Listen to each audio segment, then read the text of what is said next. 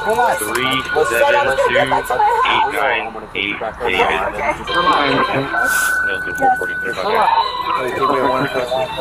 don't have a female deputy here right now to search you. So I pull my pants down if you want me to. No. I just want to kind of like make sure you have nothing in your waist. No, I have nothing. You just turn for me. Yeah. Okay. Now just to the back of your hand.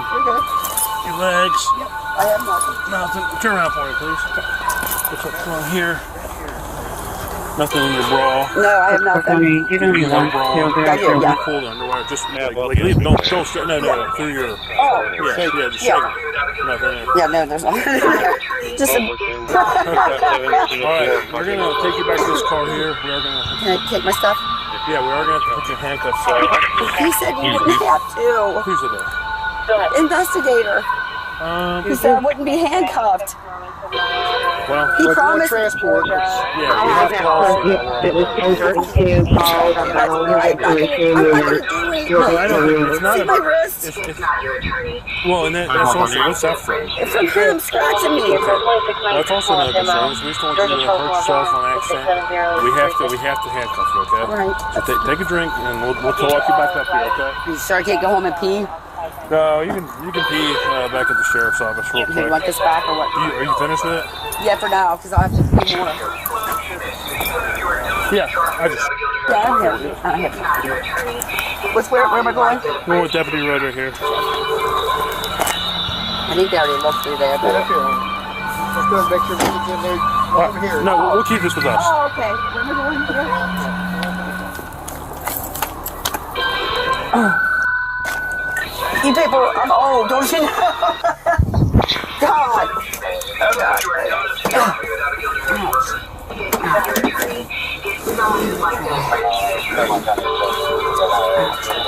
Can you please untighten this right one? Ma'am, I can fit my finger in between it. They're not made for comfort. Okay, sir. I'll get you done. Dawn was taken to the station for questioning, but thinking she could talk her way out, and her drama began. That if I claim self-defense, that I didn't have to go to jail. Look, we just have to go. Can you please explain this to me? No. Please explain it to me. Explain it. You want to tell me what's going on? Please tell me. Explain this to you. Please tell me what's going on. Firearm. And you fire the firearm. Can I be bonded out? Where are you Fill out the questionnaire. It's back there. Please don't make me stay here, please. Yeah, hold on. You want me to put it down? No, just we'll stay right there. Dawn, this is not, I'm acting like I'm doing this to you, but I'm not, okay? It's the way that the law reads. So can I have been arrested for beating me? Again, I said everything's going to be documented. The photos, what you're stating, everything is going to be documented, okay? You went and came a firearm out of the safe, you came back and you fired it. Yeah, but I didn't even know. Okay? And I didn't mean to shoot The way it. that the ORC states is that if you cause or attempt to cause serious physical harm, I wasn't trying to do that. you stated, I was going to scare you. I was trying to scare him to admit that he's having an affair. By pointing a gun at him. Yeah, because he never will tell me any goddamn truth. Okay, but Yvonne, are you being real here? Because, like, I'm not. do you know anything about me? Do you remember me? I've never been in trouble my whole entire life. And I know that. I've already I'm supposed to work tomorrow on Sunday. This man has beat the me on many occasions. But he gets to walk away. And because I'm threatening him, don't just threaten me. Do you have to trust I've been threatened by him? If you touch that, I'm going to break your neck. Like last night, that's my bedroom upstairs, but it's uncoming there because if you do, I'm going to beat out of you for it. So he gets to walk away. He gets to walk away and walk free, and I don't. It's okay for him to do it, but I can't, right? I'm not saying it's okay for him to do it. You're going to have your day in court, okay? Yes. We just, I just can't believe this. I'm just devastated over this. I'm devastated. Because the prosecutor, investigator, my mouth is so dry. You know, I said to him, if I go down, you know, I'm going to come back and talk to you to explain my side of the story, whatever. I said, but will you please tell me that if I'm arrested, which I assume assumed that I would be, you know what I mean? Can I be bonded out? He said, yes, you can. So he told me, and I said, I'm going to ask you honestly, are you lying to me? He said, absolutely not. I'm not lying to you. I said, because my son is ready to come down and bond me out. Because my son is with, believe me, my son's with me on this. You have a bond here on Monday, okay? No, I mean tonight. The post office is closed. No, he said if I got down here before midnight, I would be bonded out. There's no effort that happened. No, look, he said, he lied. He lied. Jesus Christ, you liar. You lied. He lied to me. Where's he at? Javon, please, help me. You lied, please help me. You lied. Please help me. Oh my God. I didn't do anything wrong. Oh my God, please don't do this to me. Please don't do this to me. Please, please, please. Oh my God, no. Please don't do this to me, sir. I can't believe this. Oh my God, please don't do it. Damn it. The yard house. The yard house. The yard house. Logo to Chow's great, but that's not right there.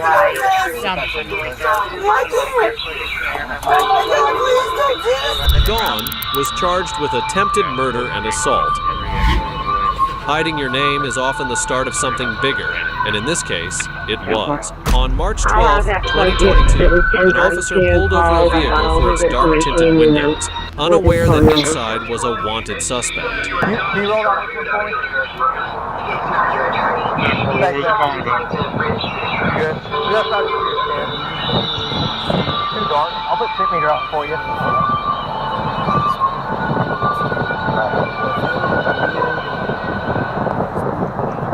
This would be good. So on the front you can have 28%. Okay. On the back you can have 15. You read 16, which is too dark on the front. Huh? 28. And the lower the number, the darker. Alright. And then when you look at this, your AS1 line's right here. It's too low on the front. So it just has one for all. But that's what it's for. You got your license on you? You got yours on your sir? You don't have yours? Sir, where, sir? Anyway, I'm going to lose her. Here, What's your first name? Where's the beef? What's up, Wendy's? Apparently. And it's short. Jump out here, I'll talk to you and get your phone number and everything for the warning back here. Skylar. I think they still make a, what do you call it? They still make yeah, man, you're good. like not the Enclave.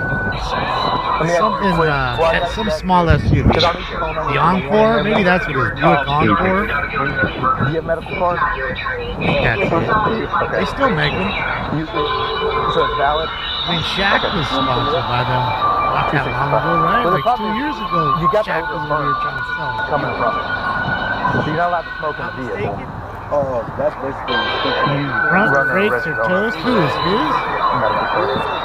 it's basically house.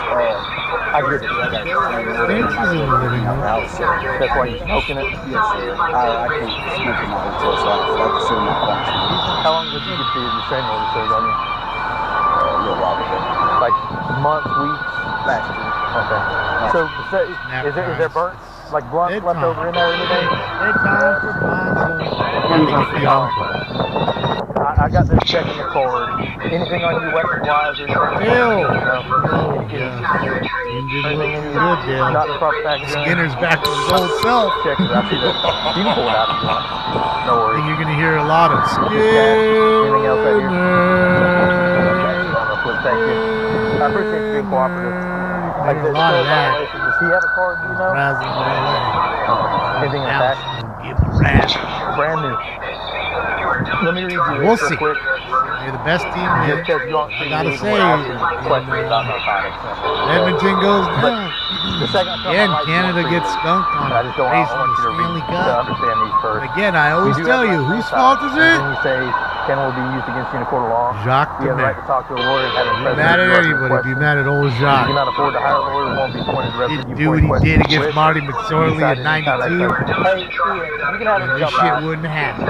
A1C. Your card is valid. Hi, Brandy. Still the front holder, which is still, still, good to check. Oh, he went back, so we'll work through that. He flipped around. If that's all it is, we'll go through the education and not worry about anything on you. No. Graffiti? I don't see anything. No, your pants down below your waist. I was worried about no guns or anything like that. No way. Pack down for weapons. Is that okay? Yeah. I'll take that with him. Hang tight with him, Deputy Stewart. I'll go through that. Senator Demare to you, yes, he was a senator. While patting down the suspect, the officer noticed cash and illegal substances. They decided to check his record, and it was worth it. Tremors, you think he's that nervous? I think he's, because he's before it was pretty cool, but he's not, I don't know, he seems to say that. Yeah, that seems good. In terms of tremors, I wonder if he's just worried about that little bit. You saw that money there, right? Oh yeah, it's like 3 years, but he probably had $1 grand or two in his pocket and another couple grand in the center. No doubt. I told you a long time ago when they were playing the Kings. They have that. I think they heard talk about Edmonton. There's lots of guys that can score. Prescription in the car. Good defense, and I think their weak point is the goaltender. And you see Bobrovsky and everybody else playing so good. So is Ottinger. It's going to be tough for Edmonton because Ottinger's been playing really well. Don't sleep on Dallas. Everybody just thinks, oh, Dallas, football, whatever. Don't sleep on the Stars. They are deep too. They're finally getting healthy. They had a lot of their big players not playing. I'm not getting your name to return. So I'm going to read this to you. Before I ask you any questions, I want you to understand your rights. Team will win. You have the right to remain silent. Anything you say can be used against you in court of law. You understand these rights? Okay. Well, I'm going to tell you, because of the narcotics investigation and everything, you're required to give us your name. Okay? We'll give you one opportunity to give me your real name. Because what you've given me isn't returning. The name you've given me, when I run it through the system, isn't coming back with a Florida license. Spell your first name again. Okay. Spell your middle. And then your last. Okay. And it's a Florida license? Where's it out of? Do you have a warrant out of Illinois? Okay, it's an Illinois license. But you're on probation out of... So this wallet that was in there isn't yours, that was in your bag? As the passenger played it smart with the police, his behavior became very concerning, prompting the officer to investigate further. Thank you. I can just receive yes. you. Could you make... Look, don't go south now. No, I'm not going south, sir. I'm just going to what am I doing? Because you give me a name that's not returning. Go ahead and jump out. Look, don't... All they do is verify. These will come on. Okay, wait. Don't stop. Don't pull away. Don't pull away. These will come on. It's going to stop. Okay, wait. Don't stop. We're just verifying. Just because the narcotics are in here. Okay. You're saying okay, but you pulled away. We're just verifying. Alright, just because the narcotics are in here. Jump out here. You're saying okay, but you pulled away. Alright, have a seat. Have a seat. Cross your legs. Don't stand up. Have a seat. You understand? Okay. Now I'm going to talk you down here. Miss Gordon, don't stand up. Hang tight. I'll get you out here in the morning. I ain't going to go back on what I told you already. He's giving us a name this morning. Isn't returning, which would mean it's not him. Where in Illinois? Your complaint was in Florida? When did you come down to Florida? He doesn't have a license out of Florida. He's going to have something. What's his name that you know of? What's his last name? FYI, advise someone that's a computer contract modification computer is going to be on it for your day. A couple years ago? Did you go to school here and everything? Like finish up school or what? A couple years, like how old are you? You're 18. I So you 4 years, how old are you? 18? Okay, so if you came out here 2 years ago, then you were in school here, right? So you 4 years? No, that's what I'm saying. I came down here a few years ago, but I haven't been to school. Where's your last ID out of?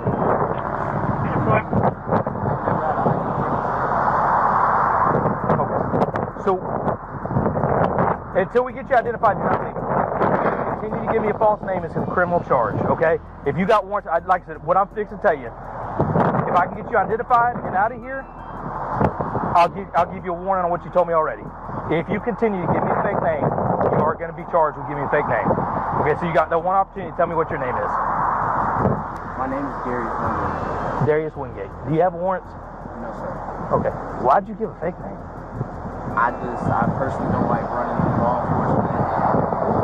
Okay. So let's go with your age is right? Yes, sir. Okay, because that's what you didn't stutter on. Let me see the license. No, what? I'm 17 no. years old, sir. Oh. But my birthday is May 24, 2004. I ain't gonna go back on my word. I gave you that one warning, okay? This will come back with a picture of you. No warrants. Finally, after getting his real name, the officer ran it through good. Warrants? Yeah. Anything on you? No weapons? We already patted you down. You got a murder warrant, dude. You got like a cell and a burglary with a weapon and all kinds of stuff out of Niceville. Wait a second. Well, I say it's a murder warrant. It may not be the actual warrant. You may be wanted for questioning for something in the murder. Whoa. What? Yeah. I mean, you had to know about the warrants. I swear to God, I didn't Go ahead. know about You got one, so just go ahead and stand up with me, and we'll get you. You smell like. Is there anything on you? Despite it all, the officer remained patient and respectful, but the man took advantage of that and ended up making the situation even worse. Check your crotch real quick.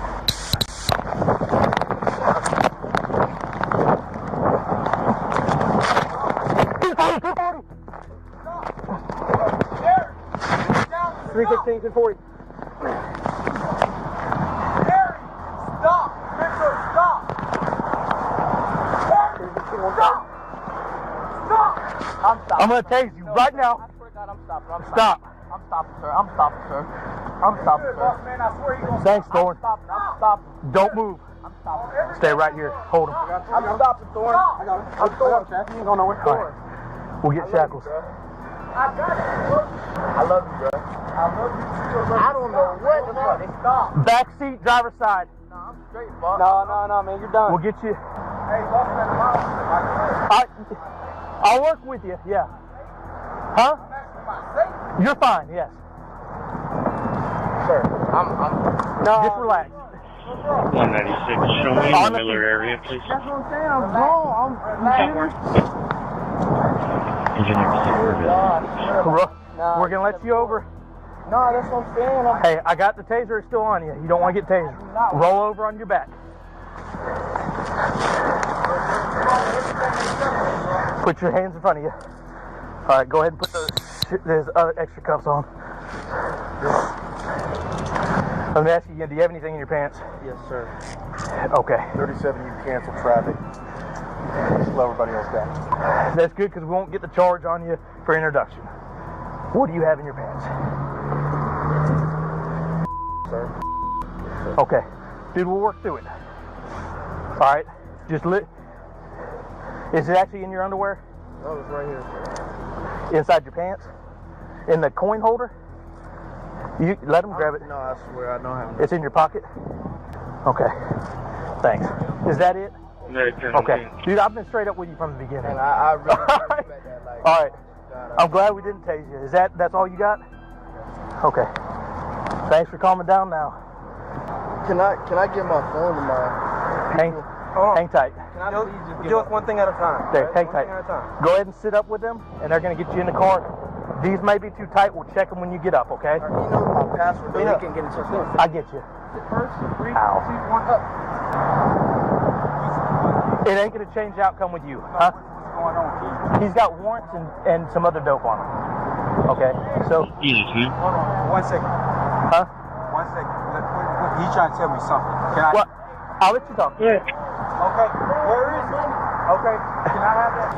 I'm saying, can you get my phone? Here in a second. No, I just want my money. Advising you're that good, the you're good. computer We got contractors are placing computers are going to be on a reserved day that you're aware already. I want to say like $500.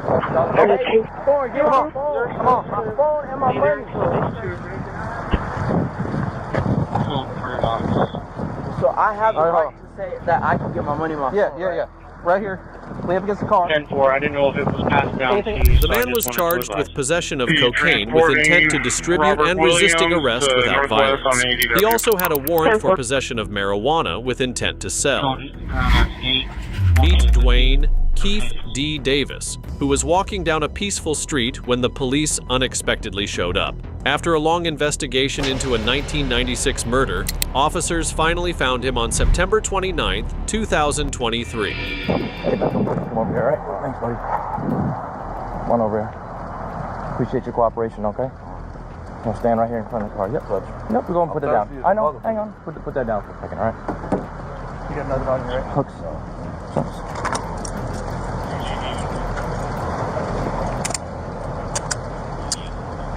You have anything on you, sir? Okay, yeah, we'll get you a drink. Hang on, all right? Just want to make sure you got no weapons on you or anything, okay? I'll separate the two, sir. Thank you.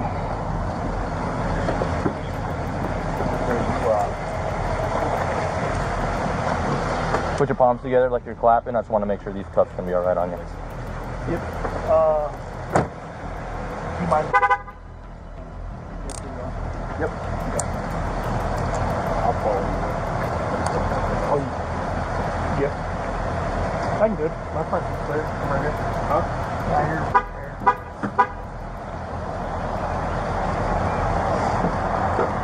Do you have anything on you, sir?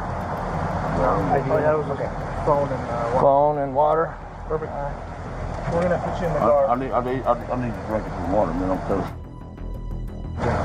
You just going for a walk or what? Yeah. Okay. You do like a morning walk every day, or? Okay. We'll get you some water, my man. Can you try to get it now? Yeah, as soon as we get you in the car, We'll get you in, yeah, one foot in the car, all right? I appreciate it, sir. All right, let's walk over here, sir. Okay. Don't worry, your water's gonna come. Over here, sir. You double walking away? Right, dispatch maybe 11. You got legs? I don't. You have legs? Yeah, I got some. Yep. Hold on before you put them. Yep.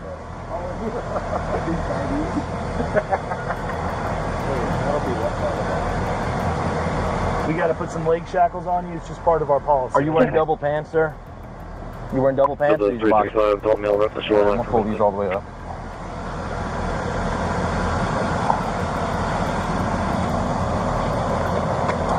Where the fuck I'm gonna go? I'm gonna toss these on you real quick, my man.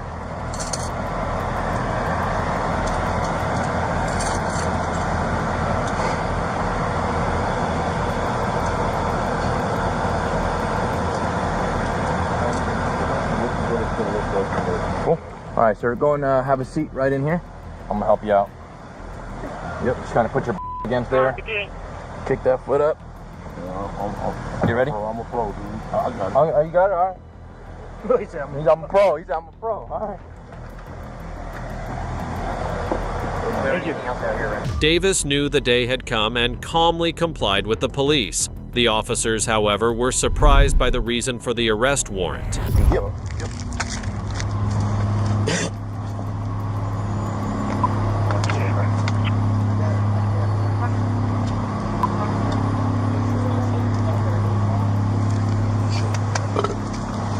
All right, go ahead, swing your feet out.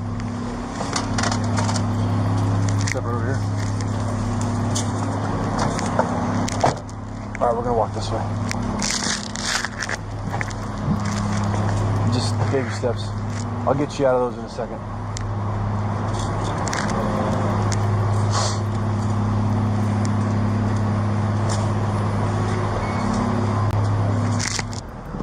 All right, gonna have you face the car real quick. You go. Yep. Separate your feet for me. Lean up against the car for me. Beautiful.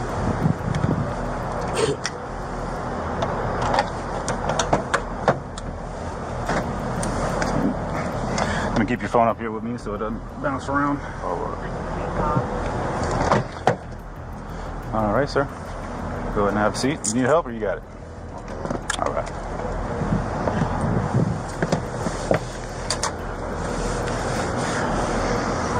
All right, now you can sit sideways. That helps too.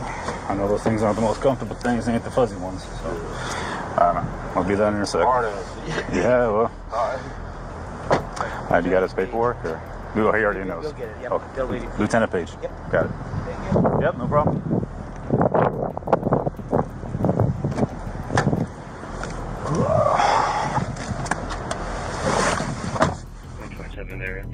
So what they got you for, man? Biggest case in Las Vegas history. Oh yeah? Got a 490, 440. September the 7th, 1996. Oh no. Wow. That's a long time. That's a long time away. You know what I'm talking about, yeah? Hmm? You know what I'm talking about? Yeah. Not a detective quite yet, but yeah. It's a long time away, man. What was that? 20-some years? No, more than that. Yeah. Sure took him a while, huh? I ain't worried about it.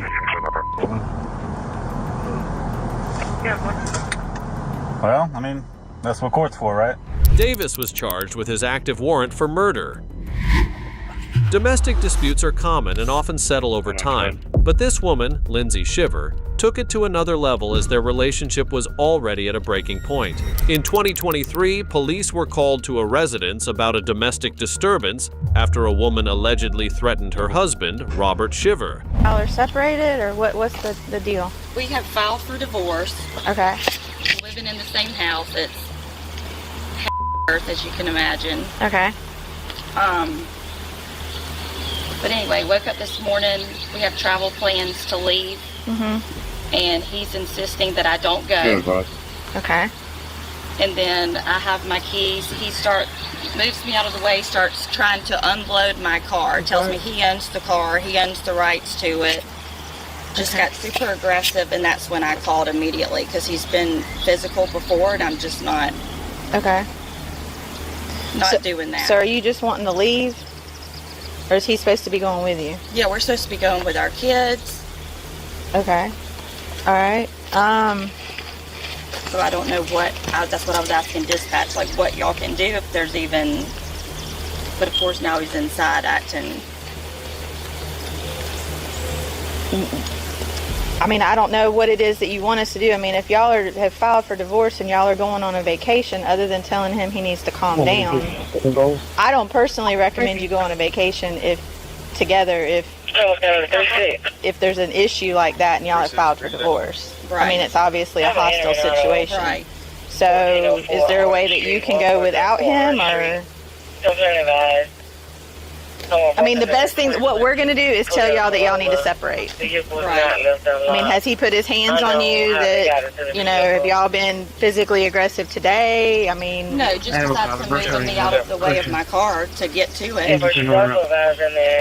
Okay, what do you mean he moved you out of the way? Like pushed me out of the way so he could get to my car and start unloading it. Okay. We're going to need to talk to him then.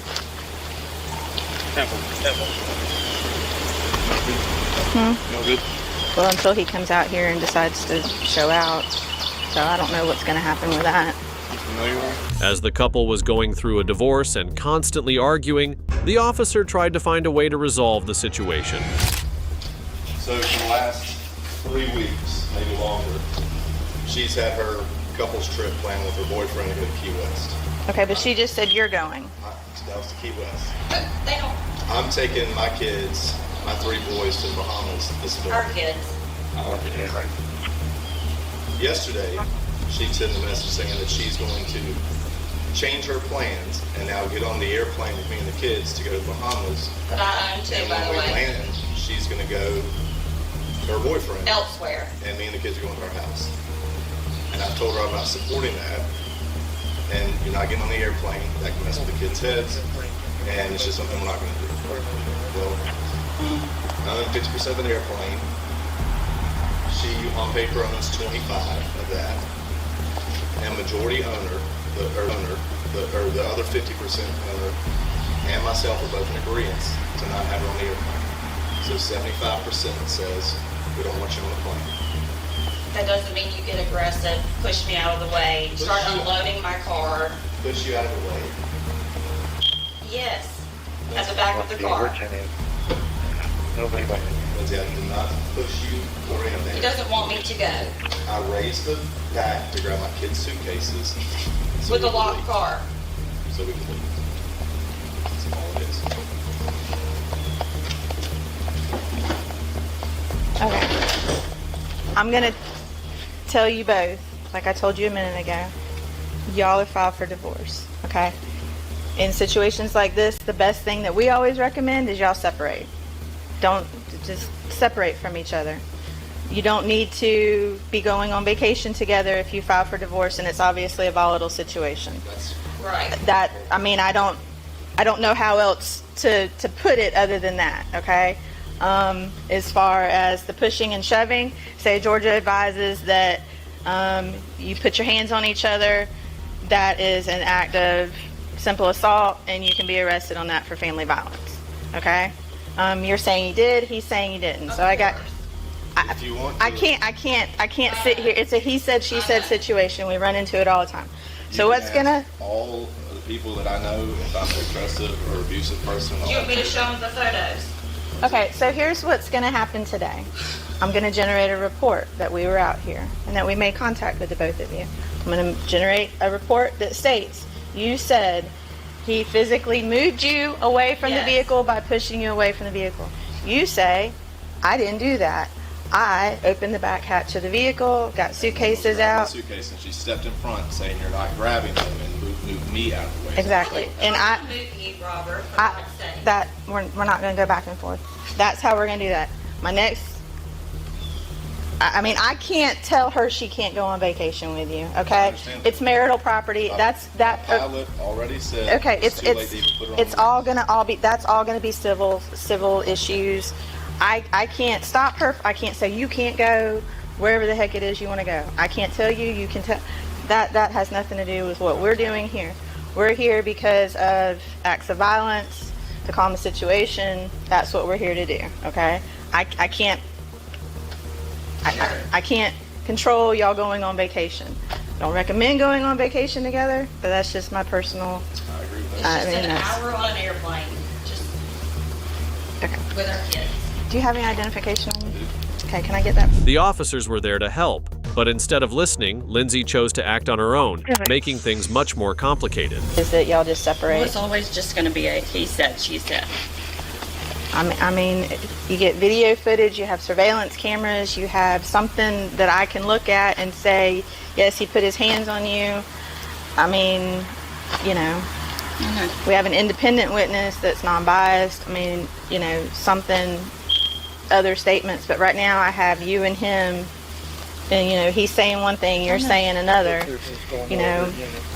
I mean, if it's this type of situation, y'all just need to separate. I mean, just don't be around each other. If it's going to be like this. But how do we do that with 3 kids? All right, what do you got to get the cops? So now I'm able to get my kids' stuff back out of the vehicle. Okay, why are we doing this though? Why do you need to do that? Well, because he's taking my kids. So we're going to go back and so we're going to stand here while y'all go back and forth moving suitcases back and forth between cars. So that's what's just happened. If that's what you feel like you need to do, then by all means do it. But you understand it's making the situation worse, and you're doing it in front of the children now. I don't. Our plans have been the same for weeks.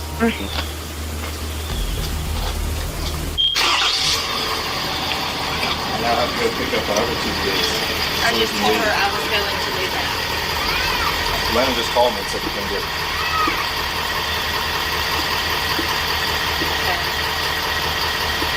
Well, I'll go get Grayson. I can pick him up. I just said I'm going to get Grayson. You heard me say the pilot said it's too late to And act. I'm going to get Grayson. Where is he going? Because I need to get him so I can go do that for him. We're just not. I'm trying to take all 3 boys, which is what I've had planned. I'm asking where you take them because I need to pick them up and I can just leave straight from Okay, I'll bring him to you, Robert. Alright, this is come from one of the areas trying to Where is he right now? Okay. Is he at Chayton's house? Where are you trying to Whose house is he at?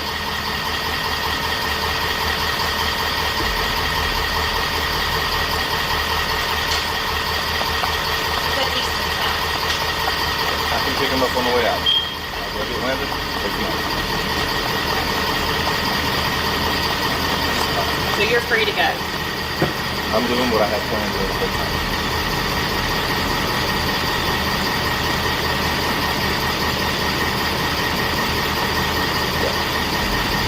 Well, at least there's a record of it. It's fine. I'm okay with that. Okay, wait right here. I got to get you both case number, okay?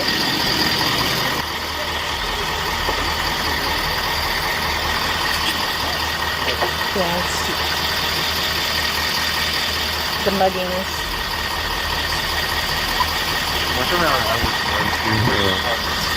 This is your case number 2023-27264. There's information in here if you need anything else, okay? Okay. Appreciate it. Thank you. Yes, ma'am.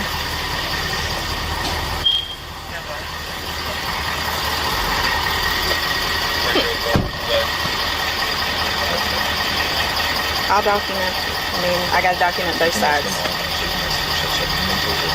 It is what it is.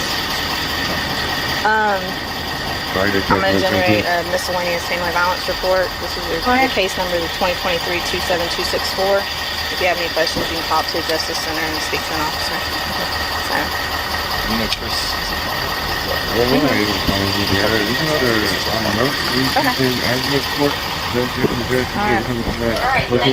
Yes, ma'am. Yes, sir. Y'all have a... Lindsay and Robert received a citation for family violence. Unlike the previous case, our next suspect is a 29-year-old Devonta Bradley, a tough guy who did whatever he wanted. It began on June 6, 2022, when an officer noticed an unregistered vehicle in West Salem, Wisconsin, and initiated a traffic stop.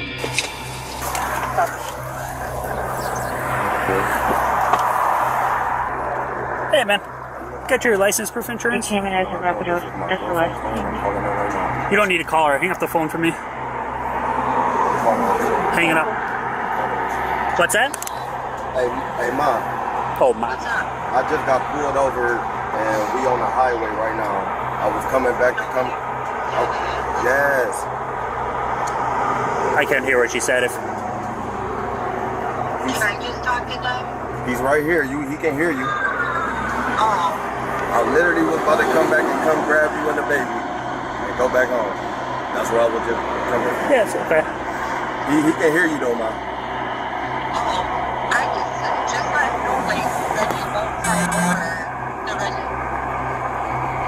He can hear you. Talk to him. Yeah, that's what I'm stopping for. I saw the registration expired like 2 years ago.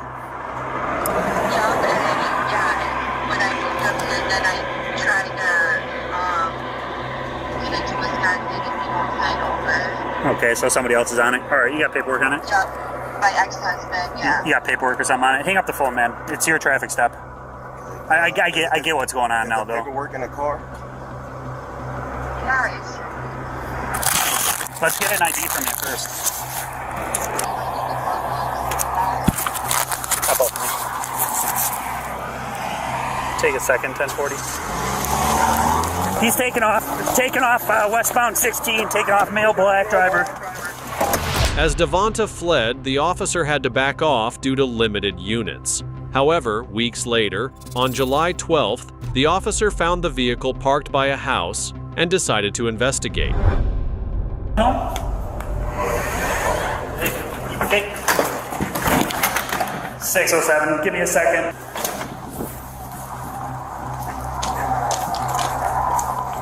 .607, I had one takeoff back in the house. He's locked inside. Everybody can respond 1040. Just holding perimeter for now.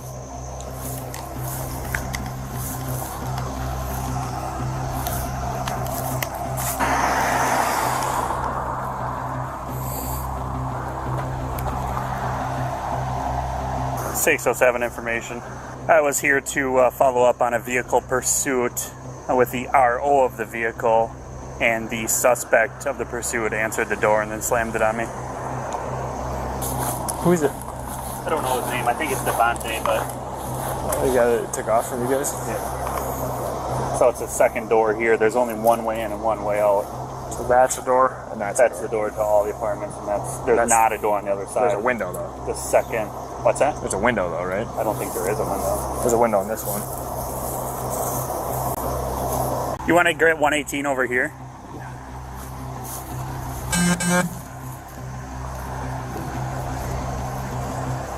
Just, I think he was wearing a white beater, black male, tattoos. Just keep an eye on these windows on the side over here. Just look careful at the door. He's a violent felon. Yeah. I'm just gonna see if I can get a search warrant or something, and then I'll let you know. Felony fleeing. Get back. 118, he just stuck his head out the window right here. Stuck his head out the window. He's popped his head out, he saw me right here. Stand by for a second. With the officer covering all the entrances, Devonta had nowhere to run. However, the officer wanted to avoid escalation and tried to talk things through the situation. Yeah. Hey. Come on out here. We arrived at 8210. Yeah. Come on out. Come on out. We want to talk to you about something. I don't understand what I did. I am not the officer that's here that originally was at the window, or at the door. Come on, just come on over here for a second. I don't know if I did wrong, bro, and that's not cool.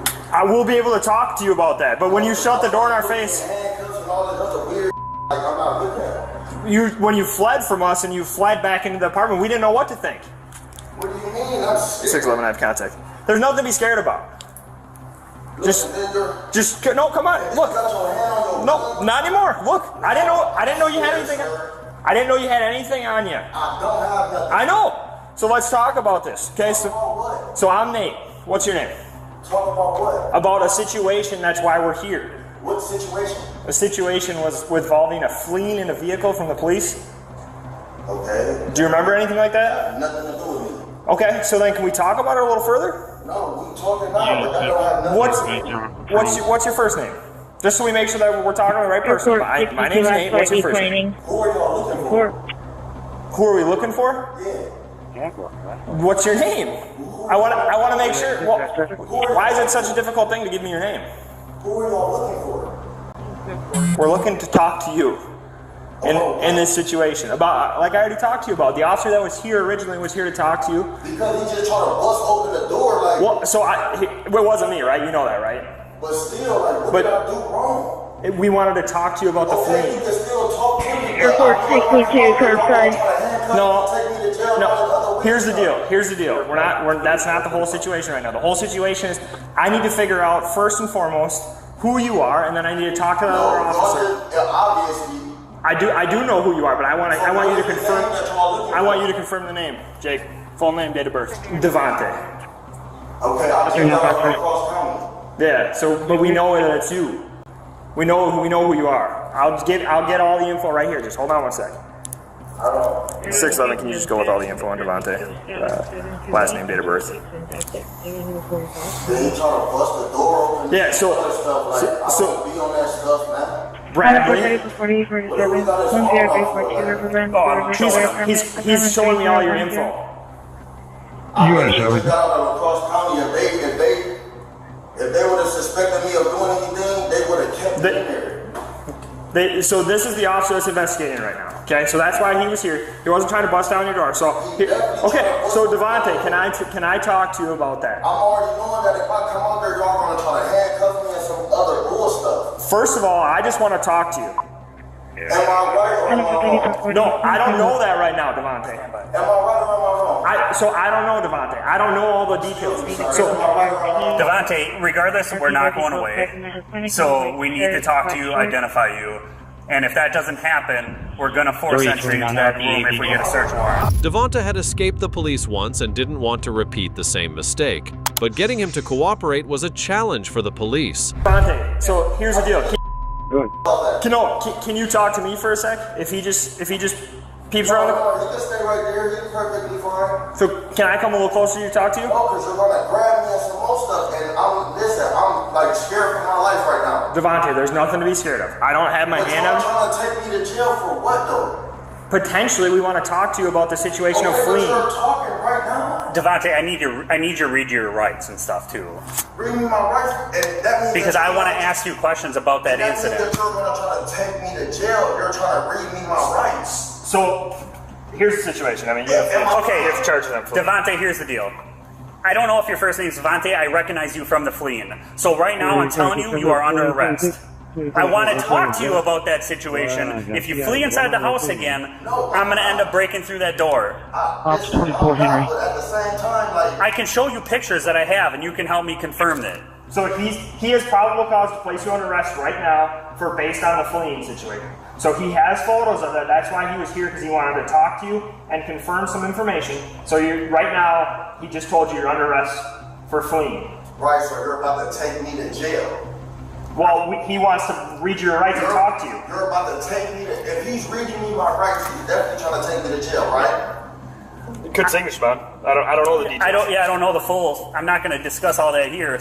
What do you mean not discuss all that? I want to discuss the situation with you right now. If you feel like you don't want to talk to me, yes, I'm going to arrest you for fleeing. I'm talking to you. You're not, though, because we're not. I need to read your rights. There's a legal process in place, man. I'm just letting you know right now you're under arrest. You're about to take me to jail. You said I'm under arrest. Because he told you you're under arrest right now. So right now he can't ask you questions about that. You have rights. Your rights. You need to be read your rights in order for him to continue questioning you about anything like that. So I'm really scared for my life right now. Okay, there's nothing to be scared of.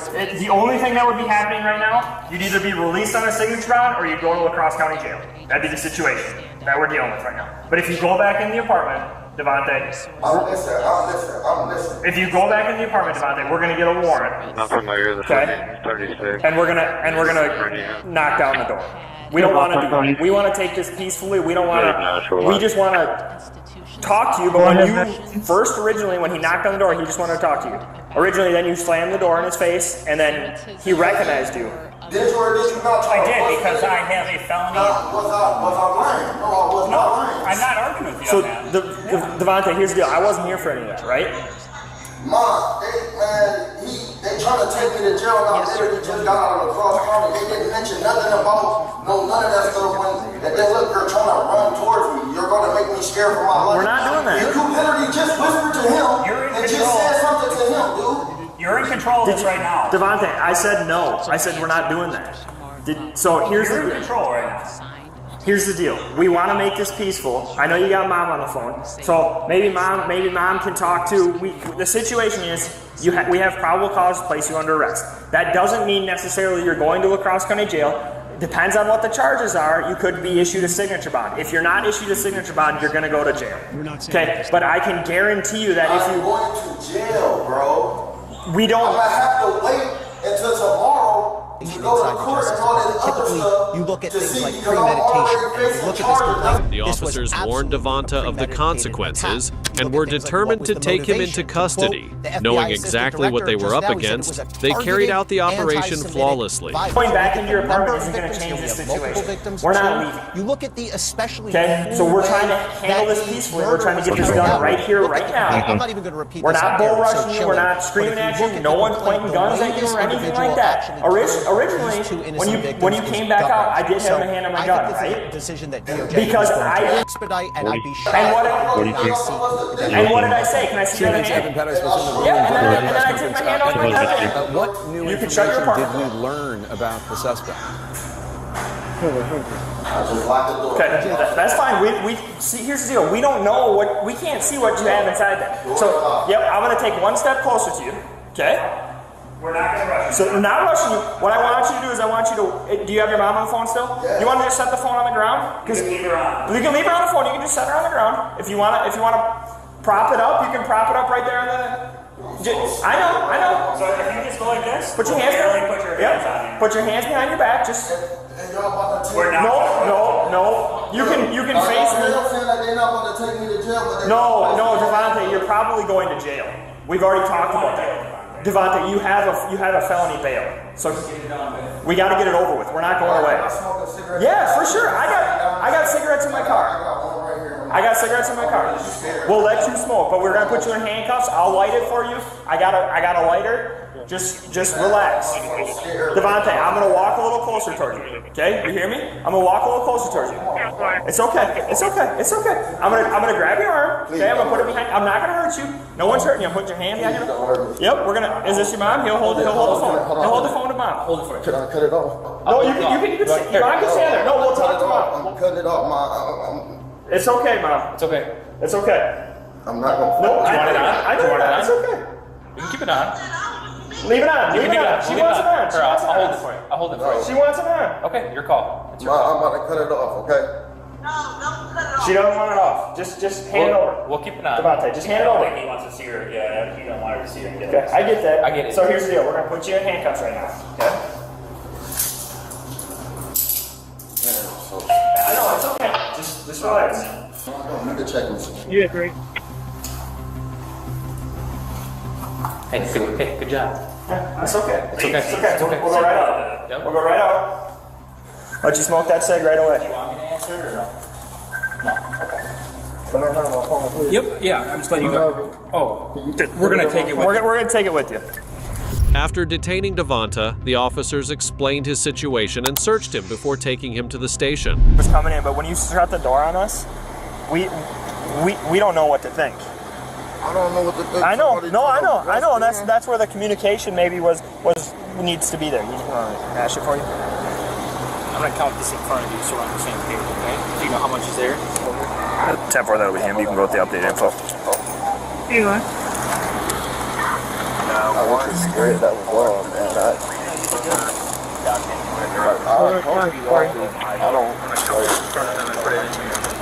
So I'm going to read your rights. I don't know what's going on in lacrosse. I don't really even want to talk about that. I have nothing for that. You have the right to remain silent. Anything you say can and will be used against you in a court of law. You have the right to talk to a lawyer and have them present with you while you're being questioned. If you cannot afford to hire a lawyer, one will be appointed to represent you before any questioning if you so wish. You can decide at any time to exercise these rights and not answer any questions or make any statements. Do you understand your rights?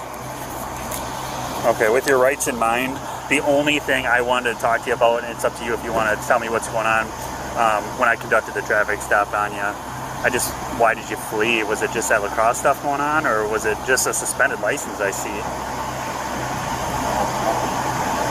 I mean, why was that time such a panic for you?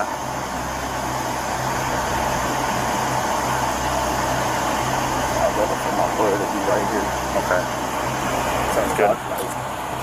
I'm really scared right now. Yeah, we're just take it slow, man. I mean, like I said, the only thing I have you on is that one, the fleeing charge.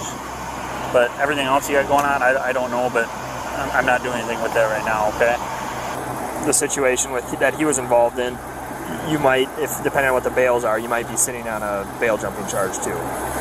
I'm definitely going to be sitting on a bail jumping charge, but how long have you been? If you want a lawyer, I won't ask you any questions. I'll figure it out, and I just kind of fill you in as we go. Yep. Okay, so he's going to walk you back. We'll get you buckled in, and then he'll explain everything to you. Is this right?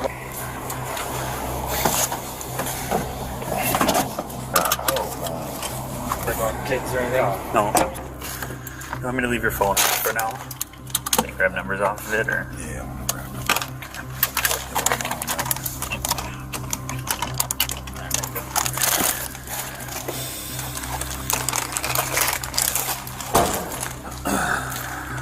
Devonta was charged with fleeing an officer and 2 counts of bail jumping. He also had multiple warrants from different counties. Before we wrap up for today, here's a chilling story. Last year in Florida, while investigating a murder case, officers went to a suspect's house with a search warrant, only to uncover pure horror. Hidden in the basement were 12 dead bodies, and the suspect still missing, possibly having fled the state. Had you heard about this case before? Let us know in the comments. Thanks for watching. If you enjoyed the video, don't forget to hit that like button and subscribe for more awesome content. See you next time. Let me explain it to her. Just ignore her. Neighbors can be a source of drama, but sometimes they take it too far. mama, and I'm standing on that. For cops, dealing with difficult neighbors isn't uncommon. But what happens when the crazy Karen next door crosses the line and ends up in handcuffs? You cannot come in our house, Here are some of the most shocking moments when cops arrested the craziest Karen neighbors.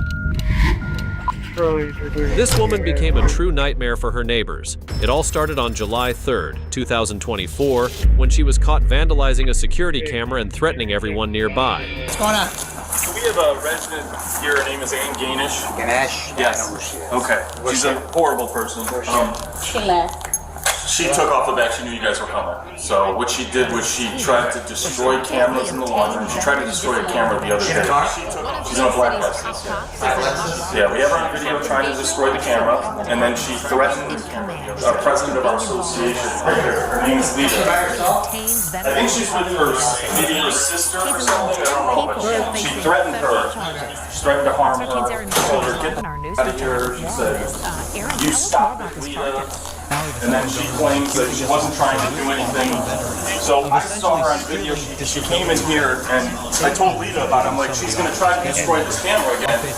So she gets the wheelchair. She tries to cover it with the sheet. She already destroyed the camera down the hallway. And then she claims that she wasn't doing anything. And she said, oh, no, I just wanted whatever she lies about.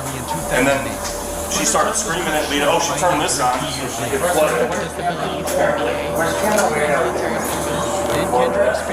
Is she damaged the camera over here? Yeah, so it's in the smoke detector. She used to come in here and shut everybody's electricity off. So we had to put a camera in here in the smoke detector. Where's the other one that she damaged? That was down the hall. Was that today also? That was, yeah, the police came here yesterday for that. I think they did, yeah. This was with a camera. We had her on video destroying this. Can you give me your warrant that's rolling parents live here, she moved her parents in. But they're actually going to, they haven't paid. They just went to court and lost. They haven't paid their dues. They owe $20,000 dues or did. And? No, she lives where her parents used to live. They swap places. And that's the camera she destroyed. We have it all on video. Her destroying the camera. That's yesterday. But I have the video today of her trying to screw her with this one. So I don't know what you guys want to do with it. She did threaten her physically and scream at her and was very aggressive and violent. She wasn't violent. She didn't push her, but she was very. I mean, how would you? She's threatening. Can you tell me what happened? Yes. We came downstairs. I gotta leave, but I was a witness, okay? One thing is she can hear everybody here. It's not good. She needs to be away from this. She was screaming. She charged me to the same because she's right now she assaulted Rodney last year. So we're going to court for it. Oh, you're bring him back. I arrested her. You did? Oh, you were the guy that found her? Congrats. Okay, so I'm the guy she assaulted and robbed. And she's going to court for her husband, Tony, is still on the run. Yeah, I know. That's why I was asking her husband. I haven't seen him ever since. But I saw him maybe a couple times and I called the police on him. Okay. So, over here, she's going to be wanted for criminal. To cover with the sheet while right before she's going to damage her. That's her. She's doing it.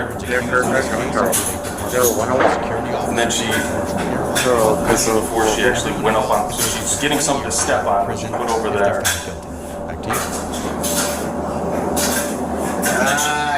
She puts it back, but then she comes back. It's all on video that she comes back and she finally answers. As the police found the woman, they moved to detain her, but her mother stepped in, instantly turning the situation into chaos.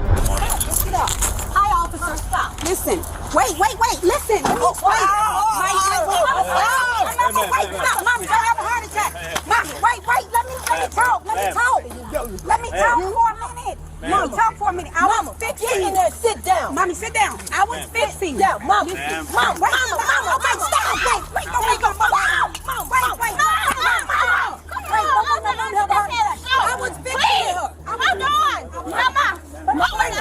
Call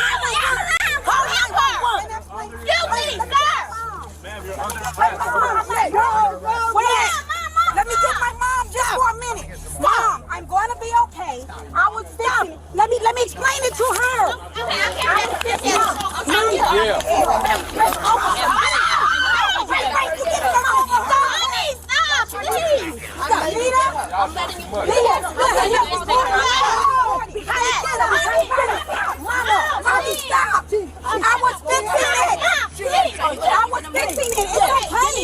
Mommy, you gotta stay calm on me. Grandma, you gotta stay calm. Mama, stop. You always find your slow. Wait, you cannot. Wait, see, let me calm my mom down. Mom, she's okay then. You be okay, Mom. Yes, sir, I didn't do anything but fix it. You don't have anything on you? No. Officer, the thing fell down. I was fixing it, and these two are trying to set me up. Tell my mom, okay, you go tell my mom I'm okay. Oh, don't put it tight. Mommy, she's fine. Ambulance is coming. Let them do what they gotta do. She just hit, Mom. She just had a stroke. She just had a stroke. Okay, stop. Stop moving your arm. I'm not moving. Stop lying. How do you record this, Alicia? They're lying. Listen, that's okay. I'm going in here. I'm not doing anything. Okay, I'm trying to talk. Let me talk to you guys. I need you to sit in. But can I talk to you while I sit in? But I need you to sit in completely. Listen. I was fixing the camera. Okay. See my mom. Okay. I need you to sit down. I need you to sit down. Wait. No, I need you to sit down right now. Stop them. Sit down. Go stop them. Go stop them. Sit down. Go stop them. We can't go there until you sit down. You gotta stop them with my mom.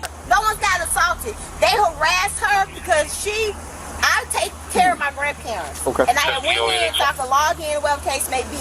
And she said, oh, the thing up in the laundry area, so I was washing, it came down for the camera. So, or whatever up in there, I don't know what the thing is. And she said, I got to get steps to it. She came in, grabbed my grandparents' steps to it they have in the house, came back out, to go screw the thing back in or push it up or whatever case may be. Okay. And she came, the one lady came out, the heavy set with the short hair came out. What are you doing? What are you doing with the camera? Like in her face. Okay. And she's like, what do you mean? What are you In talking whose face? about? I'm sorry. To Ann. Okay. And she said, what are you talking about? The camera came down, so I went to put it up. And then that Nick guy or whoever, he came out. He was in the hallway standing while they two were having an interaction. I don't know her name. Is her name Anna, whoever?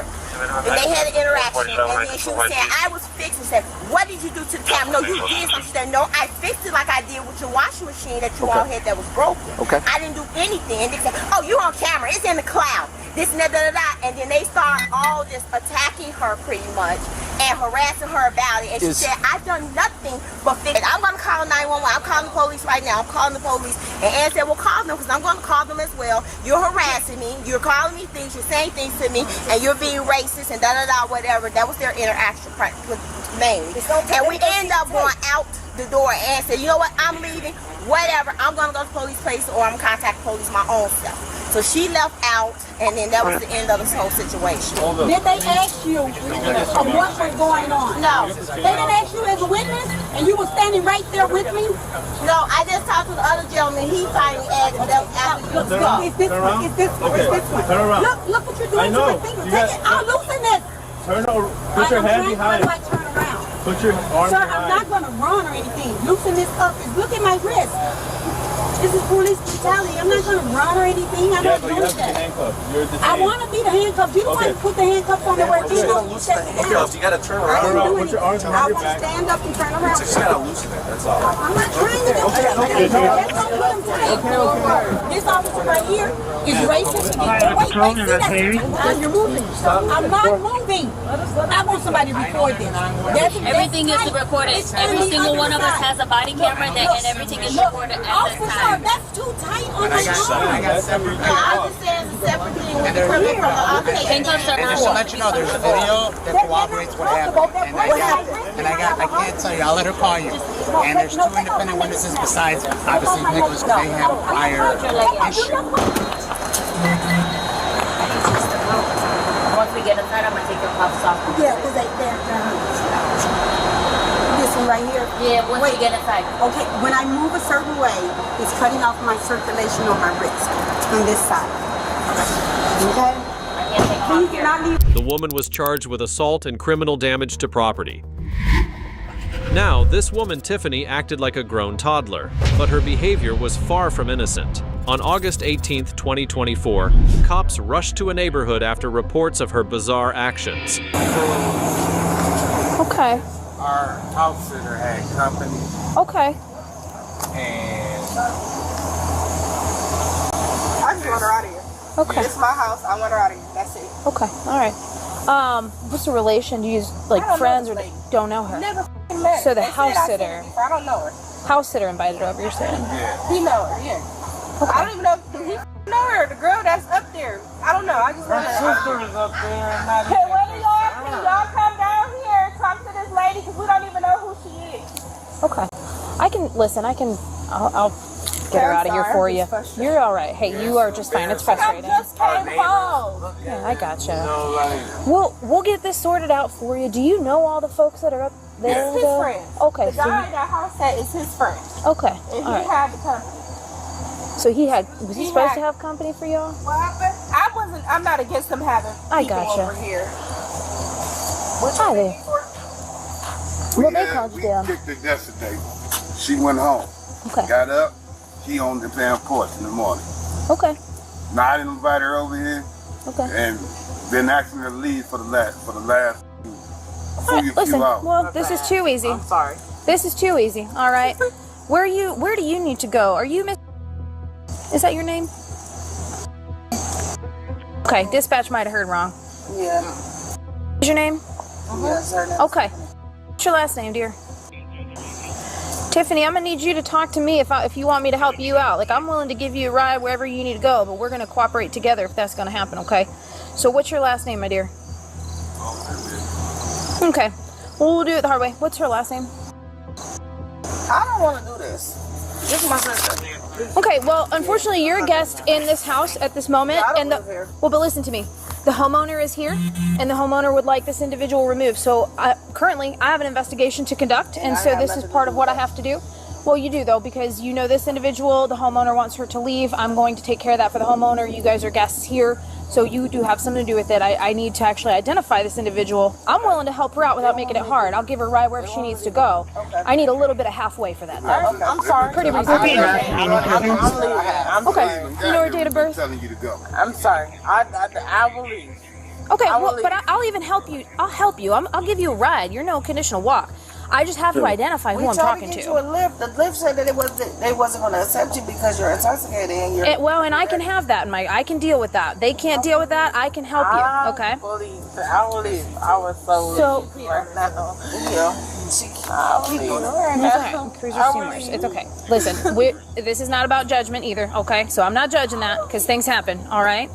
So just understand, I'm trying to help you. What you mean, whatever? You can't get this lady no. Do you understand I'm trying to help you, dear? I'm not trying to give you a hard time. Like, do you understand I'm trying to do you a solid? That means you can get charged if you lying to her. Like, I'm not trying to do this to hard. I'm trying to actually help you. I'm trying to, like, hook you up and give you a ride. Because sometimes that's just all it takes. At this point, intoxication. If you want to go, you want to go to Summit County, that's what she. Like, we're trying not to do all that to you, okay? I'm trying to just get you home. Because you go to jail for public intoxication at this point, and she's trying to help you. Where do you need to go today? Is that where you need to go today? Probably don't need to go anywhere else. I've been trying to call her. That's our other sister. Report 62, very close tonight. We have one staying overnight in the The cops tried to assist Tiffany, but she kept acting strangely, as if she had no concern for what was happening around her. They got a letter there. And it's in the report, so she'll be alright. What's that? It's in the report, so she'll be alright. Can I know it's wet on the ground, but you hang tight right where you're at for a second, okay? Can I get your sister's phone number that I can call and try to have a conversation with her? I can't dump her outside the house. The house is locked. You know what I mean? Like, I can't be doing that today. Do you have a key to the house? She can get in. I can get in. Yeah, she can get in. What? Girl, shut the f up. She's trying to help you. Boy, she's working. What are you talking about? What do you mean she can get in, though? I can't let her break in. If the door's going to be unlocked for her. Okay. She would know. She don't never lock her back out. to Florida. You would know. Yeah, she don't Much never better lock her weather out. over there. Yeah, she don't never lock her out, so if she go there and bring you out there, I promise she still got a way to get in. Okay. Like the door will be unlocked. Come on. Tiffany, look at me, dear. If I do you... No. So you want to go to jail? I don't want to go to jail. Tiffany. So shut the f up. Tiffany, Careful, look at careful. me, dear. If I don't There's no need for an attitude, okay? If I do you a solid, look at me. I don't want to. What? Okay. If I do you a solid and get you a ride home, are you staying home today? A solid? What? She said she doing you a solid. I mean, I should take it. I don't want to do this. So you want to go to jail? Okay, well, we're gonna. Take her to detox. 24, Henry. 24. Can you send a 32 to my location? No, this lady trying to help you out. You don't want to listen. Signal 4 female, 36 years old. We over her like that. No. Okay. Because this lady trying to help You guys are good. I appreciate you trying to help me help her. At this point, she might be intoxicated. We'll just we'll eliminate the frustration. You guys can go back to doing what you're doing as long as you guys are okay with them being here. She just need to go to sleep. Let me help her out. I'm gonna get an ambulance, come take a look at her, and probably get her to the hospital. No. Okay. Yeah, that's where we're at. Okay. I can't in good conscience leave you down there. I don't believe you'll stay at home, and I don't think you're going to be very cooperative with me getting you down there. Okay. Please don't do that. You're embarrassing. You are too embarrassing. I know this is super and I know it's neighbors and stuff. Of all of us. I just moved here. I feel bad. It's like every time I tell her mental health in this situation. We just got back from a cruise. You didn't do this, so don't take this on yourself, okay? If you guys don't mind, I'll hang out here with her and just, wait for an ambulance to come check her out and see what we can do for her to get her some care here. You're more than welcome to stay. I don't think she's going to do anything to me. I know she's intoxicated, so I'm not going to take that seriously. You know what I mean? Don't say I'm dumb and silly. You are. You dumb. This lady So if you're going to stay out here, I would appreciate it, though, if we keep the volume down, because this young lady right here has neighbors that don't just... I'm not up in the hallway or I'm coming from the room. Everything's just okay. This is embarrassing. Everywhere we go, bro. Whatever. Ma'am, do you know if does she have anything inside? No. Does she have anything inside at all? What you mean? Like anything that's hers that we need to make? Can you get that for her? I appreciate you. So neither one of you guys know Miss Tiffany. I don't know her. You don't know her either? I think that's and I don't know her either. So I know he'd have been around her. Oh, through them, through friends. Okay. Do you need her banned from this address at all? The police warned Tiffany about the possibility of jail time and charges, but she disregarded their orders, choosing to stay defiant. We can handle that once the ambulance gets here. Okay, there ain't nothing else I need to be said. I'm not arguing. And because I already told you before this lady got me. 10-4, thank you. Airport 62 Charles, clear for the night. She's the homeowner. She's got a right to ban anyone from her property that she needs. So at this point, Miss Tiffany, I just got to advise you, you're not in trouble for it right now. She just would like you to not return here. If you do return here, it'll be criminal trespass at that time, and that'll be an arrestable offense then. Okay. Again, right now it's not criminal trespass. We're just advising you. So that's like step one, okay? Okay. All right. All right. I get it. I appreciate you. No problem. Is you okay? I'm good. She's doing better now. It took all this for you to get good? Just so that you're aware, I did have to advise her. I know she's not maybe in the most understanding frame of mind where she might stick, but the homeowners would like her not to return here. She's not in trouble right now. That's fine. But if she were to come back, then it'd be criminal trespass. And she said she understood. No, that's fine. Just so you know. No, I know I'm good with it. Okay. All right. That's the respectful thing. I don't live here, so I gotcha. Fight and do it. Girl, shut up. It's not about violence all the time. Why you always want to fight?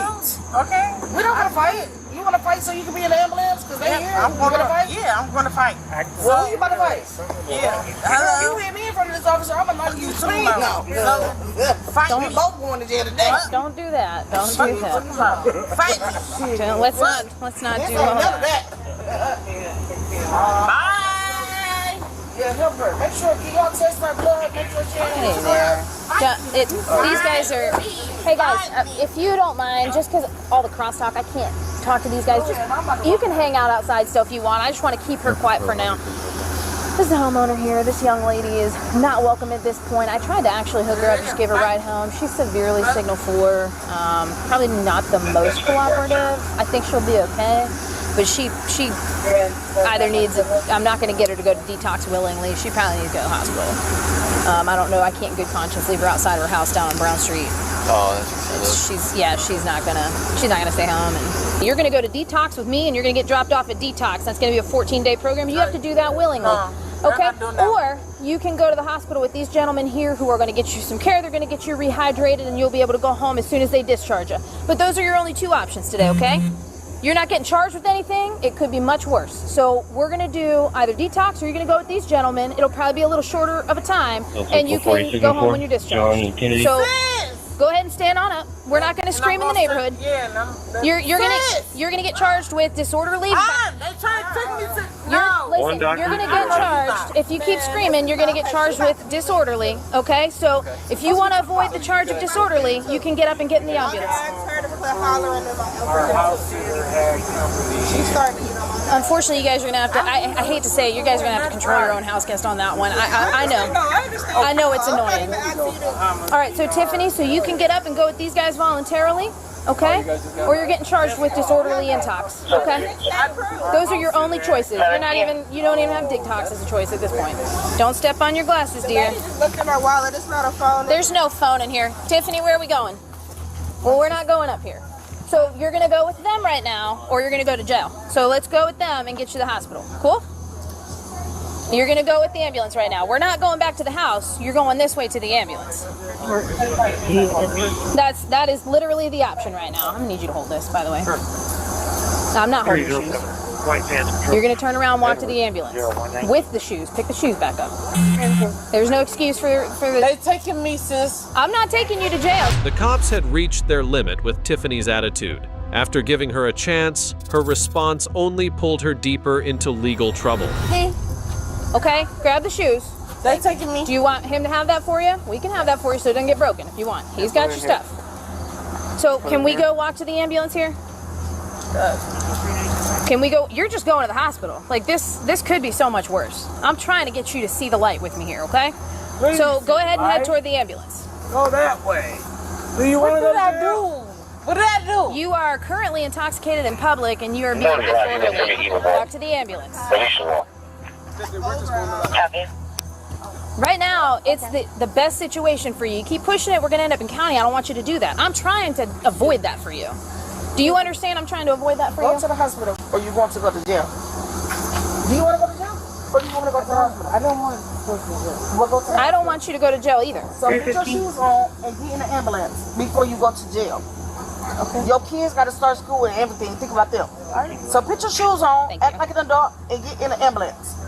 You're going to the hospital. You're not going to jail. Unless you want to. No. So put your shoes on. Okay. Grab your shoes. They're right behind you. They're right to your right. Get them. That means you're going to ride in the back of this thing to the hospital. Girl, and don't, you better not touch that man. We're going to go to jail. Put your shoes on. No, we'll go to jail then. I don't give a f. That's your life. Oh, it's on you. Go to jail then. Let's go. I'll come back. You want to go to jail? She's not going to touch him. She's just going to the jail. Come on, let's go. You want to talk about me? No, and I'm trying to help you. She's pointing at me. No, listen, stop doing that. No, excuse me. Listen, I can't have you. No, I can't have you yelling. I don't want her to hit you. I can't have you yelling. I know, but I'm sorry. She's not going to get in trouble right now. Yeah, we appreciate You're obstructing at this point too. Okay. Jesus. I don't even want to talk to her. Okay. What are you talking about? You get on the ambulance. Get the out of my face. I'm get not the out of my face. You need get to the get out of my face. What are you talking about? Bro, you better chill. Are you guys I comfortable? sit there and I punch you in your face. You gotta stop. You have to stop. Is that for 350? That's not a working number. You have to stop. I sit there and I punch you in your face, bitch. Get the out my face. Are you gonna go to the hospital voluntarily, or do I need to arrest you? Get out of the arrest me. Okay. Arrest me.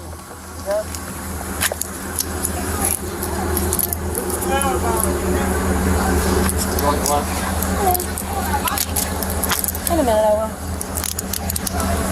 You got sanitizer. You got sanitizer. Yeah, I got plenty of that too.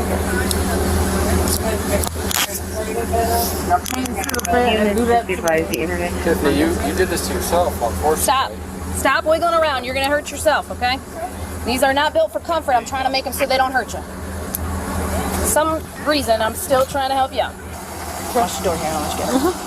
All right, your cuffs are double locked so they don't get any tighter on you, okay? You can go ahead and have a seat right there. I'll get the seat belt on you so you don't slide around, okay?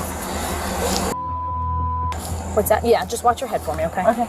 Yeah. I got you, okay? You got your shoes here. I don't know if you left that. Afterward, the cops spoke with the neighbor and reassured her about the situation. Then they took Tiffany to the station for legal processing. Sorry that had to turn into all that. That's okay. I apologize for you. I'm sorry. You have nothing to apologize for at all.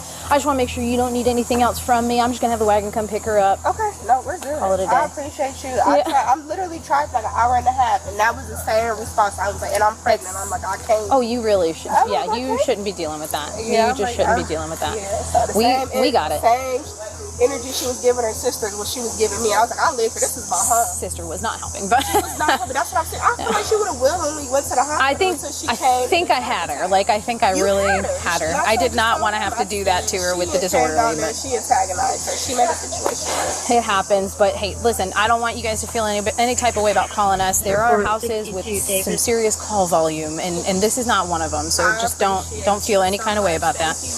Yeah, take care. Can you sit up? Alright, I'm looking good.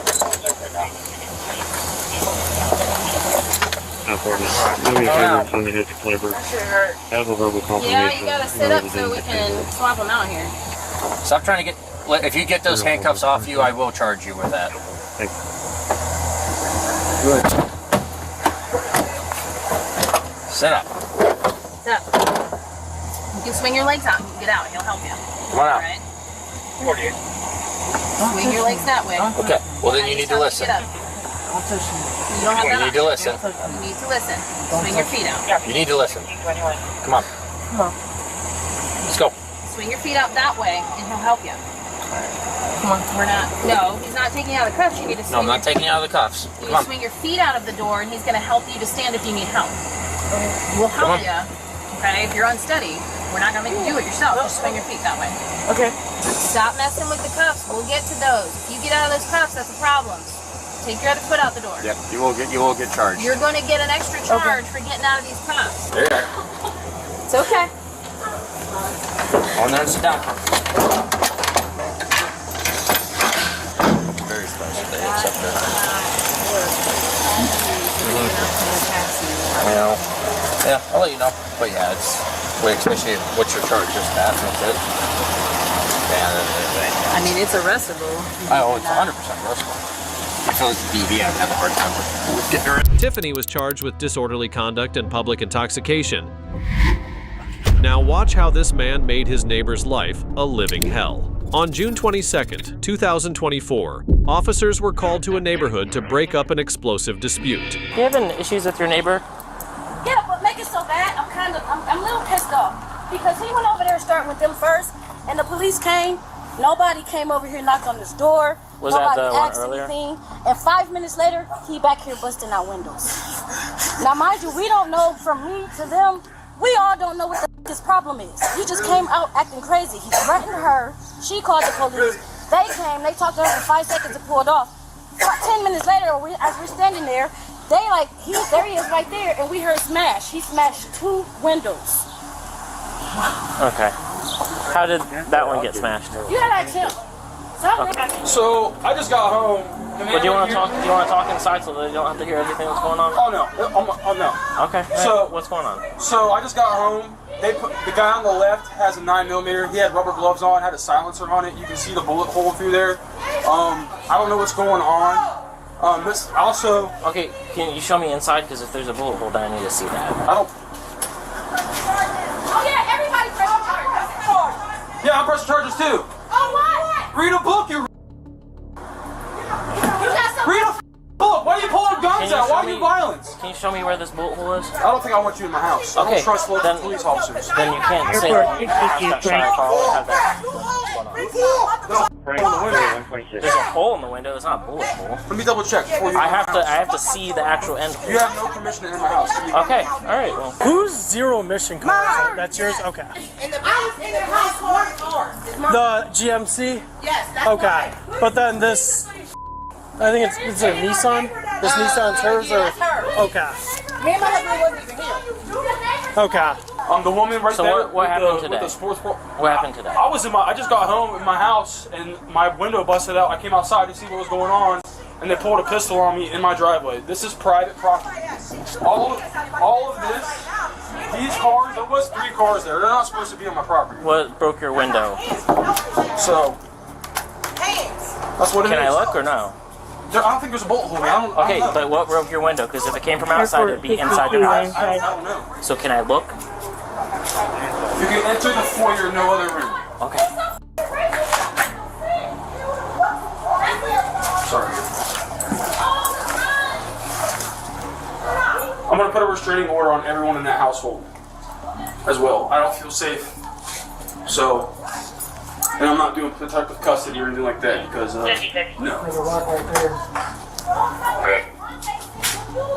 Okay, so assuming that rock is not normally inside? No, it's not. Okay, so if you were a rock through your window. Yeah.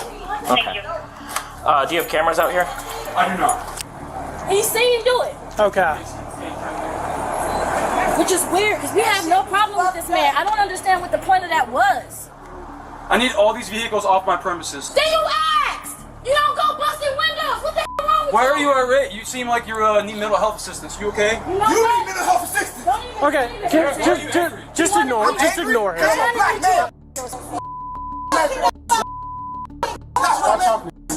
Black Lives Matter, man. I get that. Yep. Black Panthers too, right, buddy?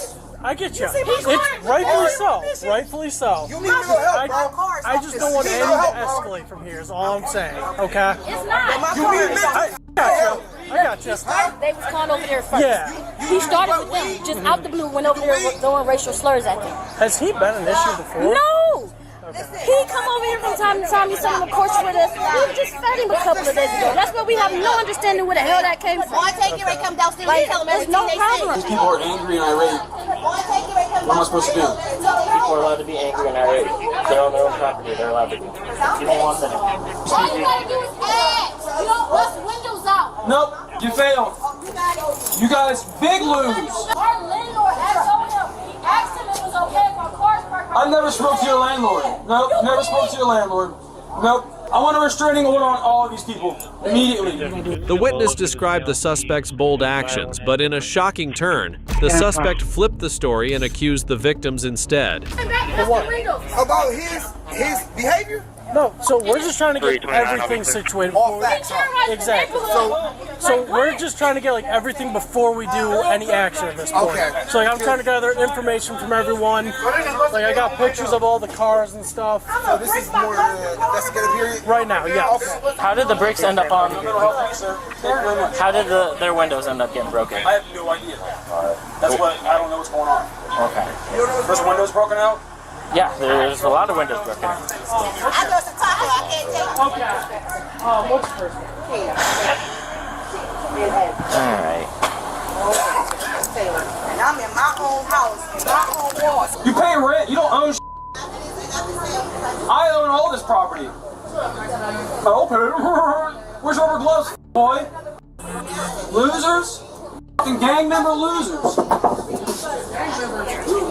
Look at my gang. Look at my gang. Now you're all crazy.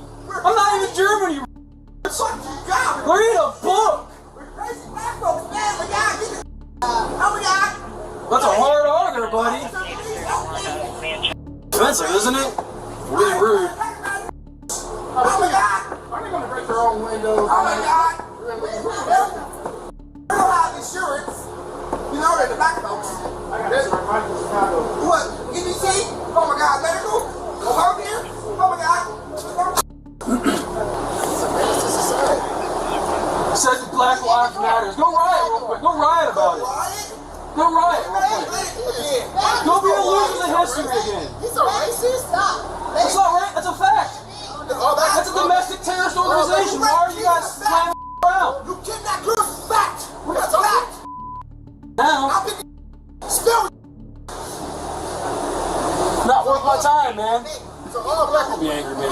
So all black people got a right. Don't be angry, man. You don't want to be recorded. He's a public servant. Just job. You're passive recorded. Yes. You're a public servant. I'm recording everything, dude. Exactly. Exactly. He's on his own property. Okay. I'm history, boy. He's ignorant though, so this guy says I'm ignorant now. can't fix ignorant. Cool, fat boy. Nice gag. Nice tattoo you got there. Let me get a cigarette, you cancer. Cancer.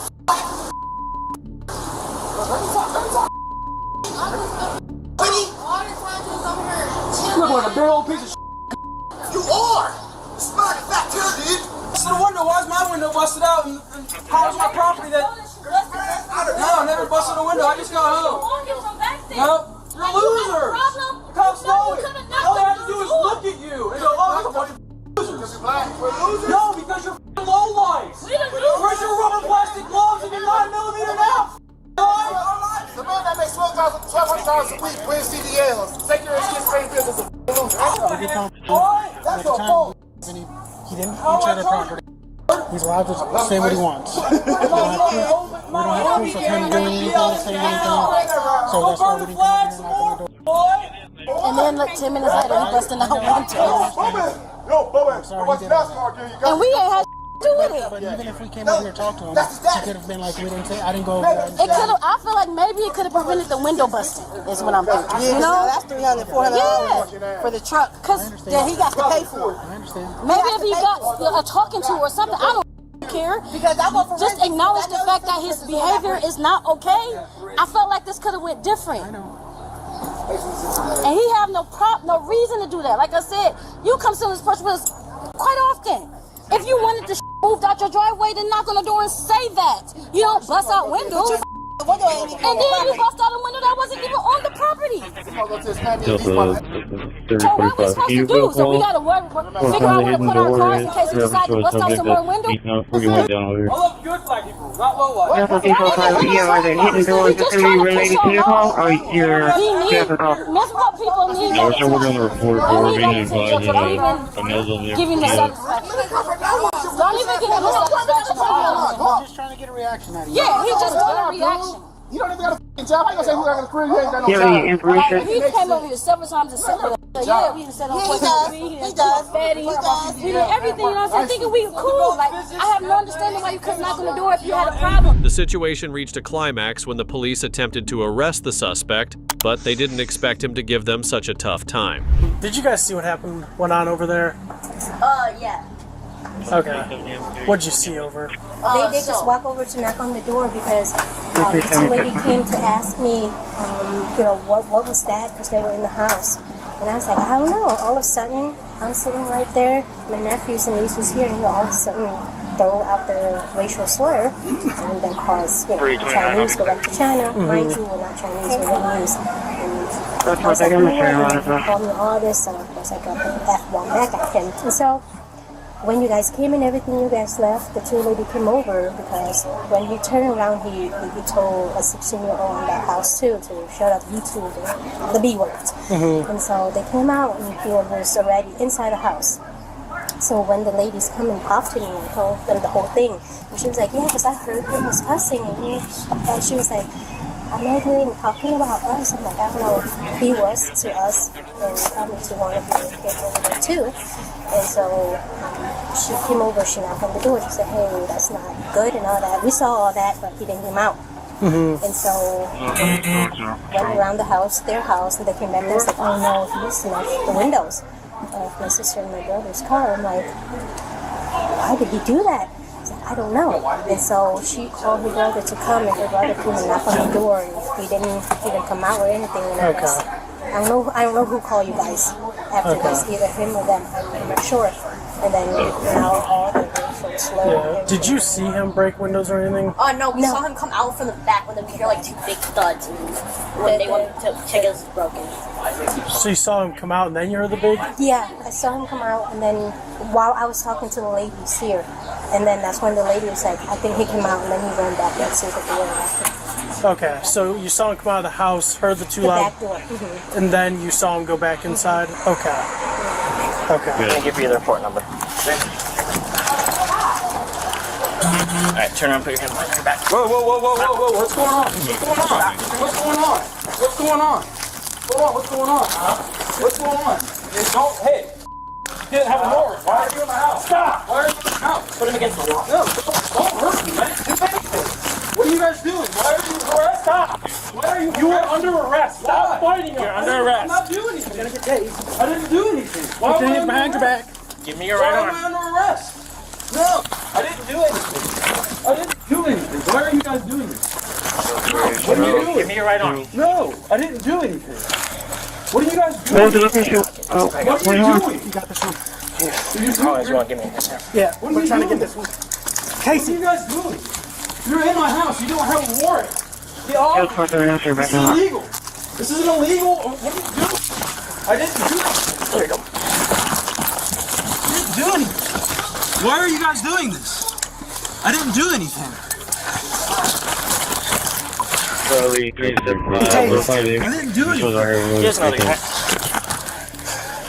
31, key starts another unit. I already got it. What's the deal for 370? Give me your left arm right now. What are you guys doing? Why are you guys doing right now? Give me your other arm. I'm Give us your arm. Give me your arm. I can't move. Give me your left arm. I can't move. You're about to get tased. I can't move. There's a Bible complimented. Is this protective custody? What's going on? You're under arrest. Oh, hey, easy on the handcuffs, man. Well, if you Bring from location 10-4. Easy. Easy, fellas. All right, inside. Leave my phone here in my property. Stand up.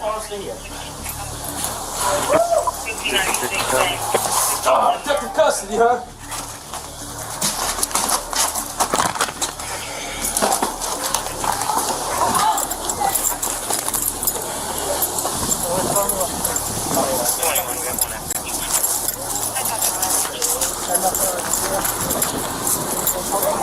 Incomplete 608.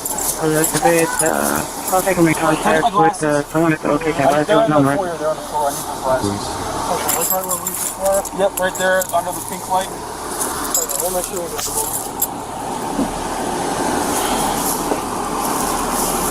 you leave my wallet here. You want to stay here? Yeah. I just need my keys. Wallet? It's on the car.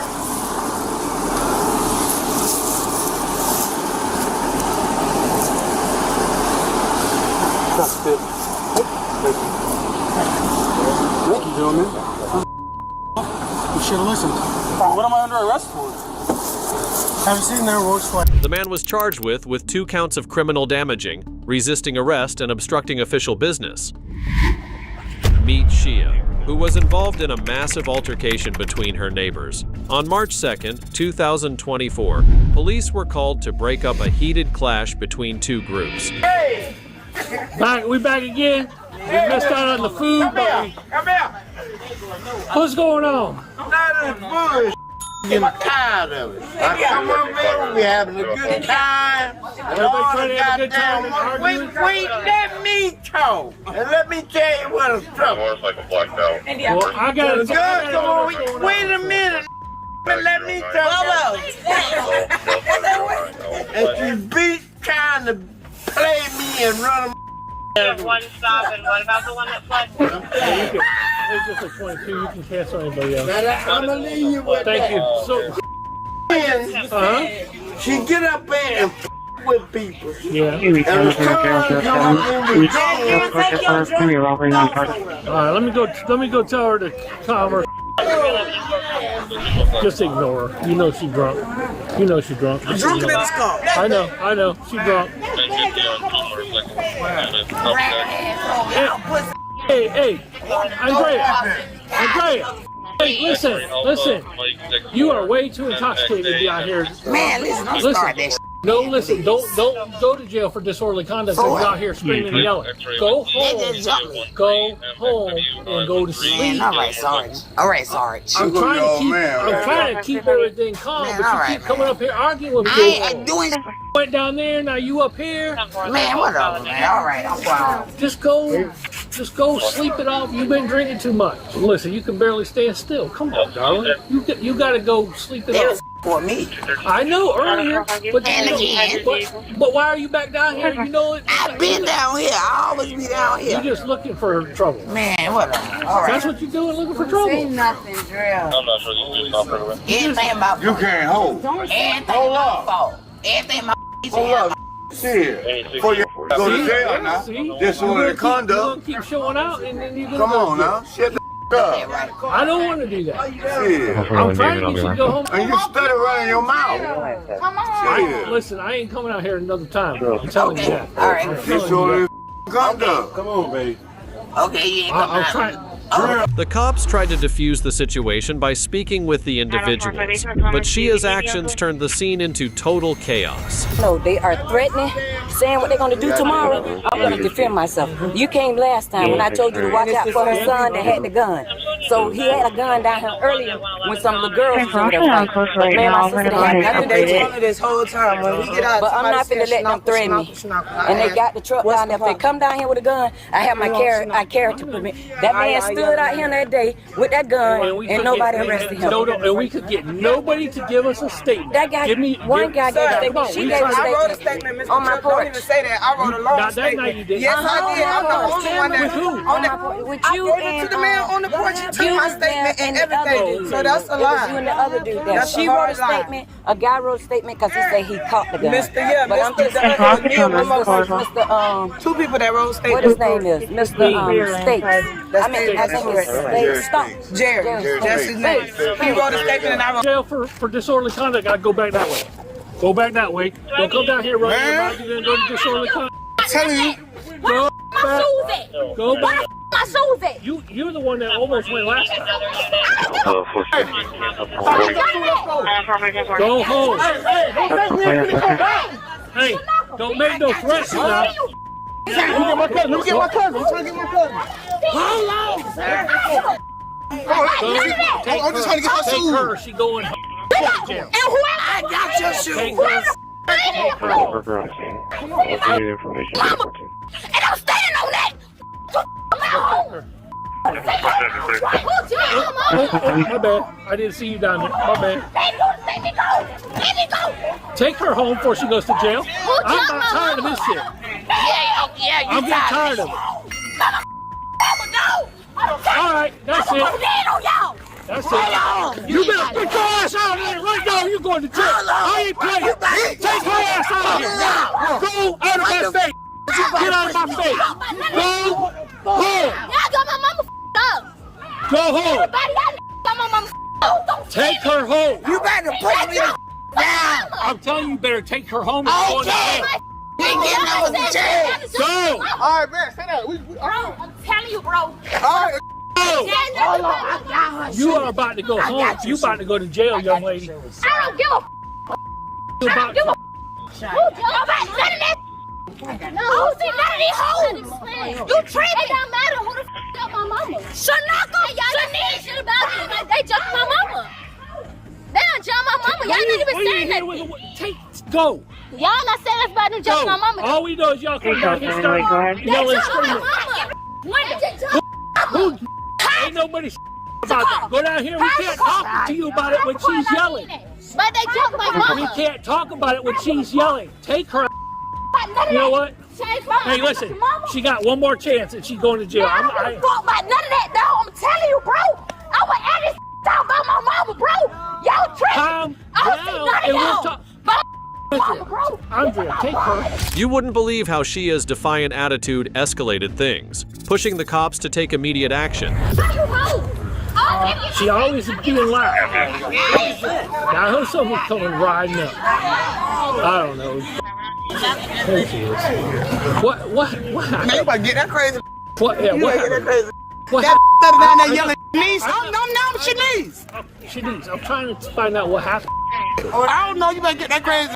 still. I see it. They want to let me walk down here with weapons and all, and y'all ain't trying to tell nobody. I don't want to. Going on? I don't know that crazy guy in the calling everybody out down here. They from Palaika, we from Bunny. Man, they beefing, they fighting, man. I don't know. I know there was the kids arguing and fighting earlier.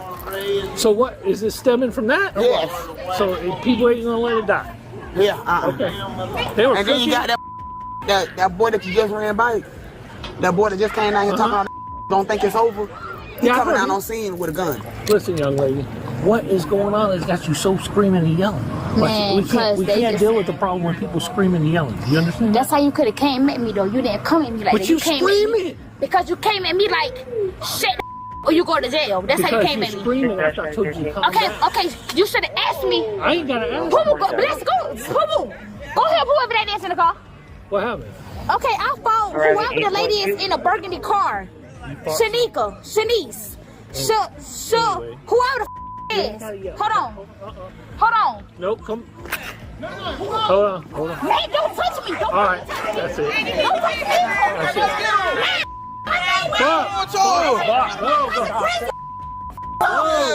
Hold on. All right. Hey, boy, you grab him like that. Just chill out.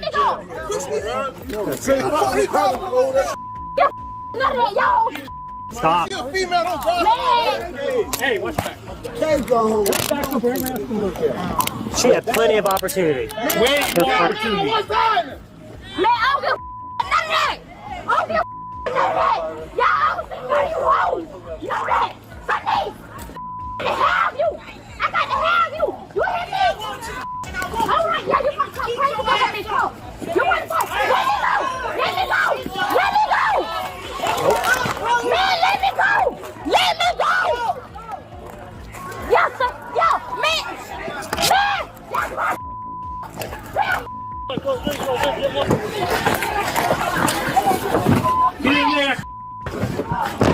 After taking Shia into custody, more police units were called in as the altercation spiraled further out of control and the crowd grew increasingly hostile.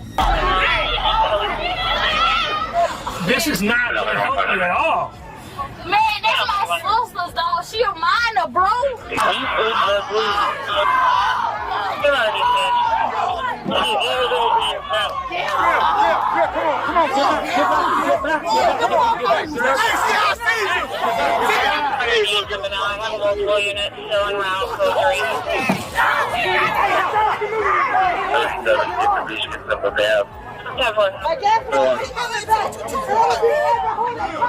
Flight units en route to South Anderson. We're getting reports from RPs that officers are being slammed on the ground. I'm gonna beat all y'all over there. Copy, that's negative.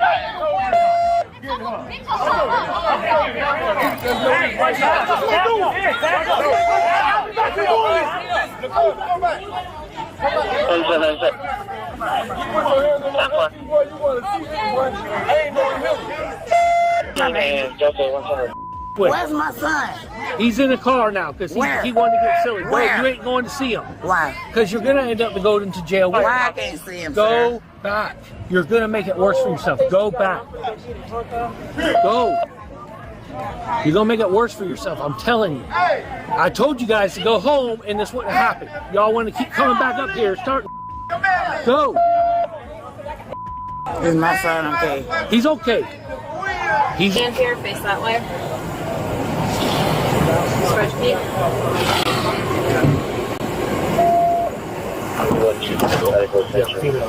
Alright, step on that. I'll throw my cuffs on here and just swap them out there. Watch your turn face the turn. 10-4, any unit needing medical attention, please go to Anderson and Bowie. Med will be leaving shortly. Stand by for roll call. You're good. You're good. It's all like, good. oh, they went all kinds of. Oh, controlled. No, you're So I not. get my name? What's your name? That was my name? Yeah. Shia. Shy. Okay, Shy. We're gonna step right over on this one. You got something in there?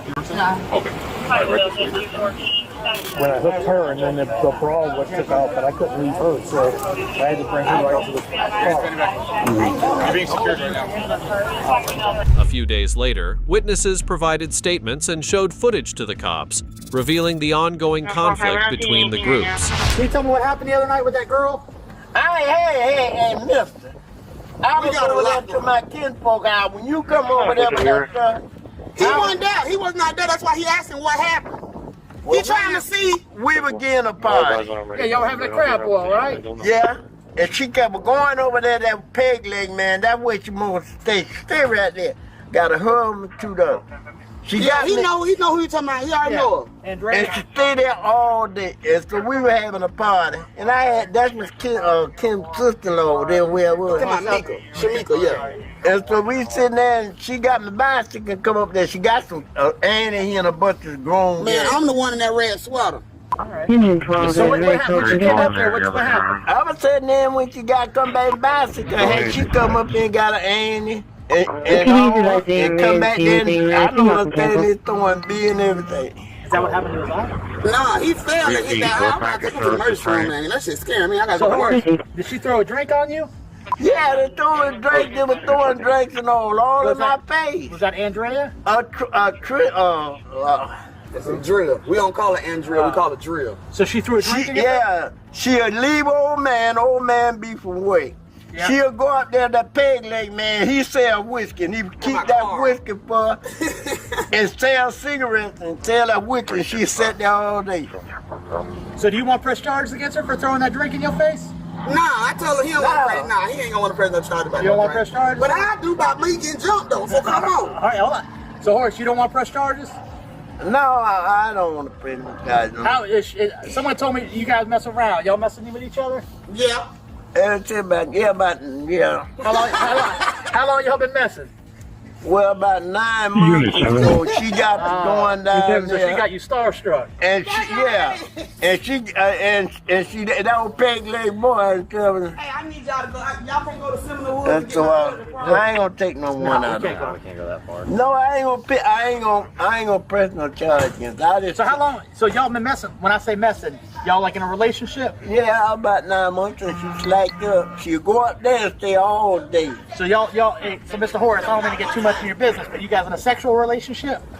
No. No? Just friends? Man, baby, look at this Yeah, shit, bro. He just come up walking. We were getting out. Look at behind me. I want to get him from the jail looking just like but this. ain't one thing is something there. I heard she done moved out or something like that. No, she ain't. And look at her son standing right there. He hit me too, and he's a guy. I want to press charges, bro. I'm telling you, I don't know how to make it bigger, but I got to send it to you some kind of way. Oh, so it's let me pull it up on my phone. Man, it's gonna be better on your phone. That's what I'm getting at. They got it on the thing, man. That's me, the red sweater. The police got me up in the air. That's me, man, on the ground. It's about 4 or 5 of them jumping on me, and you'll see me come up with a red. I got a burgundy, my Mickey Mouse sweater. I'm sitting on the porch. Oh, so they're on top of you. They're on top of me right there, man. You see them? They're on top of the police, man. Y'all gotta do something about that. I'm telling you. Alex, you mind getting statements? You know who was all on top of you? Yes, all of them that went to jail. Every one of them that went to jail. But people want to jump in, and then you don't know who's hitting who. Man, we ain't had nothing like that in a while going on here, buddy. That's what I said. That was a broad. It was about 50 officers come up for 100, man. And when they came up, they said anybody get loud, put them in here. They had a paddy wagon van parked on Riverside, on Bowie Street. That shit scared me. I ain't going to jail. If they jumped on me, I ain't jump on them. You know the paddy wagon's offensive. Shia was charged with disorderly conduct and resisting arrest. You'd never want a disputed family as neighbors, and this one was no different. On May 11, 2024, a man with multiple warrants for his arrest, but the cops had no idea how he or his family would react. Make sure everything's okay. Somebody trying to break in? Hey, it's the police. Oh my God, I'm scared, bro. Not coming to your house. He's trying to break it. It's the police. Who are you? I'm off. Not coming to your house. I dare you try to come to this nigga. I dare you. I dare you. I'm gonna sue the police. Why are you here? We got a call that there was an argument. What's going on? Who's arguing? Yeah, like he said he got a call because me and my boyfriend was arguing. Shut up. And we was never even arguing. So a neighbor called because I heard the yelling. All right. Okay. So let's start over. Oh yeah, that's what keep me But out. I was freaking lobster tails and shut the up. He's not looking for you. Come on, bring your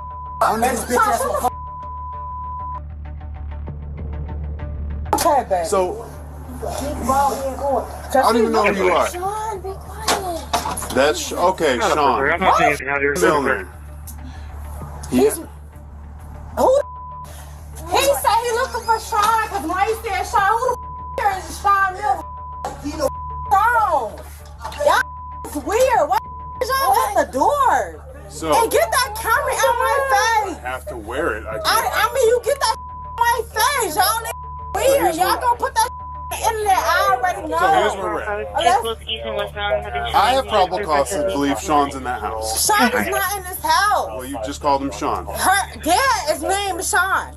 So I'm going to need him to come out, or I'm going to go in. Who's going to come out? Who's going to come in? So if I see, let me just see your face, and if I notice. The situation reached a boiling point as Sean acted out, dragging his family into the mess. The officers then prepared to arrest him to prevent further chaos. My daughter. Like y'all tweaking. Why is y'all at this door? Patrol 1, they didn't find the vehicle. Tweaking for real. Lock me up. Lock me up. Go ahead. Police is I think they didn't see anything. They were off the campus. You cannot come in her house.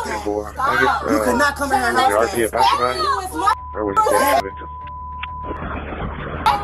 Christi, go back and start trying. You cannot come in my house.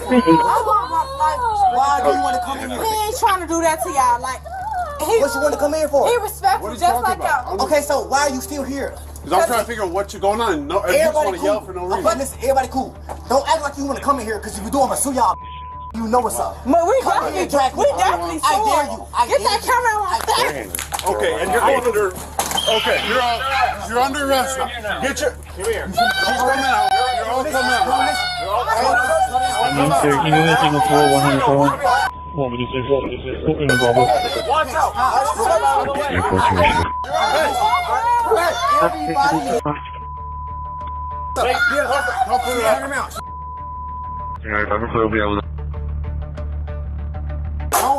Nobody else out the house, man. Okay, So you got arrested for that. Yeah. You got arrested for that. No, so I need to figure out who everybody is now. No, you don't.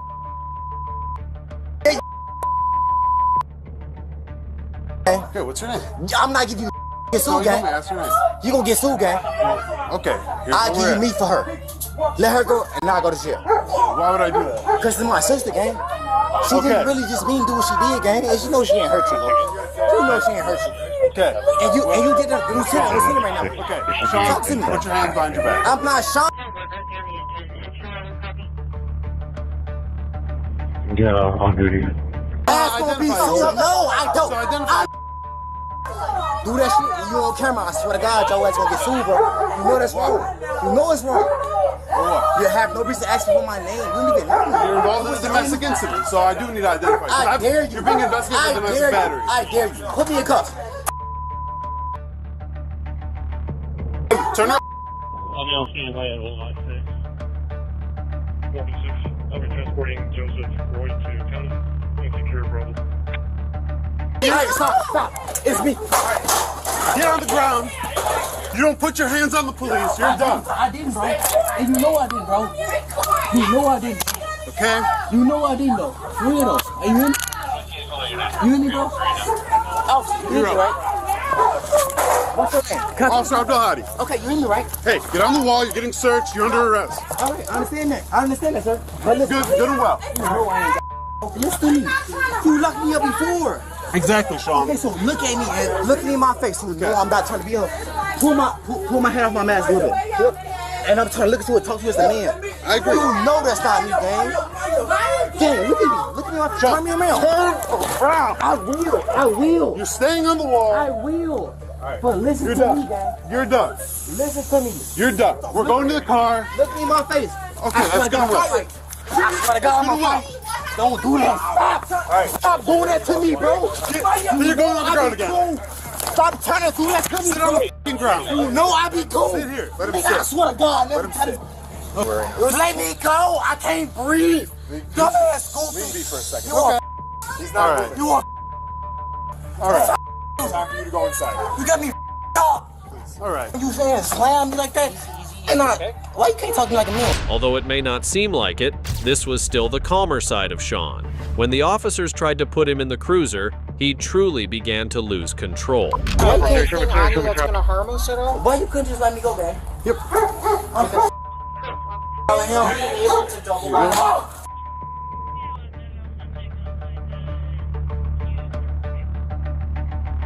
Did we double lock these? I promise to God, I didn't do wrong to you, gang. Okay. Why you can't talk to me?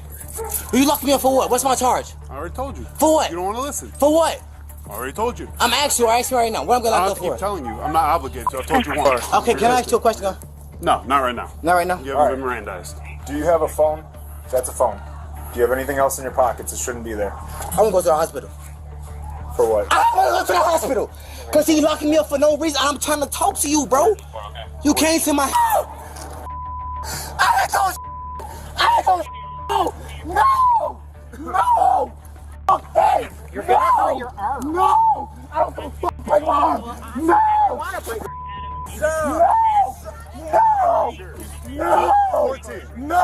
No!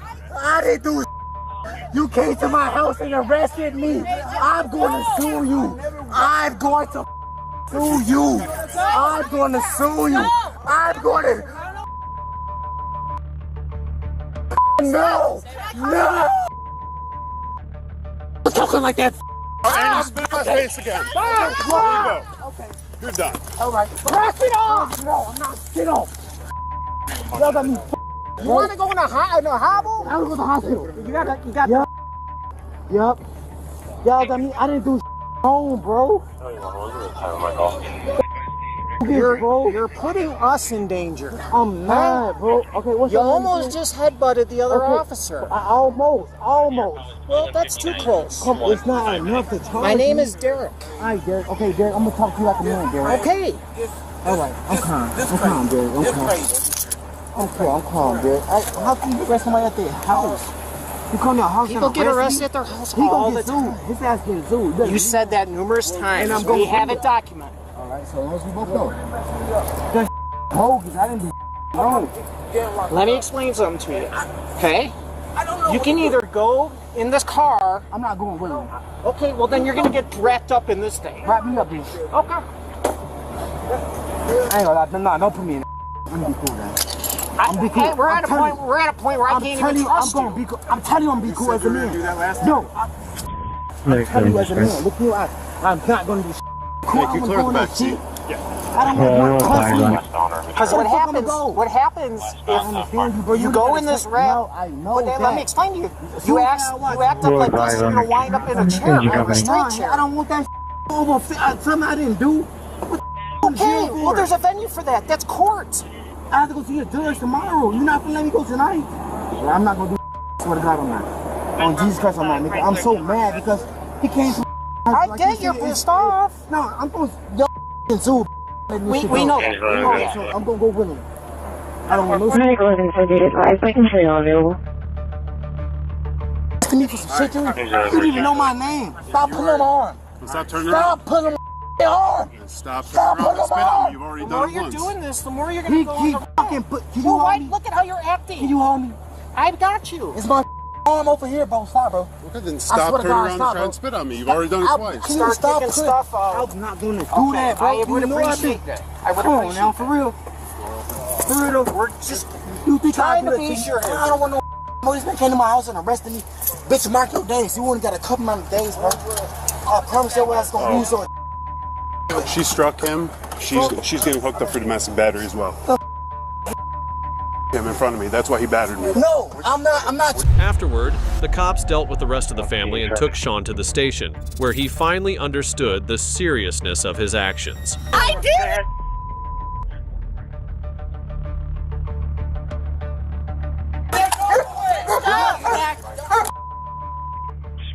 You're going in handcuffs. Which chair are you going? John Charles Victor. Is out of custody. Okay, cool. Hey, you said you don't want to press charges? Nah. Okay, I'm good. You know how I am. I'm gonna get talk. I'm sorry, bro. Sean, for real, I'm sorry, bro. Sean, for real, it's bro. one of those things. I was emotional. I was emotional, bro. On some real shit, bro. I wish I could shake your hand right now. I'm sorry, bro. Hey, we'll shake hands back to PD, bro. Don't even sweat it. I'm sorry. Hey, your mom's calling about you. She's worried. I'm telling you as a man, I'm sorry, bro. We're gonna head back to the PD. I'm sorry, bro. All right. I'll see you in a few, okay? I'm gonna be driving. They might still need a signature or something. We're not taking him out of cuffs. Okay. So I'll sign the refusal paperwork. We might need it there. Yeah. Okay. Or Cool. have you sign Yeah. that? Okay. He's not coming out of cuffs. Okay. So I understand you got a couple warrants out of DuPage County. Okay, so more than one? I think there might be more than one. I'd have to double check. Are you charging me for hitting? Yes, you are going to charge me. You want to charge me for that shit? Yes, Sean. Damn, you know it was not intentional. Why would you charge me for that shit? Because you spit on me. I can't charge. Just be honest. From what I observed. Okay, talk like me. Yeah, I agree. I was trying to spit on your game. I don't know what you're trying to do. I can't read minds. Yeah, Sean. But I had more than one warrant. I was like, what's going on? Oh, I got to pull them up. So why you say more than one? I'm not sure. I think there might be because there's one with like an armed an armed and dangerous alert that we didn't put on there. What? Armed and dangerous. So I'm trying to figure out who put that on you. Can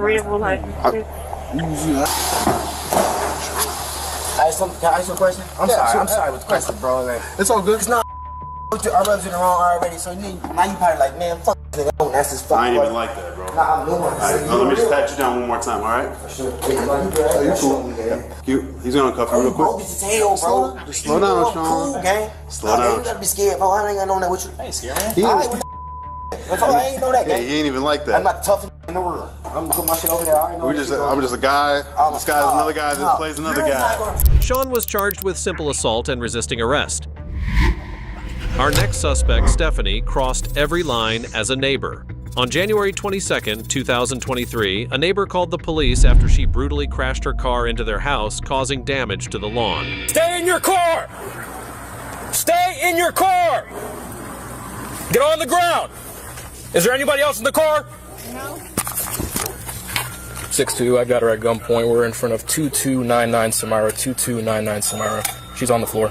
All right, go ahead and get up. Slowly get up. I'm giving you a direct order to get up off the ground and face away from me right now. Turn around. Put your hands on top of your head. Walk back towards the sound of my voice. Put your hands on top of your head and walk back towards the sound of my voice. Keep going. Keep going. Keep going. Keep going. You're doing just fine. Keep going. Hey, get back in the house. Hey! Come face us. Keep walking back towards us. Sir, get inside. We'll come talk to you in a second, please. Keep walking back towards us. Walk backwards. I'm sorry. Walk backwards. Face away. Turn around and walk backwards. Keep going. Face away. I have nothing. Okay. Yes, Turn around. I have nothing. Turn around. Please don't aggressively. If you don't want to listen to our orders, then... No, I do. You want. I'm sorry. I'm not that person. 6'2", she's a 13. I'm not that person. Do you live here? I do. This is my house. I came from my girlfriend. I had dinner with her. Hey, get inside, and we'll come talk to you in a second. So please come out here. Can you please come out here? No, he's not coming out here. Can you please come out here? Please come out here. I went to dinner with my girlfriend. I'm sorry. Okay, that's fine. We'll talk to you. I'm not that person. I have nothing on me. Yeah, that's fine. Face the car. Absolutely, sir. Take a step back for me. Take a step away from the car. Okay. After detaining Stephanie, the cops spoke with the victim to understand what actually happened and then examined the scene. She hit. Right there. Okay. So did you guys hear it happen, or did Our you? bedroom's right there. Okay. So it shook the bedroom. Woke you up. All right. Yeah. And then, I'm assuming you came downstairs. What all did you see? Saw the car sitting here. Next Okay. thing I know, she's revving it and revving it and revving it. I'm on the phone with 911. Mm-hmm. And he comes outside. He's telling her to stay put. Mm-hmm. But she backs up right here. And then next thing I know, he's like, she's leaving, she's leaving. Mm-hmm. She goes out that way and by the pine, on the other side of the pine tree there. Okay. That's Like out right in there, between and- that box right there in the tree. Yeah. Okay. And then goes down there then. All right. So we actually have a couple officers that found the car and stopped the driver, and they have her in custody right now. Okay. So they're getting all her information, and we'll deal with that. 6'2" RP. Listening to that. I'm sorry. I'm not that person. Henry You have Adam nothing Victor to worry about. 5163. I have nothing on me. Henry Adam Victor I'm not. 5163. You have no reason to be in my car. Please stay out of my car unless you have a warrant. But I'm not that person. You had an accident. What accident? I don't know. Did you look at the front of your car? I did. Oh yeah, when you hit the house. What house did I hit? You got plenty of front end damage on the front of your car, and when I got behind you with lights and sirens, you turned your lights off and pulled into the driveway to get away from me. I pulled my lights into my car. You pulled your lights into your car. No, I'm sorry. How'd your bill get done? Because I had to piss before I left the bar. You didn't do it back up? No, because I was going home. I had no reason to. When you came outside and saw the car, was it like, did she hit the house head on, or? Yeah. Okay. Yeah. And it was like angle. Okay. Kind of like. Did you get a good look at the driver? It was a female. Okay. And when she got stuck, and then because she tried to get out this way, so she got stuck. When she got out of the car, and she was drunk, she just said, "I'm sorry, I don't mean it," and I just said, "Stay there." She got back in the car, and she keeps trying, and then she backed it up, and then That's the best we got. Okay. But, Is that like from a ring camera or something? Yeah. Do you have like actual video of it hitting the house or anything? No, because our camera's here and this kind of. Gotcha. Afterward, the cops searched her car and found suspicious items, hinting at something darker that may have led to the incident. I had a drunk driver last night in my truck. Yeah, well. Wow. So. Wow. Yeah. So it's gonna end up getting towed. Because she took away, or she took off from the accident. Oh yeah. And we got the option to go down with that. 013. Blacking out. Pulling.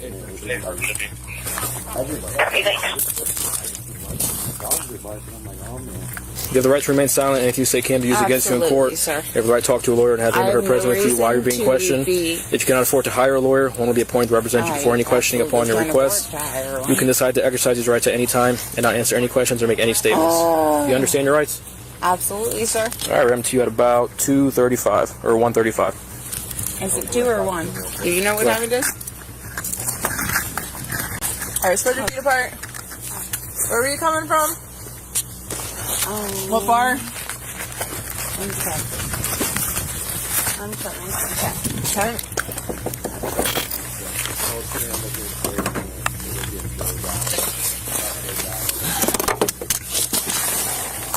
Copy, thanks.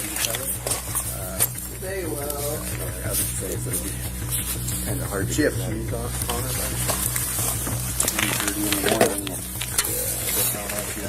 You said she was at the bar, right? Yeah, she said she was at a bar in Kent. Well, tough thing, man.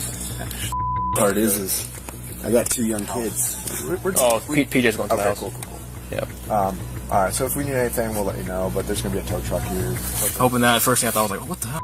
Just cookies. Yeah, it's the animal. It's all pretty good, actually. What's up? I locked your doors, so you don't have to worry about it.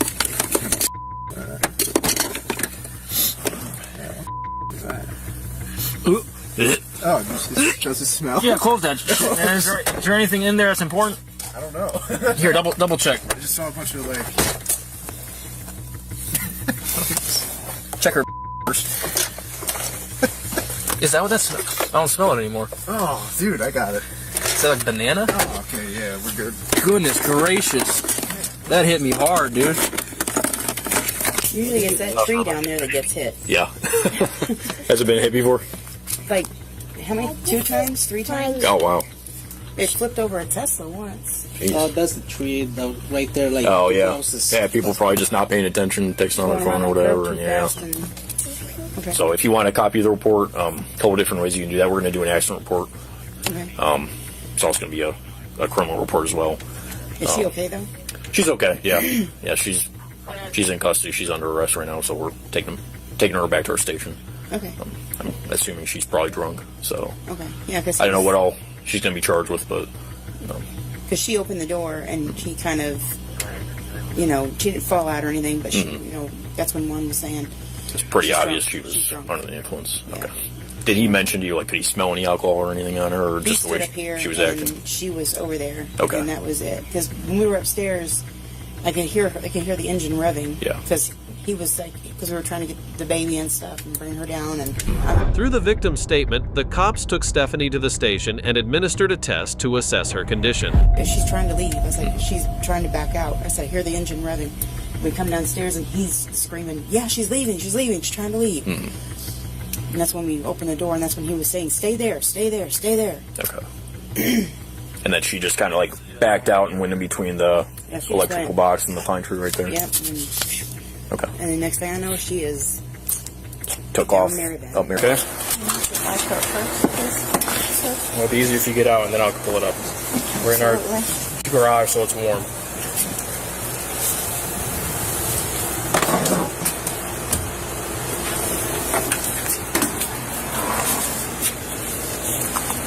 I don't have much room. It's up. Pocket, that's why. Can you pull it down a little my wrist? Okay. I'm sorry. I'm gonna take the cuffs off here in a minute, okay? I'm not that person. I'm not Go that going to way. cause you any problem. Okay, that's perfectly fine. Just go that way. We're gonna take your coat off here in a second. You said it. I can't. We're about to take it off. All right. Okay. Here, take a step over the right. Over the right. The right. The right. The right. There you go. I'm sorry, miss.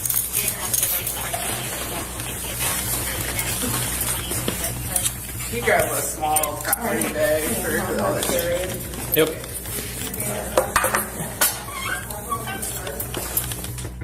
Okay, lift up your tongue. Open your mouth, lift up your tongue. Start over. Okay, open up your mouth, lift up your tongue.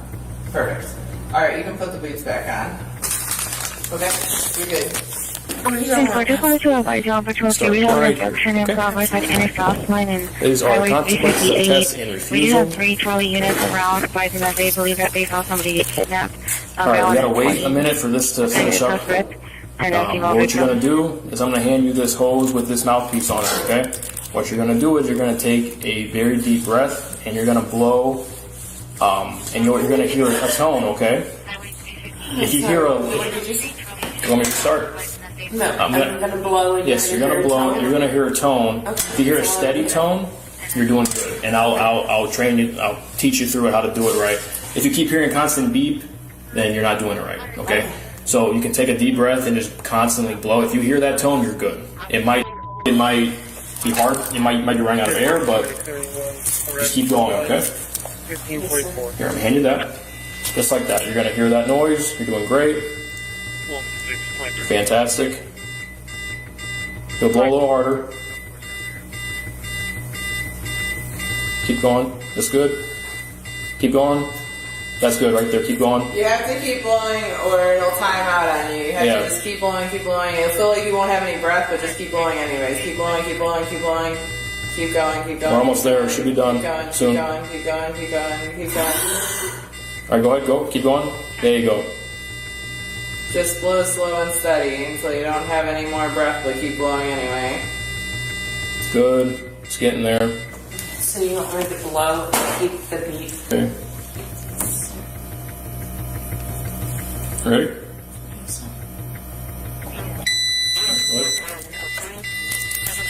Good.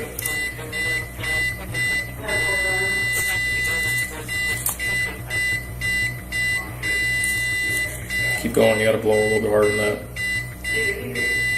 You want to hear that steady tone. Yep. Whatever you're doing when it does that, keep doing that. Stephanie was charged with DUI, possession of marijuana, possession of drug paraphernalia, an open alcohol container in the vehicle, and other traffic offenses. Next, Diane decided to disturb her neighborhood with loud music. On May 11th, 2021, she was spotted walking into traffic, causing a late-night disturbance that brought the cops to her door. I'm not allowed to take pictures. I'm putting an attorney against them. I gotta get their names. What are you talking about? Pictures? I'm not talking about pictures. So what are you talking about? I didn't say anything. I asked you what's going on. Nothing. I'm in my house. I'm walking around on my property. So what's the problem with you? The problem with me? Yes. Okay, You keep coming out here. First of all, harassing me. ma'am, I'm not harassing you. When I get a call to service, I have to respond. Okay, well, what's the Okay. problem? Second of all, well, if you stop trying to talk over me, I'll explain it to you. Second of all, when I pulled up here, I can hear whatever you're doing in your house that's loud, playing that music or those weird noises. Okay. Okay, what's the ordinance? What's the ordinance? I'm going to stop you right there. We explained this yesterday. What did I tell you yesterday? It's not in here. It's out there. What did I tell you yesterday? Okay, Stall. What's your name? It's not Stall. It's Saul. And what did I tell you yesterday? Okay, be quiet. Excuse me. This is harassment. Okay. You're going to stop doing that. Okay, but we're going to an attorney tomorrow. No. You're going to Yes, stop. we are. Okay? Okay, I'm You're going to stop. stopping. They can't hear it from there. What? No. They can hear it because I can hear it. And your neighbors have to work in the morning and they can hear it, okay? That's one. Two, why are you running out in the roadway in front of vehicles? Do you understand how dangerous... Did you go in the roadway? Yes, they said that's yes, their you did. street. That's a public road. You stood in the middle of the roadway in front of a moving vehicle. Do Well, you it understand didn't how hurt me. dangerous that is? Okay, I know what it is. What did we talk about yesterday? Okay, we're going to an attorney. Annoyance and alarm A to a group private of 2 or attorney. more people, okay? Your neighbors are all freaked out because you're in the roadway in front of vehicles and you're causing I'm noise. Sure they're concerned. They put a restraining order. Okay. Okay. I'm not going to argue with you, and I'm not going to play this game with you. Okay. Okay, I'm ma'am. an intelligent human being. I went You're to high also school. going to jail, so turn around and put your hands behind your No. back. You're going to jail if you don't you run from me, because it's No. going to be worse for you. Turn around now. No, I gotta seal my house up. Nope. You stop right there. Stop. I gotta seal my house up. Look at me right now. This doesn't have to be like I gotta this. seal my house up. They're gonna steal my. No, I can't go to jail for what? I'm going to secure your house, but you're going to do as I tell you. Do you Get understand? my purse, my Look credit at me. card. Look at me and stop. Why am I going to jail? Look at me Tell and me stop. what my charge is. Look at me and stop. Tell me what my charge is. If you stop yelling, I'll explain it to you. Okay. Listen. You can't arrest me for what? Persistent disorderly conduct. I told you yesterday. Okay? No, I'm going to a private attorney. Give me. I gotta get my credit card. I will secure your can't- house. no, you can't You're arrest going me. to jail. I'm putting cuffs on you right now. Do you understand me?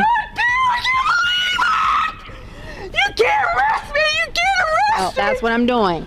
Now, put your hands behind your back. You're gonna lock my door. I will secure your house. Put your hands behind your back. I can't Stop. believe you're doing this to me. Listen, is there any chance you're pregnant? Yes. Right. And have you delivered in the last 6 weeks or miscarried? Yeah? Okay. I want my That's doctor. fine. Because you're still going to jail. You're just not going to be cuffed. And if you give me any trouble, I'm going to charge you with assault charges. How about that? Okay, I'm You like charging that? with a private Okay. attorney. Okay. You can't charge me with a private attorney. Oh, yes, I am. Walk. Oh, God. I can't believe you're doing this to me. You did this to you, and I'm You're not doing playing this this to me, game. Saul. Nope. 81 dispatch, 1 female, I 21. can't believe you're doing this to me. Face the car. I can't believe you're doing Face this the to car. Listen to me. I'm Lock gonna. my door. As you can see, Diane lashed out in a way that made it increasingly difficult for the police to manage the situation. I'm gonna tell you exactly what I want you to do. Okay. Okay. Give me the stuff that's in your hands. It's my phone. I'm gonna give it back to you. I want my purse out. I'm I going want the to front give it door back locked to you. and my keys. I'm gonna take care of it. I'm not gonna let anything happen to your stuff. I can't believe. What am I Stop. charged with? Put your hand on this car. I can't believe you're doing this to me. You did this to you. I No, told you did it to me. I told you yesterday. You did it to me. Is there anything on you that's gonna hurt me? No. Listen. You're doing this to me. You're doing this to me. Weapons, knives, anything like that. All right, stop. That's enough. You're doing this to me. Put them behind your back. You're doing this to me. I can't believe you're doing this to me. I can't believe you're doing this to me. You Well- assaulted me. Okay. I can't believe you're doing this. I'm gonna get you in court. I can't believe you're doing this All to right. me. Well, you can take me to court. That's okay. I'm gonna take you and sue you. You're I'm not gonna do sue that. you. Stop. Wendy and Tracy and crew. Now I can't stop. believe you're doing this to me. Listen to me. I can't believe you're doing this to me. You're gonna hurt yourself with these I can't cuffs. believe you're doing this to me. Stop. I need to check I you. can't believe you're doing this to me. All right. I can't believe you're doing this to me. You can keep screaming all you want. I can't believe you're doing this to me. You closed my house and I can't believe you're doing. I'm gonna sue you. All right. I'm gonna sue the state of Ohio. These cuffs have been checked for tightness and double lock. You devils! Alright, well, I'm not a devil. Hold still. Yes, you are, you Spread your feet. I'm gonna pat you down. Alright, stop yelling. That's God damn you! I know how to yell! Alright. I'm a Dr. Brandon. You can't do this to me! Okay. You can't do this to me! You liars! You're abusing me! My civil rights, you're abusing me! Okay. You're abusing me! Alright, well, let's take a walk. Yes! We're not gonna do that. You better lock my door to I'm turn on gonna my go lock lights! your car. Relax. You're abusing me! You civil rights! You have no human rights! You're abusing! You're gonna take you to an attorney! I'm gonna get a private attorney and sue you! Watch your head when you I'm gonna sit. get a private attorney and sue you! You can do I'll that. get a private attorney and sue Wendy and Tracy and Cross! I'm gonna take it away! I'm gonna sue you! You better lock my house so nobody steals you! You damaged my car! They took my paper! I was gonna be. Are you done screaming? Yes, no, I'm not! So I can talk to you? No, I don't want to listen to you! You shouldn't be arresting me! I was gonna... Stop. I want to ask you where your... Would you stop? I'm trying to figure out where your keys are so I can lock your house for you. Listen, stop screaming! Stop! Alright, that's enough. Listen, I'm trying to help you. You're not! You're arresting me! You're not Holly! Where are your keys? So Lock my front door! I don't want somebody to steal this! Somebody ransack my I'm house! trying to ask you where your keys are so I can for you. They're in my purse, my black purse. Okay. Look at me. Now I we're can't talking. believe you turned everything off. Hang on. Where's your purse? It's in the and on the couch. You're arresting me for no anything. So your purse is on Stop. Your purse is on the couch. Hey. Where in your purse? Where in your purse are your keys?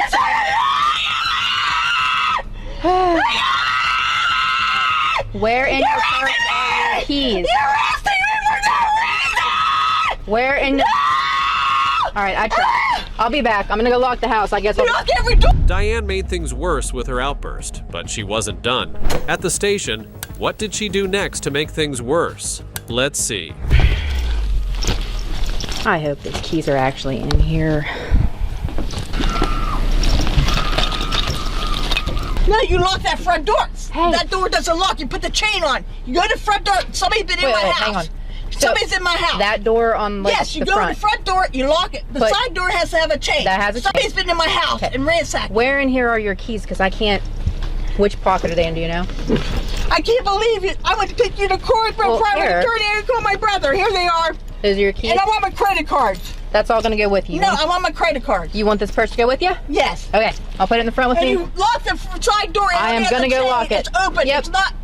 I'm going to get it. And you lock the front door. Somebody's been in my house and stealing stuff. I'm going to go get it, okay? I can't believe you're doing this to me. Relax. I can't believe it. You nearly strangled me down and knee me in the groin. Stay on the wall. You knew, you liar. Stay away from Miranda on him.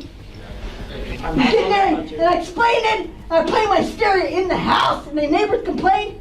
What is that, favoritism? You do nothing. You do nothing. It's favoritism. Hey, listen. They didn't arrest you. I did. It's not their fault. I get it. I'm a and I'll be quiet. So. Yeah, that's me. Okay. However you guys want to do this is fine. I can't breathe. I can't breathe. You're all right. I'm being beat up. Yeah, good. You go to jail, Floyd. That's what you should. Go to jail. You should go to jail. Are you going to beat me up now? Are you going to pull me out and put me in a restraining chair?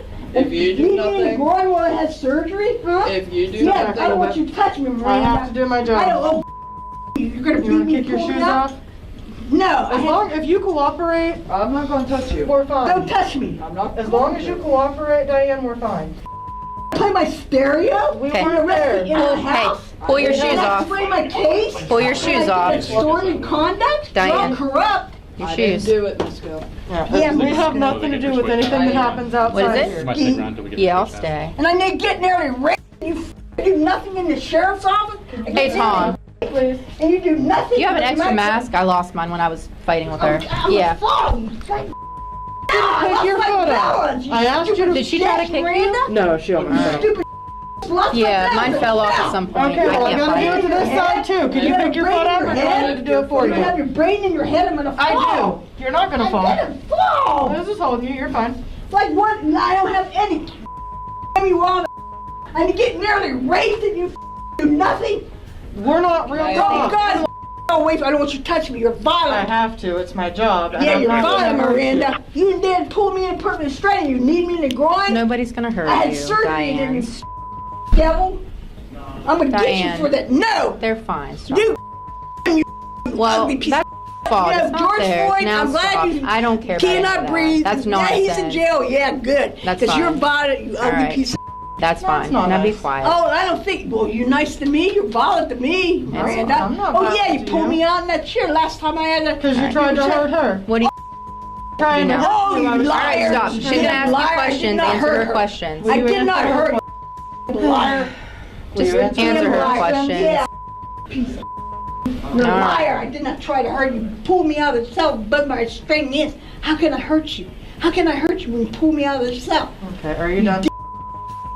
Can I take those handcuffs off without you causing us issues? Yeah. You arrest me for playing my stereo in my house. I can't even hear it. And I explain my case. Corruption. It's for George Floyd. Hey. What?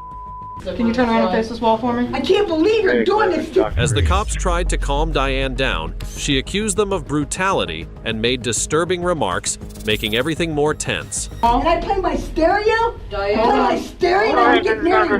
Diane, I don't want Oh you. yeah, you fool.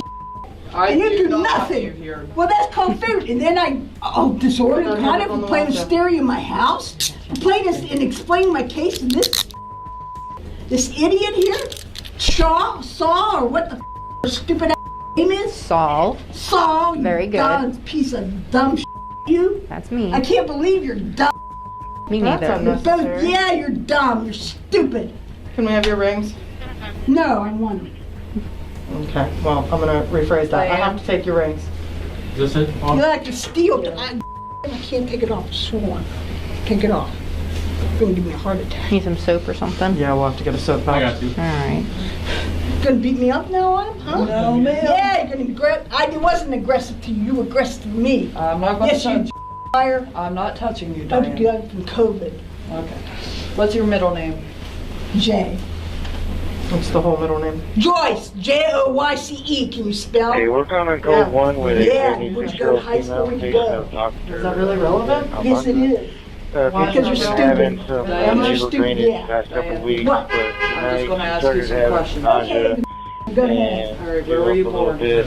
Wheeling, West Shouldn't Virginia have anything Junior left in her Hospital. stomach. She's now she's I play my still on stereo fire. out loud and they can't even hear it. And then when I explain my case to this idiot here, she arrests me.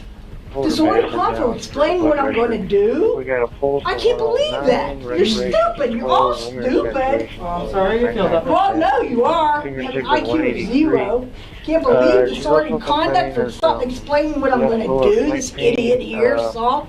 You're really stupid. Okay. Yeah, you're really stupid. Alright. Well, maybe George Floyd had all you in jail. Maybe. So, yeah, good. I cannot believe I'm being beat up.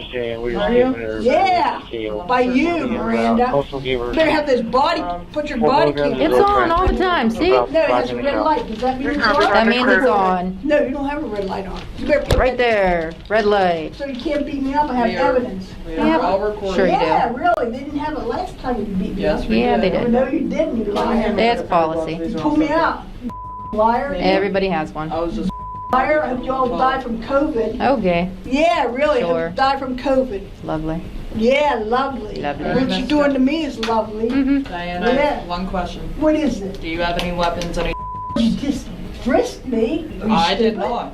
Well, she did. Okay. You think I'm I can get in the car and get a weapon from the car? Is that I'm brain? just You have a asking. brain in your head? I am asking you. No, what do you think? She's stupid. Do you communicate? I mean, you frisked me outside. What the? You think I got a weapon in your stupid SUV? Listen to me. Do you want to sign this paper stating you have no weapons and drugs? I can't. Well, you can sign it. You know it. What's the legal ramifications for that? If I don't sign it, You don't have to. You So what don't is the have legal to. ramification? You don't have to sign it. Miss. Well, what's the thing? If I don't There sign are it, no There's repercussions. okay, I don't sign it. Look, I don't have it. Okay. You frisk me, or you have a brain in your head? What? How am I gonna get a weapon from here where I live in Deep Run to here? If she frisked me when I get in, how can? You stupid? Disappear out of the wall? We're gonna go shower, and then you're gonna go back to where you were yesterday. All right? Where? Up to Davidson with Buells. You're gonna go right back where you were. Oh yeah, here we go. The same story. You corrupt piece of.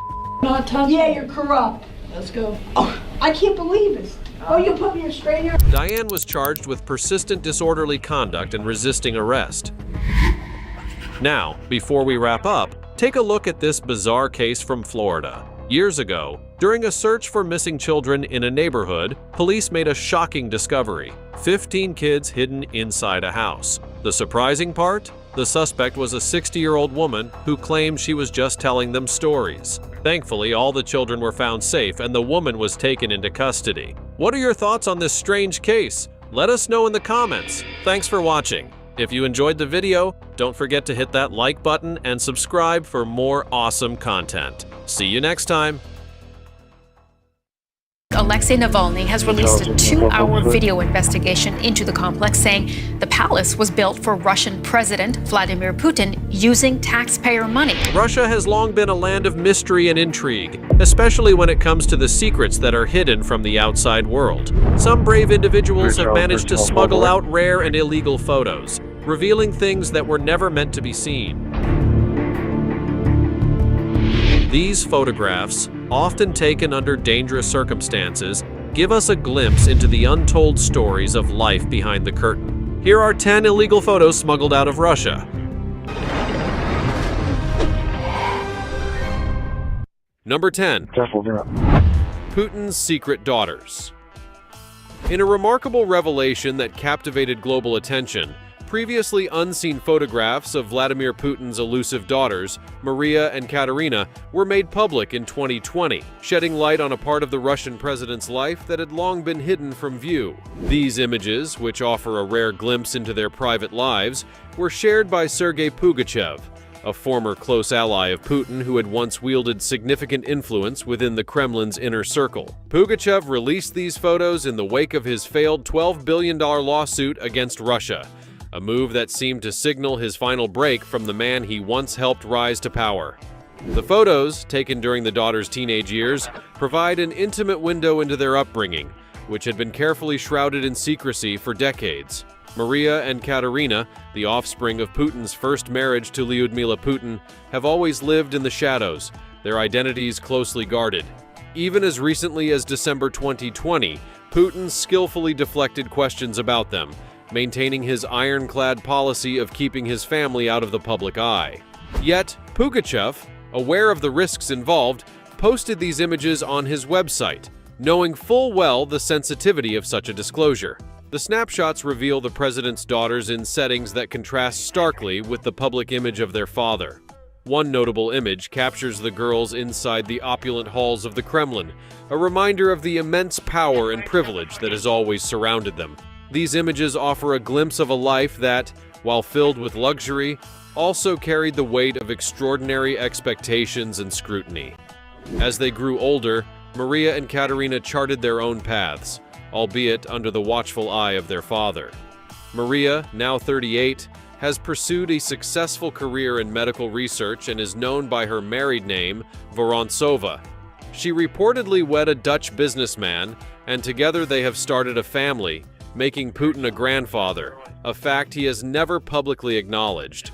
Katerina, now 36, took a different route, moving from her early days as a competitive rock and roll dancer to becoming a key figure in Russia's burgeoning artificial intelligence sector. She adopted the surname Tikhanova, which honors her maternal grandmother, and her work has positioned her at the forefront of one of the country's most significant technological initiatives.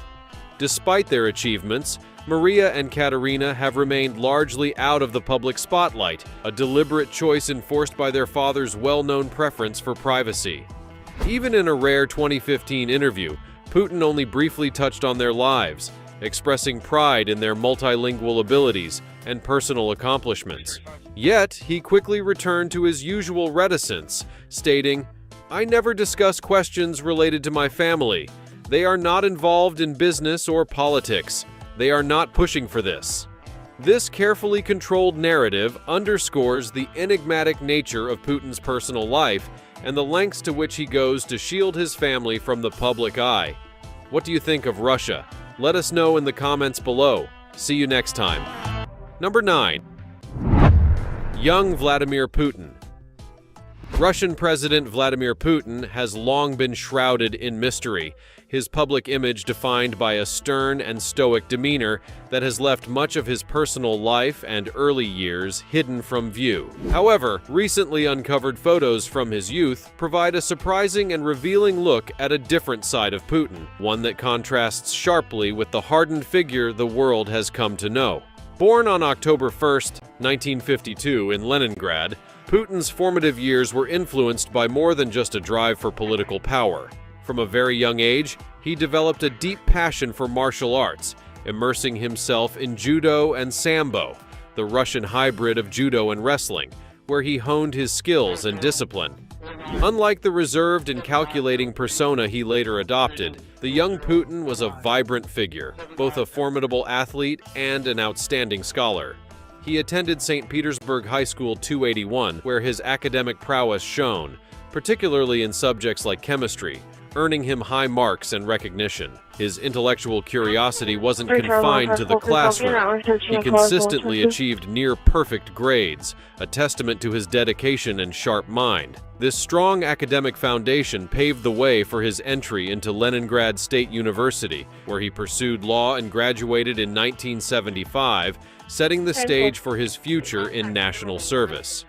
Putin's journey into the shadowy world of espionage began shortly after his graduation, when he joined the KGB, Russia's infamous intelligence agency. Declassified KGB records from his early career depict him as a model officer, diligent, disciplined, and deeply involved in the ideological education of party members. His superiors lauded him for his moral integrity and the respect he commanded among his peers, qualities that would later serve him well in his political ascent. After 15 years of service as an intelligence officer, Putin retired from the KGB in 1991, just as the Soviet Union was collapsing, and swiftly transitioned into the political arena. Putin's rise in politics was nothing short of meteoric. He first assumed the presidency in 1999, holding office until 2008, then returning in 2012 after a brief tenure as prime minister, a position that allowed him to maintain his grip on power during the interlude. His tenure has been marked by strategic moves that have kept him at the helm of Russian politics for over 2 decades. In a bold and controversial move in 2020, Putin oversaw constitutional amendments that could potentially extend his presidency until 2036, ensuring his dominance over Russian politics well into the future. Beyond his domestic leadership, Putin's legacy on the global stage is significant. He has worked to expand Russia's influence in volatile regions like the Middle East, and has fostered stronger ties with global powers such as China, positioning Russia as a formidable player in international affairs. These insights into Putin's early life and career illuminate the complex and calculated journey of a man who has profoundly influenced the course of Russian history, leaving an indelible mark on global politics that will be studied for generations to come. Number 8. Putin's secret train. Amid the ongoing Russia-Ukraine conflict, an unexpected revelation about President Vladimir Putin's private life has come to light. Leaked documents have disclosed the existence of a luxurious and clandestine train, previously unknown to the public. While global attention has been on the war, Putin has been discreetly upgrading his personal gym facilities within a specially designed sports health car on this train. These confidential documents, made public by the Dossier Center, offer a rare insight into a side of Putin's life that is usually kept well under wraps. Though images of Putin holding meetings aboard a train have been seen before, these leaked papers detail a specific carriage, numbered 021-78630, that is far from ordinary. This particular car is outfitted with a high-tech gym and spa, crafted exclusively for Putin's use. The Dossier Center, led by Mikhail Khodorkovsky, has revealed these aspects of Putin's life, emphasizing his strong desire for privacy and the extraordinary measures he takes to ensure it. There is speculation that Putin's increasing seclusion might be contributing to a decline in his popularity. The leaked documents suggest that Putin and his team have carefully planned for his ability to relocate comfortably if the situation calls for it. Although it remains unclear whether Putin used this train during the recent Wagner mutiny, the ongoing turmoil likely exacerbated his already reported paranoia. This rare glimpse into Putin's luxurious private train prompts questions about why he feels the need for such extravagant comforts during his travels, especially in times of crisis. Number 7. Paul Whelan, inside a Russian prison. The next image smuggled out from Russia offers a rare and unsettling glimpse into the life of American Paul Whelan, who has been held in a Russian prison for more than 3 years on charges that the U.S. government has repeatedly condemned as unfounded. These photos, broadcast by Russia Today, RT, present Whelan in a variety of situations within the confines of IK-17, a remote and isolated penal colony buried deep within a forested area of Russia. The prison, known for its harsh conditions and strict regulations, has become the involuntary home for Whelan since his arrest. In the images, Whelan is seen dressed in black prison garb, performing tasks such as operating a sewing machine. He is also captured in conversation with a reporter who cryptically remarks, "Sir, you understand when I say I can't do an interview, which means I can't answer any questions." This interaction hints at the tightly controlled environment in which Whelan is kept, where even basic communication is restricted. Other photos show him eating a simple meal and holding what appears to be an identification card, possibly an inmate ID, which further emphasizes his status as a prisoner. Additionally, security camera footage reveals Whelan interacting with U.S. diplomats through a glass partition, a stark reminder of his isolation and the limited contact he has with the outside world. The timing of these photos remains uncertain, adding another layer of mystery to an already opaque situation. Their release comes at a time when the U.S. is intensifying its efforts to secure Whelan's freedom, making their appearance particularly significant. Whelan's twin brother David shared that Paul had informed the family that the video was recorded earlier, likely under duress. According to David, prison officials allegedly coerced Paul into participating in the filming, and when he resisted, they retaliated by damaging his personal belongings and confiscating some of his possessions. This mistreatment underscores the difficult and precarious conditions Whelan faces daily. Despite these hardships, David expressed a sense of relief at finally seeing his brother, as the last visual confirmation of Paul's well-being was back in June 2020. While the video might be influenced by Russian propaganda, it nonetheless provides a rare and valuable window into the reality of Paul's life in detention, highlighting the psychological and emotional toll of his prolonged captivity. The motives behind Russia's decision to release these images are unclear. It could be an attempt to send a subtle message to the U.S., perhaps indicating a willingness to negotiate or simply to remind the world of the power dynamics at play. Alternatively, it could be an effort to portray Whelan's imprisonment as routine and unremarkable, downplaying the international controversy surrounding his case. However, one thing is certain. The images serve as a poignant reminder of the human cost of geopolitical tensions.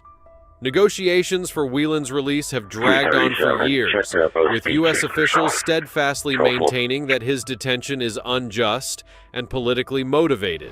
The struggle to bring him home continues, and these images add a new, sobering dimension to the ongoing narrative.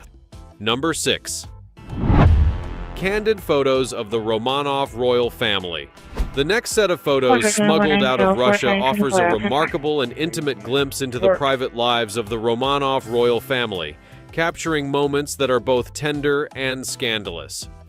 These images, taken mostly during World War I and in the final years before the fall of the Romanov dynasty, reveal the everyday lives of Tsar Nicholas II and his children. Among these photographs, one particularly striking image stands out. It shows Tsar Nicholas II apparently teaching his youngest daughter, Grand Duchess Anastasia, how to smoke.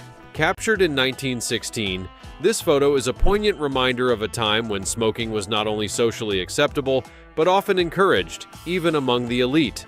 The image of the 15-year-old princess lighting a cigarette under the watchful eye of her father, the ruler of all Russia, offers a stark contrast to the more formal public images of the imperial family that were typically shared with the world.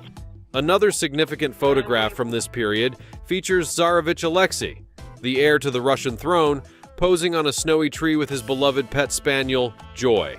The innocence and simplicity of this moment, frozen in time, serve as a poignant reminder of the fragile nature of the Romanov family's existence as they unknowingly approached the end of their 3-century-long rule. These secretive photos, discovered hidden away in a vault in Zlatoust, provide an intimate look at the Romanovs during what would be their final years.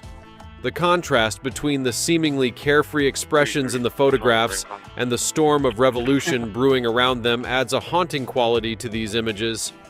One of the photos, taken at the Peterhof Palace, shows Tsar Nicholas II casually relaxing on a set of rocks, possibly taken by one of his children using a British-imported camera. This candid shot is a rare departure from the carefully composed images typically associated with royalty. Another surprising image depicts the Tsar, alongside Alexei and the young boy's tutor, walking an elephant near their residence in Tsarskoye Selo. The Tsar's light-hearted diary entry from that day, in which he notes, "Took the elephant to our pond with Alexei today and had fun watching him bathe," adds a humanizing and almost whimsical element to the royal family's daily life, a stark contrast to the weight of the empire that rested on Nicholas's shoulders. These photos reveal a deeply personal side of the Romanov family, showing them not as untouchable rulers, but as a close-knit family experiencing moments of joy and normalcy. However, the historical context in which these images were taken casts a shadow over their lighthearted nature. The ultimate fate of the Romanov family, particularly Anastasia and Alexei, who were brutally executed in 1918 at the Ipatiev house, haunts these images. DNA evidence from bones found near Yekaterinburg confirmed the tragic end of the young heirs, a reality that adds a chilling layer to the innocent faces captured in these photos. For decades, the mystery surrounding the survival of Anastasia and Alexei persisted, fueling myths and legends. These revealing images, however, help to piece together the final days of the Romanov dynasty, offering a somber reflection on the inevitable fall of one of history's most powerful families. Now it's time for the odd topic. Here is an image that is making waves on the internet. You can see that there are many women who were abducted for illegal smuggling, and there are some children who were abducted for illegal work. This is truly heartbreaking that these smugglers are still active. What are your thoughts? Let us know in the comments below with the hashtag odd topic. Number 5. Sights from Zarechny. Ever heard of a city that doesn't appear on any map? Welcome to Zarechny, one of Russia's last remaining closed cities. It might sound like something out of a spy novel, but Zarechny is very real and shrouded in secrecy. Located 640 kilometers or southeast of Moscow, this hidden city, with a population of 62,000, is fenced off with barbed wire and exists almost as if it were a world unto itself. Residents of Zarechny have the freedom to move around the city, yet certain areas, like the infamous Rosatom, where nuclear weapons parts are manufactured, are strictly off-limits for photography. No sneaky selfies allowed here. Zarechny was only made public in 1986 and is one of the 44 remaining closed cities in Russia, many of which are gradually opening up to the outside world. However, Zarechny remains largely secretive due to its connection with Rosatom. Life in this covert city has its quirks. Some residents appreciate the simplicity and seclusion, while others long for the excitement of the outside world. Zarechny's appeal lies in its unusual blend of low cost of living, modest salaries, and an absence of political chaos, creating a kind of socialist utopia, at least according to some who live there. Zarechny's origins trace back to the Cold War era, when the Soviet Union established numerous closed cities as part of its strategic defense infrastructure. These cities were built around sensitive military or scientific facilities, and Zarechny was no exception. Its primary purpose was to support the operations of Rosatom, the state nuclear energy corporation responsible for the development and production of nuclear weapons. As a result, Zarechny was heavily guarded, with restricted access to outsiders and tight security measures in place to protect its secrets. For decades, the city remained off-limits to the rest of the world, its existence known only to those who lived within its confines and a select few government officials. The residents of Zarechny, who were often employed by Rosatom or related industries, lived in a controlled environment where their movements and activities were closely monitored. Despite these restrictions, many found comfort in the city's insulated nature, where crime was low and the sense of community was strong. Education and healthcare in Zarechny were top-notch, provided by the state to ensure that residents could focus on their work without the distraction of everyday concerns. The city boasted well-maintained schools, hospitals, and recreational facilities, offering a quality of life that was enviable by Soviet standards. However, this idyllic existence came at the cost of personal freedom, as residents were required to adhere to strict rules and regulations, including limitations on travel outside the city. In recent years, as Russia has slowly begun to lift the veil of secrecy surrounding its closed cities, Zarechny has cautiously opened its doors to the outside world. Yet, it remains a place steeped in mystery, with its residents still living under the shadow of its nuclear past.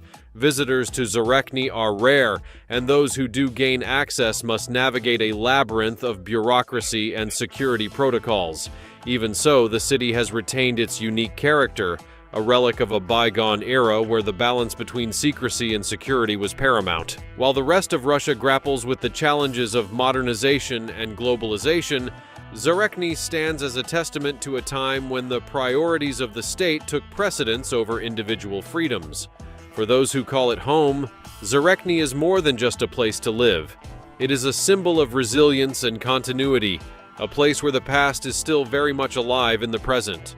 As Zarechny continues to navigate the delicate balance between openness and secrecy, it remains a fascinating subject of intrigue for those on the outside looking in. What secrets does this closed city still hold, and how will it adapt to the ever-changing world beyond its borders? Only time will tell. Number 4. General Yevgeny Prigozhin in skivvies.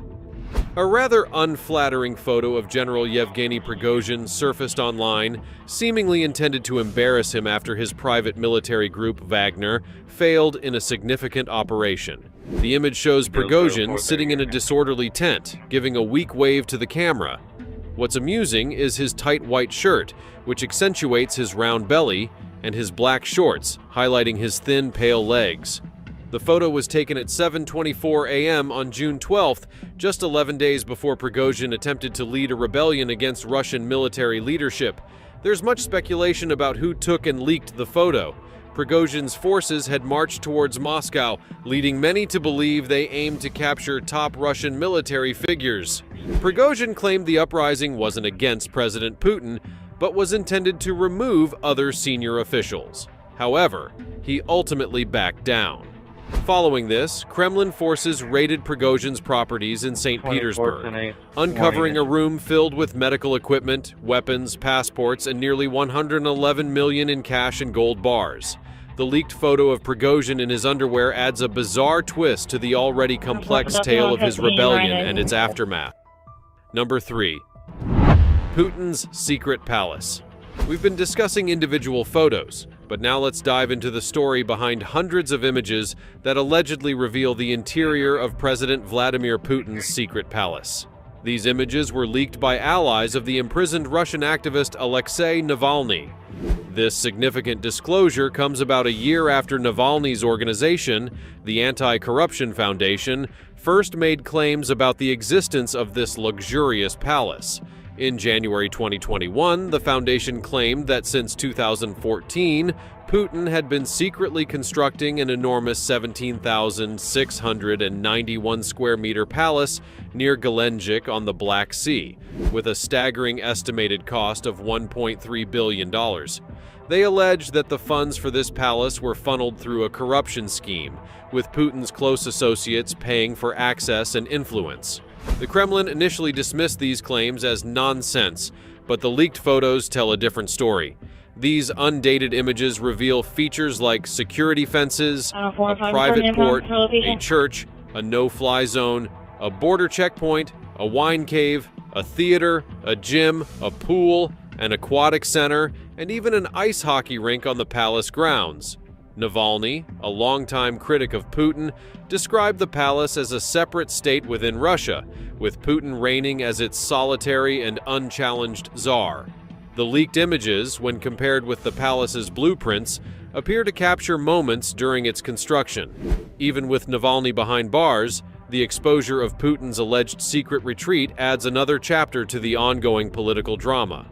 Navalny, who survived a poisoning with the Novichok nerve agent in 2020, returned to Russia in 2021 and was immediately arrested, adding to the complexity of this ongoing saga.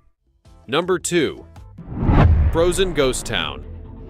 We turn to the eerie remains of Vorkuta's ghost towns in Russia's Arctic, where the intense cold, plunging to temperatures as low as 50 degrees C, has transformed once bustling communities into frozen time capsules. These abandoned towns, remnants of Vorkuta's coal mining past, and its grim history as a site of gulag labor camps, offer a haunting look at a world encased in ice. The ghost towns tell the story of a troubled past, where prisoners once toiled in the harsh conditions of the coal mines. Following the Soviet Union's collapse, economic decline led to a mass exodus, leaving behind desolate towns frozen in time. Photographer Maria Passer was captivated by the desolation and undertook a 3-week expedition to document the frozen remnants of these towns. Using a drone, Passer captured striking images of icy stalactites hanging from staircases and window frames, showcasing how nature has reclaimed these human-made structures. The villages around Vorkuta now stand nearly empty, with just one apartment building still inhabited. Conversations with the few remaining residents revealed a mix of resignation and hope, with some wishing for government assistance to relocate, though options often leave them confined to Vorkuta. These images remind us that state-controlled media in Russia may not always present an accurate picture, making such visual documentation crucial for revealing the true conditions in these remote and forgotten places. Number 1. Burnt Russian submarine. Leaked photos from a dry dock in occupied Crimea have exposed the charred remnants of a Russian diesel submarine, bringing the aftermath of a significant attack to light. These images, smuggled out by a Western media outlet, reveal the damage sustained during a pre-dawn strike on the Sevastopol shipyard, possibly marking one of the most impactful assaults on Russian naval forces in recent memory. The submarine in question, the Rostov-on-Don Project 636.3, along with the large landing ship Minsk, clearly show the severe impact of the Ukrainian attack. Despite Russian authorities downplaying the extent of the damage, the photos tell a very different story. The once formidable submarine now displays gaping hull breaches and signs of severe internal fire damage, contradicting the official narrative. These images present a stark contrast to the statements made by Russia's defense ministry, raising questions about the actual scale of the damage and the true resilience of the Russian fleet in the face of such attacks. As the world gains a rare glimpse into the hidden world of naval conflict, the integrity of the Russian Navy's operational capabilities comes under scrutiny. What do you think of Russia? Let us know in the comments below. See you next time.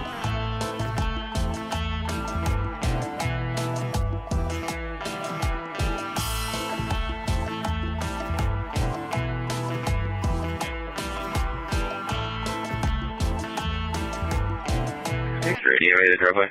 70-year-old Ugandan woman has given birth to twins after receiving fertility treatment, making her one of the world's oldest new mothers. Imagine a pregnancy so extraordinary that even doctors couldn't believe it was possible. A case that defied all medical odds and broke records in ways no one had ever seen before. It's hard enough being a single mum. It's much harder when you have 38 children. What seemed like an impossible journey turned into a medical marvel, changing history forever. This story is one that stunned doctors and the world alike. Here are 10 of the most astonishing birth stories that will leave you truly amazed.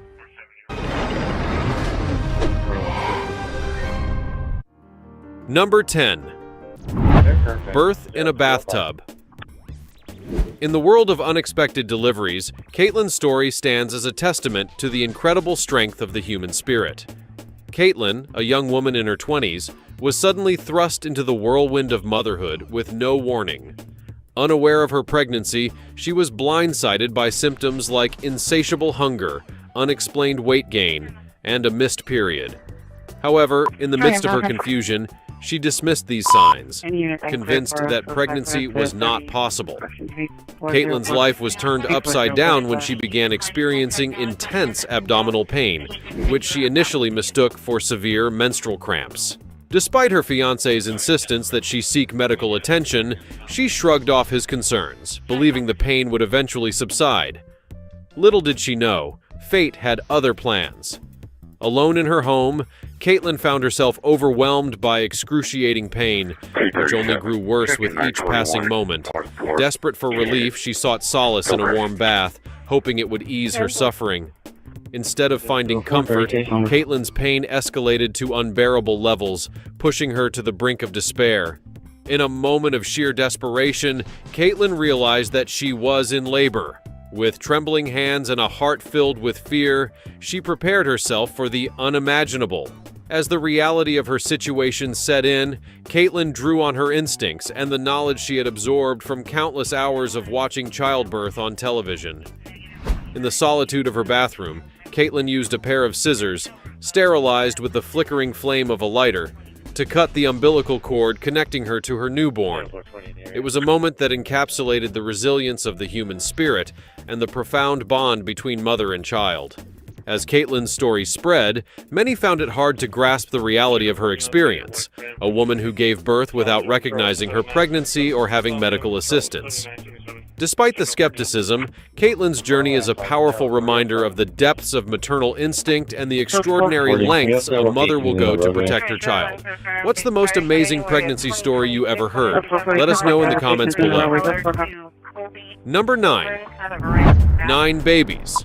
Halima Sissay, a courageous mother from Mali, captured the world's attention and set a record by giving birth to 9 babies. This extraordinary event, which defied all odds and expectations, firmly established her place in history. Halima's journey to this monumental moment was fraught with challenges and uncertainty, but her unwavering determination, coupled with the steadfast support of her loved ones, guided her through this incredible experience. Before the landmark delivery in May 2021, Halima was flown to Morocco to receive specialized care, highlighting the global effort to ensure the well-being of both mother and babies. Halima and her devoted family spent several months in Casablanca, receiving the medical attention necessary to manage the complexities of carrying and delivering 9 babies. Despite being far from home, their spirits remained high, fueled by strong faith and an unyielding will to overcome the difficulties they faced. As the due date approached, Halima and her family returned to the bustling streets of Bamako, Mali, where they were warmly welcomed by their community and received substantial support from the government. Halima's husband, Abdelkader Arbi, expressed deep gratitude for the Malian government's financial assistance, while also acknowledging the immense responsibility that lay ahead. "It's a lot of work," he admitted, "but God, who gave us this blessing, will help us in raising them." His words reflected a heart filled with faith and resilience in the face of the enormous challenge. Health Minister Dieminatu Sangara reaffirmed the government's commitment to supporting the family, recognizing the significance of their journey and its profound impact on the entire nation. The birth of Halima's 9 children, 5 girls and 4 boys, via cesarean section at just 30 weeks gestation, was a marvel of modern medicine and a testament to the resilience of the human spirit and the boundless depths of a mother's love. In the days and weeks following their birth, the babies faced numerous challenges due to their premature arrival, but their strong spirits, coupled with the unwavering dedication of their caregivers, ensured their gradual improvement. From the hospital to the comfort of their home, the newborns were cared for with love and compassion, their every need met with utmost attention. As they celebrated their first birthdays, Halima and Abdelkader took joy in each child's unique personality, relishing in the gift of parenthood and the miracle of life. Their journey touched the hearts of people across Mali, who eagerly shared in the family's immense joy. Number 8. Surprise birth. Life is full of unexpected twists, but few are as profound as the birth of a surprise baby. Kayla Simpson's journey to motherhood is a testament to the unpredictable nature of life, a story that defies explanation while highlighting the miraculous. Kayla, a young woman navigating life's challenges, was suddenly thrust into the whirlwind of motherhood without any prior warning. Unbeknownst to her, she had been carrying a child, hidden beneath the surface of her everyday routine. Despite being pregnant, Kayla had no idea she was expecting, as her body showed no signs of the growing life within her. She continued with her daily activities, unaware of the impending change. Then, one day, Kayla was hit by a wave of intense pain, a sharp agony that left her convulsing. Believing she had appendicitis, she rushed to the emergency room, convinced that surgery was imminent. However, as soon as she arrived, the true cause of her pain was revealed, a discovery that would alter her life forever. Doctors quickly determined the source of Kayla's agony through a scan, and the revelation was both shocking and life-altering. As Kayla's mother watched the ultrasound monitor in disbelief, she saw the unmistakable image of a tiny figure nestled in her daughter's womb, ready to make an unexpected entrance into the world. With the truth now out, Kayla was thrown into the throes of labor, a whirlwind of emotions and sensations beyond anything she could have imagined. In mere minutes, Kayla's life transformed as she grappled with the reality of the monumental event unfolding before her. Amid the chaos of the delivery room, Kayla found strength she never knew she had, her instincts guiding her through the intense process. With each breath and push, she brought her daughter into the world, the cries of the newborn joining the chorus of life. In a moment of pure clarity, Kayla held her newborn daughter in her arms, a tiny bundle of joy that symbolized the resilience of the human spirit and the boundless capacity for love. As she emerged from labor, Kayla embarked on a new journey, one filled with love, laughter, and the unbreakable bond between mother and child. 2 days later, mother and daughter left the hospital, their hearts overflowing with gratitude and excitement for the future. Kayla's surprise baby was more than just an unexpected event. It was a precious gift, a beacon of hope amidst life's uncertainties. When Kayla looks into the eyes of her greatest source of happiness, she is reminded of the incredible journey that brought them together. Number 7. Longest delivery time.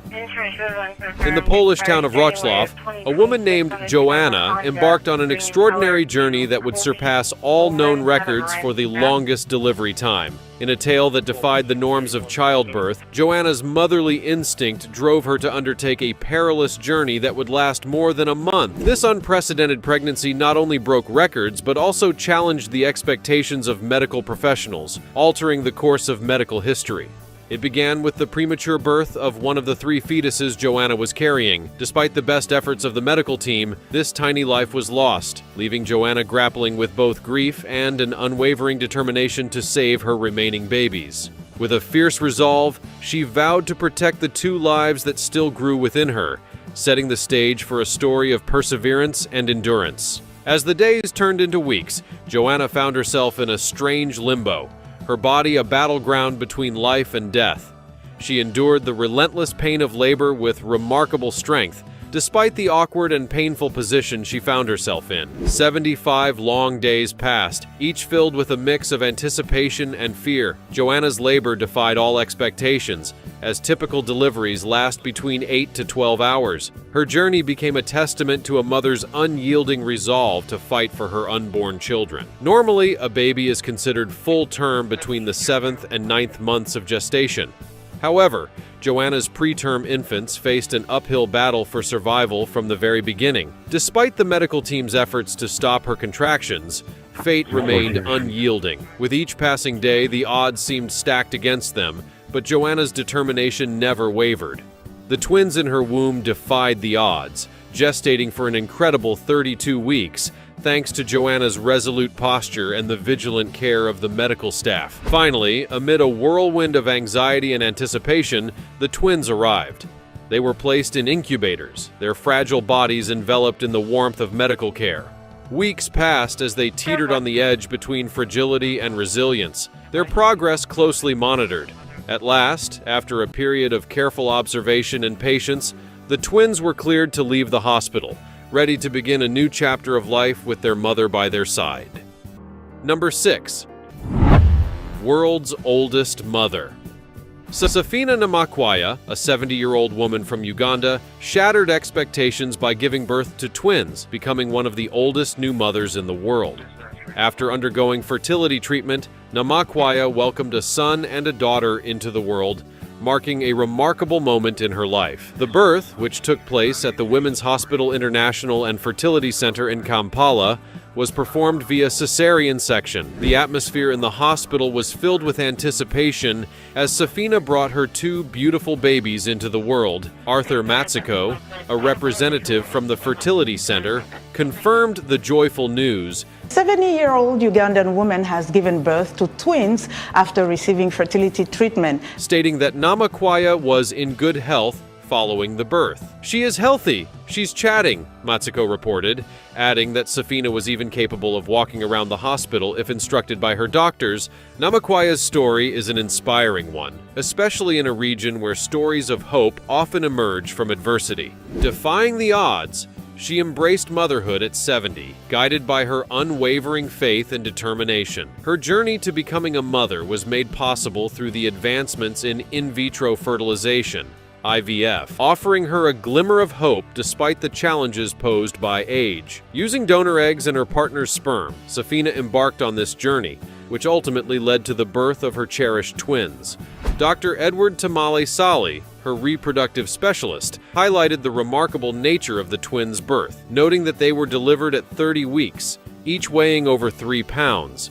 These newborns quickly became symbols of hope and resilience, showcasing the enduring strength of a mother's love. Reflecting on her extraordinary journey, Namakwaya expressed her gratitude and wonder at the experience. "I feel great," she said with enthusiasm.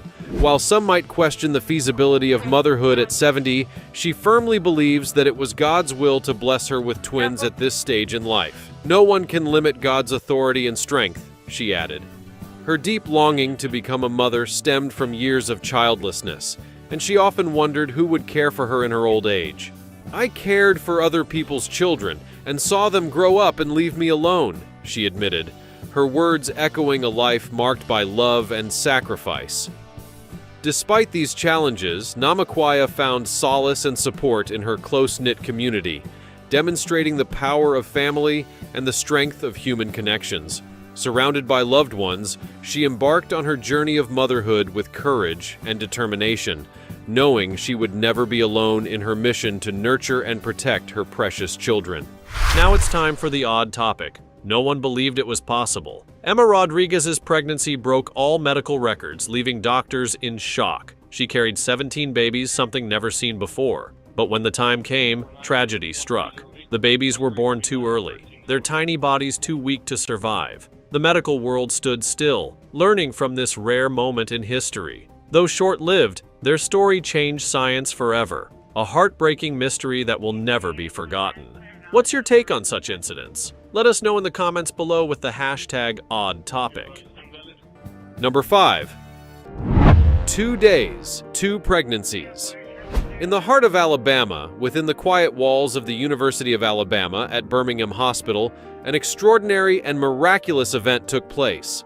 Kelsey Hatcher, a 32-year-old woman, embarked on a path to motherhood that was both challenging and astonishing due to a rare condition. She had a double uterus.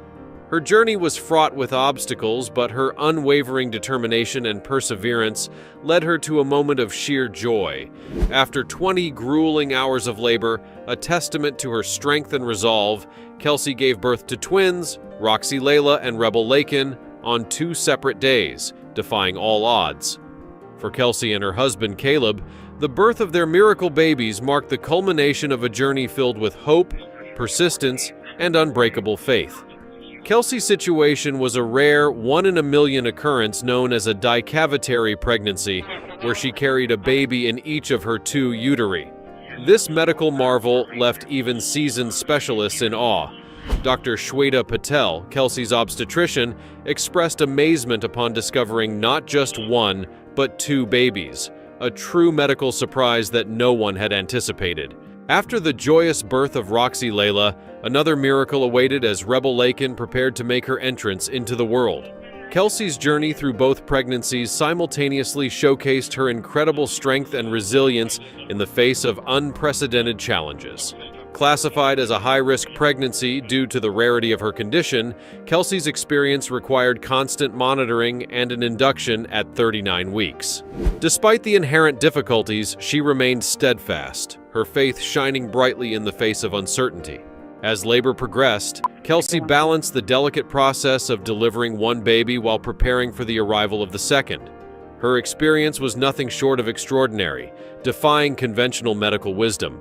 With the skilled guidance of her medical team and the unwavering support of her loved ones, she persisted, determined to see both babies safely into the world. As a new day dawned, Rebel Lakin made her long-awaited appearance, completing the miraculous journey that began with her sister's birth just the day before. For Kelsey and Caleb, the birth of their twin daughters was a profound miracle.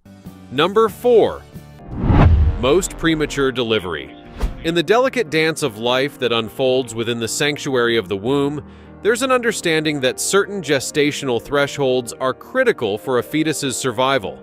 Typically, this threshold is set at 7 months, a crucial period for the unborn child's development that guards against the risks of premature birth. Yet, in the vast landscape of medical knowledge and human experience, some stories defy the norms, stretching the boundaries of possibility. Such is the remarkable tale of Michelle Butler, whose incredible story began on July 5, 2020, when the impossible became a reality within the quiet halls of a hospital. It all started with the onset of labor, a sudden and intense event that thrust Michelle into a state of uncertainty. She was rushed to the hospital, where the lives of her unborn twins hung in the balance. At precisely 1 p.m., under the tense gaze of the medical team, her premature infants were born. A stark reminder of both the fragility and resilience of life. Born at just 21 weeks and 1 day of gestation, these infants defied the odds, their survival seeming almost impossible. With virtually no chance of survival, their birth marked the beginning of an unpredictable journey, one defined by the unwavering care of their parents and the relentless efforts of medical professionals. As the minutes turned into hours, hope flickered faintly, a fragile light in the darkness. Against all odds, the baby boy showed signs of life. His heartbeat grew stronger, and with each breath, his oxygen levels improved. In the face of overwhelming challenges, he became a symbol of resilience, a testament to the human spirit's determination to persevere. Weeks turned into months as the baby boy embarked on a monumental quest for survival. In the sterile confines of the hospital, he received round-the-clock care, with speech therapists nurturing his vocal cords, respiratory specialists guiding his breaths, and nurses tending to his every need with tireless dedication. For 275 days, the hospital served as his sanctuary, a beacon of hope amid the uncertainties of his fragile existence. Then, on April 6, 2021, a day filled with joy and disbelief, he emerged from the cocoon of medical intervention, ready to embrace the warmth of his family's love. 6 months later, the medical team gathered to celebrate his incredible journey, shedding tears of joy and expressing deep gratitude. He was awarded a diploma recognizing him as the most premature infant to survive, standing as a living testament to the triumph of hope over adversity, a shining example of the limitless strength of human perseverance. Number 3. Mother of 44 children. Mariam Nabatanzi Babari, often referred to as Mama Uganda, is a symbol of resilience and maternal strength in the face of extraordinary circumstances. Born around 1980, Babari's journey into motherhood began at the tender age of 13 when she was married off, marking the start of an incredible path that would see her give birth to an astonishing 44 children by the time she was 36. Her large family includes 3 sets of quadruplets, 4 sets of triplets, and 6 sets of twins, totaling 15 pregnancies. This extraordinary number of births is due to a rare genetic condition that caused her to hyperovulate, leading to a higher likelihood of multiple births. In 2019, at the age of 40, Babari underwent a medical procedure to prevent any further pregnancies. Her story took a dramatic turn when her husband abandoned her and their children in 2015, leaving her as the sole provider for their large family.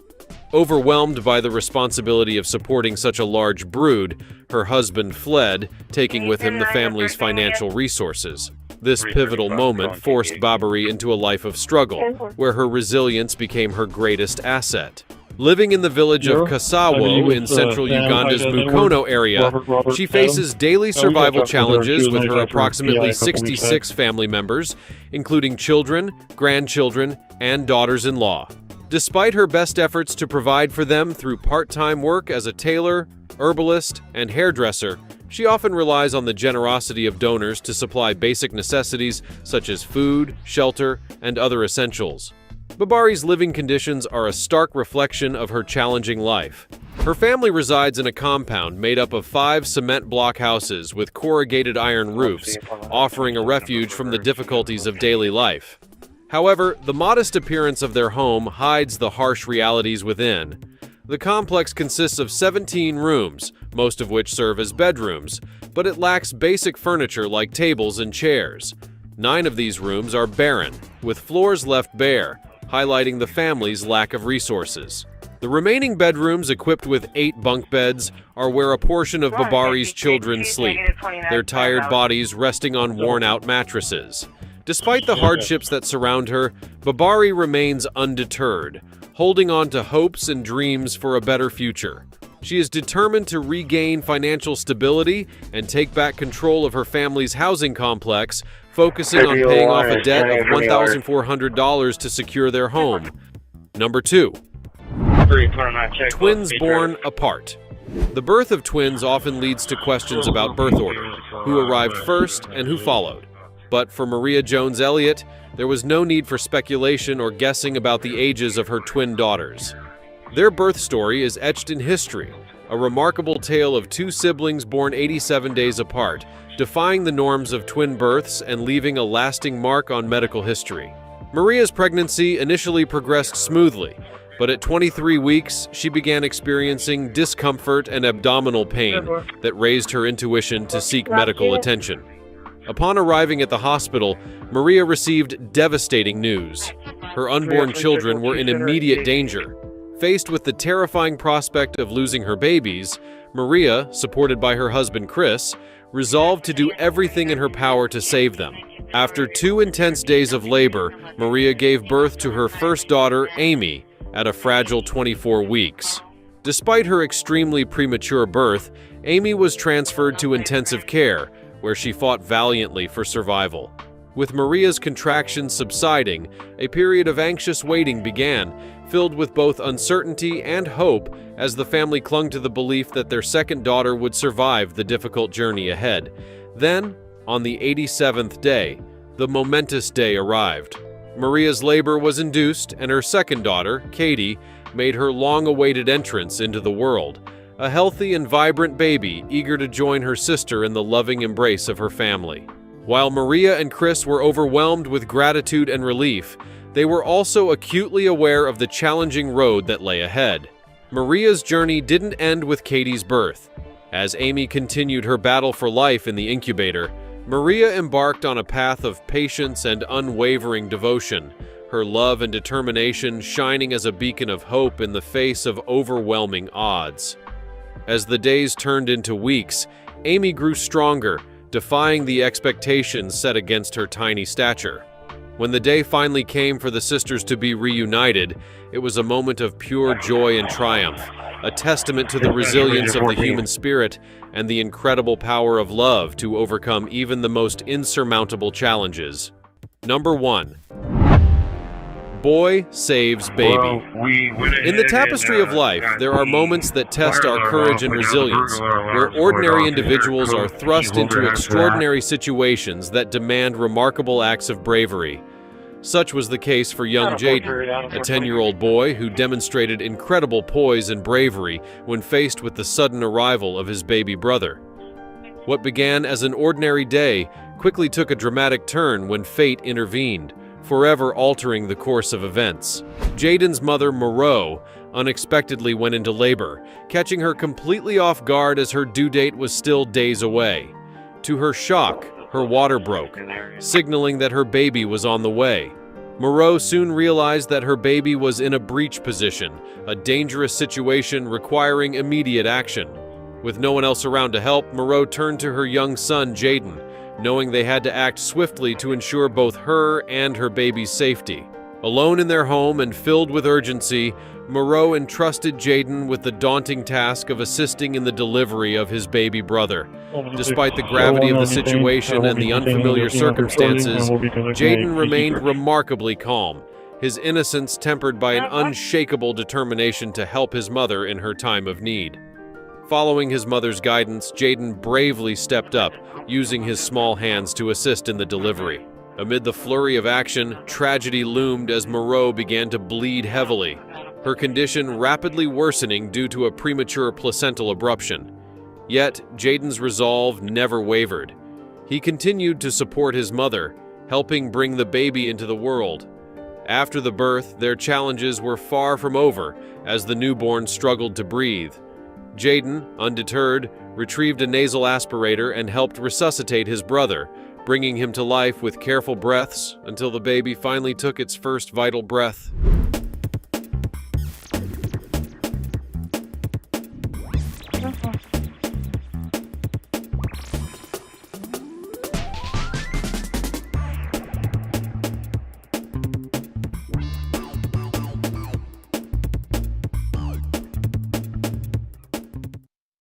India's jungles from the age of 8 and not eaten or drunk anything, fraudster or miracle man? India's medical world now looks to answer that very question. Imagine going 65 years without eating. Sounds impossible, right? But one man claims to have done just that. I've had my ears removed, 10 eyebrow implants, 32 teeth removed. Life is already tough as it is. So why do some people choose to make big, life-changing decisions that impact not just themselves, but everyone around them? Eye color is getting darker, the eyebrow color is getting darker. Today we're diving into some mind-blowing cases of people who live so unusually that they seem impossible.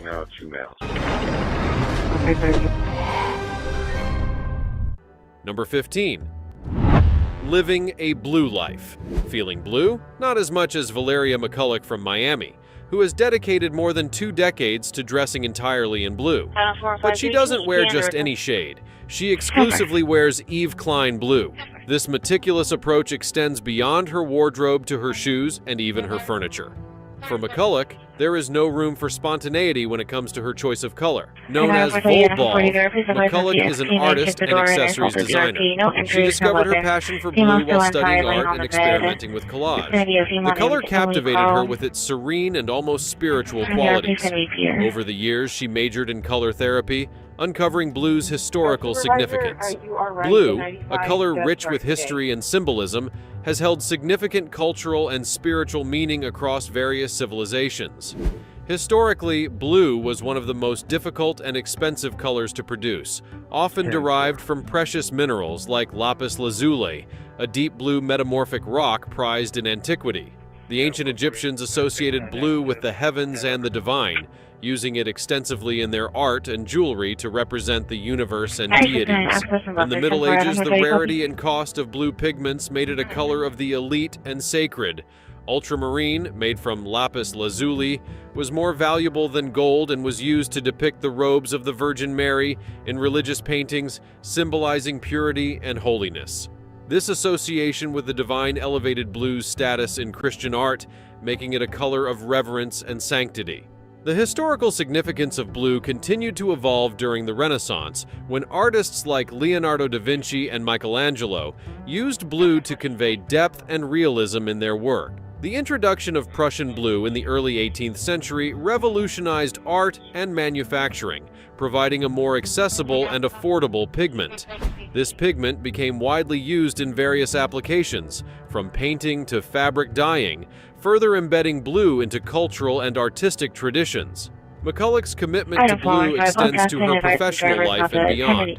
She even goes so far as to paint her high-end designer shoes, like Chanel and Christian Louboutin, with custom-ordered electric blue Sharpies. This level of dedication highlights her deep connection to the color. For her, wearing blue every day creates a dreamlike state of constant peace and serenity. Nicknamed Volbov, McCulloch's immersion in blue transcends mere preference. It represents a lifestyle choice deeply intertwined with her identity.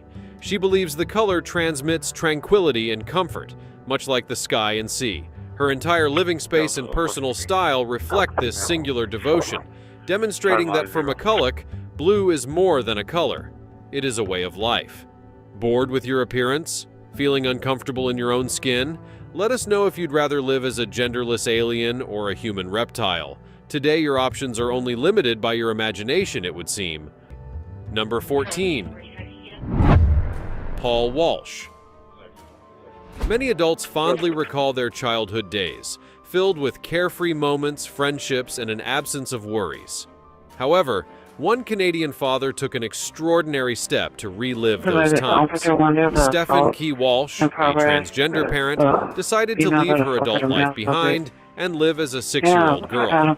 This drastic transformation allowed her to escape from the pressures and responsibilities of adult life. In an interview with Daily Extra, Ms. Walsh revealed that living as a child helps her cope with depression and suicidal thoughts. She finds solace in play therapy, an unconventional approach that allows her to embrace her identity as a young girl. Growing up as a boy, she missed the experiences of playing with dolls and wearing girls' clothing. Now, Ms. Walsh spends her days in a unique blend of adult responsibilities and childlike activities, finding comfort in this dual existence. While incarcerated for 9 days, she constructed an imaginary kingdom and sang children's songs, firmly believing that by not being an adult, she could protect herself from harm. This coping mechanism helps her avoid the painful memories of her past. With 7 children, Ms. Walsh began her transition 6 years ago after her wife issued an ultimatum to either stop being transgender or leave. Now, at 52, she lives with an adoptive mommy and daddy who fully accept and support her unusual lifestyle. This arrangement allows her to continue her journey of self-discovery and healing in a nurturing environment. Number 13. Chloe Jennings White, the woman who wants to live in a wheelchair. Imagining life permanently confined to a wheelchair is daunting for most, but for Chloe Jennings White, it represents a long-held dream. A successful research scientist from West Bountiful, Utah, Jennings White leads a seemingly fulfilling life with a PhD in chemistry, a loving marriage, and a passion for skiing. However, she has a profound desire to be paralyzed, diagnosed with body integrity disorder, BID, in 2008. She feels disconnected from her functional legs and prefers using a wheelchair. Jennings White's condition drives her to seek ways to become paraplegic. From a young age, she envied disabled individuals and felt out of place with her able-bodied condition. At 9, she attempted to paralyze herself by riding her bike off a stage, but the attempt was unsuccessful. Despite the dangers, these activities provide her relief from the anxiety caused by BID. Jennings White's ultimate hope is to undergo a $25,000 surgery to permanently lose the use of her lower limbs, believing this would validate her identity and end her internal conflict. To most, this desire seems extreme, but for Jennings White, it is the path to living an authentic and contented life. Number 12. Kaz James, the human dog. If you've ever envied your dog's carefree lifestyle, you might understand the choices of 37-year-old Kaz James from Salford, Greater Manchester. Kaz, a self-identified human pup, embraces a canine persona in his daily life.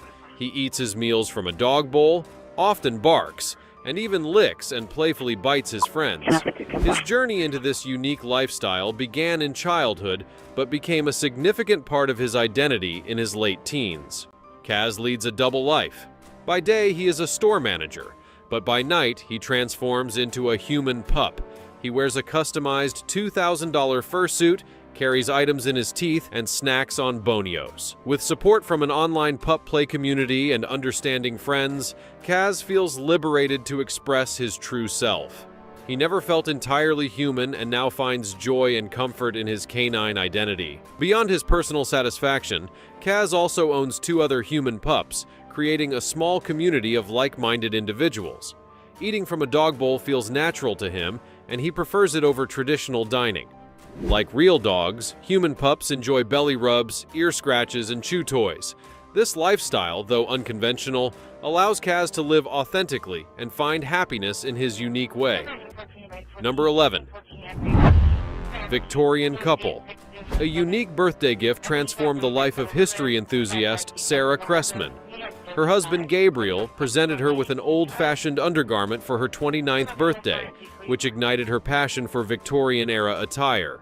Before receiving this unusual gift, Sarah had never considered wearing a corset, but now both she and her husband believe they were born in the wrong century. Over the past 6 years, the couple has committed to living a lifestyle that reflects their favorite historical period, embracing the customs and practices of the Victorian era. The Cressmans' dedication to this lifestyle is evident in their daily routines. They have forsaken modern conveniences like phones, computers, and televisions in favor of a more authentic experience. Sarah, a writer, composes her historical fiction longhand using a fountain pen, filling up notebooks instead of typing on a computer. Their home is meticulously decorated to resemble a Victorian household, complete with a mattress sewn by Sarah and a grand iron wood-burning stove dominating the kitchen. Evenings in the Cressman household are spent reading books by the light of lamps or replica antique light bulbs. Their commitment extends to every aspect of their lives, creating a unique blend of historical reverence and modern existence. The couple's silent rebellion against contemporary society highlights their deep appreciation for the aesthetics and values of the Victorian era, offering a fascinating glimpse into a life dedicated to preserving the past. Number 10. A Japanese Jesus Christ. It has long been rumored that Jesus Christ would return to Earth, but an eccentric politician in Japan, Matayoshi Mitsuo, believes he is the second coming. Matayoshi's plan involves first being appointed Prime Minister of Japan, reforming Japanese society, and then being recognized as General Secretary of the United Nations. He claims he will rule the world from both a religious and political perspective.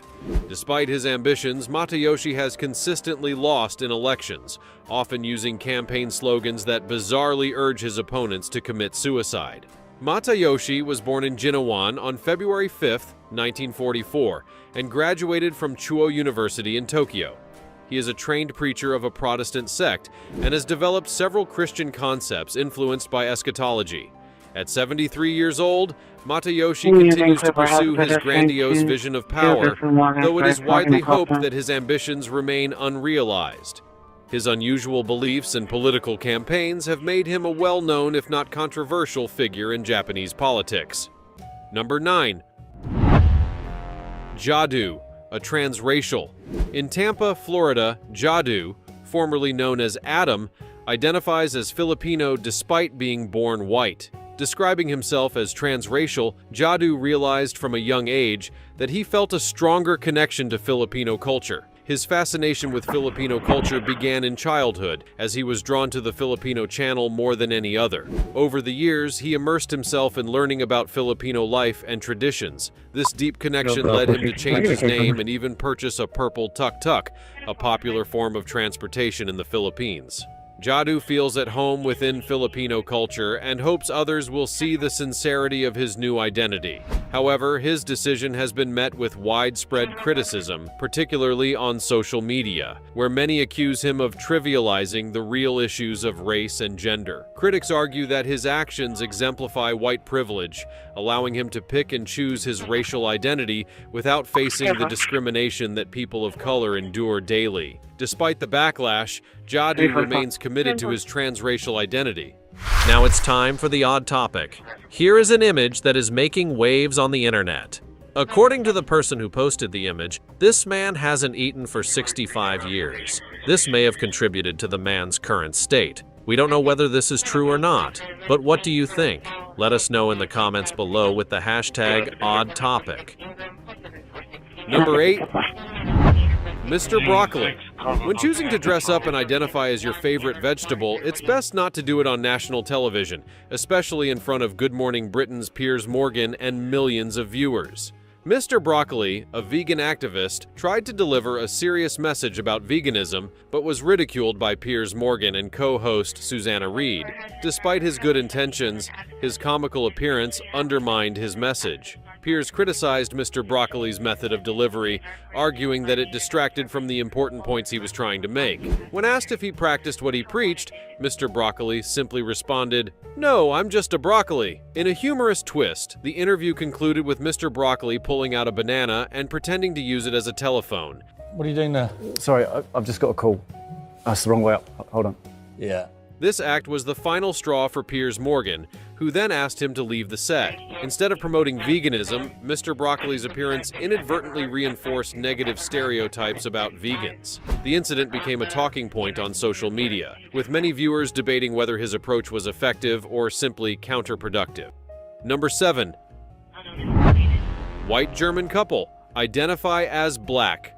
A white couple from Germany has taken their fascination with being black to an extraordinary level by injecting themselves with melatonin, a synthetic hormone, to darken their skin. Martina Big and Michael Irwin identify as black and even claim that their future children will be born black. Martina, encouraged by one of her Kenyan friends, traveled to Kenya to be baptized as an African woman. They astonished interviewers on This Morning when they asserted that their hormone treatment would alter their DNA. Viewers of the show were skeptical of the couple's claims, arguing that no cosmetic change can alter one's genetic makeup. Some even joked that if tanning injections made someone fireproof. This isn't the first instance of a white individual claiming to be black. The couple's claims sparked widespread debate and criticism, with many questioning their understanding of racial identity and genetics. Despite the backlash, Martina and Michael remain steadfast in their belief that their transformation is genuine. This bizarre scenario highlights the ongoing and often controversial discourse surrounding race and identity. Number 6. Hydran Barth, the human mermaid. A mother who prefers to live as a mermaid feels disheartened that she cannot swim in public pools with her mermaid tail. Hydran Barth from Saxonia in Germany believes she was born in the wrong body and identifies as a mermaid instead of a human. Banned from public pools due to safety concerns that her tail might injure other swimmers, Barth spends her free time swimming in lakes and posing on beaches in her custom-made aerial tail, which cost around 1,400 pounds. Despite her promises to respect others' space, Barth's choice of swimming attire remains a health and safety issue, confining her to natural swimming spots. Barth's fascination with mermaids began in her childhood when she fell in love with the character Ariel from Disney's The Little Mermaid. Her obsession grew, leading her to dream of one day living by the sea with her own pool. She dyed her hair red like Ariel's and embraced a lifestyle centered around water. Barth has even attended a specialized mermaid course with her children, who share her interest in her unique beach attire. In addition to her personal pursuits, Barth also crafts and sells custom-made sequin tails for other mermaid enthusiasts. She performs for audiences, including children, showcasing her dedication to her mermaid persona. Her story highlights the lengths people will go to embrace their true selves and the communities that support these unique identities. Number 5. Nano, the Norwegian woman cat. Cats have the perfect life, don't they? They sleep all day, play all night, and pretty much rule the house. But would you really want to be one? Our feline friends don't have to get up for work, can lounge in the sunshine, torment the neighbor's dog, and scratch the furniture at will. What's not to love? For 20-year-old Norwegian woman Nano, these feline traits were so appealing that she decided she was born in the wrong body. Realizing this at just 16, she adopted cat-like behaviors and has been living as a cat for the past 4 years. A YouTube video viewed over 100,000 times features Nano explaining her superior hearing and sight, her aversion to water, and her ability to communicate by meowing. Nano's sensitivity to sound was put to the test as she described hearing keys clinking in pockets, people walking with ice under their shoes, and suitcases rolling on the ground. During the video, she suddenly stops and begins to hiss, claiming she senses a dog nearby. How the presenter managed to keep a straight face remains a mystery. Nano insists that despite her psychologist's belief that she will outgrow this phase, she has no intention of living as a human again. Interestingly, Nano's cat-like existence includes her claiming to understand and speak cat language. She says she can communicate with other cats through various meows and purrs. Nano's commitment to her feline identity has also influenced her wardrobe and daily habits, making her a unique figure in discussions about identity and self-expression. Number 4. Turning the clock back. A Dutch positivity guru has taken his enthusiasm for positivity to an unprecedented level, requesting that a court in Arnhem legally change his age. Unhappy with the realities of aging, 70-year-old Emil Rodelband is fighting to make himself legally 20 years younger, arguing that his current age is a hindrance on dating apps. Claiming he doesn't feel his age, I don't want to lie to anybody. When I say I'm 69, everybody says, hey, you look that good and your vitality. Rodelband compares his wish to alter his age to those who identify as transgender. Born in 1949, he has asked for his birth date to be changed to 1969 to reflect his emotional state, which he believes will help him secure new employment opportunities and improve his love life. Rodelband contends that as a 70-year-old, his options are severely limited. He argues that he cannot buy a new house, drive a new car, or find dates on Tinder. Despite doctors confirming that he has the physical health of a 45-year-old, the court judge denied his request, stating that changing one's age is not comparable to changing one's gender. The judge noted that there are no legal provisions to support altering a person's age. Not one to be easily dissuaded, Rodelband remains determined. He is even willing to give up his pension to achieve his goal, demonstrating the extent of his commitment to this cause. Although it may seem extreme, Rodelband's quest raises interesting questions about identity and societal norms. Number 3. An adult baby. An adult baby? Just when you think you've heard it all, here's something even more surprising. Imagine waking up from a night's sleep, dressed in a play suit complete with a diaper, in a giant crib. This is the reality for Thornton, a 20-year-old man who spends part of his life as a baby. Every morning, his mommy wakes him and feeds him breakfast.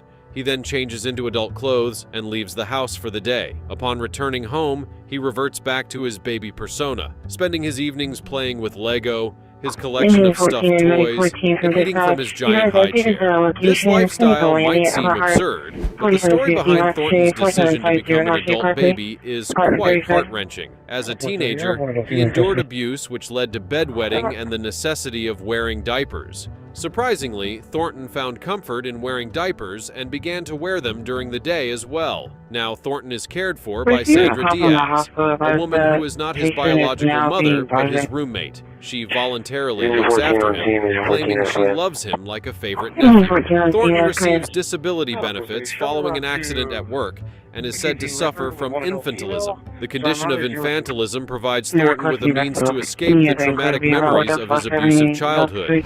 In 2000, he launched a website for other adult babies, revealing that he is far from alone in his lifestyle. This online community helps adult babies find caregivers, akin to a fostering system but for adults. Thornton's website has become a hub for those seeking acceptance and understanding in a world that often misunderstands their needs. Number 2. Jareth Nebula, the alien.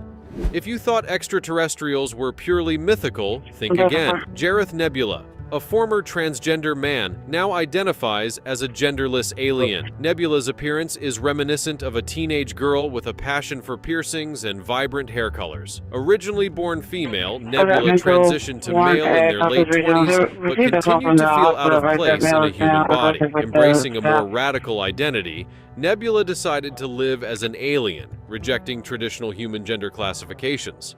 Nebula's journey is further complicated by a medical condition called Ehlers-Danlos syndrome, EDS, which affects connective tissue and grants them unusually stretchy skin and an extended range of mobility. This condition causes their joints to dislocate easily and often results in significant pain. Despite their family's confusion and their insistence on seeing Nebula as a trans man, Nebula's self-identification as a genderless alien remains firm. Interestingly, Nebula's condition, EDS, contribute significantly to their unique physical abilities and appearance. This rare disorder not only affects the skin, but also impacts internal organs and blood vessels, making Nebula's day-to-day life more complex.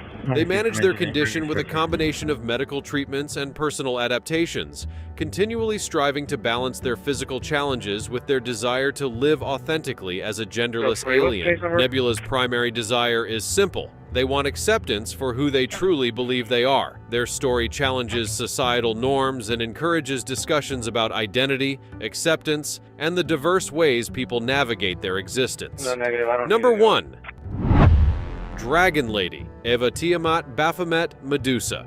For various reasons, many people turn to plastic surgery, whether to enhance their appearance or address medical issues. However, one preoperative transgender woman has taken her quest for transformation to an extreme level. Dissatisfied with her natural appearance, Eva Tiamat Baphomet Medusa, also known as Dragon Lady, sought the expertise of body modification artists to resemble a rattlesnake. Over the past 2 decades, Tiamat has undergone numerous procedures, including ear removal, nose reshaping, horn implants, eyebrow dome implants, a forked tongue, fangs, and scale tattoos covering her body. These dramatic modifications have cost her approximately $60,000 and include extensive body piercings and dyeing the whites of her eyes green to mimic reptilian eyes. In addition to her physical transformations, Tiamat's personal history is just as unusual. She believes she was raised by western diamondback rattlesnakes after being abandoned as a young boy. This belief has driven her desire to honor her reptilian parents through her extreme body modifications. Born to a human mother in the Phoenix area, Tiamat feels that transforming into a snake is a tribute to her perceived upbringing. Her extensive body modifications have earned her the label of a body modification extremist, as she no longer resembles a typical human being. Through a series of unique and undoubtedly painful procedures, Tiamat has successfully escaped the conventional confines of the human body, embodying her dream of becoming more like the rattlesnake she reveres. Her transformation has sparked curiosity and fascination, leading to discussions about body autonomy and the lengths to which individuals will go to align their physical appearance with their internal identity. Oh, and the reaction of your friends and family. Let us know in the comments below. See you next time.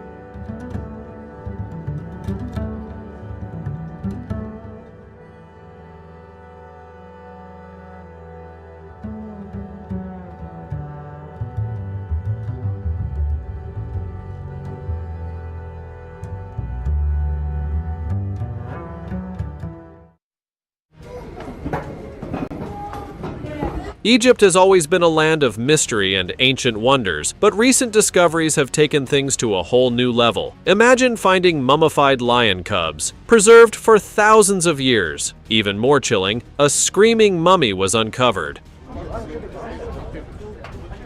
leaving researchers puzzled about its eerie appearance. A staggering 30 ancient wooden coffins were also discovered, revealing more about Egypt's rich burial practices. But that's not all. Could Queen Nefertiti's mummy have finally been found? Even the tomb of the pyramid builders! Here are 20 strangest things recently discovered in Egypt.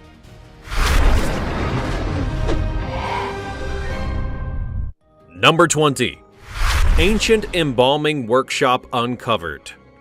If you've ever learned about ancient Egypt at school, one of the first things that you'll have encountered is that of the weird and distinctly graphic process of mummification, of which the ancient Egyptians were so very fond. Many a school child has the entire technique, especially with the bit with the brains, tattooed into their memories for all of time. So this is an archaeological site that can probably add some extra stuff to the wonderful imaginings of your own brain. Ew. This 25-year-old mummification workshop was discovered in Saqqara, near the ancient necropolis of the pyramid south of Cairo.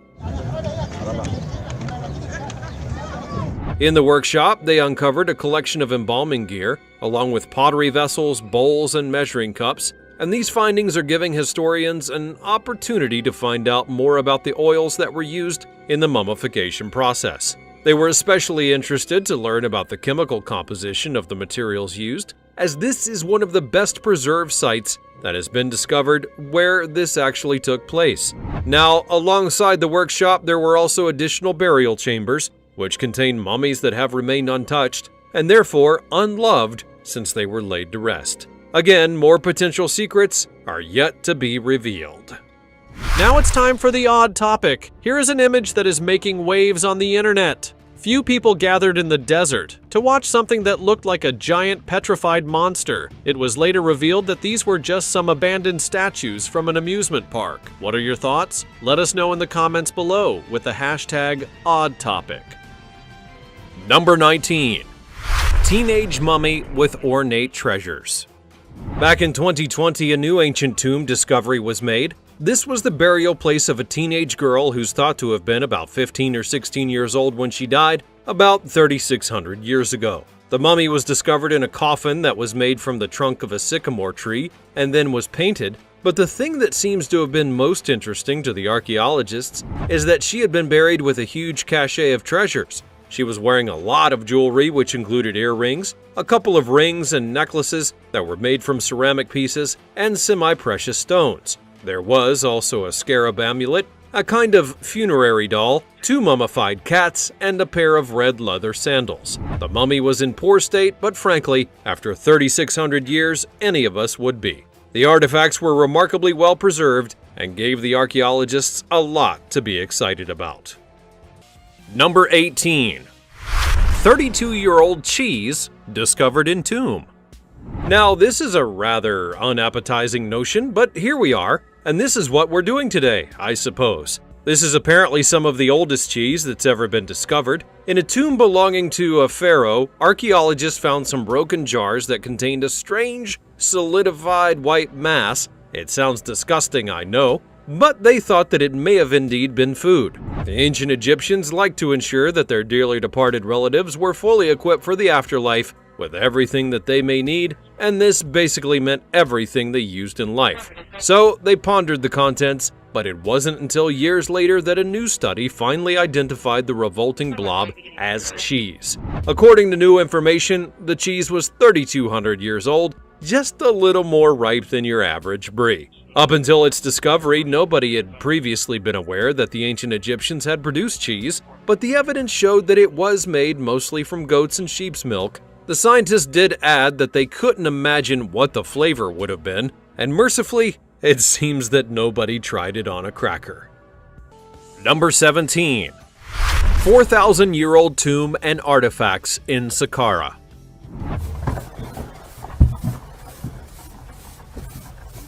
A joint expedition between Egypt and Japan has uncovered some new old junk at the ancient necropolis of Saqqara. This is actually something that happens, well, all the time. They find tombs and ancient stuff on a fairly regular basis. This particular discovery was a rock-cut tomb and a whole enormous heap of artifacts from many eras. Saqqara Necropolis is an ancient burial ground in Egypt, which is why so many tombs and artifacts happen to be found in this specific area. It's located near the city of Cairo and is famous for its many pyramids and tombs. The Step Pyramid of Djoser is the most well-known of these, and it was built over 4,600 years ago, considered to be the oldest stone structure of its size in the world, and marks the beginning of the pyramid construction age of Egypt.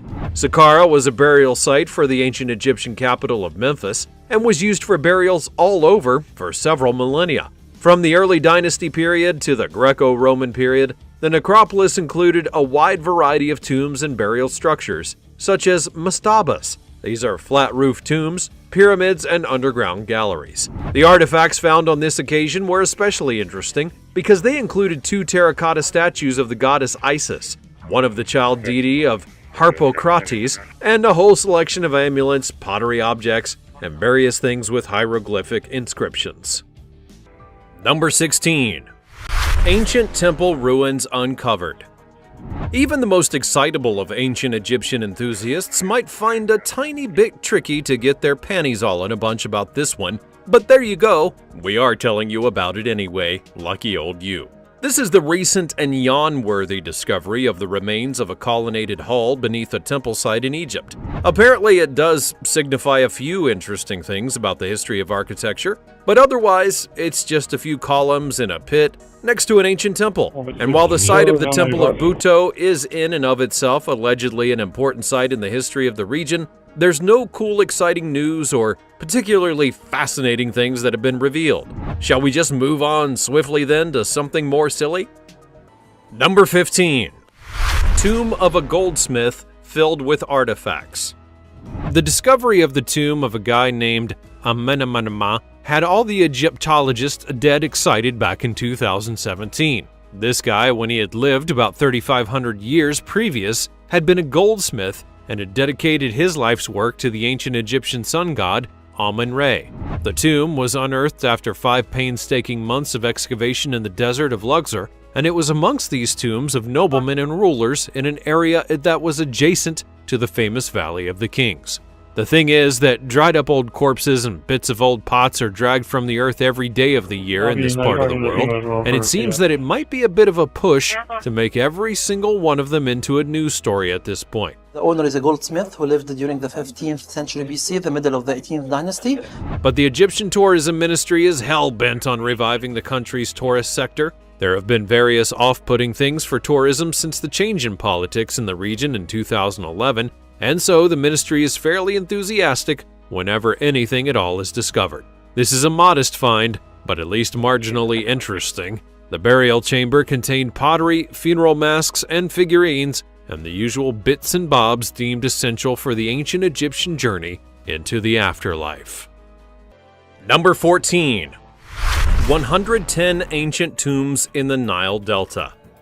As we have been finding out, when you dig a hole almost anywhere in Egypt, you are likely to unearth the mortal remains of an ancient or some sort of artifact or relic of the long ago past. This is the site of Kum el Kugan. It's located 93 miles to the northeast of Cairo. The team of archaeologists here have unearthed 110 tombs, the oldest which are believed to date all the way back to the pre-dynastic period. That was between 6000 and 3150 BC. These very old tombs are oval-shaped, and the people inside have been laid on their left sides facing towards the west. Alongside the bodies in the tombs, there have been dozens of different artifacts that have been discovered, and these include the usual pottery vessels as well as some that have been inscribed with patterns and imagery. There are also other pieces of funerary equipment and items that were used in rituals during the ancient Egyptian times. It's a strange thing to really discover what is clearly a large and ancient burial site that was used for so many thousands of years and continues to be dug up. When these people were laid to rest, they were probably expecting to be left in peace, but such seems to be the nature of historical research. How much more could we possibly be learning by digging up every dead body ever in Egypt, though? Number 13. Mysterious Black Tomb of Alexandria. Back in 2018, archaeologists in Egypt would find a super creepy and extremely mysterious black granite sarcophagus. It was a bit different from all the usual tomb stuff that they were always finding out there, and it really did a number on those that set the task upon opening it. First of all, there was the standard fear of the curse. This pretty much goes without saying whenever a tomb is opened. You know, the curse of the mummy's tomb. It's still a legitimate fear, and things were way creepier in ancient Egypt, and also opening a tomb is fraught with biohazards and grossness, so you probably get it, I'm sure. Anyways, once they got to cracking this big black coffin open, these lucky archaeologists would be met with the most horrendous stench in the world. I mean, it was a tomb after all, so it shouldn't really be the most enormous surprise. Before they opened it, they had rather hoped for the long-lost tomb of Alexander the Great, but what they actually found was a lot less exciting. It was 3 skeletons and a puddle of brown sewage water. Excuse me while I just vomit slightly. Although they don't believe that they released a curse as such, it is quite possible that they could have released some toxic fumes. Nice! Number 12. Roman-era mummy found in the oasis. Back in 2010, an archaeological dig in an oasis found its first Roman-era mummy. Apparently this mummy is a carved plaster sarcophagus from a cemetery dating back to the Greco-Roman period. The mummy itself is that of a woman who was dressed in a long tunic with a headscarf, and she was also wearing a bracelet, a brightly colored necklace, and a pair of shoes. Some colored stones have been placed in the eyes, which are to indicate that she is awake. Creepy much? Also discovered in the tomb were coins which archaeologists have used to date the mummy and other contents of the burial ground. There were also 13 additional graves in that same area, but none of them were as complete or offered as much to the archaeological team in terms of new information. This tomb was significant because it's the first of its type from that era to have been found in this precise spot, and it gives a great deal of insight into things that were previously unknown. It was probably not enough to shock the whole world though, not if we're being honest about it, because this was no King Tut's tomb of glittering gold after all. Number 11. Ancient large-scale brewery in Egypt.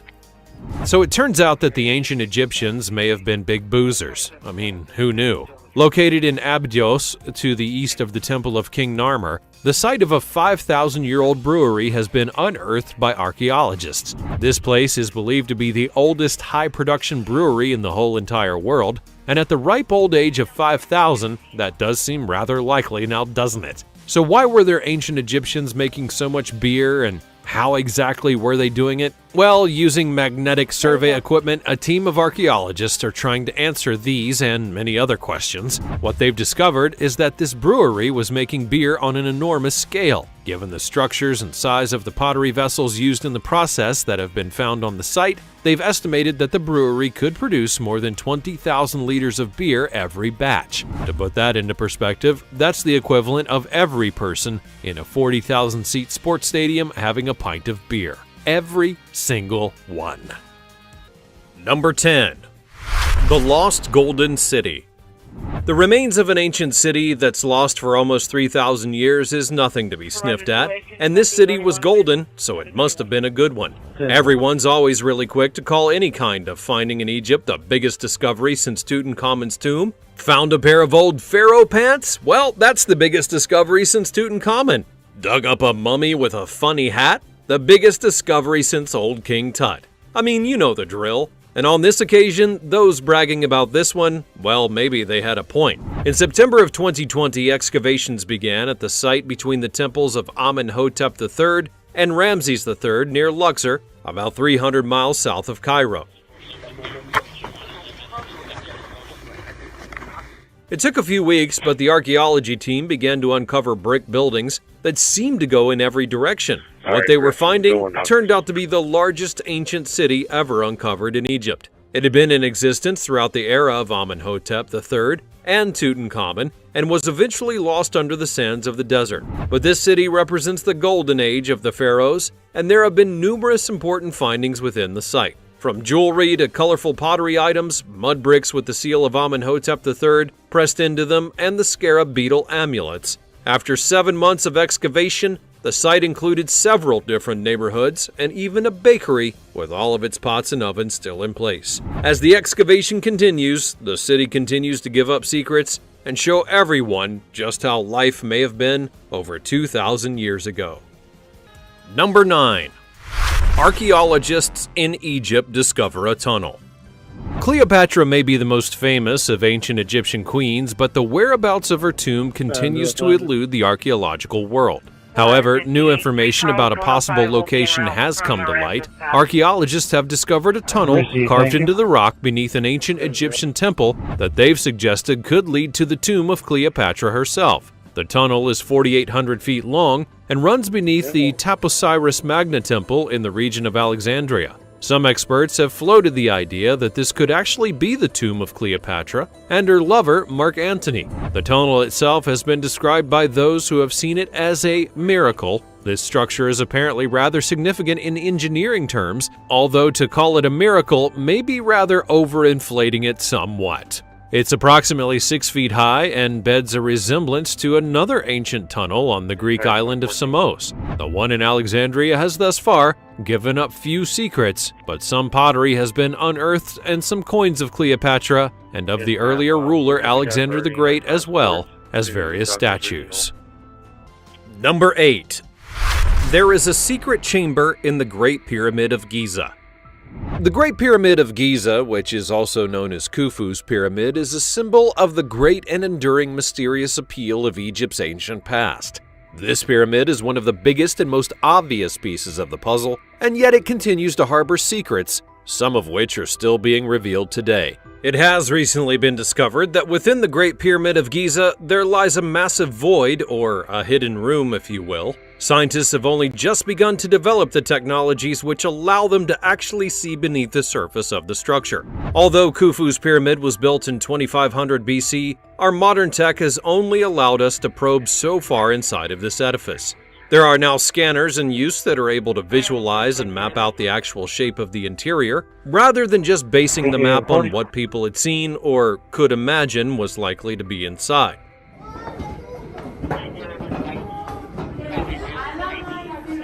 So, one of the things they found while scanning the pyramid with this fancy new machine was a room, or chamber, that seemed to have been deliberately concealed. At 100 feet long, the space seems as though it may have had a purpose, but even with all of the scanning machines in the world, we cannot yet figure out the meaning of ancient ideas. The scientists involved in the discovery are not calling the space a room as such, mostly because they have no idea what it was for, but rather they have taken to cling to the area as being a void. There are some theories, many of which the scientists are hesitant to get all too excited about, one of which is that the hidden room could be a place where the king's body was buried. But they say it was more likely to have served as an engineering purpose for the architects involved in the construction of the Great Pyramid itself. But what do you think? Should they try and find a way to go in and have a closer look?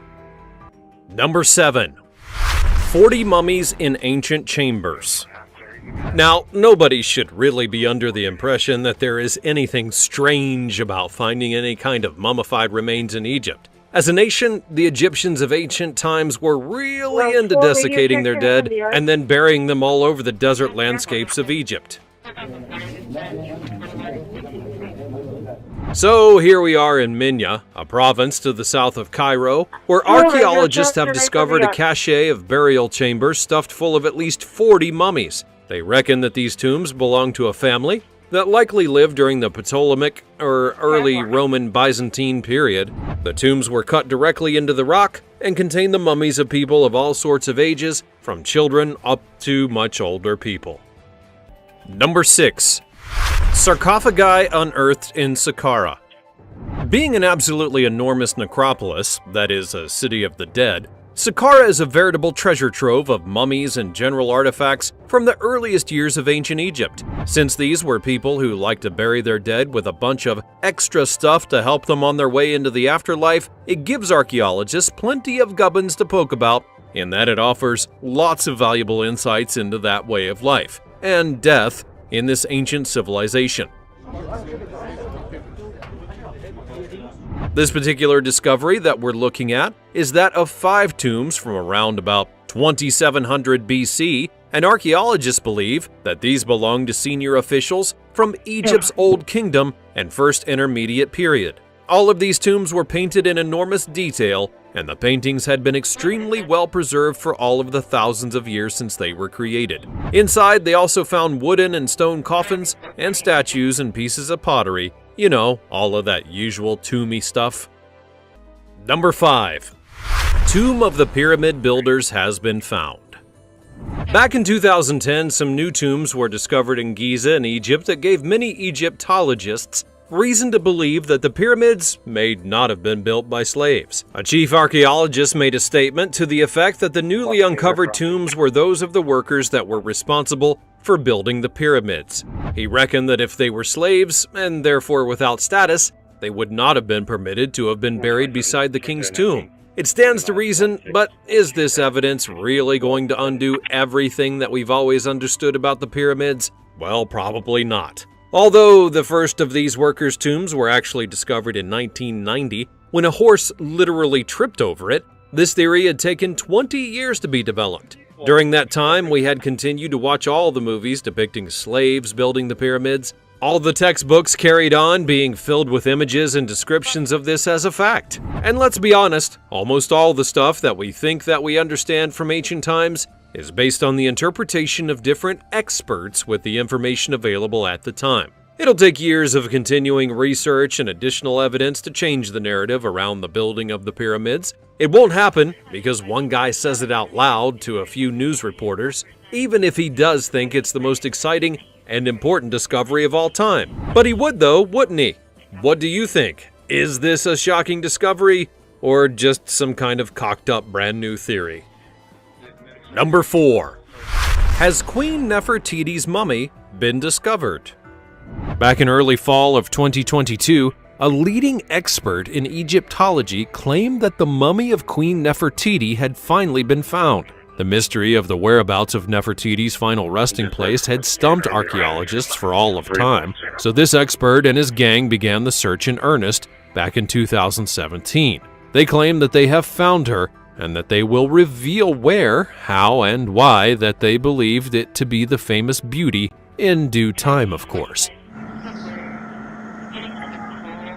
All sounds the teeniest bit like a lot of old guff to me, but then what the heck do I know? I just work here and say a lot of words. It's also important to remember, though, that the Egyptian Ministry of Tourism is ever eager to promote all the cool stuff that's been found in the constantly probed tombs of this country, and they are forever seeking a way to revive their flagging tourist industry, and a new massive find like this would more than likely cause quite the stir in the ancient Egypt fans department. Not that I'm skeptical or anything, of course.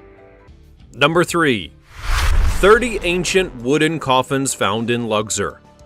This one's about a whole bunch more coffins that were stuffed full of exciting mummies that were unearthed in 2019. It's truly amazing just how many mummies there still are that are left to be discovered. It's almost every week that someone seems to trip over another heap of ancient dead people. This party pack extravaganza of coffins was uncovered in Luxor after years of excavations by foreign-led teams when the dig was taken over by the Egyptian chief of archaeology. Then the earth began to give up her mummies, and they just keep on coming. These exceptionally well-preserved examples have given historians an insight into the way that a mummy is posed before the wrapping up process. Apparently, if a body is that of a woman, she should have been placed with her hands open, whereas if it was a male mummy, the hands were balled into fists, presumably in case he needed to have a punch-up in the afterlife. Number 2. The terrifying screaming mummy. As if a regular mummified corpse face wasn't more than enough to give you a whole new range of hideous nightmares, here's one frozen in a scream, just to add a little extra spice to these already disturbing images. You are most welcome. This mummy is called Meritamun, and it was found, along with one other mummy, at Deir el-Bahari. There is some research to suggest that this woman died of a heart attack, and perhaps that's why her face is frozen in an eternal scream. The mummy was given a CT scan, which shows that the woman had loads of fatty plaque deposits in her blood vessels. They were figured that she most likely died of a massive heart attack and was probably alone when it happened. Then they conjectured that she wasn't found for several hours and rigor mortis had set in. So she was mummified in this terrifying expression, frozen in a scream for all of eternity. Number 1. Rare mummified lion cubs unearthed in Egypt. Back in Saqqara again, this time in a massive necropolis that didn't only house the mummified remains of dead humans, although there were indeed plenty of those, since this was the burial ground for the ancient city of Memphis, but also contained a lot of mummified animals, specifically cats. Lots and lots of cats. All kinds of cats, from lions to domesticated sorts. The ancient Egyptians often mummified animals, and there were some creatures which were prized as being close to the gods. These included cats in particular, but also crocodiles, cobras, and birds, all of which were found in mummified form in Saqqara. As well as these dried-up old animals, they also found 2 mummified lion cubs. These were unusual, as they're amongst the very few examples that have ever been discovered still intact. Nice! Well, that's all for today's exciting road trip to the weird and wonderful world of ancient Egypt. Which of these weird discoveries is going to haunt your dreams? And which one makes you scratch your head in puzzlement? Go on, let me know all of your splendid thoughts in the comments section down below. Also, be sure to check out the other cool stuff that's showing up on the screen, and I will see you next time.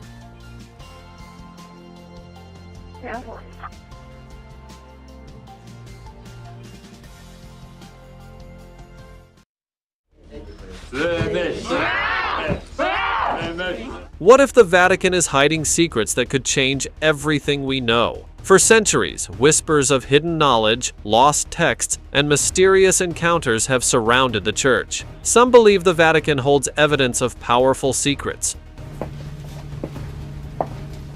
things the world was never meant to see. Could there be lost history locked away, or even contact with beings beyond our understanding? The truth remains buried deep. Today, we uncover some of the most shocking secrets the Vatican doesn't want you to know.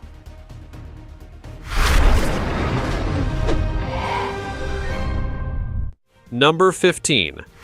The Vatican's Army of Exorcists, a resurgence of the ancient ritual.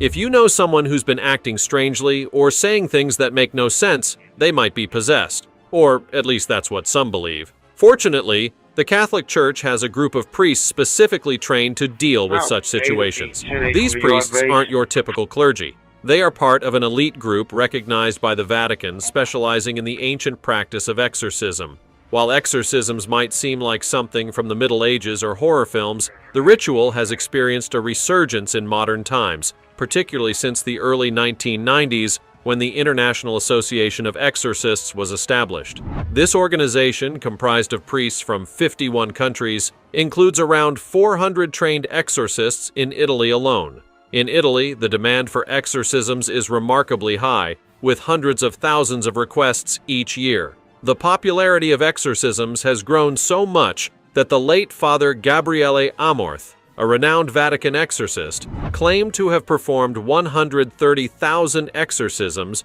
during his lifetime.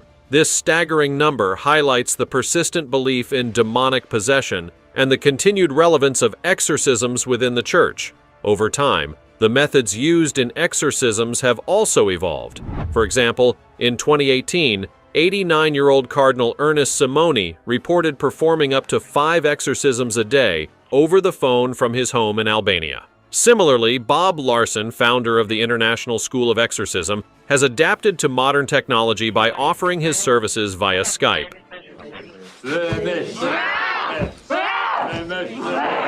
Exorcism, once considered a relic of a bygone era, has found new life in the digital age. The Catholic Church officially recognizes the practice, and the demand for trained exorcists has increased significantly over the years. In response, the Vatican has continued to support and expand its network of exorcists to meet this growing need. The Church's approach to exorcism has also become more structured. The International Association of Exorcists, for instance, was officially recognized by the Vatican in 2014, giving the practice a formal stamp of approval.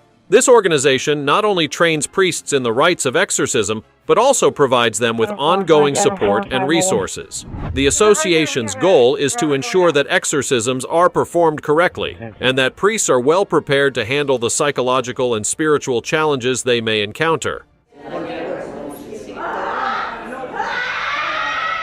In addition to traditional exorcisms, the Church has also acknowledged the importance of distinguishing between genuine cases of possession and those that might be psychological in nature.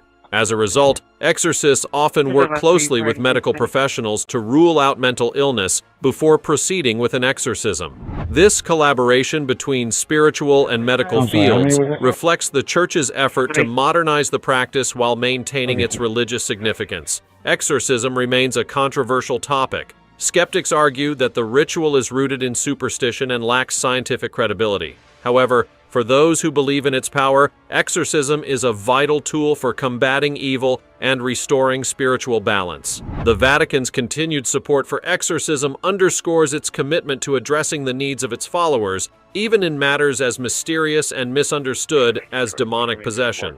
The demand for exorcisms isn't limited to traditionally religious countries like Italy. In the United States, for example, there has been a noticeable increase in requests for exorcisms in recent years. This trend has been attributed to a rise in occult practices, the popularity of supernatural-themed media, and a general sense of spiritual unrest. To meet this demand, the U.S. has seen an increase in the number of priests being trained as exorcists, following the example set by their Italian counterparts. In conclusion, the Vatican's army of exorcists represents a fascinating intersection of ancient ritual and modern practice. As society continues to grapple with questions of faith, spirituality, and the unknown, the Church's exorcists remain on the front lines confronting the mysteries of possession with a blend of tradition and contemporary methods. That was quite a trip. Number 14. Rwandan genocide, the Church's involvement. In 2017, Pope Francis issued an apology for the role of the Catholic Church in the 1994 Rwandan genocide, but many argue that an apology is far from sufficient given the gravity of the events. During the genocide, which took place between April and July 1994, members of the Catholic clergy in Rwanda were accused of aiding the slaughter of the Tutsi ethnic group. Survivors and Rwandan government officials have reported that thousands of victims were killed in churches where they had sought refuge, while some priests and nuns courageously protected people by hiding them in churches, rectories, and convents. Others shockingly participated in the genocide.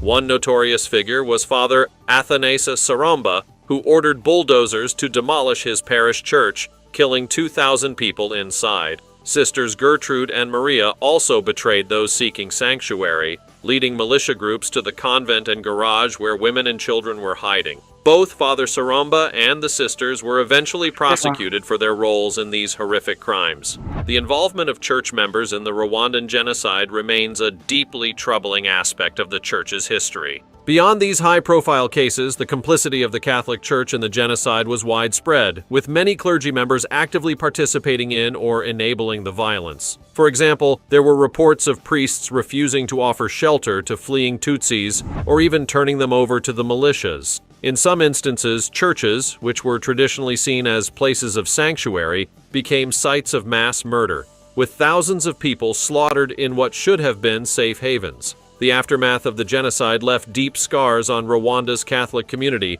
and led to a significant decline in trust in the Church. Many Rwandans who had once viewed the Church as a moral authority began to question its role and the sincerity of its teachings. This crisis of faith was exacerbated by the fact that some of the clergy members who participated in the genocide fled the country and sought refuge in other nations, sometimes with the assistance of the Church. Efforts to bring those responsible to justice have been ongoing. The International Criminal Tribunal for Rwanda, ICTR, and Rwandan courts have prosecuted several clergy members for their involvement in the genocide. Father Saromba was sentenced to life imprisonment by the ICTR in 2006, and Sisters Gertrude and Maria were convicted by Rwandan courts.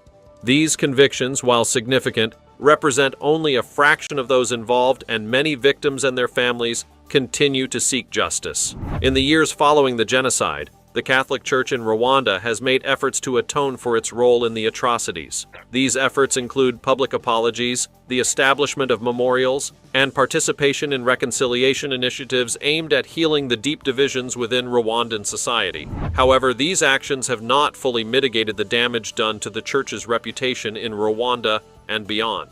The Rwandan genocide also prompted the Vatican to reflect on its broader role in global conflicts and the responsibilities of religious leaders in times of crisis. The events in Rwanda have been cited in discussions about the Church's need for greater accountability and transparency, particularly in its dealings with governments and its own members. Despite these efforts, the shadow of the Rwandan genocide continues to loom large over the Catholic Church. The failure to prevent, and in some cases, the active participation in such horrific violence, remains a significant moral stain on the institution. For many, the Church's involvement in the genocide serves as a stark reminder of the potential for religious institutions to be complicit in atrocities when they fail to uphold their moral and ethical responsibilities. This tragic chapter in the Church's history is a powerful example of the need for ongoing vigilance and accountability within religious organizations, ensuring that they serve as true protectors of peace and justice, rather than enablers of violence and hatred. The legacy of the Rwandan genocide continues to challenge the Catholic Church to confront its past and to work towards a future where such horrors are never repeated. Number 13. Smuggling Nazis to safety, the Vatican's role. After the defeat of Nazi Germany in World War II, Europe became a dangerous place for former Nazi officials, who quickly sought refuge elsewhere. Surprisingly, they received help from both the Vatican and the Red Cross in their escape efforts. Thousands of documents leaked from the archives of the International Committee of the Red Cross, ICRC, to Harvard University researcher Gerald Steinecker have shed light on how notorious war criminals like Adolf Eichmann, Josef Mengele, and Klaus Barbie managed to evade capture. During the chaotic post-war period, the Red Cross relied heavily on Vatican references and military checks to issue travel documents known as 10 to 100s. Steinecker's research indicates that the Red Cross issued at least 120,000 of these documents, with 90% of the ex-Nazis fleeing Europe through Italy. The Vatican Refugee Commission also played a crucial role by providing Nazi fugitives with false identities. Despite growing evidence, the Vatican has consistently refused to comment or release the relevant documents from its secret archives. However, Pope Francis promised in 2020 to make these records public, potentially shedding more light on this dark chapter of history. Number 12. Vatican Bank Scandals, a history of financial turmoil. The Vatican Bank, officially known as the Institute for the Works of Religion, has been a source of controversy since its inception in 1942. Established during World War II to sidestep financial restrictions imposed by the Allies, the bank quickly gained notoriety for its secretive operations. It earned a spot on Business Insider's list of the top 5 most scandal-ridden institutions, thanks to its murky dealings. Due to its exemption from wartime financial regulations, the Vatican Bank became a haven for those looking to conduct transactions away from prying eyes, gaining a reputation as the world's premier offshore bank. In the 1970s, the bank's connections to organized crime became apparent when it was implicated in laundering $900 million in counterfeit bonds and securities. One of the most infamous incidents involved Archbishop Marcinkus, who was both the chief of papal security and head of the Vatican Bank. He was linked to the collapse of Michel Sindona's financial empire after losing $30 million of Sindona's funds.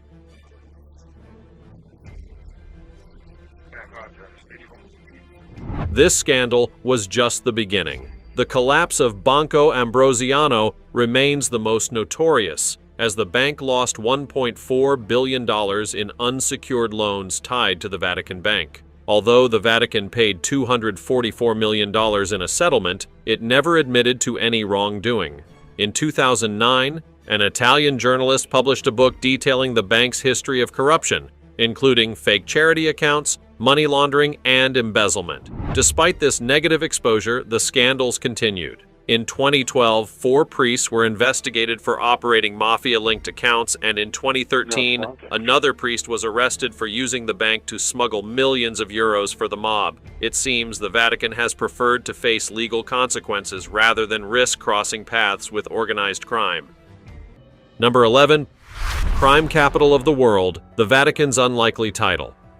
Vatican City, the smallest country in the world spanning just 110 acres, has earned the unexpected title of the crime capital of the world. Despite its small population of around 1,000 residents, the Vatican sees an extraordinary number of criminal cases. In 2006, with fewer than 500 residents, the city recorded 341 civil cases and 486 criminal cases. However, it's not the residents who are responsible for most of the crime, it's the millions of tourists who visit each year. The crowds of visitors make the Vatican a haven for pickpockets and petty thieves. The situation is made more complicated by the lack of a prison within the city and the presence of just one judge. Criminals caught in Vatican City are typically escorted across the border into Italy as part of an agreement between the two nations, allowing Italy to handle the prosecution. This unusual arrangement highlights the unique challenges of maintaining law and order in such a small yet heavily visited sovereign state.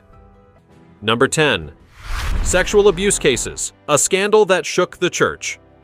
Sexual abuse scandals have been a devastating blemish on the Catholic Church for decades, with thousands of cases involving predatory priests coming to light. The first significant reports emerged in the United States during the mid-1980s. However, some of the most infamous cases, particularly in Ireland and Austria, didn't become public until the mid-1990s. In Ireland, the scandal surrounding disgraced priest Brendan Smith even contributed to the downfall of the government in 1994. For years, there was no policy in place to protect children or to ensure that such crimes were reported to the authorities. Church leaders have since issued numerous apologies for the actions of both past and present clergy. In the United States, persistent investigative journalism by the Boston Globe exposed widespread abuse by priests and prompted victims worldwide to come forward. Between 2000 and 2010, numerous U.S. dioceses reached settlements with victims. In 2019, Pope Francis vowed that all abusers would be brought to justice, signaling a long overdue commitment to addressing the Church's darkest secrets.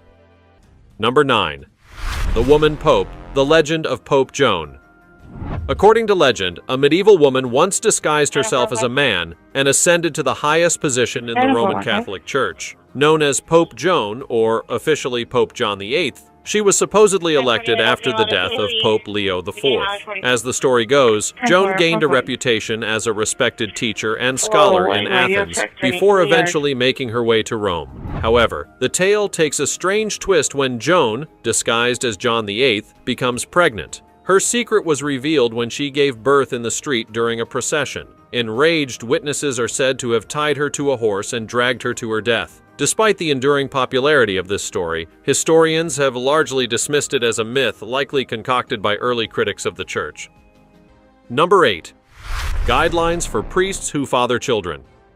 Until the 12th century, Catholic priests were allowed to marry, but a shift in church doctrine imposed celibacy and banned marriage among priests. Over the years, the vow of celibacy has been challenged, particularly when it comes to priests fathering children. In 2017, the Catholic Church in Ireland took a significant step by publishing guidelines for priests who father children, acknowledging publicly for the first time that such situations do occur despite the celibacy requirement. In 2019, CBS News interviewed Vincent Doyle, the founder of Coping International, a support group for the children of priests. His organization's website now supports 50,000 users across 175 countries, providing much-needed assistance to those affected by this issue. Now it's time for the odd topic. Behind the Vatican's ancient walls lie secrets the world may never know. What if the Church has encountered beings beyond our understanding? This chilling image captures a dinner unlike any other, something unearthly. Is this a forgotten piece of history, a hidden truth, or an elaborate hoax? The Vatican guards mysteries too powerful to reveal. Could this be one of them? Sometimes the truth isn't just hidden, it's buried deep in the shadows of time. But what do you think? Let us know in the comments below with the hashtag #OddTopic. Number 14. Terrible popes, the dark side of the papacy.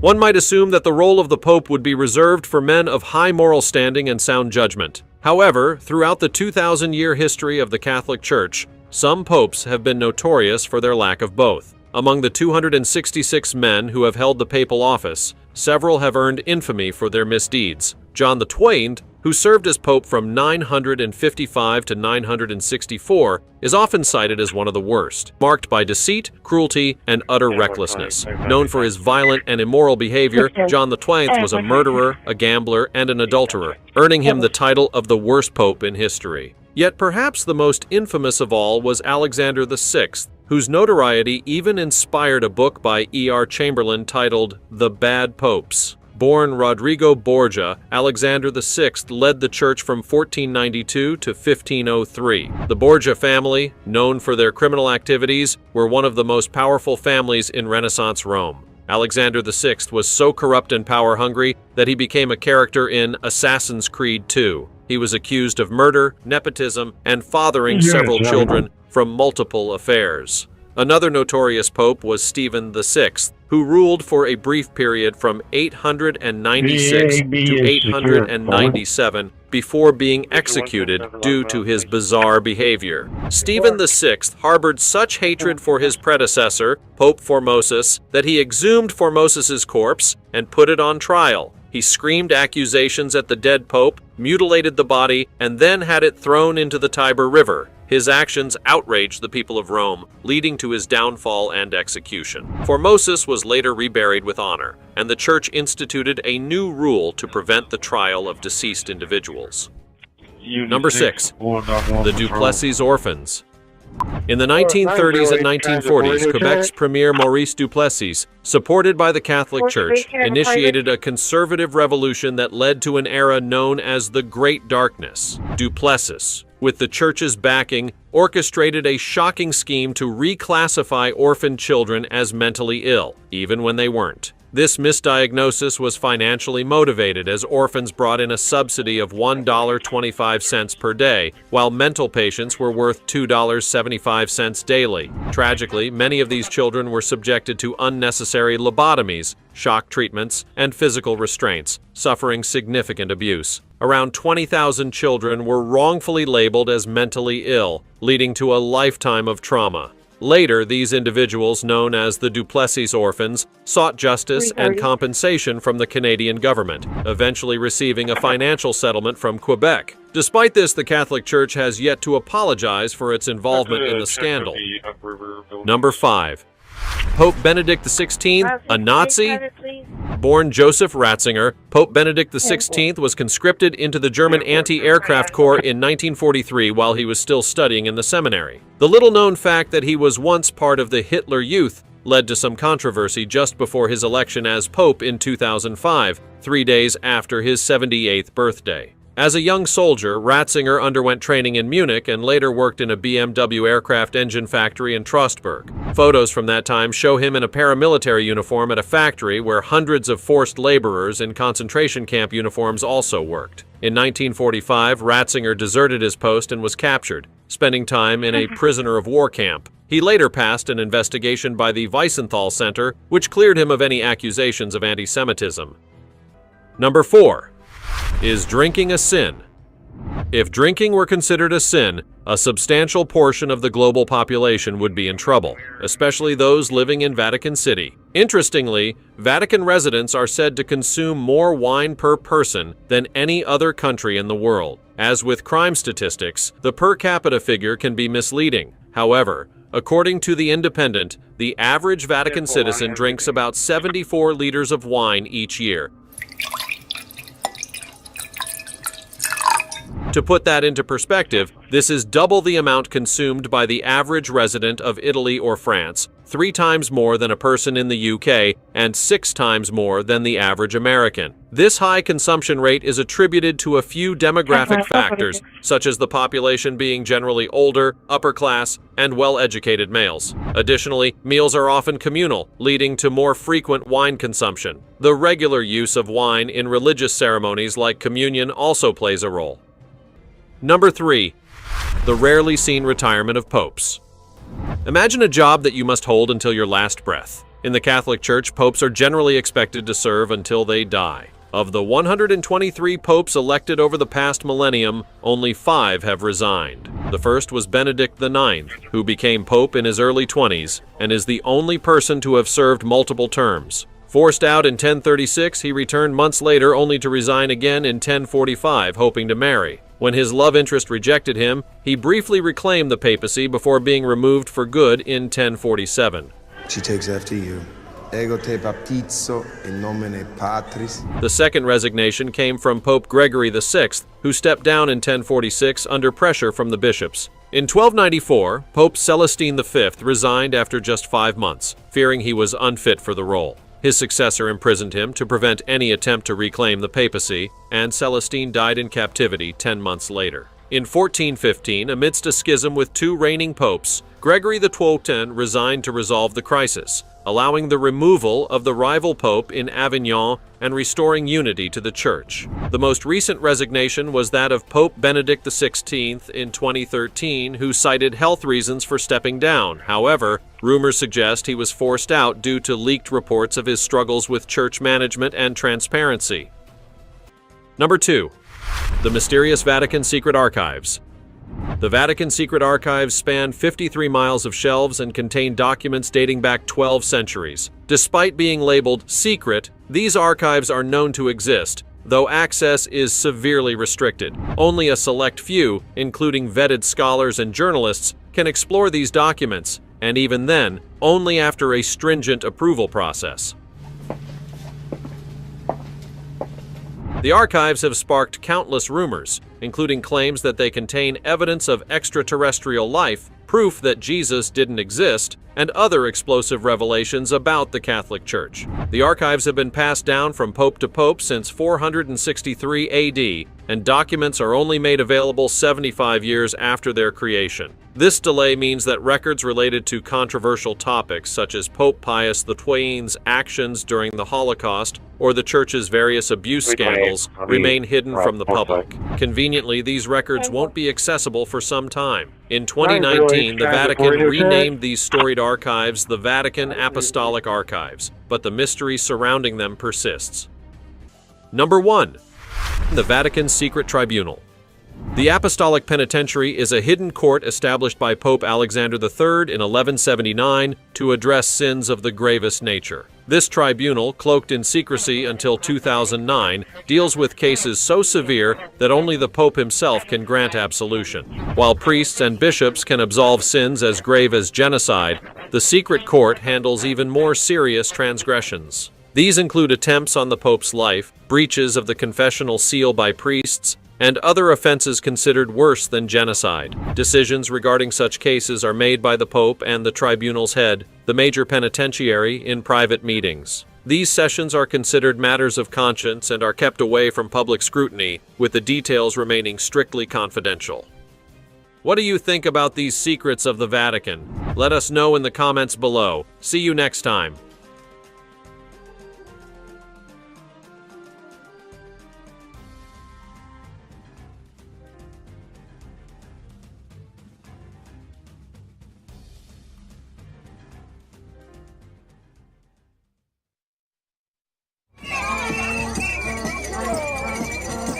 In some of the world's most remote and untouched corners, hidden within dense forests, vast deserts, and rugged mountain ranges, live tribes whose lives are shrouded in mystery and wonder. These communities, largely unaffected by modern society, offer a rare glimpse into a world where ancient traditions and rich cultures have flourished for centuries.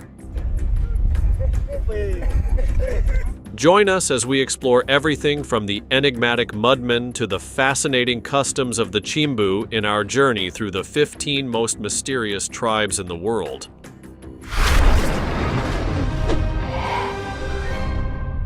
Number 15.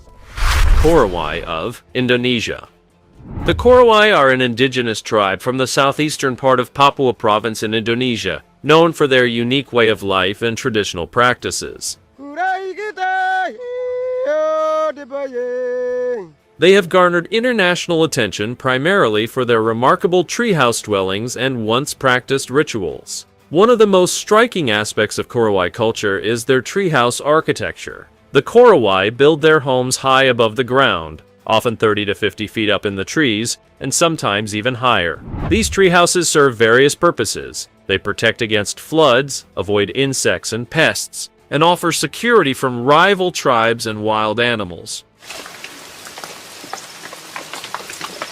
The construction of these homes showcases impressive ingenuity and adaptation to their environment, using locally sourced materials like wood, bamboo, and leaves. The Korowai have gained notoriety for their past practice of cannibalism, which was particularly a form of justice.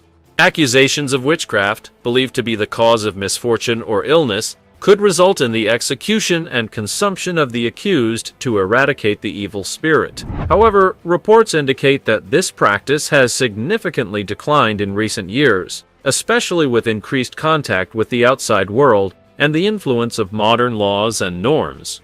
Over the past few decades, the Korowai have experienced more frequent contact with outsiders, including missionaries, researchers, journalists, and tourists. This contact has brought both opportunities and challenges. While it has led to some modernization and access to new tools and medical care, it also poses risks to their traditional way of life and cultural integrity. Efforts to preserve their cultural heritage and autonomy continue as the Korowai navigate the balance between tradition and modernity. Number 14. Sentinelese of India. The Sentinelese are one of the world's most mysterious and uncontacted tribes. They live on North Sentinel Island, which is part of the Andaman and Nicobar Islands in the Bay of Bengal, India.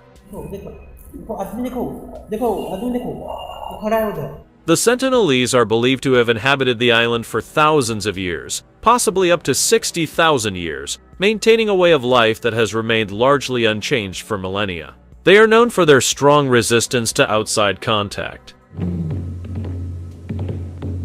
Any attempts to interact with them have been met with hostility, a stance that has preserved their culture but also made them one of the least understood tribes on the planet. Acknowledging the Sentinelese's desire for isolation and the potential risks of contact, the Indian government has enforced strict regulations to protect them. It is illegal to approach within 3 nautical miles of North Sentinel Island. This law aims to shield the Sentinelese from diseases to which they have no immunity and to respect their autonomy. Very little is known about the Sentinelese language, social structures, or cultural practices. What information exists comes mainly from brief and often hostile encounters. They are hunter-gatherers, relying on the island's natural resources for their survival. Their tools and weapons, such as bows, arrows, and spears, demonstrate a high level of craftsmanship. Several incidents have underscored the Sentinelese's determination to remain isolated. In 2006, 2 fishermen who accidentally drifted onto the island were killed by the tribe. More recently, in 2018, an American missionary named John Allen Chow was killed while attempting to contact and convert the Sentinelese to Christianity. These events highlight the tribe's commitment to isolation and the potential dangers of trying to make contact. The Sentinelese's isolation raises important ethical questions about the rights of indigenous peoples. Many believe that the Sentinelese have the right to remain uncontacted and to live according to their traditions without outside interference. This viewpoint emphasizes the importance of respecting their autonomy and recognizing their unique identity. The Sentinelese of North Sentinel Island remain one of the world's most enigmatic and protected tribes. Their unwavering isolation presents both challenges and opportunities for understanding human diversity. By respecting their wish to remain uncontacted, the global community honors the importance of preserving the cultural heritage and autonomy of one of the last truly isolated tribes on Earth. Number 13. Yanomami of Brazil and Venezuela. The Yanomami are one of the largest and most renowned indigenous tribes in South America, residing in the Amazon rainforest regions of Brazil and Venezuela.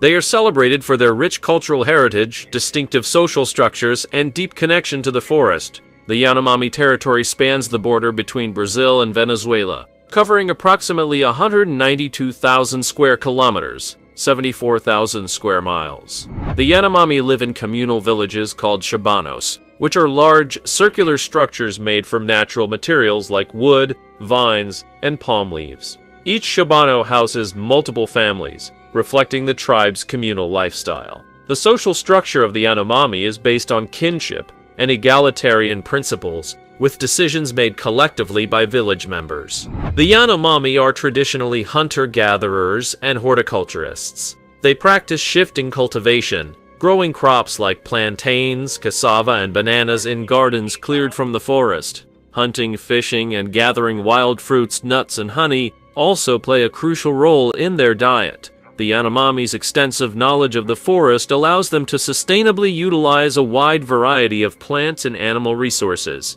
Yanomami culture is rich in rituals, ceremonies, and shamanistic practices. They believe in a complex spiritual world inhabited by spirits of ancestors, animals, and natural elements. Shamans, who are central figures in Yanomami society, communicate with these spirits to heal the sick, ensure successful hunts, and protect the community from harm. Rituals often involve the use of hallucinogenic substances derived from forest plants. Number 12. Yali of Indonesia.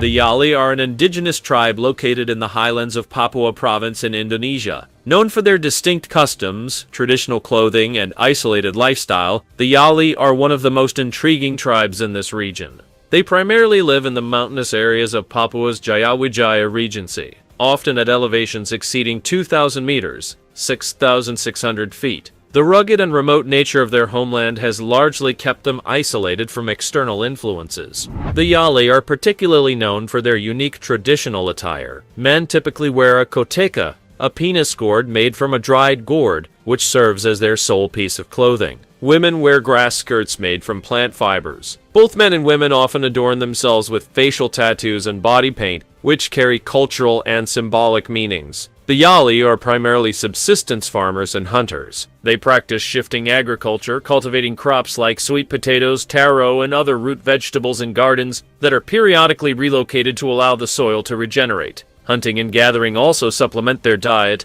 with wild pigs and cassowaries being common sources of food. Yali society is organized into small, kin-based clans. These clans typically live in communal settings, with multiple families sharing a single longhouse. The construction of these homes, made from local materials such as wood, bamboo, and grass, reflects their adaptation to the mountainous environment. The Yali have a rich cultural heritage, filled with rituals, ceremonies, and oral traditions. Their spiritual beliefs are deeply rooted in animism, with a strong focus on the worship of ancestors and natural spirits. Rituals often involve elaborate ceremonies featuring singing, dancing, and traditional instruments. In recent times, the Yali have encountered significant challenges due to increasing contact with the outside world. Number 11. Mercy of Ethiopia.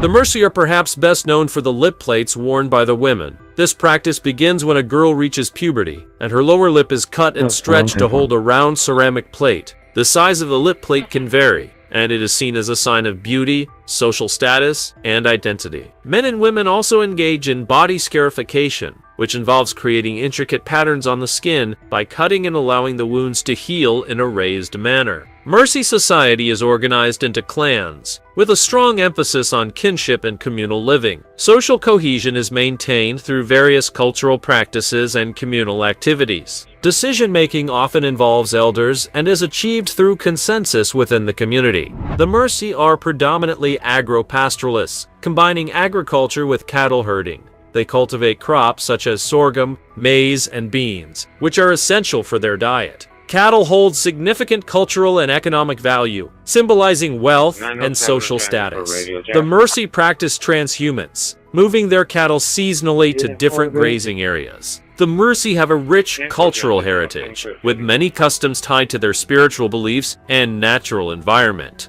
They practice animism, believing in the presence of spirits in nature and the importance of rituals to maintain harmony with these forces. Ceremonies and rituals are integral to Mercy life, often involving music, dance, and traditional rites.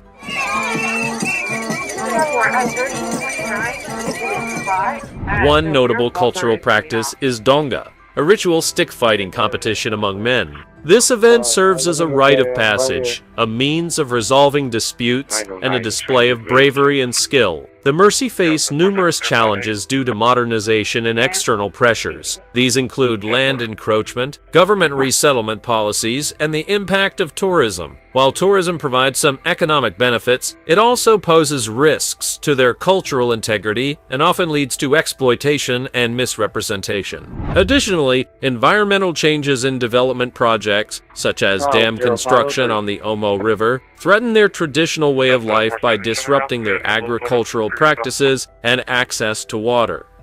Now it's time for the odd topic, a captivating close-up of two individuals, likely from an African tribal group, showcasing their rich cultural heritage. Adorned in vibrant traditional attire, they wear intricately designed necklaces and elaborate headgear, reflecting the unique artistry and deep symbolism of their community. Their striking expressions tell a story of heritage and identity, offering a glimpse into a world where tradition and culture are proudly upheld, linking the present to generations past. Let us know in the comments below with the hashtag #OddTopic.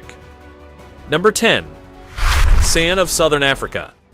The Sand People, also known as Bushmen, are among the oldest continuous populations on Earth, with a history that spans tens of thousands of years. They inhabit various regions of southern Africa, including Botswana, Namibia, Angola, Zambia, Zimbabwe, and South Africa. Known for their remarkable survival skills, deep connection to the land, and rich cultural heritage, the Sand People offer invaluable insights into early human society and adaptation. The Sand traditionally inhabit the Kalahari Desert and surrounding regions, characterized by arid landscapes, sparse vegetation, and a variety of wildlife. Their profound knowledge of this harsh environment has allowed them to thrive in areas that are challenging for others. The Sand are traditionally hunter-gatherers, relying on hunting game and gathering wild plants for their sustenance.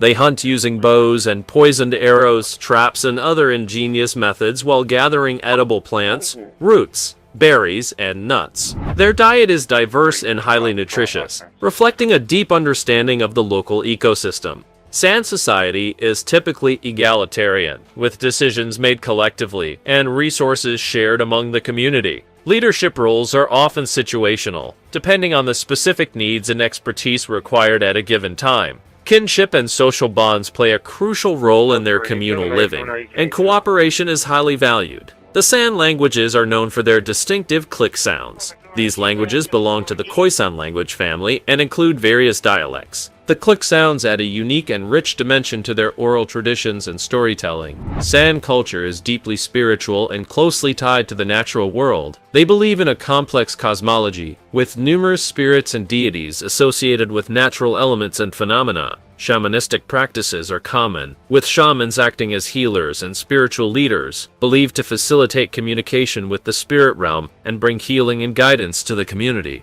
The Sand are renowned for their rock art, which dates back thousands of years and is found throughout southern Africa. These paintings and carvings depict hunting scenes, animals, and spiritual symbols, providing a window into their rich cultural and spiritual life. Rock art is not only an artistic expression, but also a historical record of their experiences and worldview. Preserving their culture and supporting their communities is crucial for maintaining the diversity and richness of human civilization. Recognizing and respecting their rights and contributions is essential as they navigate the challenges of the modern world. Airport 62, Number 9. Huli of Papua New Guinea.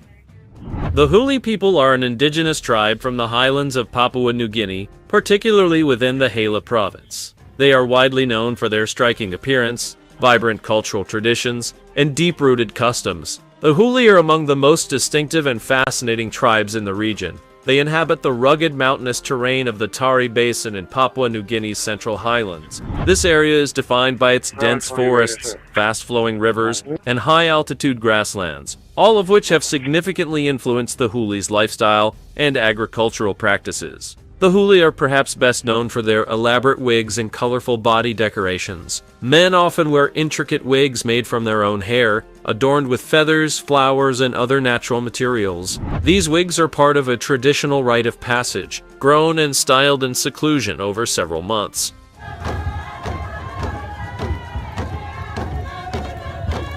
Additionally, they use bright yellow, red, and white face paints for ceremonial events and dances, creating a striking and vibrant appearance. Huli society is structured around clans and sub-clans, with kinship and ancestry playing a vital role in social identity and land ownership. Each clan controls specific territory used for farming, hunting, and gathering. Disputes over land are typically resolved through negotiation and compensation rather than violence. Number 8. Cairo of Ethiopia. The Cairo people, one of the smaller indigenous tribes in Ethiopia's Omo Valley, are renowned for their body painting, scarification, and vibrant cultural traditions. Despite their small numbers, the Cairo have managed to maintain their distinct cultural identity in a rapidly changing world.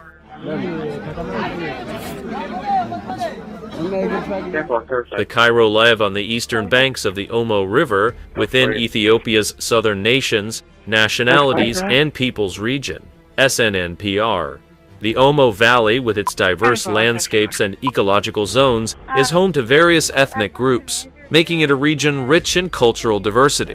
The Cairo population is relatively small, with an estimated 1,000 to 2,000 people. Cairo society is organized into clans where kinship and communal bonds are central to their social structure. Decisions are typically made collectively by elders and clan leaders, ensuring that traditions and social norms are upheld. One of the most striking features of Cairo culture is their elaborate body painting and scarification. Using materials like white chalk, red ochre, yellow mineral rock, and charcoal, the Cairo adorn their bodies with intricate designs for ceremonies and daily life. These body paintings are not only for aesthetic purposes, but also carry social and symbolic meanings,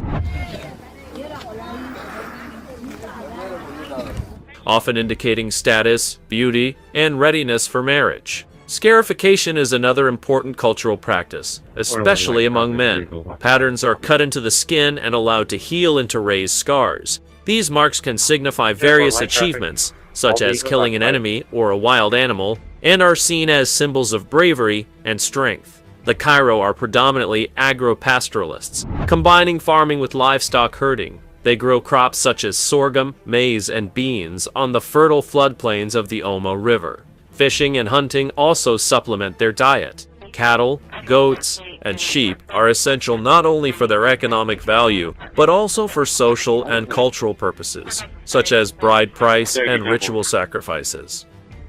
Number 7. Kazakh eagle hunters of Kazakhstan and Mongolia. The Kazakh eagle hunters, mainly found in the Altai Mountains of western Mongolia and parts of Kazakhstan, are celebrated for their ancient art of hunting with golden eagles. This practice, called burkuchi, is an important cultural tradition passed down through generations, symbolizing the deep bond between the Kazakh people and their environment. The Kazakh eagle hunters live in the rugged and remote Altai Mountains, which stretch across Mongolia and Kazakhstan. The hunter, often on horseback, releases the eagle from a high point to spot and pursue prey over the vast landscape. The eagle's sharp vision and powerful flight make it a formidable hunter, able to capture prey much larger than itself. For the Kazakh people, eagle hunting is more than just a way to gather food. It is a deeply cultural practice that represents their heritage and identity. It is also a rite of passage for young men, symbolizing courage, skill, and a close connection to nature. This tradition is honored during festivals and gatherings, where hunters showcase their abilities and share stories of their adventures. The tradition of eagle hunting is facing several modern challenges. These include the effects of urbanization, shifts in lifestyles, and the decline of traditional nomadic practices. The Kazakh eagle hunters of Kazakhstan and Mongolia represent a remarkable combination of cultural heritage, human-animal partnership, and adaptation to the natural world. Their ancient practice of hunting with golden eagles showcases human ingenuity and resilience. Preserving this tradition is vital for maintaining the cultural diversity and heritage of the region, offering valuable insights into the harmonious coexistence of humans and nature. Number 6. Alwa of Brazil. The Alwa, also known as the Guaha, are one of the last remaining hunter-gatherer tribes in the Brazilian Amazon rainforest. Residing in the northeastern part of Maranhão state, the Alwa have managed to maintain their traditional way of life despite the encroaching forces of modernization and deforestation. The Alwa live in the dense rainforests of the eastern Amazon, particularly within the rugged terrain of the Gurupi River Basin. This remote and hard-to-reach area has allowed the Alwa to remain isolated from mainstream society, helping them preserve their cultural traditions and ecological knowledge. The Alwa have had limited contact with the outside world, especially when compared to other indigenous groups in Brazil. However, they face increasing threats from loggers, ranchers, and illegal settlers who encroach on their land, leading to deforestation, land conflicts, and violence. Ongoing efforts to protect their territory and way of life are supported by government agencies and indigenous rights organizations. Number 5. Himba of Namibia. The Himba are a semi-nomadic indigenous group living in the dry regions of northwestern Namibia, mainly in the Kunene region. They are famous for their distinctive appearance, rich cultural traditions, and profound connection to their environment, making them one of Africa's most intriguing ethnic groups. The Himba people dwell in the rugged, remote areas of northwestern Namibia. Their homeland is defined by semi-desert plains, rocky hills, and arid riverbeds. This region, known as Kauko land, is sparsely inhabited and has remained largely unaffected by modern development, offering a pristine setting for the Himba to uphold their traditional lifestyle. The Himba are best recognized for their unique appearance, which includes elaborate hairstyles, ornate jewelry, and a reddish-orange skin color. This distinctive look is achieved through the application of natural substances, such as red ochre and butterfat, which are used on the skin and hair to protect against the harsh desert sun and insects. Both men and women wear jewelry made from beads, shells, and metal, which symbolize their cultural identity and social standing.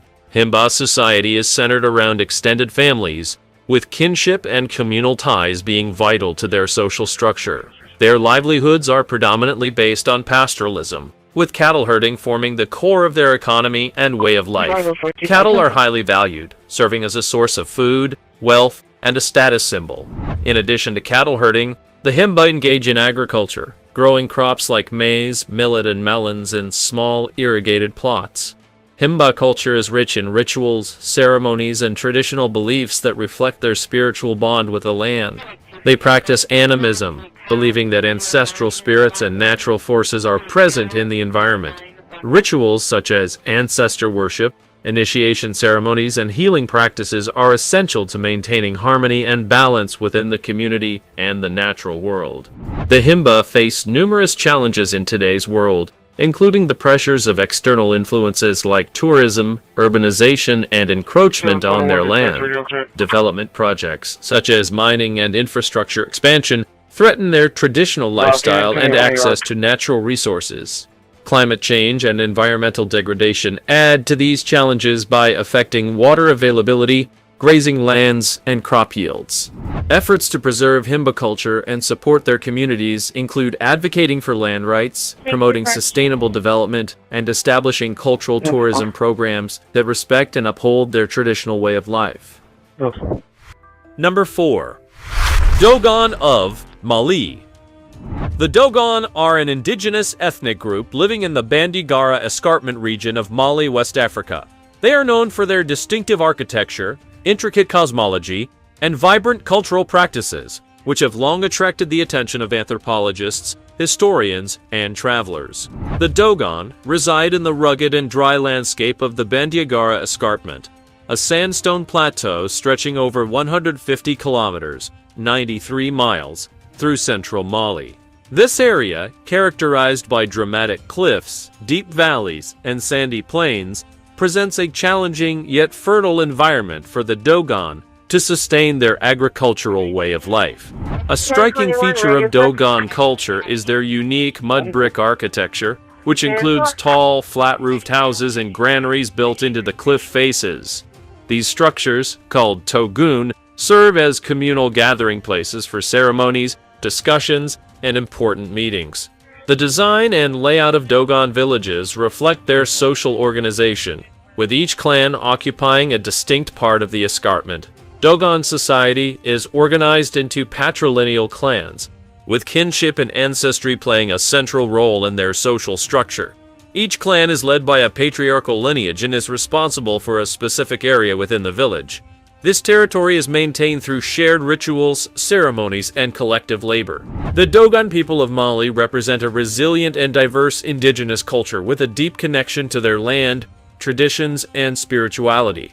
Protecting their cultural heritage, securing their land rights, and supporting their sustainable way of life are vital for maintaining the diversity and richness of human civilizations.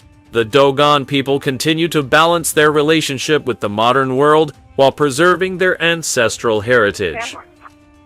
Number 3. Chimbu of Papua New Guinea.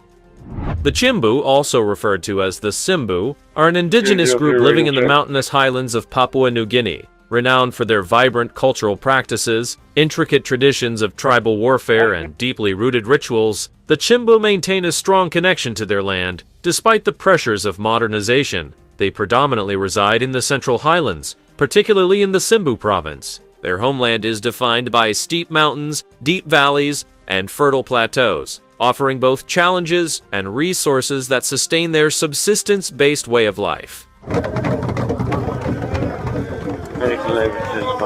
Chimbu society is structured around clans and tribes, with social ties and kinship forming the foundation of their organization. Each clan controls a specific territory, passed down through generations. Leadership within the community is often based on lineage and earned through acts of bravery, wisdom, and generosity. Decisions are made collectively, with elders and clan leaders playing key roles in governance and resolving conflicts. The Chimbu are mainly subsistence farmers, growing crops like sweet potatoes, taro, yams, and various vegetables in terrace gardens that they carve into the slopes of mountains. Pigs hold a central place in Chimbu culture, valued not just as food, but as a form of currency, a symbol of social status, and as a bride price. Hunting, fishing, and gathering also contribute to their diet, adding diversity and protein to their meals.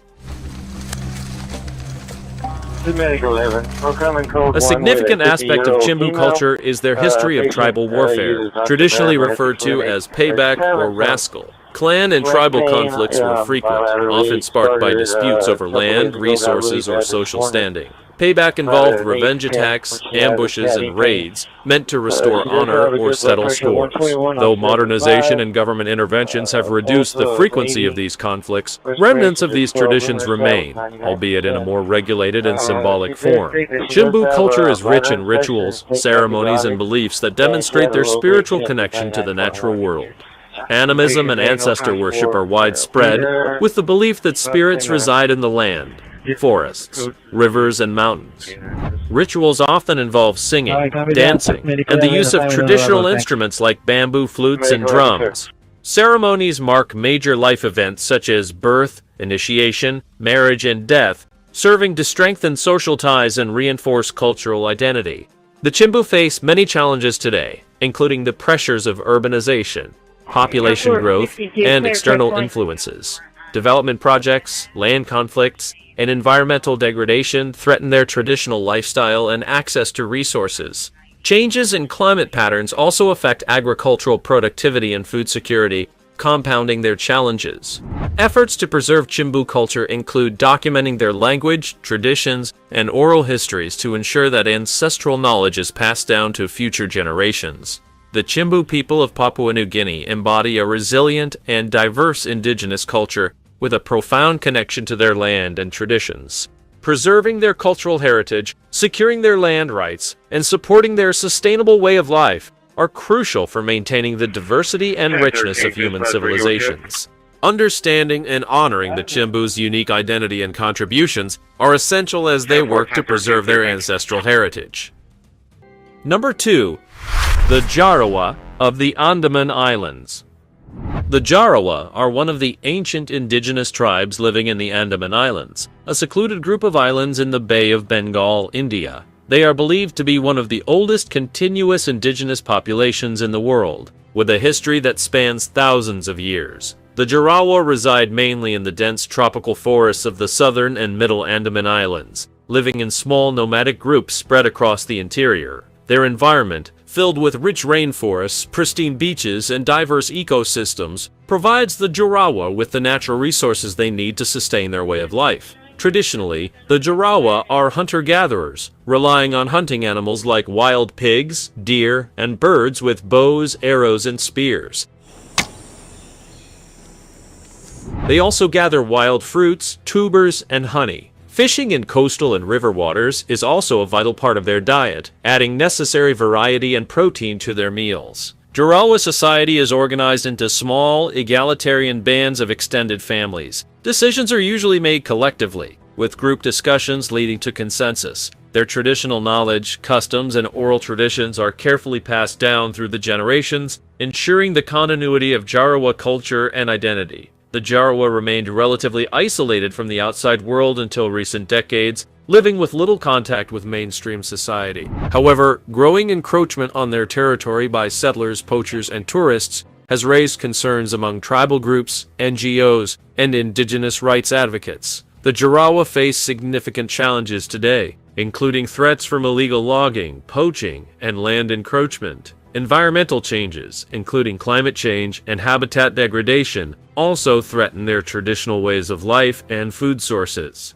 Efforts to preserve Jarowaw culture focus on advocating for their land rights, promoting sustainable development, and encouraging cultural exchanges to support the resilience of this indigenous culture, which is deeply connected to their land, traditions, and ancestral heritage. Protecting their cultural legacy, ensuring their land rights, and supporting their sustainable lifestyle are crucial for maintaining the diversity and richness of human societies. Understanding and honoring the Jarawaw's unique identity and contributions are essential as they navigate the challenges of the modern world.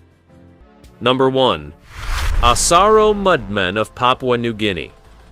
The Asaro Mudmen, hailing from the eastern highlands of Papua New Guinea, are famous for their striking tradition of donning mud masks and performing intricate rituals. This cultural practice, deeply rooted in the region's history, has fascinated many in central Papua New Guinea. Their homeland, marked by abundant rainforests, productive valleys, and rich soils, supports their farming lifestyle. According to local legends, the Mudmen emerged during a conflict with a neighboring tribe. Outnumbered, they retreated, and their enemies, mistaking them for spirits, fled in fear, securing the Mudmen's victory.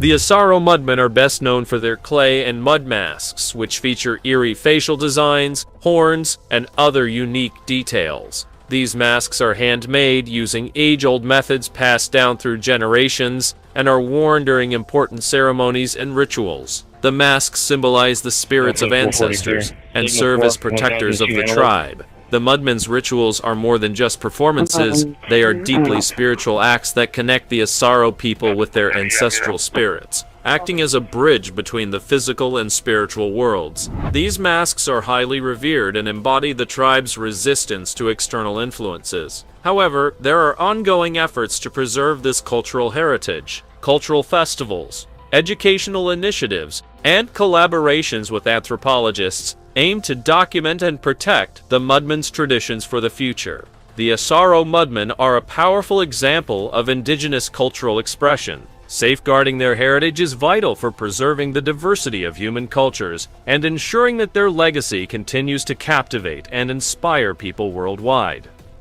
Let us know in the comments below. See you next time.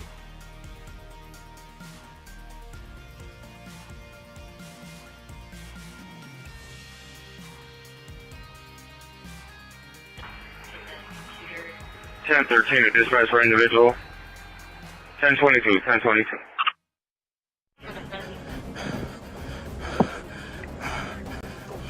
Have you ever witnessed a statue come to life? In the remote village of Real de Catorce, Mexico, something unsettling was caught on camera. A worn statue of Jesus, standing silently for years, appeared to change. Its cracked hand looked whole again and raised higher, and its face seemed smoother, almost human. Locals were left speechless, torn between believing in a miracle or fearing something darker. To this day, no one knows the truth. From the waving Christ to the blinking Virgin, here are 15 statues caught moving on camera.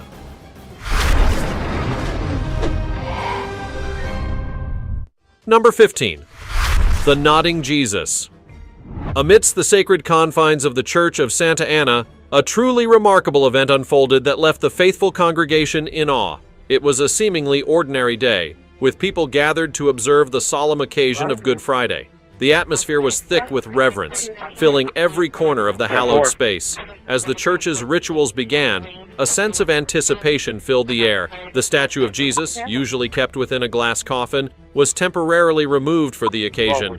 As the Mass progressed, something extraordinary happened before the astonished onlookers. The statue of Jesus began to nod its head in gentle, affirmative motions. The unexpected movement of the sacred statue sent a wave of excitement through the crowd, with whispers of disbelief and wonder echoing in the pews. Was this a divine agreement with the sacred words being spoken during the Mass? or perhaps an extraordinary miracle granted on this holy Good Friday. The momentous event was captured on camera, forever preserving the miraculous occurrence. Since that remarkable day, the devoted churchgoers have earnestly sought to decipher the profound message behind the statue's nod. Their minds remain filled with curiosity and contemplation, endlessly pondering the true meaning of this extraordinary event. Do you think these statues have real miracle power, or is there another explanation? Number 14. Our Lady of Guadalupe. In a quaint Catholic church nestled in the picturesque landscapes of New Mexico, a remarkable statue of the Virgin Mary, known as Our Lady of Guadalupe, has been stirring up quite a commotion. Recently, this statue has been said to shed tears, but these aren't ordinary tears. A careful investigator from the church discovered that these tears were not the typical ones we shed when we're sad or moved. Instead, they were something far more intriguing. A mixture of fragrant olive oil and perfume. As you approach the statue, the glistening droplets trick you into thinking someone has gently splashed water upon her serene face. This special concoction is known as chrism, a sacred oil revered for its use in anointing rituals within the Catholic Church. Even though science may have unraveled the mystery behind these tears, the statue still exudes an enchanting aura. Despite knowing the truth, one can't help but feel a sense of wonder and reverence in her presence. As if guided by some divine script, the statue continued to shed these mystical tears, perpetuating the intrigue and awe surrounding her. While some skeptics suggested it could be a hoax, people from far and wide flocked to the church, drawn by the phenomenon.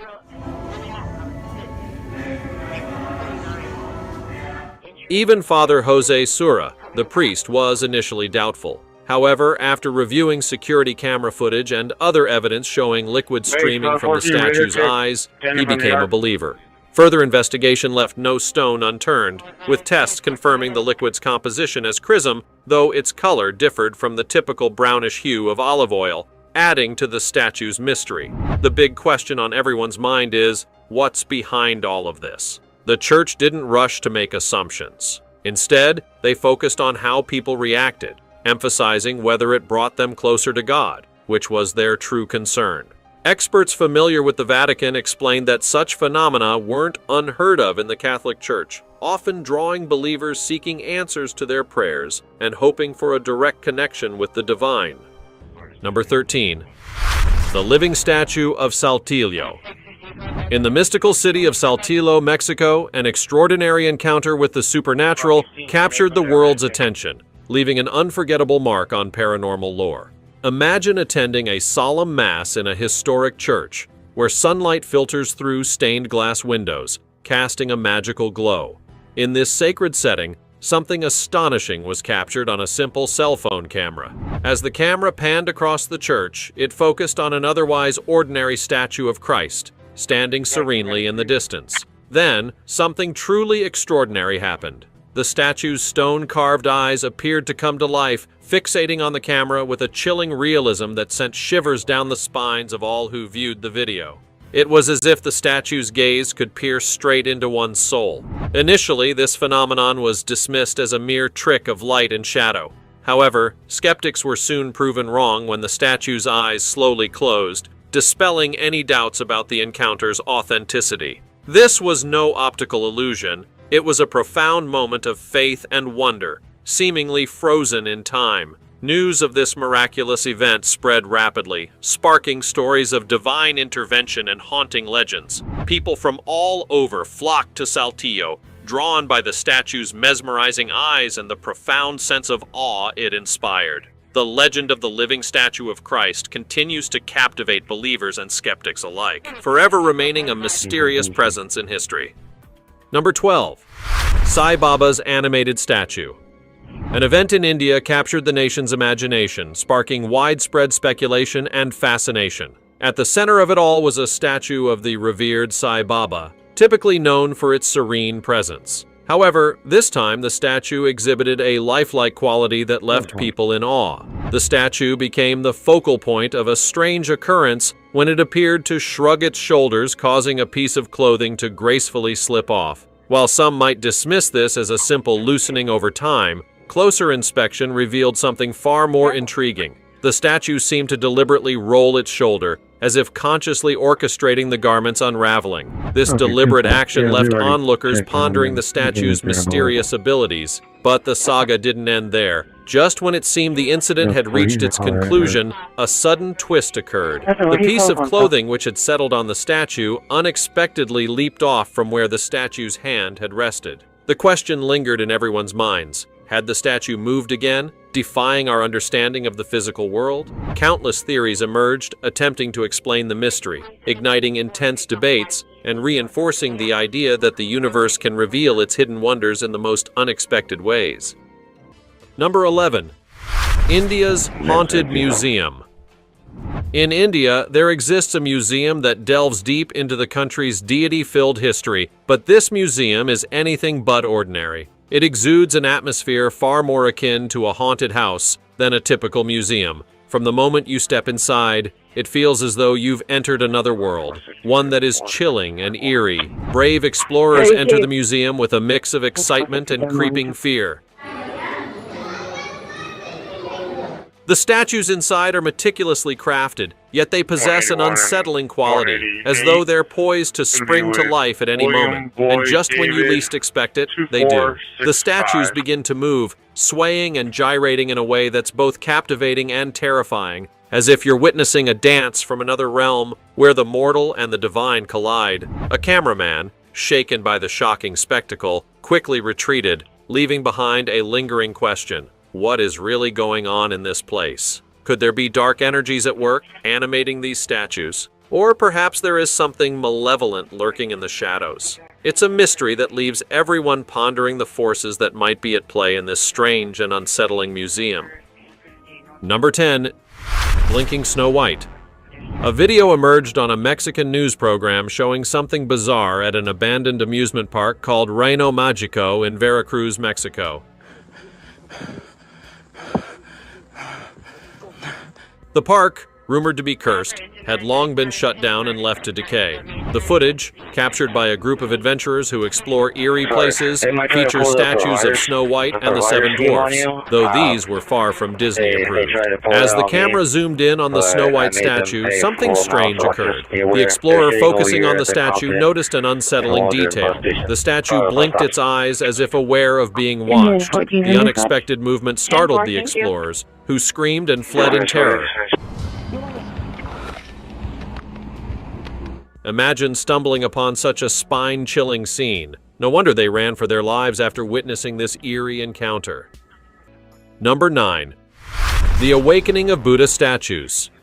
In an event that left believers stunned, several Buddha statues were reportedly captured on camera, exhibiting movements that seemed supernatural.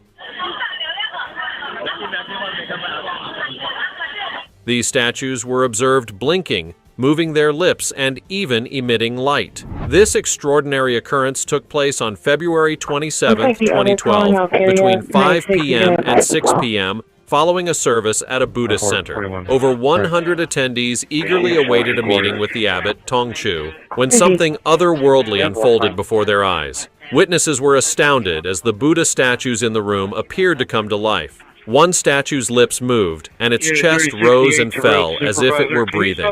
Soon, other statues followed suit, moving their lips, blinking, and even wiggling their fingers. The room buzzed with astonishment as people reached for their phones to capture the surreal scene. Some recordings even showed beams of light emanating from the statues' chests, and in one instance, a mysterious blue light appeared behind a statue. According to Yang Ping, a Buddhist present at the event, some witnesses noticed a ray of light entering the statues just before they began to move, suggesting it may have triggered the animation. The abbot Chu mentioned that these phenomena were not entirely unprecedented. Initially, the statues had only emitted light, but now they seemed to communicate. Chu even recounted an incident where an outdoor statue was seen floating a foot above the ground, though its brilliance made it impossible to capture on video. Adding to the intrigue, some people present during the event didn't see the statues move in person, yet their recordings documented the phenomena. Conversely, others saw the movements but found nothing unusual in their footage. This discrepancy led some to speculate about the possibility of a collective hallucination among the members of the Buddhist center. However, the existence of videos capturing the statue's movements defies easy explanation, leaving this extraordinary event wrapped in mystery. Number 8. The Wax Museum Wonders.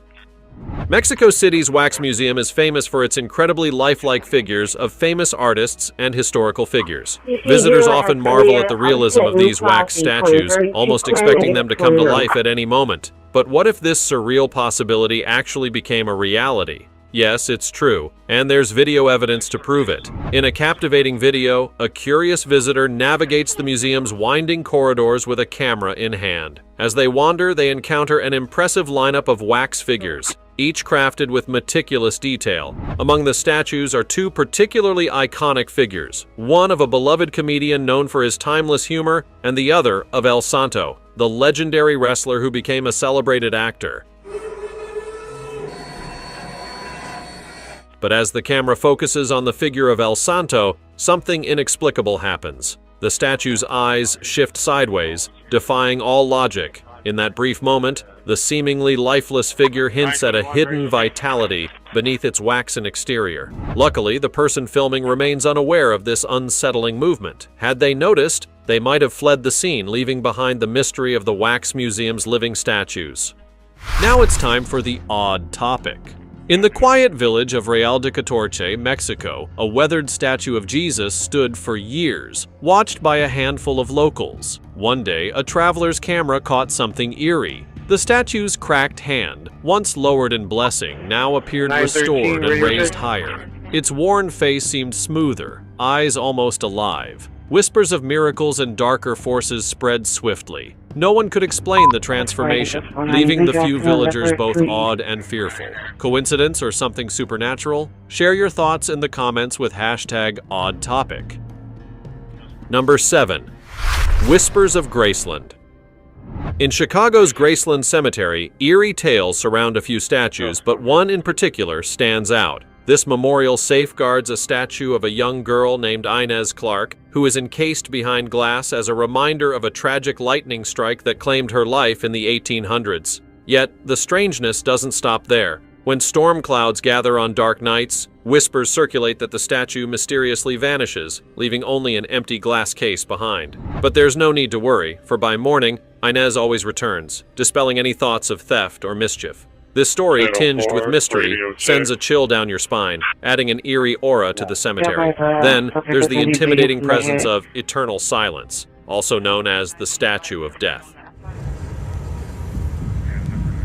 Cast in bronze to honor Dexter Graves, who led families to Chicago in the 1830s, this statue resembles a cloaked figure akin to the Grim Reaper. Sculpted by the talented Lorado Taft, it evokes both awe and unease. The tale takes a terrifying twist with the legend that those who gaze into the eyes of eternal silence will see a vision of their own death. Some even claim to have seen its raised arm move, as if beckoning them to the beyond. In the past, attempts to capture this statue on film were thwarted by malfunctioning cameras or ruined film, adding to the mystery. Despite the lack of photographic proof, countless testimonies from witnesses have solidified the spine-tingling encounters associated with this chilling monument. Number 6. Tears at El Carmen.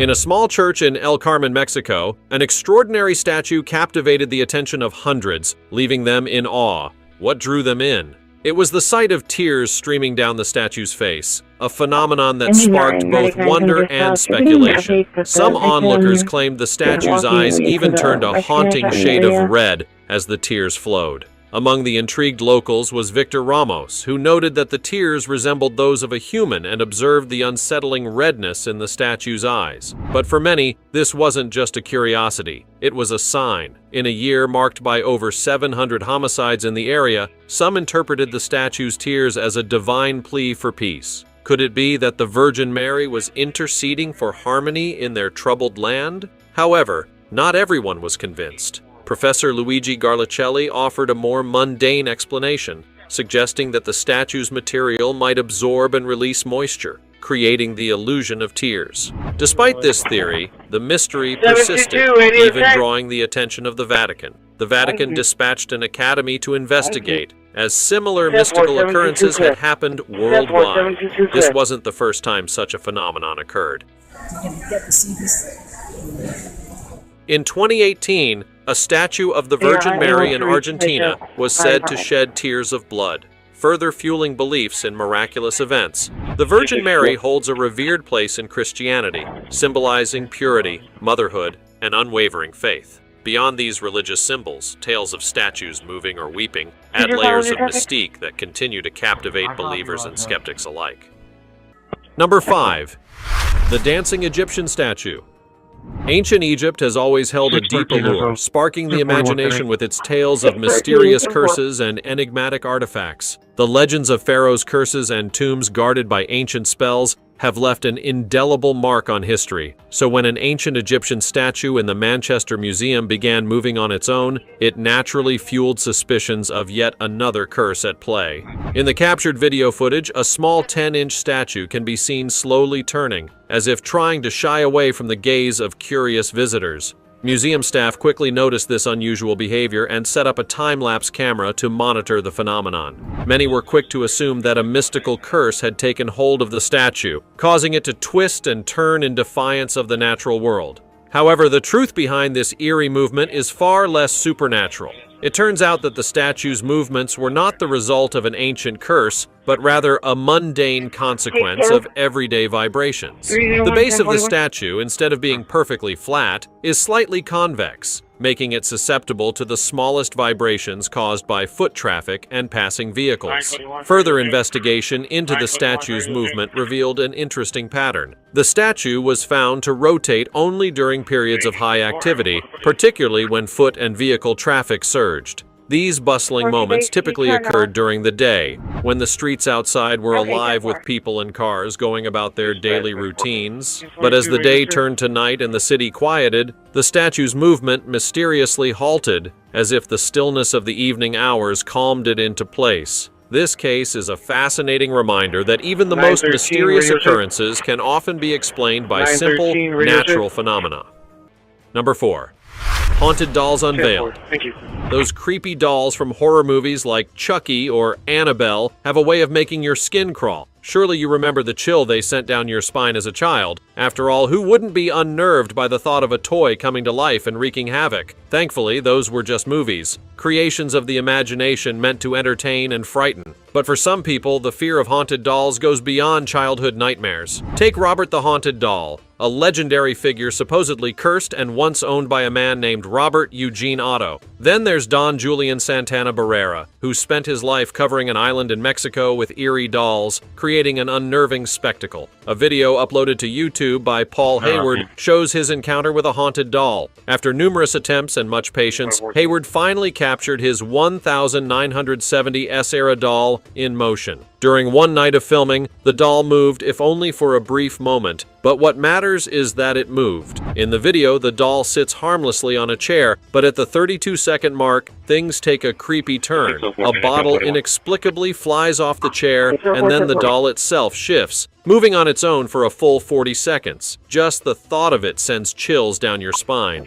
In another incident, a YouTuber named Steve was casually chatting with his viewers after shaving his head, unaware that something strange was happening behind him. As he discussed his plans for his beard and mustache, a doll sitting quietly in the background began to move. Steve didn't notice this eerie event until his viewers flooded the comments with alarmed observations. What made this even more unsettling was that Steve's channel wasn't focused on the paranormal, catching both him and his audience by surprise. The doll in question was a gift from Steve's daughter's grandmother, who had found it in her attic along with other forgotten items. Its origins were a mystery, as no one could trace where it had come from. Steve initially thought his daughter had placed it in his room, but she denied it, deepening the mystery. To make things even stranger, Steve revealed that his house had a long history stretching back over 60 years, including a tragic event. In 1973, a young boy lost his life in a devastating house fire. Could this past tragedy be linked to the strange occurrences with the doll?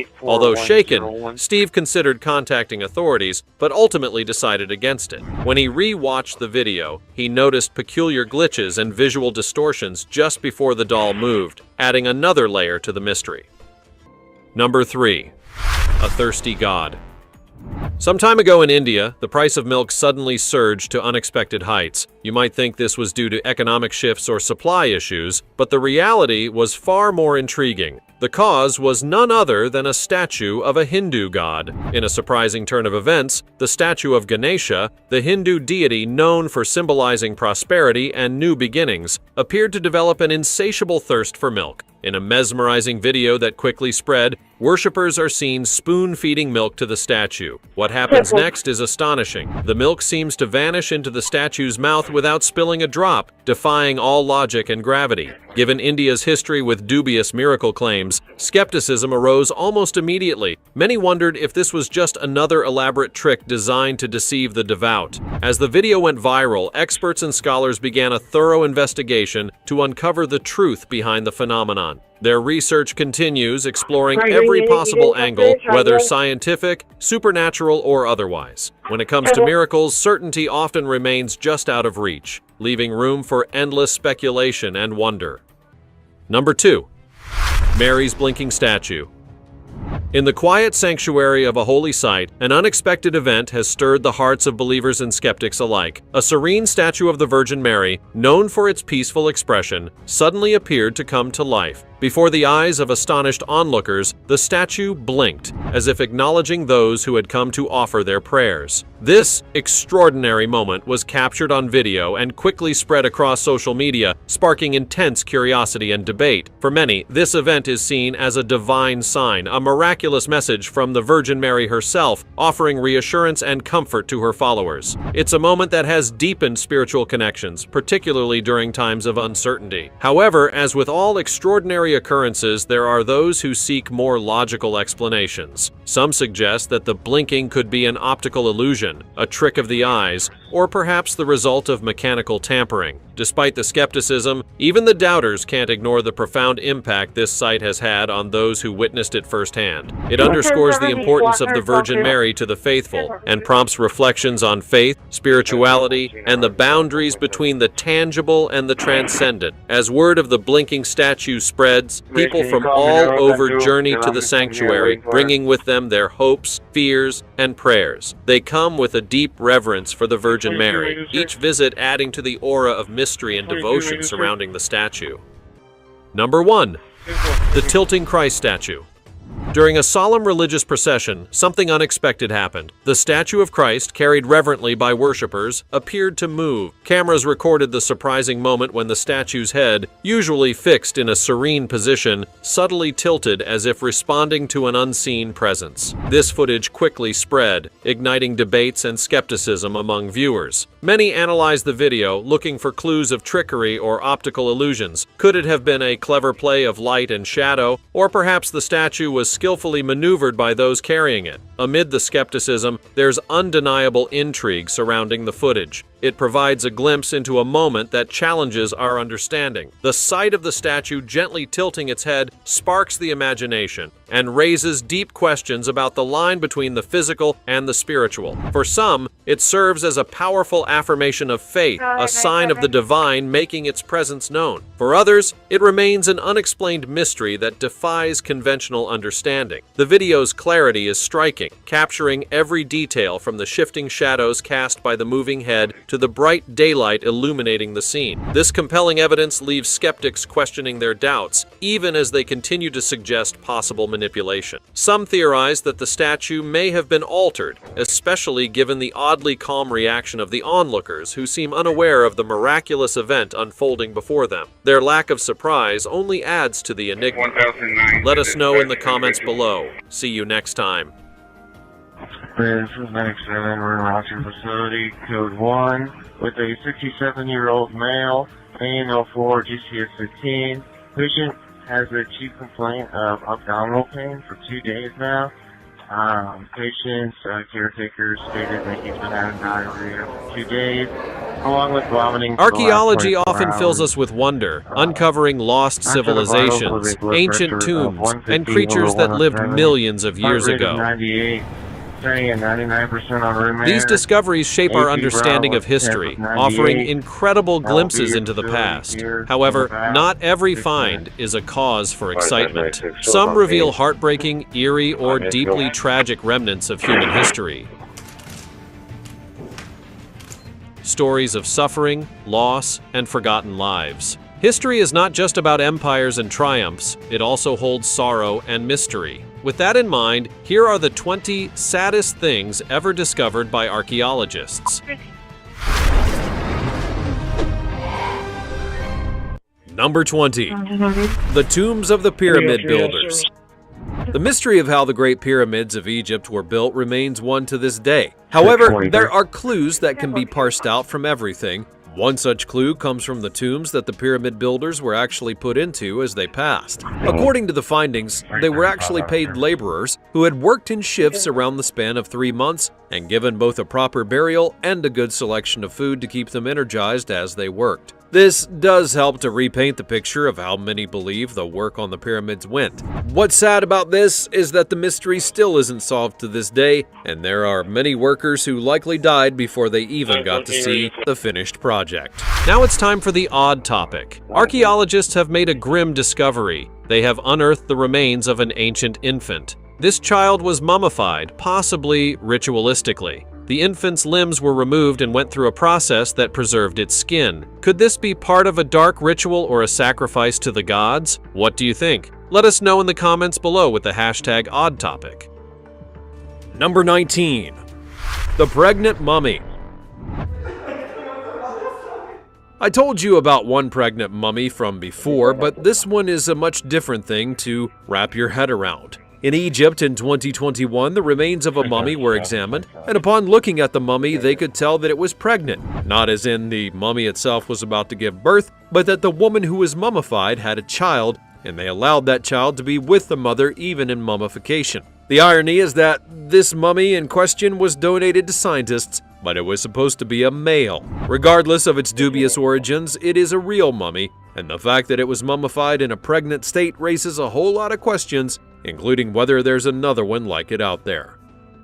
Number 18. Aztec Tower of Skulls.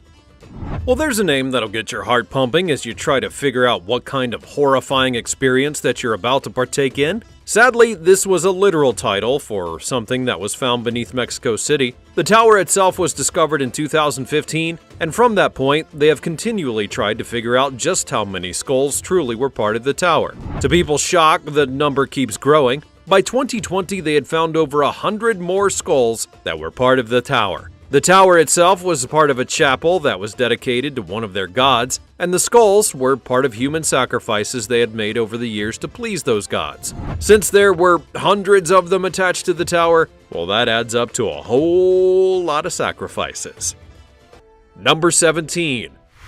Greek sacrifice. As I said, human sacrifice is something that a lot of ancient cultures have tried to do to please the gods, and in this case, we have a skeleton that may have been an ancient sacrifice to the god Zeus. We can point to Zeus specifically because of how the body was found at an altar that was specifically made for the Greek god of lightning, and the highest god in the Greek pantheon. The body itself was found to be that of a teenager, and there's still plenty of mysteries that surround it, including why that teen was sacrificed to Zeus in the first place. However, most would agree it's a sacrifice because it was found on the altar and not in a grave or in a chamber of some kind. Number 16. Wartime grave.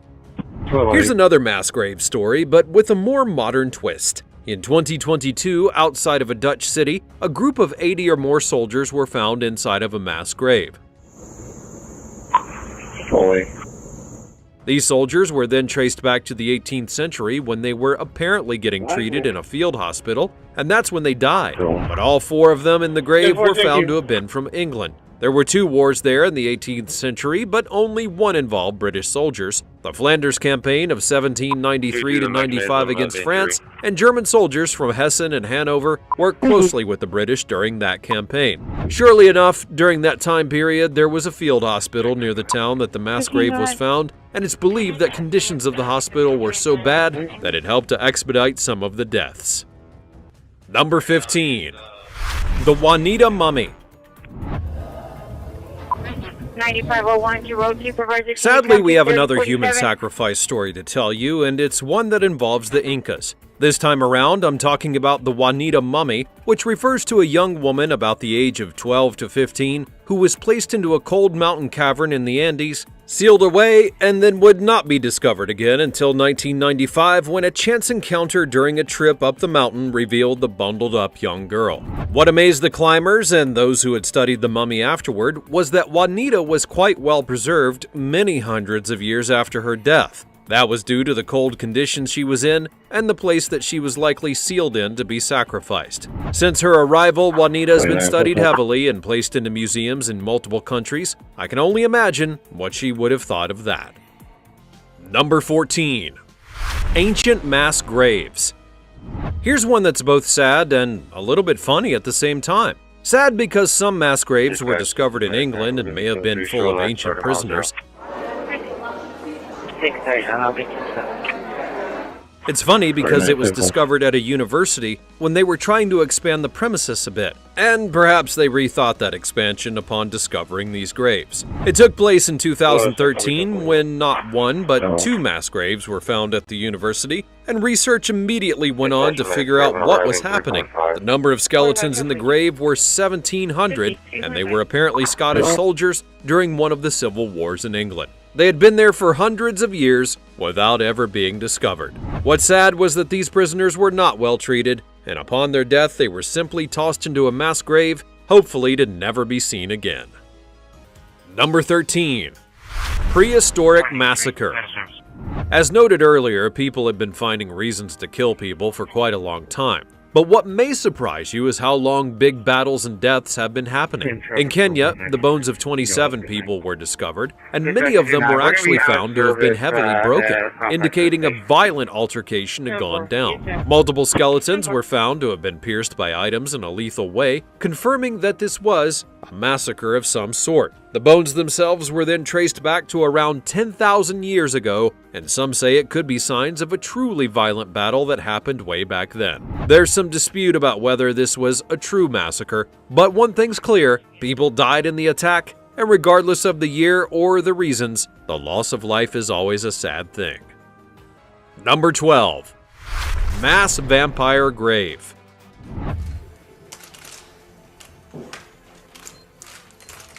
In Poland, the country where the last vampire burial site was, there was found another mass burial site for people who apparently had vampiric relatives. But this time, they didn't only put items in the caskets to try and ensure they didn't resurrect. Oh no, there were signs that people straight up dug up their loved ones and decapitated them themselves. They did that to their own dead family members, to try and ensure a vampire curse was truly gone. I mean, wow. The fact that this was done so many times to so many bodies speaks volumes, but it also highlights how things have evolved over the years. Today we may laugh at the idea of someone being a vampire, but back in those times, it was basically a death sentence to even be thought as one. Number 11. The headless torso. Ready to get weird and wild all at the same time, specifically Wild West? This is the tale of a man named Joseph Henry Lovelace. He was an outlaw in 1916, and after killing his wife and escaping from jail, he then went on the run. Fast forward some years later, and he was discovered in a cave with several body parts missing inside of a burlap sack. Yes, it's real. He had a headless torso, he was missing his hands, and nobody could identify him at first because of those missing parts. Eventually, a DNA test of his descendants would lead to his discovery, and yet nobody knew who had killed him or why he was disposed of in such a violent way. Number 10. The bound mummy. Here's one that is equally sad and weird all at the same time. In Peru, archaeologists were able to uncover a mummy that appeared to be about 1,200 years old.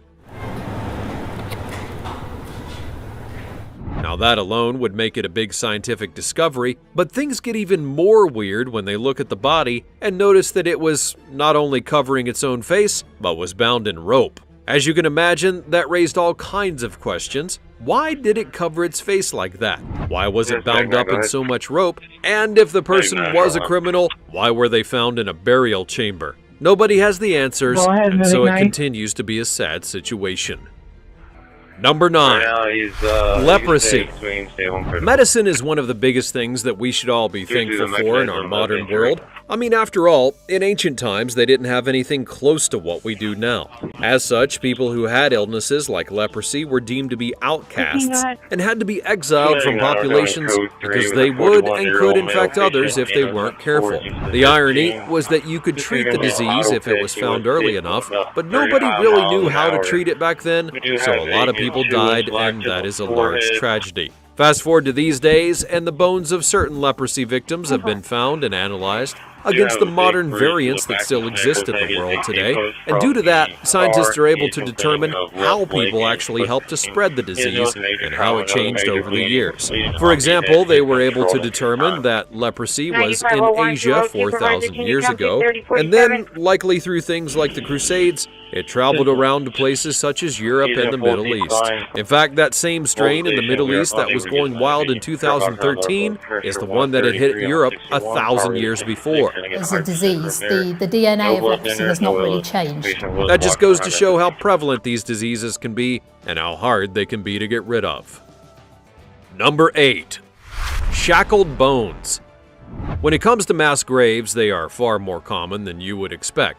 After all, there are truly multiple reasons for such a burial to take place in the world, whether we want to point them out or not. And places like necropolises were full of bones of many people. Fast forward to 2016, and a very odd mass grave was found in Greece. The 80 bodies that were in it seemed to have come from around 632 BC, and there were multiple oddities attached to the bones themselves. First, the people all seemed to have been killed in the same way, implying that it was a mass execution event. Some note that this may have been an attempt at a coup that had failed, and thus they were all killed for their actions, a common practice in ancient times. Secondly, all of the skeletons were found shackled, which is not exactly something that you find in graves like these. Instead, you often find that with slaves or criminals, but archaeologists suspect that there's more going on here than that. The reason is because they feel that these people, regardless of who they were treated with respect in both death and burial, which is kind of odd to say out loud when you hear that they were executed and shackled in their graves. Still though, if nothing else, it also proves that honor lives on, even when it has to deal with the death of another. Number 7. Coffin birth. And now it's time for a real horror story and some nightmare fuel for you. Now, this tale takes place in the 7th or 8th century, featuring a young pregnant woman who had sadly died. Due to her death and the fact that she was presumed to not be able to give birth to the child that was still inside of her, they then buried her outside of a town in Italy. Well, you see, when she was exhumed in 2010, her body was researched at her gravesite. What they found inside were actually 2 sets of bones, specifically the bones of the mother and the bones of the child that she had apparently given birth to inside of the coffin. How does a dead woman give birth to a baby that's still inside of her? Well, when we die, decomposition does happen, and that makes it so that gases inside of our body grow and expand. After a while, they can exert enough force to actually move a large object from the womb into the world, or in this case, into the coffin. This phenomenon has sadly been found multiple times around the world, and when you add that this woman had a rather mysterious death that was punctuated by a literal drilled hole in her head, you have to wonder if people just didn't bury her simply to get rid of her in order to hide what had happened to her before. Number 6. Vampire body. Another sad thing that hasn't really changed in humanity is the need to satisfy supernatural fears. After all, for countless centuries and millennia, people have feared everything from other tribes to monsters and gods and everything in between. So naturally, that's led to people being accused of being things that they weren't. And we all remember about the Salem witch trials, right? Well, if we want to go a bit further back into history to see just how troubled the people were about such things, you'll have to only look at places that did vampire burials. For example, in Poland, a woman who was believed to have been a vampire was buried in such a way that they placed a sickle above her head. They did that because if she did return to life and then tried to get up, that sickle would then cut her head off. As if that wasn't enough, they placed a padlock on her grave to try and ensure that she wouldn't be able to get out of the coffin. So meticulous these vampire hunters were. Sadly, the woman was hardly the first victim of such an action. In fact, there were times when vampire hunts went on simply because a large amount of people were dying via an unknown disease, and they felt that they were being taken out by someone close to them, or even a monster that had lurked among them. Various kinds of vampire burials have been discovered over the years, with some of them getting pretty brutal in regards to how they tried to keep the vampire in the ground. For example, one body was even found with a giant rock shoved in its mouth, presumably because if the vampire did awaken, it wouldn't be able to bite down. You know, because it had a rock in its mouth. On the one hand, we've stopped accusing people of being witches or vampires, but on the other, we accuse people of various other things that make the accusers so much more monstrous than the things that people were trying to fight off in the past. Number 5. The Bogmen. What may be truly sad to ponder is that certain actions by humanity have not stopped despite being alive for tens of thousands of years. For example, people have been killing each other for ages, and it doesn't seem to ever want to stop. Equally as disturbing is that people have gotten rather clever over the years with how to dispose of bodies that they've killed so that they can't be caught. For example, 2 famous victims were found in a peat bog in Ireland, meaning that while they were perfectly contained for a long time, their killers had likely gone free, and when they were rediscovered a while later, they were perfectly preserved and able to be studied. The first one of these bogmen to be found was discovered in 1950 by a woman who was cutting up the peat with her spade, and after accidentally striking the dead man, she then pulled him out to find just how lifelike that he still was, due to that peat preserving his body in a creepy and effective way. After doing some research, it was believed that the man was killed for ritualistic reasons. Perhaps even, like the Incas, they were killing him to please the gods. But he wasn't the only one that was found in such a place. In 2003, peat cutters found men in 2 different other bogs, and these guys were definitely not treated well before their deaths, as they had been mutilated in a variety of ways before being placed in the bogs. But why put them there at all? Well, the answer might lie in not only the peat bogs themselves, but the fact that the bogs hold a special place in the hearts of those that live there. They are seen as a special part of nature and are often rather remote in their location, so if you did need to get rid of a body, it would be the perfect place to dump it without people looking into it. The perfect cover, as it were. Thankfully, we are now finding these bodies, and some of them are even being honored by being placed into museums. Number 4. The Franklin Expedition. As history has proven to us, just because something well-intentioned or even well-prepared occurs, it doesn't mean it's going to go well. We can all look at multiple ventures through parts of the world to see just how badly things went, and hope that such a thing will never happen to us in the future again. One such disaster was the Franklin Expedition, which was a 2-ship venture that was supposed to go through the Northwest Passage. The area is this part of the Arctic that connects Europe to Asia. There had been expeditions to the area before, and this was supposed to be the final one. And the 2 ships, the HMS Erebus and the HMS Terror, were stocked to handle the Arctic temperatures and anything else that might have been thrown at them. But instead, the ships were lost and all of the crew died in the expedition. To this day, nobody still fully knows what exactly happened in this situation, and that's sad enough. But then when you look at expeditions that have come after to find the crews and the ships, well, that's when things get even more sad. When people have gone to look for the crew and find out what happened, details have pointed to weather and bad luck, leading to many of the deaths of the men. Then when notes from one of the ships were found, it seemed as though things just kept on getting worse, to the point where they were even engaging in cannibalism. When some of the bodies were exhumed for testing, it seemed to imply that poisoning of the lead variety may have led to part of the crew's death. This was one voyage that was truly doomed from the beginning, and the answers are still out there just waiting to be found. However, with the Arctic Circle melting because of global warming, one has to wonder if we will ever get the fullness of the truth. Number 3. The Ice Princess of Siberia. While all of these stories are sad in their own way, it's important to provide context and state that some of these findings have helped us to peel back the layers of history to see what had came before and what else may be found.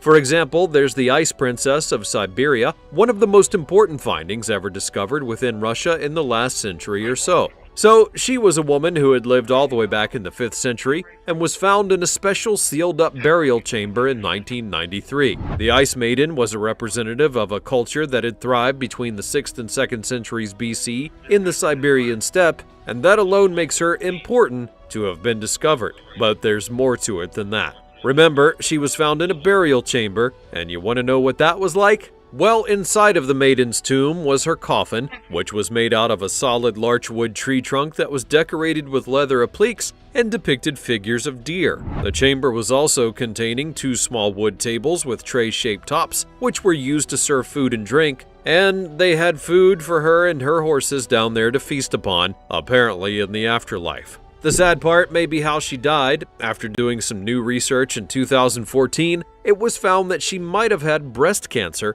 which was compounded by a fall that she had, which led to her dying in the age of 30s. Just as important, based on all of the items in the chamber, it's believed that she might have been a person of high standing within her own culture, possibly even a priestess. Dying younger than one should is always sad, but perhaps through her loss, we can learn more about her people that had come before. Number 2. The Children of Yuya Yako. While the last one was tragic, you could argue that at least it was a natural disaster that led to those people's demise, so it was a random event if nothing else. However, with the Children of Yuya Yako, it's another story entirely. The 3 children of this tale did not choose death. It was well and truly forced upon them, and that should make all of us quite sad and angry. The name comes from the dormant volcano mountain that they were found on, which is on the Argentinian and Chile border. Once upon a time, 3 children were put in a hole in the ground within the mountain summit so that they could serve as a sacrifice to the gods. And to be clear, they were quite alive when they were placed into that hole. The only reason they didn't resist when being put in there is that they were all drugged up, which is an entirely different level of sadness to invoke if you ask me. The people who did this to the children were the Incas, who had one of the most dominant empires in South America, and yet, despite all of their power, they were beholden to their beliefs and to their gods, which means that they did human sacrifice quite often. In fact, child sacrifice is something they did to commemorate events, both big and small, and then they would do other sacrifices if they felt it was needed in order to please the gods, such as when a famine broke out. To sacrifice as many people as they could, including small children, just to try and win favor from gods, is a sad practice that just as sadly has been practiced by many peoples over the years. Thankfully, it's been mostly done away with, but when you see the almost scaringly preserved bodies of the children, you have to wonder what they would have been like had they been able to live their lives. Number 1. Eruption victims. I'm going to go right for the heart with the first one, as it highlights how a historic finding can come with some incredibly tragic baggage. Undoubtedly, one of the greatest archaeological findings in history is that of the lost city of Pompeii.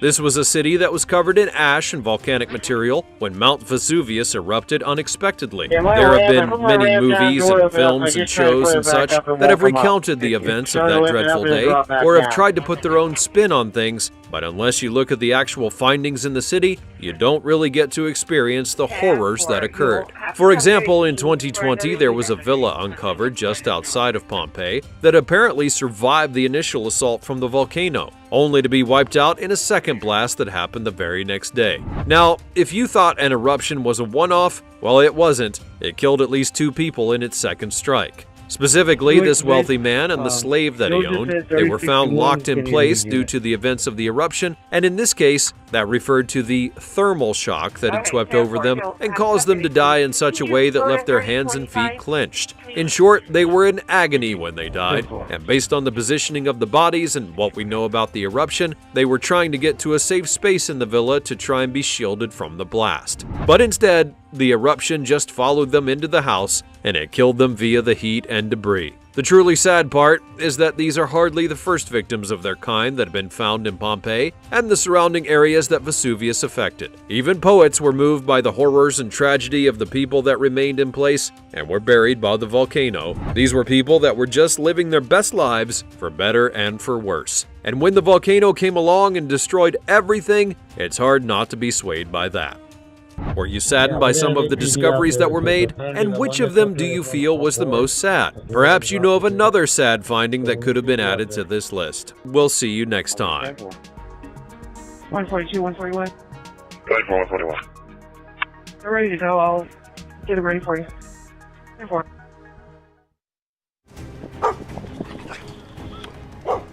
Our world is filled with creatures born from myths, legends, and folklore. Despite their uncertain origins, many people firmly believe in their existence and have spent years searching for proof. Among the most famous of these legendary beings are mermaids.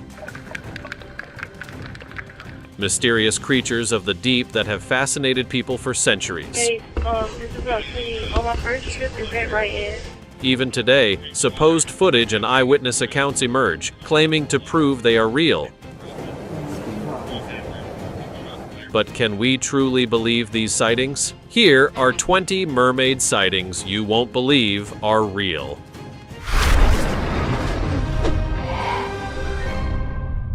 Number 20. Cave mermaid.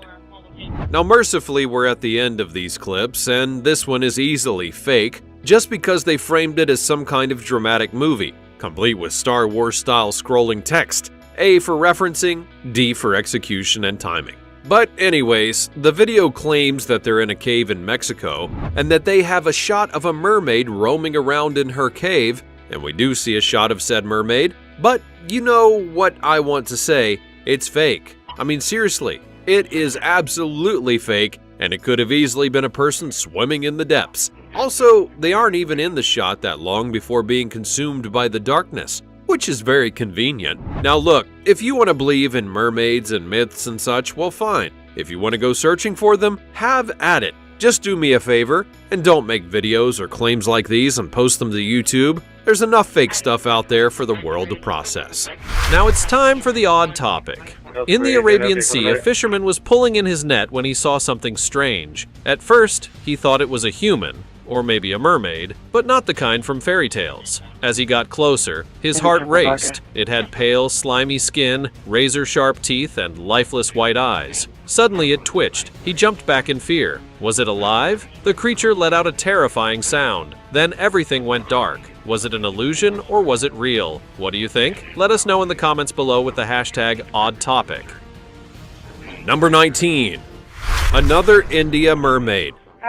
I'll give this video some credit, as it at least tries to make you think that it's a real discovery. For example, the video begins, it doesn't focus on the mermaid at first, but of someone filming everything else until they stumble upon something coming out of the water. Oh, what could it be? They then dive behind some shrubbery so they're not seen, which is a clever tactic, you know, and it always works.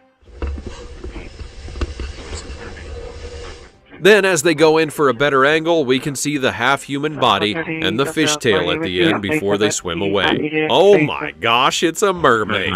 Except that it's obviously fake. There were multiple parts of the video that were intentionally blurry, and as noted, it's easy to get a mermaid tail and fake being one in the water, so I'm sorry, but it's still no proof of mermaids. Number 18. Deep Sea Mermaid.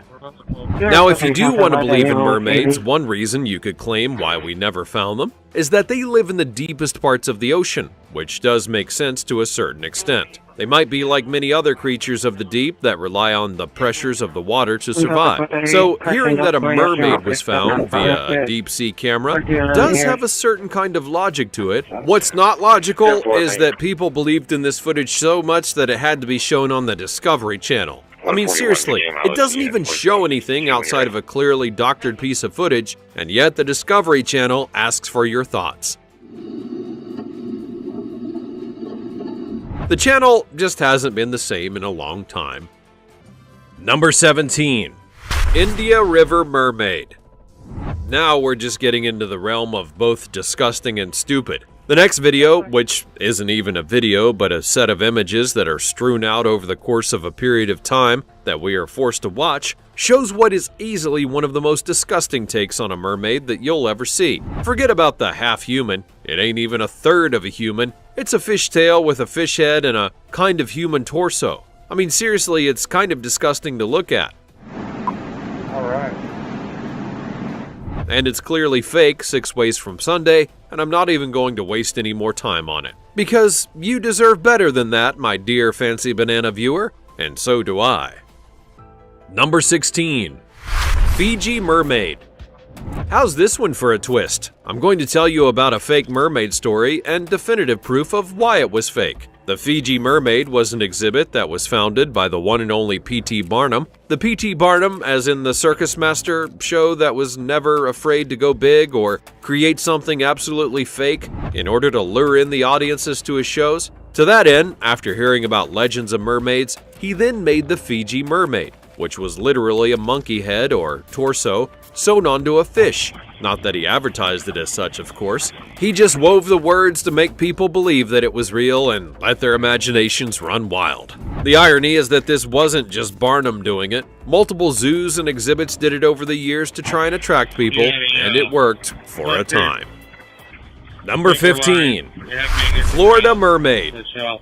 Florida would be the place that a mermaid would show up, now wouldn't it? I mean, think about it. The place is already crazy. They'd probably welcome a mermaid with open arms because they're not afraid of being weird, and it wouldn't even be the strangest thing that they saw that day. Sometimes the pieces just fit together perfectly. And I'm not even joking, by the way.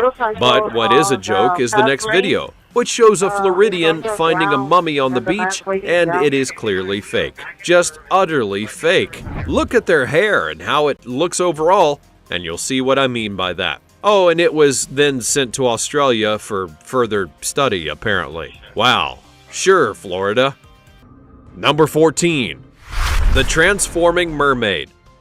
Finally, here's one with true effort that's been put into it. This so-called surveillance camera footage allegedly comes from a diving school place where a person heard some weird sounds coming out of the pool that was within the place one night, and they decided to check it out. But here's a warning, naked person incoming. As you can see, the so-called woman in question approaches the pool, dives in, and then somehow transforms into a mermaid for a swim before transforming back into a person and getting out of sight. Again, the effort. To the untrained eye and brain, this might be a rather convincing piece of footage. Obviously, there are a lot of issues here, including how that woman and/or mermaid would not know about the security cameras, or why the water itself reacted to her transformation, not to mention, why did she only have a towel going into and out of the pool? Still, there's no proof that mermaids exist, but this one was at least worth the watch, even if it is fake. Number 13. Wolf River Mermaid. When you have to ask people who watch your video, did you see it? Then that is not a good sign of anything of good visibility being shown. According to the clip, a group of people were out fishing in Wolf River in Wisconsin, and that led to their cameraman accidentally capturing a mermaid that was swimming by. Except, you can't even say that it's a mermaid. Even when they slow down the footage, all you see is an arm or an arm-like thing emerging from the water and then going right back in. That could have been anything, really, including just a regular person going for a swim in the river that they're fishing in. So, to answer the question presented, no, we did not see a mermaid, and we're likely never going to. Number 12. The Hunted Mermaid. I'm seriously shaking my head at this one because it's just so bad. Why are people trying to do the bare minimum to try and get a reaction out of people instead of putting the work in? This video comes from a guy who apparently has been hunting mermaids for a long time and yet hasn't found anything at all. He's continually drawn to this so-called special place that he's found so that he can finally get the mermaid that he's been searching for. Then at the end of this video, after a long monologue, the mermaid appears in the worst possible visual way. You see that? That not only showcases how fake that it is, but that this guy will never find a mermaid for as long as he lives, or a girlfriend for that matter. I could point out all of the ways that this mermaid is fake, but I'll actually just quote the top YouTube comment for this video. I've literally had better animations on PowerPoint, and I believe them. Number 11. Black Sea Mermaid.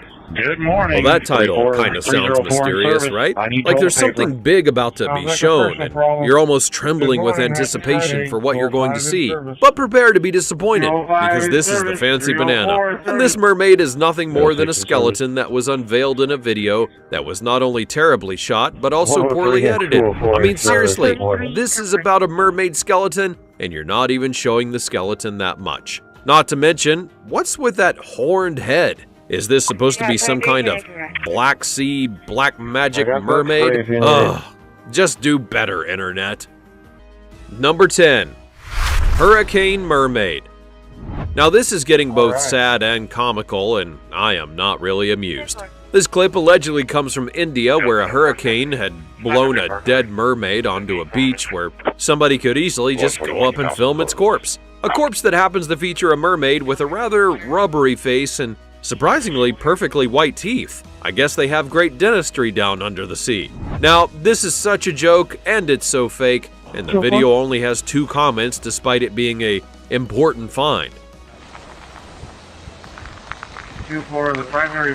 On the one hand, a hurricane would be more than able to blow something like a mermaid onto the shore of a beach if they actually existed, but since they don't exist, and one hasn't washed up in such a way, well, that should tell you everything.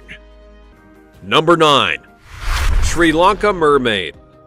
Now, we've seen a lot of ridiculous things today, both CGI'd and supposedly real, but also very fake. And this video comes from Sri Lanka, showing yet another real mermaid sighting, but it does come with several twists. The biggest one being that this mermaid is alive. Yes, the people who caught this mermaid eventually free it from its net, and it's not the happiest being in the world when it sees them. Airport 62, Charles.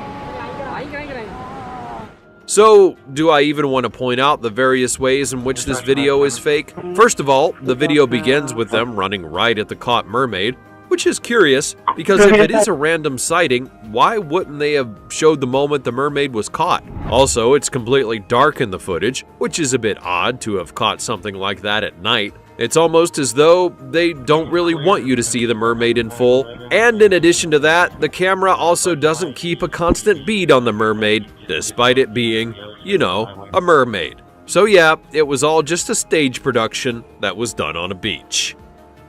Number 8. Nicaragua Mermaid.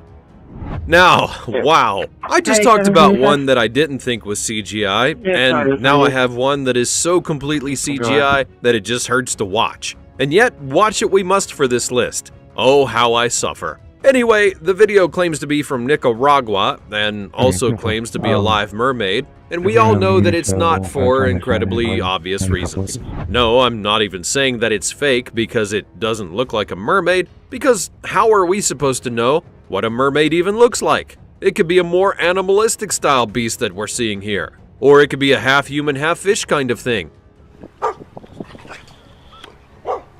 Nobody really knows. But what I do know is that this is fake. And when you look at not only the video, but how everything's presented in it, from how the so-called mermaid looks, to how the camera inexplicably zooms out at a key time, to the shakiness of the camera itself, never allowing for a truly good look at the mermaid and so on, it becomes clearly fake, and I really hope that you don't buy what it is that you're seeing here. Number 7. Aussie Mermaid. I'm going to be honest here. If mermaids were to exist, they likely would want to live in a place with great water, fantastic aquatic life swarming around them, and people that likely wouldn't be the biggest of jerks should they ever decide to meet them. Clearly, Australia is the perfect place for a mermaid to live, and that's where this next video takes us. As you can see in the short clip, we see a person observing a spot of water, and then a mermaid shows up out of nowhere. What's more, it looks like a true human-like mermaid, complete with hair and familiar upper body. Is this the evidence that we've been looking for? Well, no. First off, you're going to notice that despite this person having a camera locked onto a mermaid, they're not even reacting in the slightest, nor do they go after that mermaid that just appeared on the camera. Also, how convenient is it that this mythical creature just so happens to swim by right when the person begins to film? Funnily enough, I don't think that it's CGI, but that doesn't mean that it's real. It just means the person got someone to dress up in a mermaid fin and swim out in front of them. And there are actual mermaid classes in the world. You should look it up. It wouldn't be that hard to fake this shot, especially with the not-so-clear water all around the camera. So, not a real mermaid, but actually fake. Number 6. The Spanish mermaid. It almost feels wrong to go from that last story to this one, because at least that one had some cool elements to it that made you want to find out more. With this one, it's not really worth talking about, but I have to do it anyway. The video claims to be from Spain, featuring a boat going through the water, and then on the rock, just off in the distance, appears a mermaid.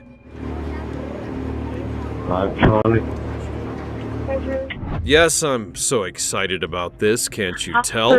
Anyway, the clip itself is really short, which should tell you a lot, and then they try to zoom in on the footage, and that further highlights just how fake that it is, because of how indistinct that it looks. Also, you'll notice that despite there being a mermaid just off to the side of the boat, nobody's even reacting to the creature. It's almost as if it's not there, and it never was. Now seriously, if you're going to try to fool people, can you at least do it with a bit more effort? Look at what people in Japan did to the hoax. That was some effort right there.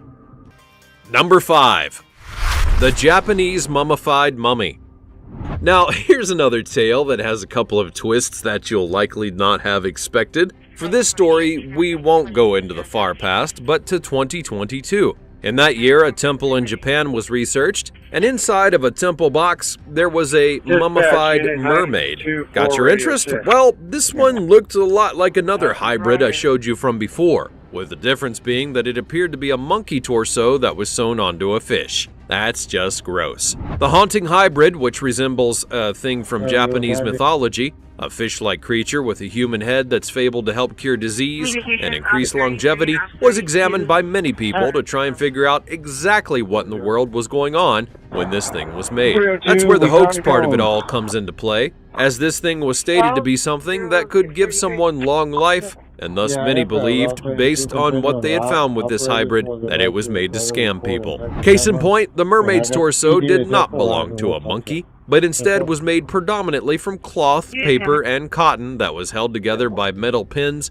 that were running from the neck to the lower back. Just as weird, they put numerous other animal parts, including teeth and fur, onto this cloth to help sell that illusion of the mermaid being real. They even dated parts of the mummy mermaid to the 1800s, if not before then. So let it be a lesson to all of you. Scammers come from all time periods, not just the modern day. Number 4. The Norfolk Mermaid. Shall I head to jolly old England to see another potential mermaid discovery? Well, this find comes from 2016, and the story goes that a man from the UK was doing a walk around Norfolk Beach when he came across the decayed body of a so-called mermaid. Naturally, he took multiple pictures and then posted them online. Now, one could argue that this may be the most intriguing finding yet, because this is something that could be studied and then key information could be found out about, not only whether it was a mermaid or not, but what a mermaid could potentially be like on the inside. Plus, as some of you are likely thinking, it does appear to be a mermaid with its human-like head and its lower half streamlined tail section. You're waiting for the shoe to drop, aren't you? Well, good, because you're paying attention. While obviously, some would call this out as being fake, even stating that it may have been nothing more than a dead seal, which was popular in that area, but that might be just too easy an answer to give in this case. You see, the man who posted the photo online also happens to be a model maker, and not only that, he was known for doing really detailed fish pieces. That's right, this very likely was just one of his personal creations that he made, placed on a beach, and then tried to make people think that he had found a mermaid, or to reveal later it was one of his pieces of art and that people should buy his art. I would say that this is a classy way of drumming up business, but then again, I'd be lying. Number 3. The Israel sighting. Ironically, Israel is a place where there have been numerous claims of mermaids over the years, and at one point, there was even a bounty out because of an alleged sighting, and people swept the coast trying to find it or other mermaids. Did they find any? Well, no. You know the answer to that, because it's fake. However, this particular video isn't about that event. It's about a clip that was allegedly shown on Animal Planet, which clearly is not the channel that it used to be. In the clip, we see two guys near a cliff in what's claimed to be Israel. It's obviously hard to tell from just the clip that we have, so we'll assume that it's really the place.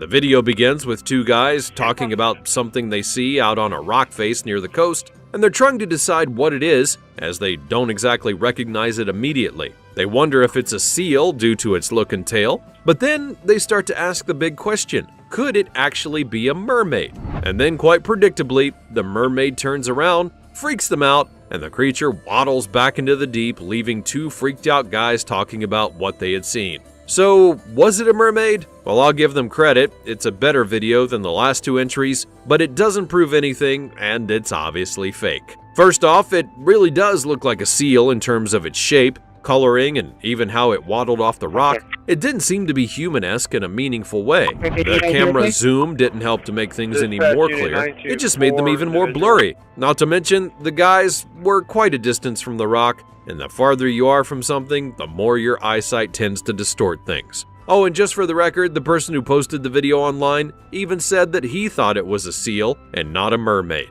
So, go figure, someone on YouTube has sense about things that they post. Number 2. The Kenya Mermaid.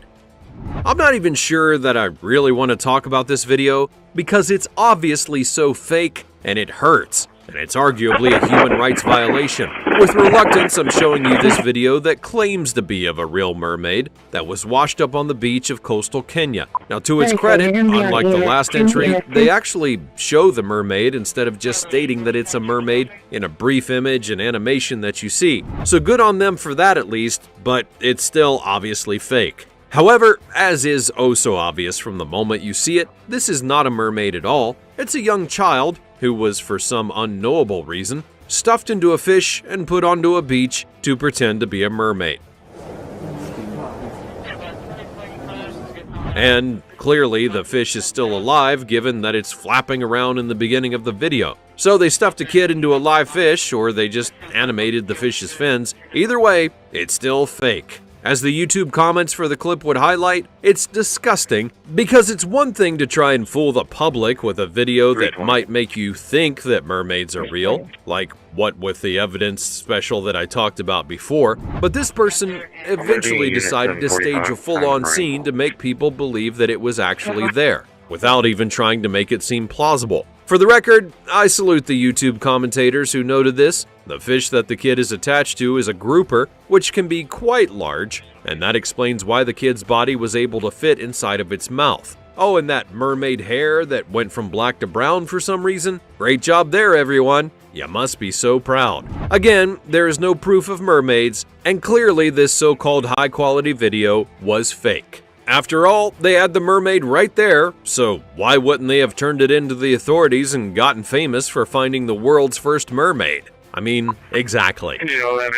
Number 1. The Greenland sighting.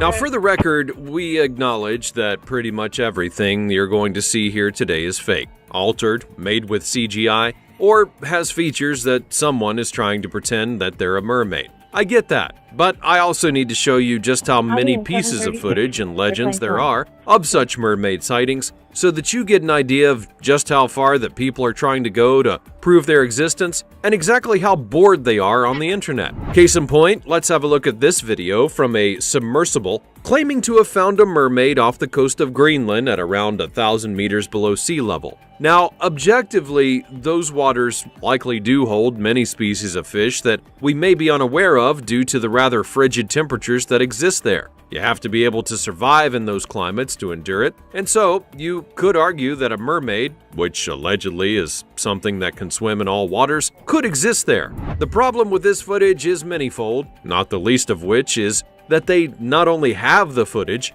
but a talk show trying to discuss the realism of it and all that. If it's not a scam, well, it's a scam, but let's focus specifically on the mermaid sighting itself. I don't even see a mermaid. You just see a webbed hand go up to the window of the submersible and then it races away. I mean, that's convenient now, isn't it? Not to mention, because we don't truly see a mermaid body, the experts in the video can truly make any kind of claim that they want. Now obviously, despite being shot in 2013, there has been no definitive proof of mermaids ever being found in Greenland or any other place in the world, proving that just because you hold a new evidence special of it on a TV network doesn't automatically make it real. And we're just getting started.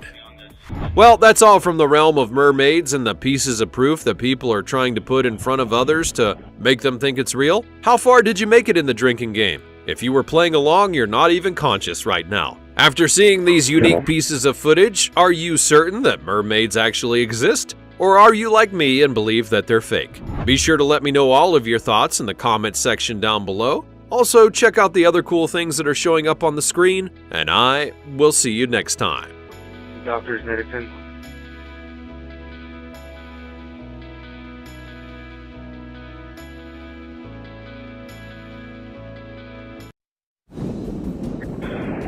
to transit, Our planet is home to many diverse and extreme environments, and few are as unforgiving as the desert. With scorching heat, limited water, and endless stretches of sand, deserts are some of the harshest places to survive. Among them, the Sahara Desert stands as the largest and one of the most mysterious. Despite its brutal conditions, it has been the site of incredible discoveries, some fascinating, others downright bizarre. From ancient relics to unexplained phenomena, this are 20 weirdest things ever found in the Sahara Desert.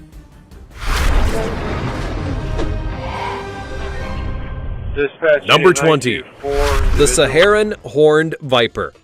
Now, curiously, we haven't touched on many of the actual living creatures that exist in the Sahara Desert, but to be clear, there are those that live there every day, and they absolutely find ways to survive. One you'd likely want to avoid, though, is something called the Saharan Horned Viper. Can you guess why? What may surprise you is that this viper does not come out to play in the daytime. Instead, it loves to go on the hunt at night. In the day, it will bury itself in the sand, which not only makes it blend into the environment, but likely keeps it cool from the blazing sun. And if you see one in the wild, you should absolutely avoid it. It's called a viper for a reason. It has venom that can kill a human if you're unfortunate enough to stumble upon it. And in the Sahara Desert, there's not exactly a hospital anywhere nearby. Now it's time for the odd topic. Deep in the Sahara Desert, scientists made a shocking discovery. Beneath the scorching sands, they found hundreds of strange, preserved bodies. Their skin was darkened, hardened, and covered in mysterious patterns. Who were they? Were they victims of an ancient catastrophe or something beyond human understanding? As researchers examined the site, they noticed something chilling. The bodies were perfectly aligned, as if placed there intentionally. What happened here? The truth remains buried in the sands of time. Share your thoughts in the comments below with the hashtag OddTopic. Number 19. The Tenemur Crater. If you like the last entry about a meteorite, you'll want to check out this tale about the Tenemur Crater. It's found in the desert, and not only is it believed to be an impact crater from a past meteorite, but one that took place well before the dinosaurs had even roamed the planet. That would certainly put it in an interesting part of history, and it makes you wonder what it affected when it came crashing down. There was actually heavy debate about this crater regarding in how it was formed, with some even saying that it might have been born from a volcano. However, when they then examined the rocks themselves that were there at the bottom of the crater, they could tell that it was one that had been created by a true and heavy impact. It makes you wonder just how many meteorites have ever touched down in a place like this over the many millions of years. Number 18. Lost Rivers. When you look at something as vast and menacing as the Sahara Desert, you might not think anything resembling water would be there. Yet, as has already been proven, that is absolutely not the case. The catch is that there are massive amounts of water if you go straight down. In this case, a Japanese satellite was able to use radar to look over the Sahara, and they found a massive river system in it that actually stretches for over 500 kilometers in Africa and goes right up to the coast. Finding this brings up many questions about what Africa may have looked like, including how this presumed river affected the many people and natural formations that the Sahara once had. Plus, if one such river does exist, there are probably many, many more. Number 17. Lost fortresses. Now, there are plenty of things that have been buried in the desert over the years, but what may surprise you the most is just how completely some of these things have been buried. For example, when people began looking at the Sahara Desert from above Libya's part of it, they then found over 100 fortresses. That's right, the area was so full of fortresses that once belonged to the people known as the Garamantes, which back in the day had inhabited that part of Libya. The fact that they had so many places like this is astounding in its own right, and then you have to figure out how the sand slowly buried all of them, and you get quite the reveal for archaeologists. Ironically, it was because of oil companies mapping in the desert that they were able to even make these findings in the first place. Number 16. Gobero skeletons. Here's another find that's made by that same man. He gets around now, doesn't he?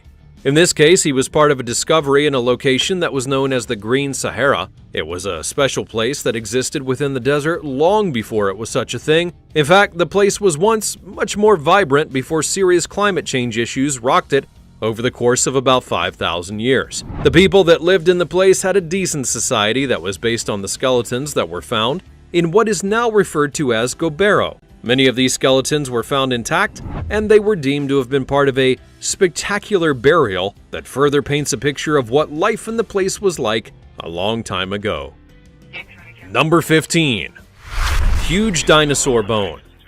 In Niger, a legendary dinosaur hunter has found all kinds of dinosaur bones in the sands of the Sahara Desert. Some of them have truly been history-making findings, as they have revealed new species of dinosaurs that had not been previously unearthed. Equally as important, he not only found huge dinosaur bones, but he found bones from human civilizations. The man himself dared to go into the Sahara in 2022 in an attempt to try and get out 25 tons of bones that he knew were just lying around beneath the sands. As you could imagine, getting just some of the bones out of the sand would be extremely difficult, and then you factor in all the environmental dangers and the various bandit groups that would steal them for themselves and more, and you may just find it odd that someone would go to all that trouble. But to make the discovery of a lifetime, people are willing to take the risk. Number 14. RAF P-40 Kitty Hawk. As I just said, Africa is full of a lot of history because of the battles and wars that took place there. And that also includes recent wars from the modern day, like World War II. The proof of this can be found from 2012, where an oil company of all places stumbled upon an old RAF P-40 Kitty Hawk that was said to be from World War II. It's believed to have been one of the many places that the U.S. made for the Royal Air Force via the Lend-Lease program that predated when America entered into the war. The plane was used for the North Africa campaign, where the Germans had a big foothold on the continent, and the story attached to this particular craft is that the pilot was trying to get back to a base for repairs, but had to crash land in the desert instead, and it was likely a soft landing depending on how fast that it was going. Number 13. Spinosaurus.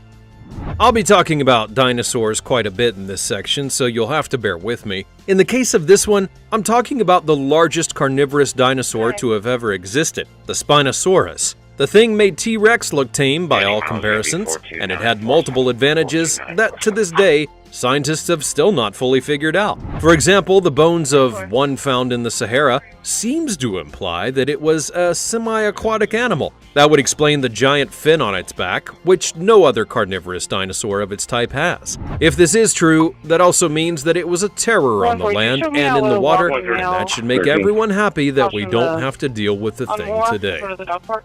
Number 12. The Lost Army of Cambyses.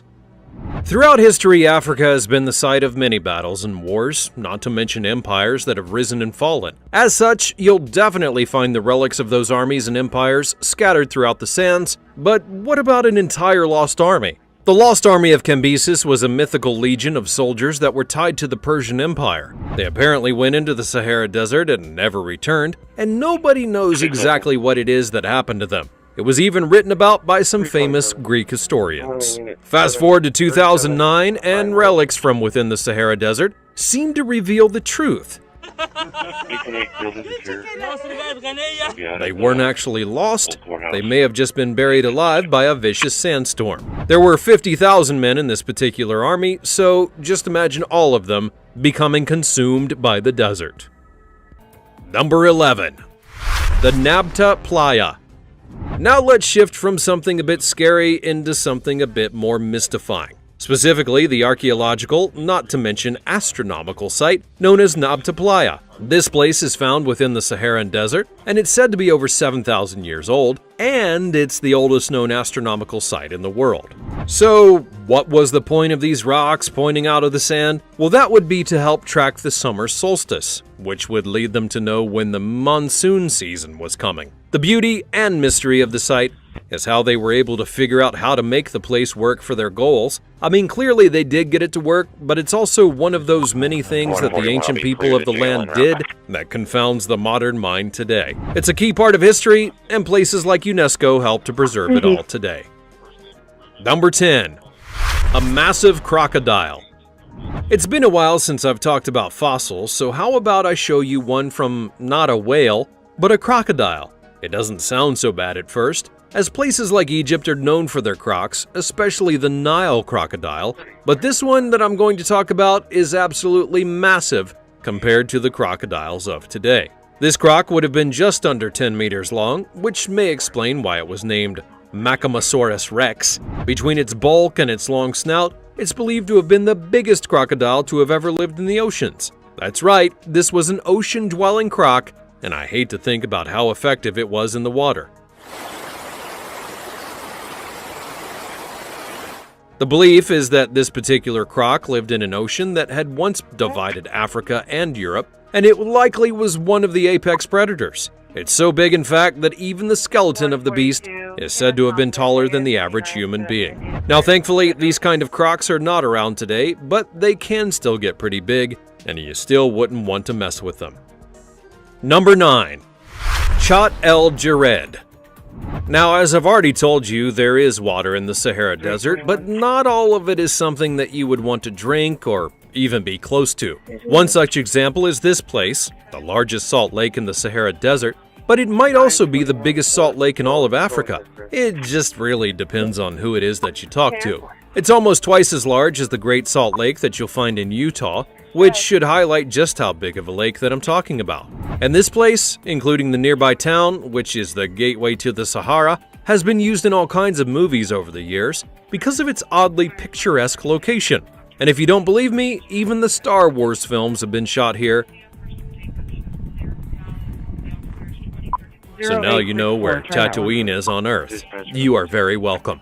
If one were to drive by the area around the lake, you would be amazed at all of the colors that you would see and the rainbows that catch your eye. So, while it may be one of the most inhospitable places to be within Africa, there's also a beauty here that simply cannot be ignored.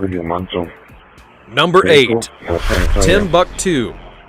Depending on who you might ask, Timbuktu is either one of the weirdest places that you can go to or one of the most historically relevant places in all of Africa. For me, whenever I was a child and I asked my mother where we were going, she would always say Timbuktu in a way of trolling me in such a way that made me upset and never want to go anywhere. For people in modern culture, the word Timbuktu is meant to reference a place that is so far away, you can't easily get there. And that's what you hear the word being used more as slang versus the great history that it had been in its golden years. 10-4. 31, go ahead. So, to find out what this place is in the Sahara Desert, well, it's curious, because you would think that something like this would not have thrived, let alone survived the day, and yet here we are. The true history of Timbuktu can be tied to multiple people and empires, but the biggest one being the Mali Empire. It was here that the city was a major trade area due to all the routes that were happening in and around it, and then it became one of the biggest learning areas of the world, including a place with a thriving book trade. Eventually, it fell into decline and not what it used to be, but it is another UNESCO World Heritage Site, which means that it will be preserved for more people to learn about over time. Number 7. Cave of Swimmers. Here's another place where ancient rock art was found. It's almost as if the ancient peoples of the world wanted us to find the stuff. Or, you know, maybe they just like drawing. The Cave of Swimmers is found in Libya. It's believed to have been drawn, at least at the beginning, of around 10,000 years ago. And if you're curious, the reason that it's called the Cave of Swimmers is because of some of the depictions of humans in the cave. They're drawn in such a way that it looks as though they're actually swimming. But they aren't alone. They also have pictures of various animals in the place, which includes hippos and giraffes.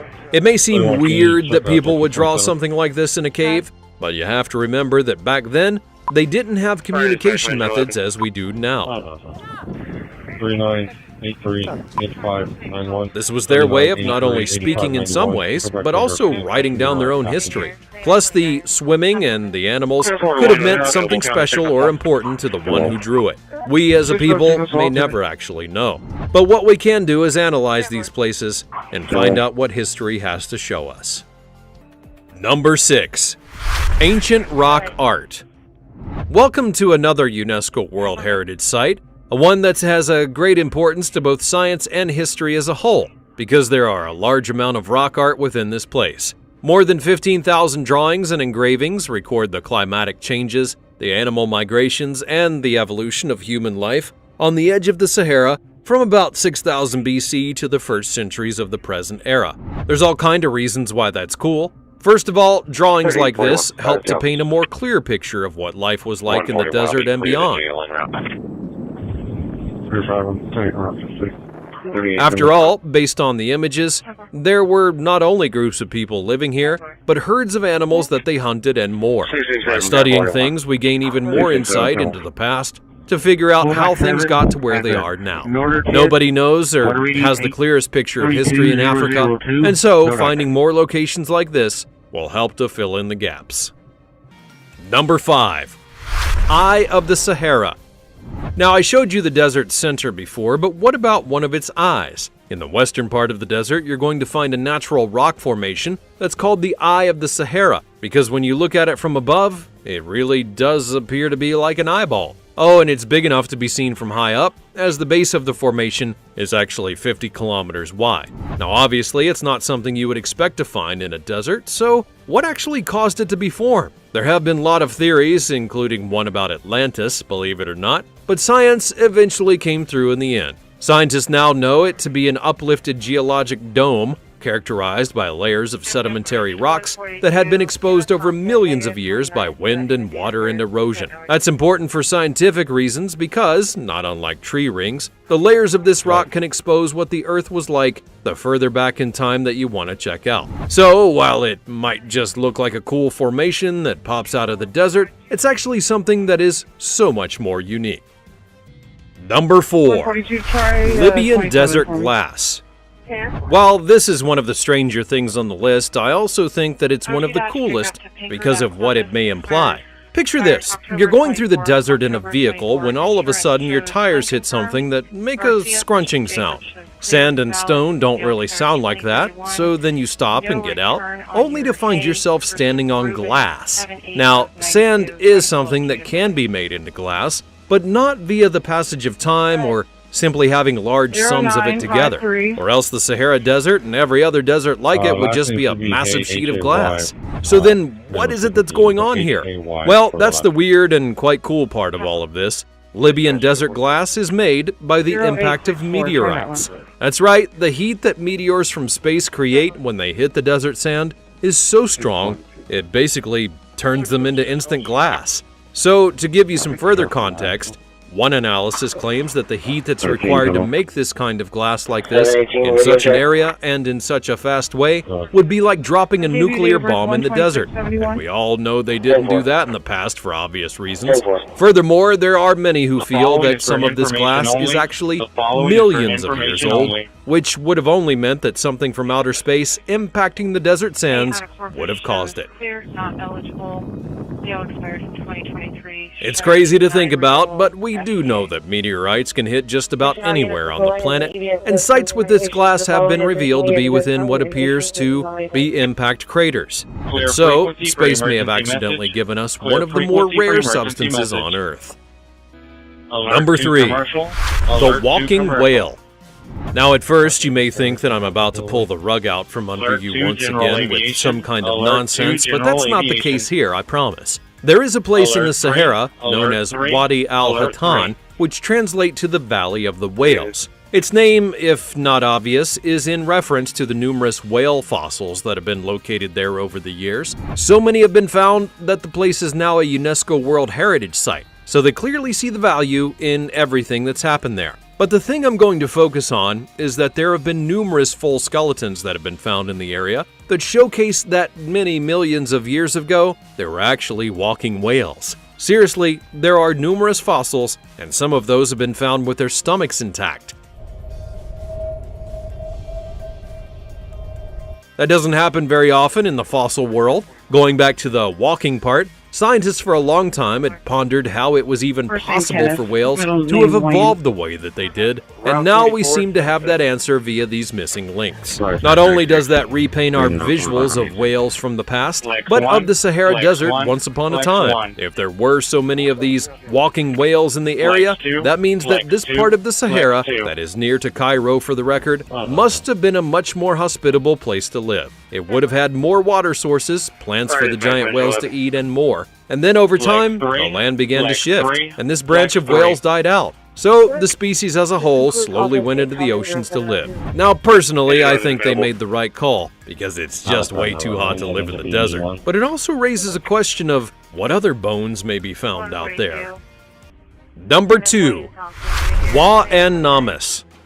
Now you've all heard about the center of the earth. Well, allow me to take that phrase and use it for my own advantage by showing you the almost literal center of the Sahara. It's known as Wa-an-namas, a volcano in Libya. The reason that this is such a strange place or entity is rather simple. It's a literal desert oasis that's found in an equally literal volcano crater. Wa-an-namas volcanic field is about 4 kilometers wide and surrounded by a 10 to 20 kilometer wide dark black deposit of ash that stands out starkly against the yellowish desert. So if you were to get close to this place, you absolutely could not miss it. Here's an equally strange thing though. The name Wa-an-namas translates to the crater of the mosquitoes. Yes, that is its real name. It's also literal in its meaning. The lakes that fill up this oasis are a haven for mosquitoes, meaning that whether you're in a regular place or the desert, you just can't get away from these blood-sucking bugs. The good news is that if you are ever to wander into the place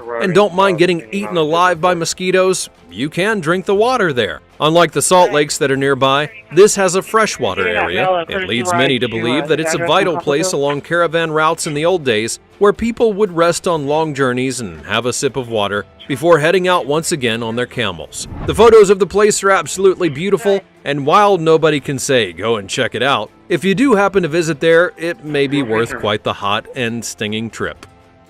Number 1. The Pyramids of Meroe.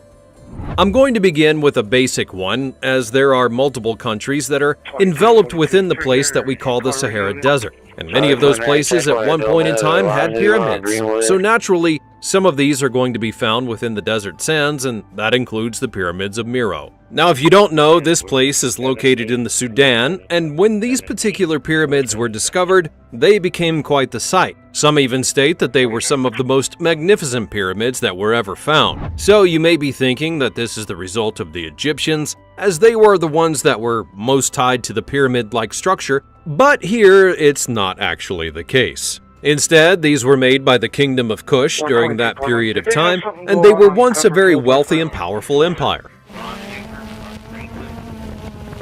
Now allow me to help you get a mental picture for how different the pyramids were. These were built of granite and sandstone in the Nubian style, with small bases and steep slopes that were between 6 and 30 meters in height, in contrast with the colossal pyramids of Giza, which are nearly 5 times as high. It's actually because of the desert and its sands that these pyramids remain so well intact today, and that doesn't even talk about how important they are historically. Oh, and they're also a huge tourist attraction in Sudan, so that helps. So then, what's so weird about these pyramids, you may be asking? Well, you might have pondered, how did these pyramids get lost in the first place? That's because the sands of the desert, whether it be in Egypt, Sudan, or somewhere else, shift around all the time, meaning that the pyramids were literally buried in the sand, and only the local people knew where to find them. They couldn't dig them up, and so when archaeologists were able to bring them back to the surface, it became a big deal. We should all be grateful that these incredible relics of the past are here now for everyone to see.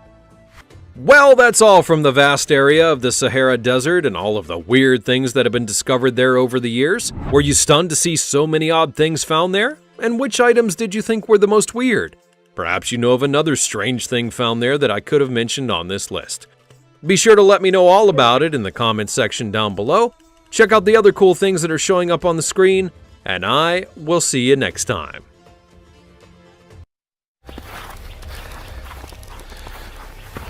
Forests are home to countless mysteries, both natural and man-made. While they provide vital ecosystems for plants and animals, they can also be unsettling places, especially if you find yourself lost. Thick trees obscure the way, unfamiliar sounds fill the air, and the unknown lurks in every shadow. Over the years, people have stumbled upon eerie and disturbing discoveries hidden deep within these wooded areas. From abandoned relics to chilling remnants of the past, let's explore 20 most disturbing things discovered in forests.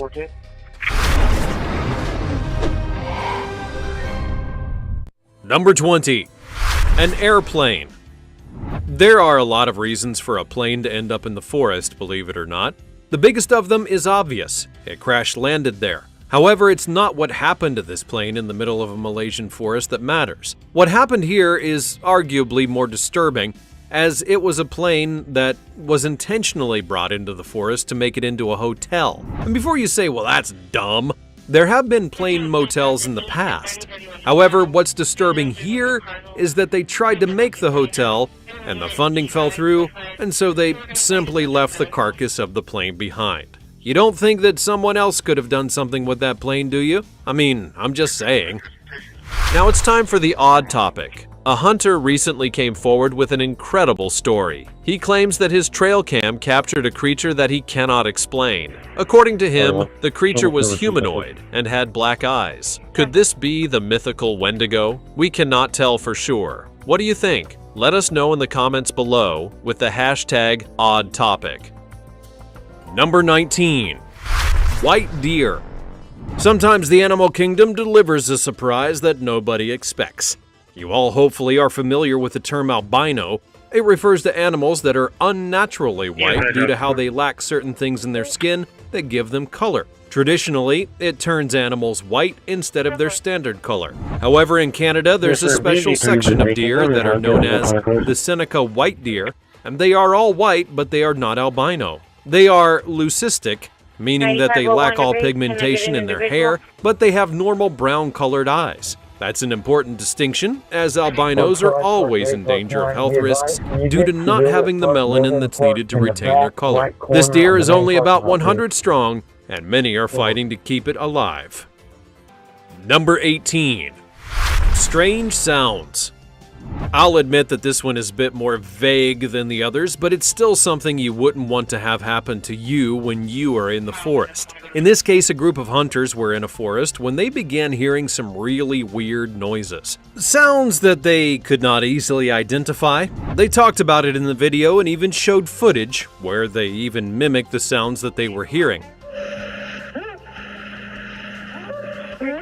While it's not uncommon to hear weird noises in the forest, you'll typically be able to recognize something like birds, cat cries, wolves, coyotes, that sort of thing. But this didn't sound like any of those things. So then, what exactly did the hunters hear and try to mimic? Well, it's hard to really say. Number 17. Clowns in the forest. There are some things that people never want to find in the forest merely because of what it might imply. In 2006, there were a series of events that happened that featured clowns showing up in places like forests and near schools, and it freaked a lot of people out. Arguably, the most disturbing part was that it was first just a PR stunt for a horror movie that was being done in Wisconsin. However, once that story about the clowns in the forest spread, it soon went international. There were cases of people dressing up as clowns, and hiding around in the United States, Canada, and even in the UK. And some people, you know, they just want to watch the world burn in the end. Number 16. Bigfoot. I'm going to level with you on this one. I know there's a lot of people who believe in Bigfoot, and that's okay, that's all good. There are plenty of people who spend a lot of time going to look for Bigfoot, which is not so good.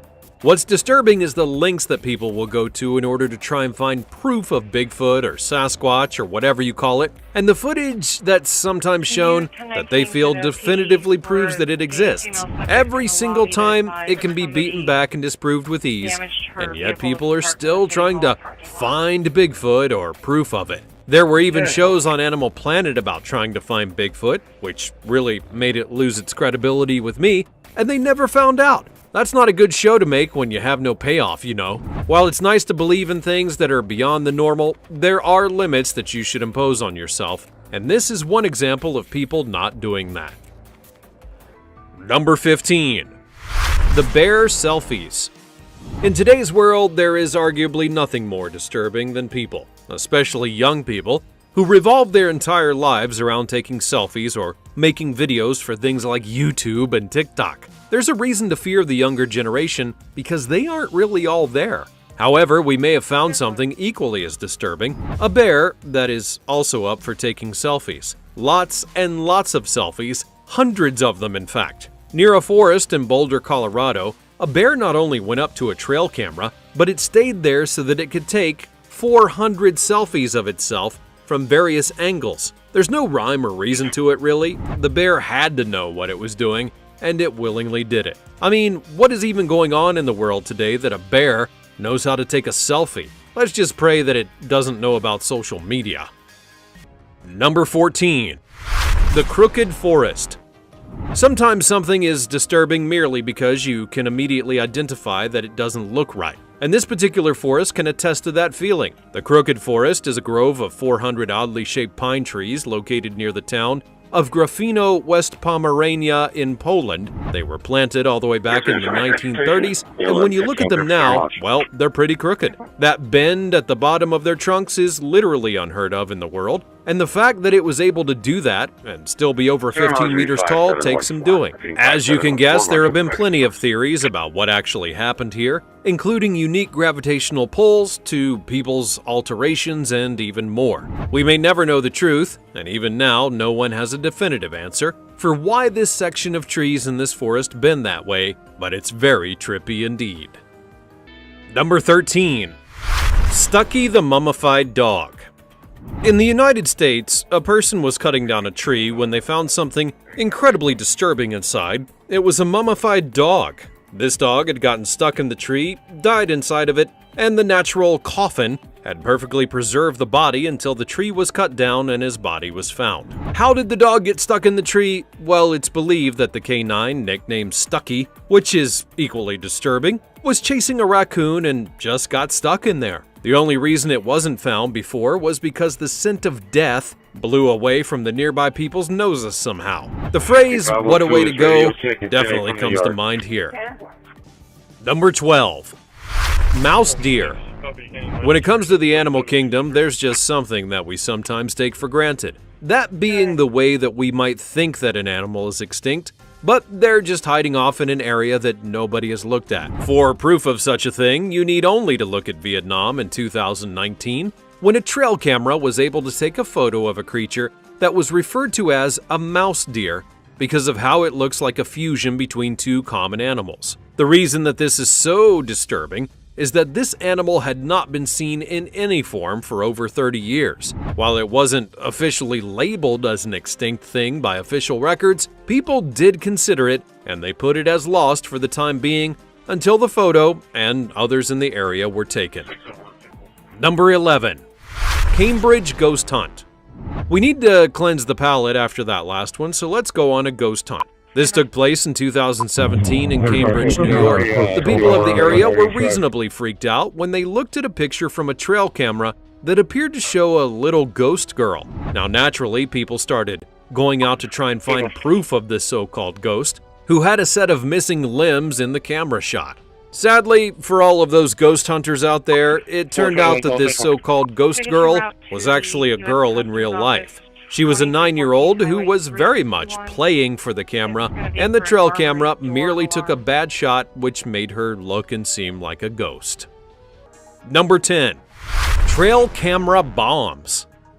Now this one is real and it's scary. In Harlan County in Kentucky, a man was arrested for putting bombs inside of trail cameras. One such camera detonated on a man and it seriously injured him, so it's not cool at all. But why would someone want to place bombs inside of trail cameras of all things? The answer is apparently that the man had put his own cameras out on the trail in the nearby forest, and someone kept stealing them, so then he put bombs in new ones so that they would have a nasty surprise when they tried to take it away. That's all kinds of scary, and the thought that it was someone's retaliation method shows just how terrifying that people can be. Equally as disturbing, the man was shot and killed after fleeing custody, so that's one way to admit your guilt, I suppose.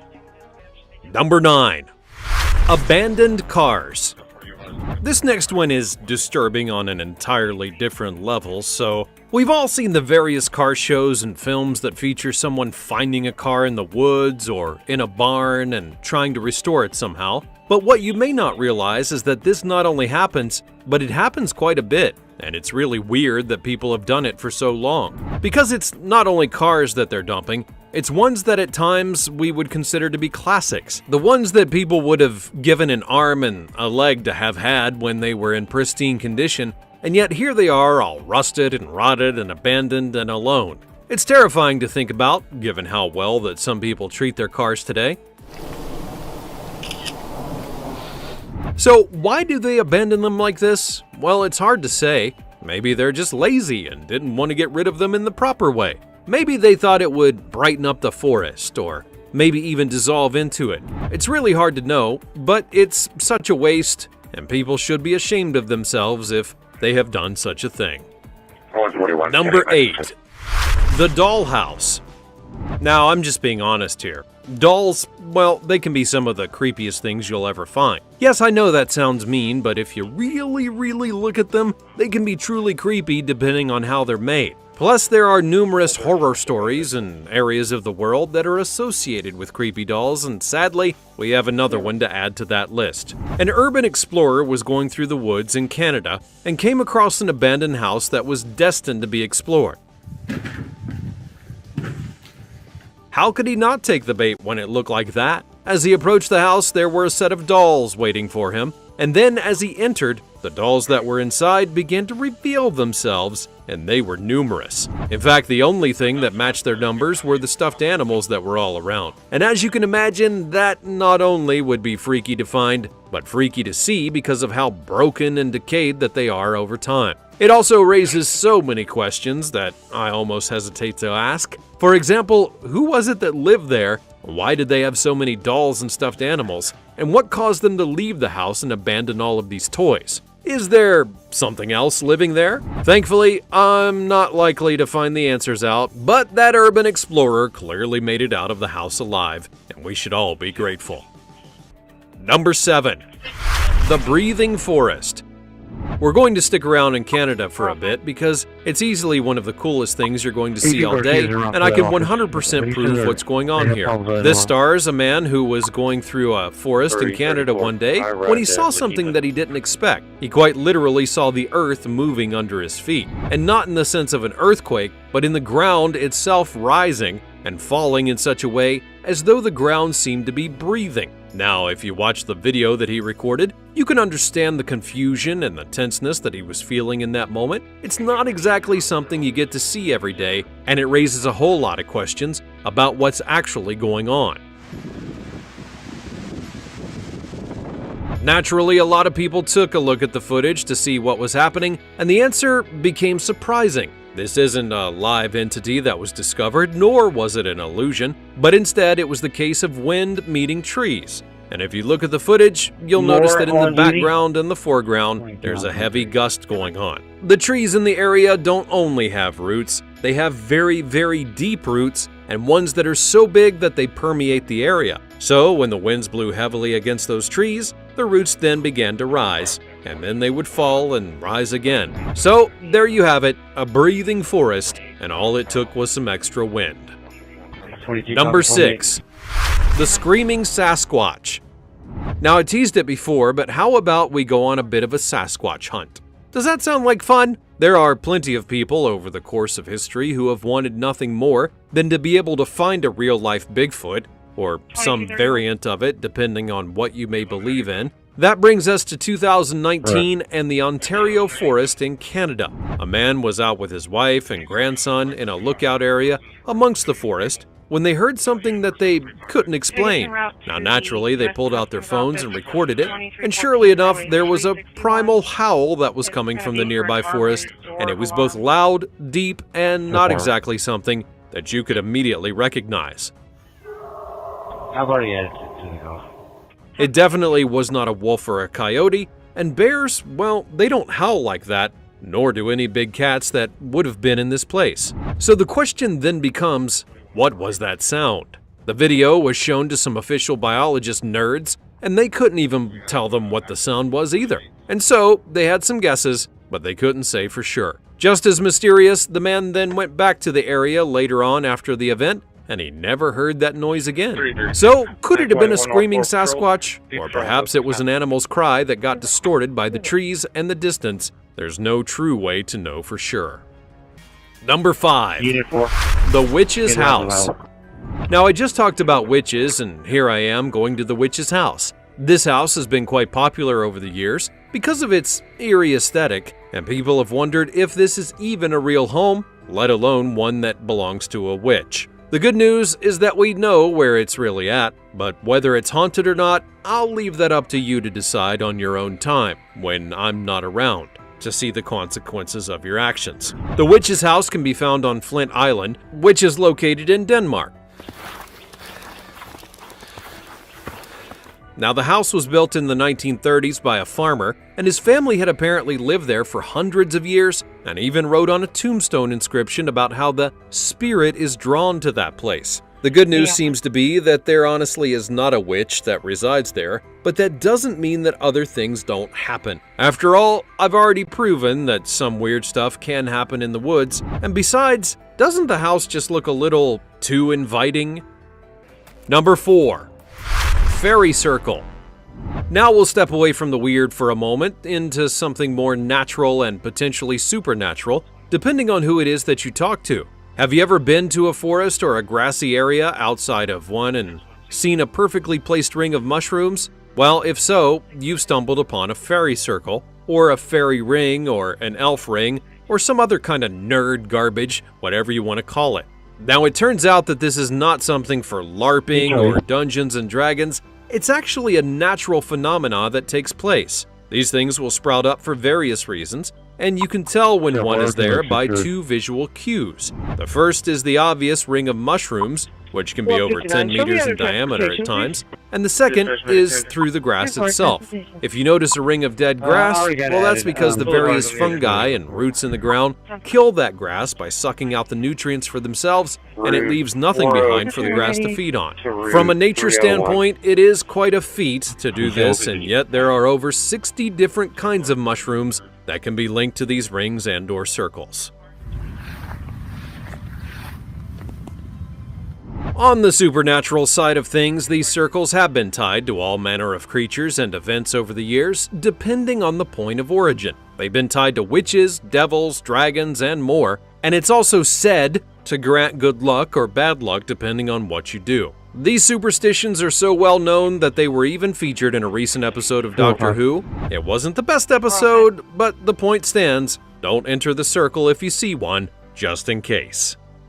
Number 3. Creepy missing persons posters. Now, this one is truly disturbing, but it also has a twist ending that you're not exactly going to see coming. Let me set the scene for you. You're going through Berkeley-Jackson County Park in Huntington, New York. It's a nice day, a nice trek through the woods, and you suddenly realize there's something kind of odd up ahead. And as you get closer, you're going to notice that a certain area has something on the trees. That wouldn't be odd except that as you then move in, you realize that these things are missing persons posters. They're all over the place, and there's even a cage that's made out of sticks nearby. This is a real thing that actually happened, for the record, and you'll be forgiven for thinking that it's some kind of movie set or idea. Even the person who recorded it and then posted it on Facebook naturally admitted that it was creepy, and they even thought that they might have accidentally stumbled upon a serial killer's den. Frankly, that's a fair guess. After bailing, they then didn't die and went and informed the police, who then decided to go and investigate exactly what it was that the person had encountered because it sounded really, really weird.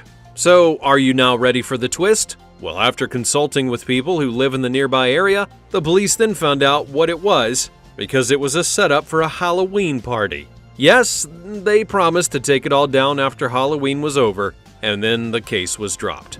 To which I have to ask, what kind of Halloween party were they conducting there? Actually, you know what? I don't really want to know. Let's just move on.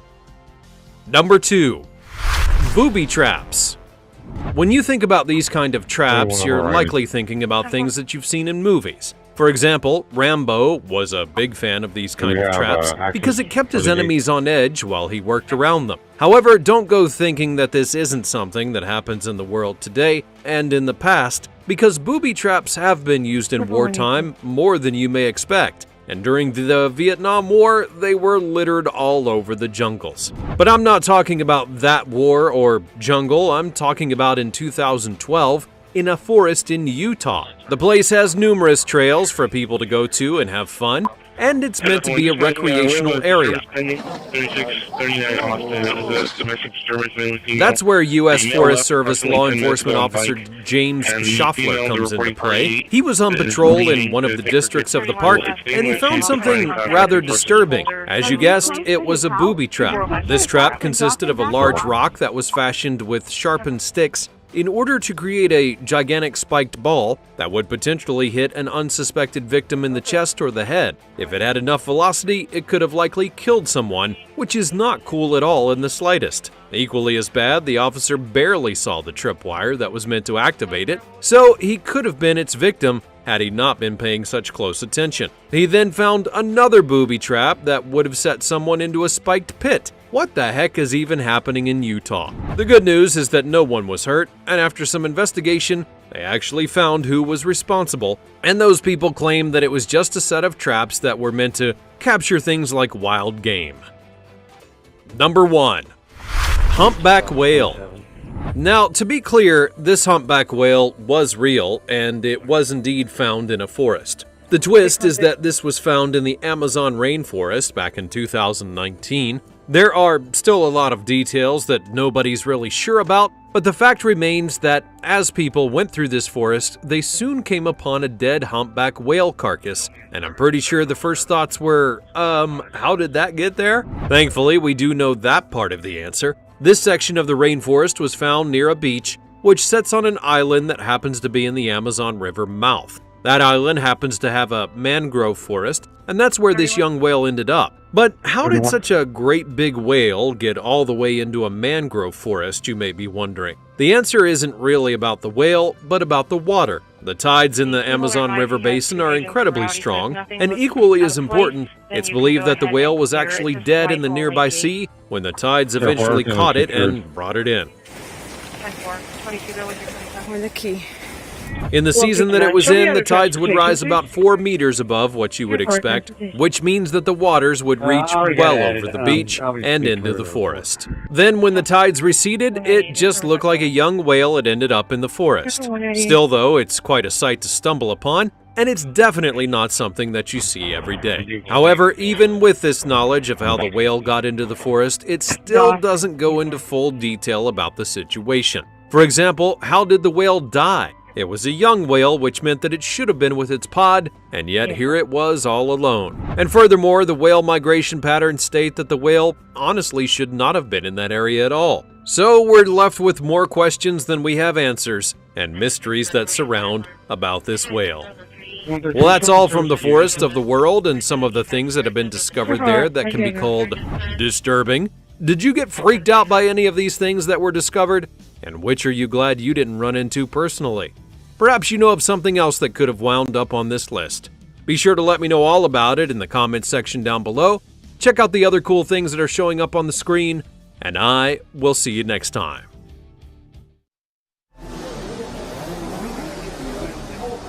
Dubai is a city of extremes, where luxury, innovation, and mind-blowing experiences happen every single day. From thrilling desert safaris to skiing indoors in the middle of the desert, Dubai never fails to amaze. Here, you'll find the world's largest natural flower garden, a temperature-controlled indoor city, and even the most expensive biryani ever made. Here are some of the top 30 experiences Dubai has to offer.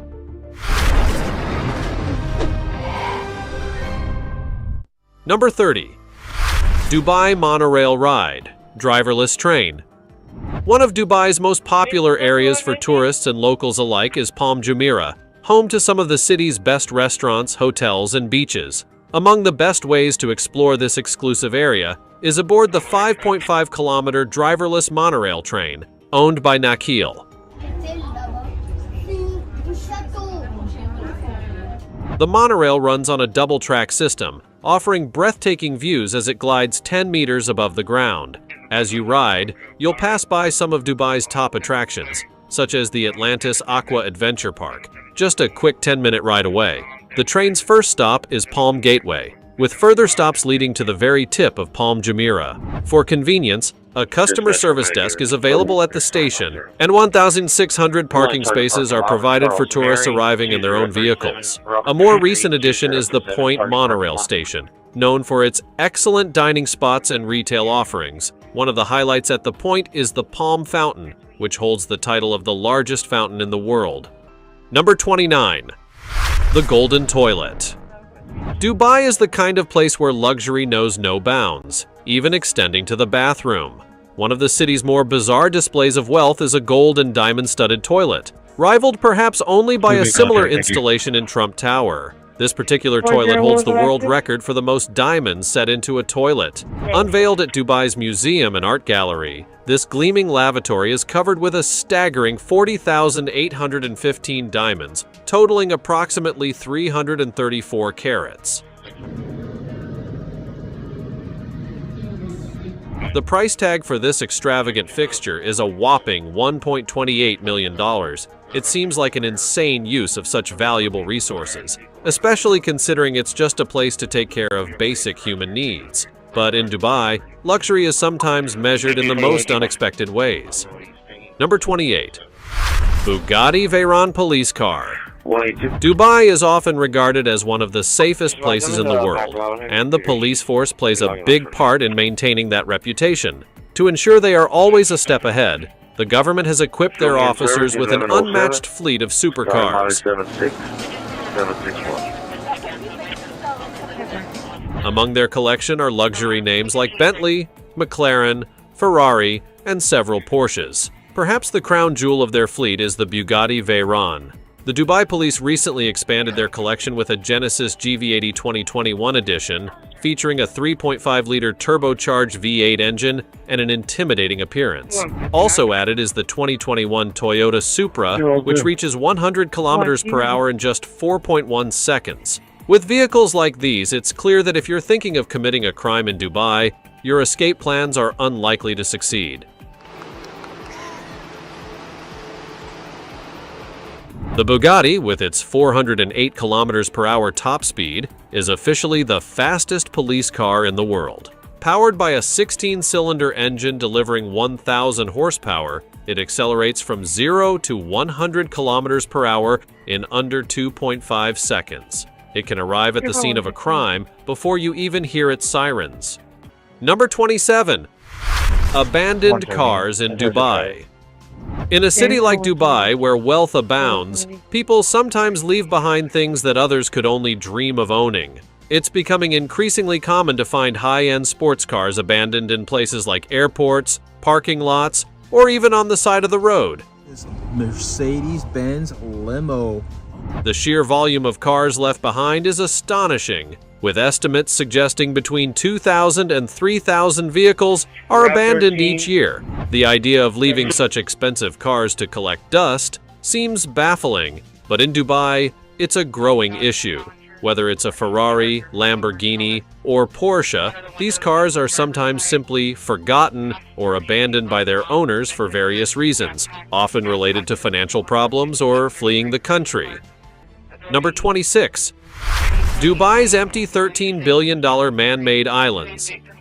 Dubai is famous for its ambitious and extravagant projects, but not all of them have been successful. The $13 billion man-made archipelago, the World Islands, was meant to outshine the Burj Khalifa and Dubai's luxury cars. This artificial set of islands, designed to resemble a map of the world, was so large it could be seen from space. However, the project has faced numerous challenges, including sinking islands and failed investments. Some buyers, like John O'Dolan, who purchased the island representing Ireland for €25 million, tragically took their own lives before seeing their investment come to fruition.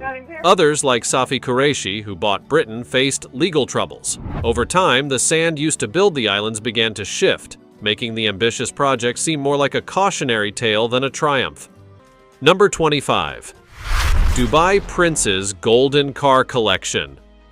Sheikh Hamdan bin Mohammed, also known as Fazza, is one of Dubai's most prominent figures, boasting 7.1 million followers on Instagram. While he is known for his poetry and philanthropy, his incredible car collection has drawn significant attention. This Crown Prince of Dubai has a penchant for luxury vehicles, especially gold ones. Fazza's golden car collection, showcased across social media, includes some of the most extravagant vehicles in the world. But despite his immense wealth, the prince maintains a grounded persona, balancing his glamorous lifestyle with charitable efforts and leadership roles within Dubai's government. Number 24. Dubai's World Record Leisure Show. Dubai Festival City hosted a groundbreaking event, setting a world record for the largest water screen ever created. This multimedia attraction, featuring 893 lights, 30 fountains, and mist, was unveiled by Mansour bin Mohammed, the son of the UAE's Vice President and Prime Minister. The 360-degree spectacle included dancers, music, and pyrotechnics, drawing crowds eager to witness the record-breaking performance. Layla Issa, a Guinness World Record adjudicator, was present to confirm the achievement and present the certificate to the organizers, solidifying Dubai's reputation as a city that continuously breaks boundaries. Number 23. The opulence of Burj Al Arab. One of the most iconic hotels in the world, the Burj Al Arab sets the standard for luxury. Located 280 meters off the coast of Dubai, this 7-star hotel is an architectural marvel, taking 5 years to build, 2 years for the island, and 3 for the hotel itself. Inside, every detail is meticulously crafted, from the rarest of duvets made from the down of Icelandic eider ducks to the 17 pillow choices available to guests. The florists at Burj Al Arab spend 8 hours a day arranging flowers flown in from Kenya, South Africa, Holland, and Thailand to match the tastes of incoming guests.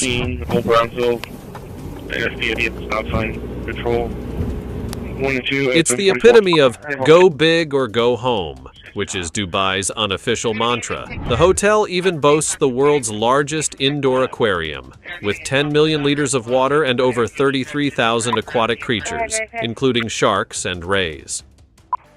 Number 22. The world's most dangerous tennis court.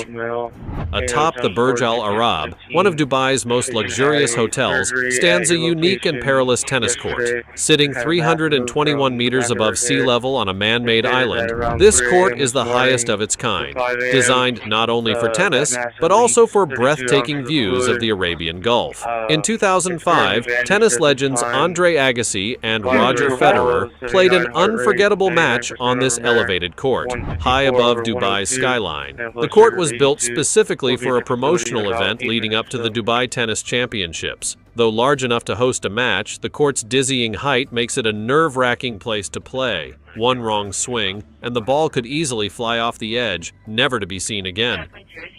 Number 21. Dubai's air-conditioned bus shelters.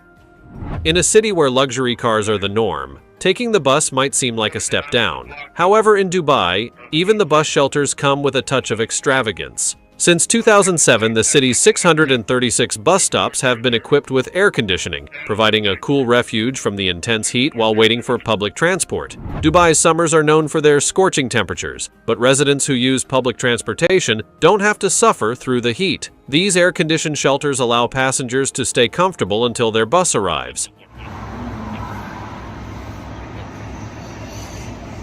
And if you're in the mood for something extravagant while waiting, Dubai's gold souks are nearby, offering the finest gold, diamonds, and precious stones in the world. The souks are regulated by the government to ensure that every piece of jewelry is authentic and meets the highest standards. There's a reason Dubai is called the City of Gold. It's a place where luxury is always within reach. Number 20. Who made Bukesh, the animal king of Dubai? Are you wealthy enough to compare yourself to Humaid al-Bukesh? This man takes wealth to another level, indulging not only in luxury cars, but also in exotic pets. As a citizen of Dubai, Bukesh has filled his personal zoo with lions, tigers, and even tortoises, all for his own amusement. His private zoo showcases a vast array of animals, and though he occasionally organizes performances, he's no circus trainer. Bukesh simply has a natural rapport with his animals. Dubai's wealth often contrasts with European notions of discretion, where the rich tend to be more understated. In Dubai, however, those who have made fortunes prefer to flaunt it, possibly because their success is relatively recent. The elite show off their Lamborghinis and custom luxury cars with pride, reveling in their riches. Transporting code 1 to Bay Area, starting 0. 358. Dubai's residents are not shy about their wealth, which often includes exotic pets, a trend that's on the rise. Owning a lion can cost upwards of $50,000, and Bukesh can often be seen posing with his prized animals atop his luxury cars or yachts. In Dubai, money rules, and the city provides endless opportunities to showcase that wealth in every imaginable way. Number 19. The Museum of the Future. The Museum of the Future in Dubai lives up to its name. It doesn't exist yet, but when it does, it promises to be nothing short of spectacular. Planned to be one of the most advanced museums ever conceived, it will focus on potential developments in fields like outer space exploration, bioengineering, health, spirituality, ecosystems, and social and cultural evolution. The apartment, she doesn't know if he's still there. Yesterday when he arrived, he arrived on foot. The museum aims to provide a highly interactive experience, using theater-style presentations and cutting-edge technology to engage visitors. It will be a dazzling, forward-looking institution that embodies the grand scale and modernity that Dubai is known for. Naturally, it will be the biggest and shiniest museum you could ever imagine, capturing the spirit of Dubai's relentless push toward the future. Number 18. The largest natural flower garden. Dubai's largest natural flower garden is a colorful oasis that defies the desert landscape surrounding it. Set on 72,000 square meters, this garden boasts over 60 million flowers, making it a must-see attraction since its opening in 2013. Drawing in about 1.5 million visitors annually, the Dubai Miracle Garden is located near the Arabian Ranches and features a stunning floral display. One of its highlights is a life-sized replica of the Emirates Airbus A380, which earned the Guinness World Record for the largest floral installation in 2016. The garden's creator, Abdel Nasser Rahal, believed that people needed a break from the mall-heavy lifestyle Dubai is known for and wanted to offer an outdoor experience like no other. The garden features 60 varieties of flowers, from petunias to marigolds, all sustained by an efficient drip irrigation system that conserves water. Due to Dubai's intense summer heat with temperatures reaching 40 degrees Celsius, the garden closes from June to September. Number 17. Gold dispensing vending machines. Believe it or not, in Dubai, you can buy pure carat gold at the push of a button. The city's gold dispensing vending machines allow you to purchase gold just as easily as you'd buy a snack. Simply insert your cash and the machine will give you your selected amount of gold. If anything goes wrong, there's an operator on call to assist. Dubai is home to about 50 of these vending machines, spread throughout the city.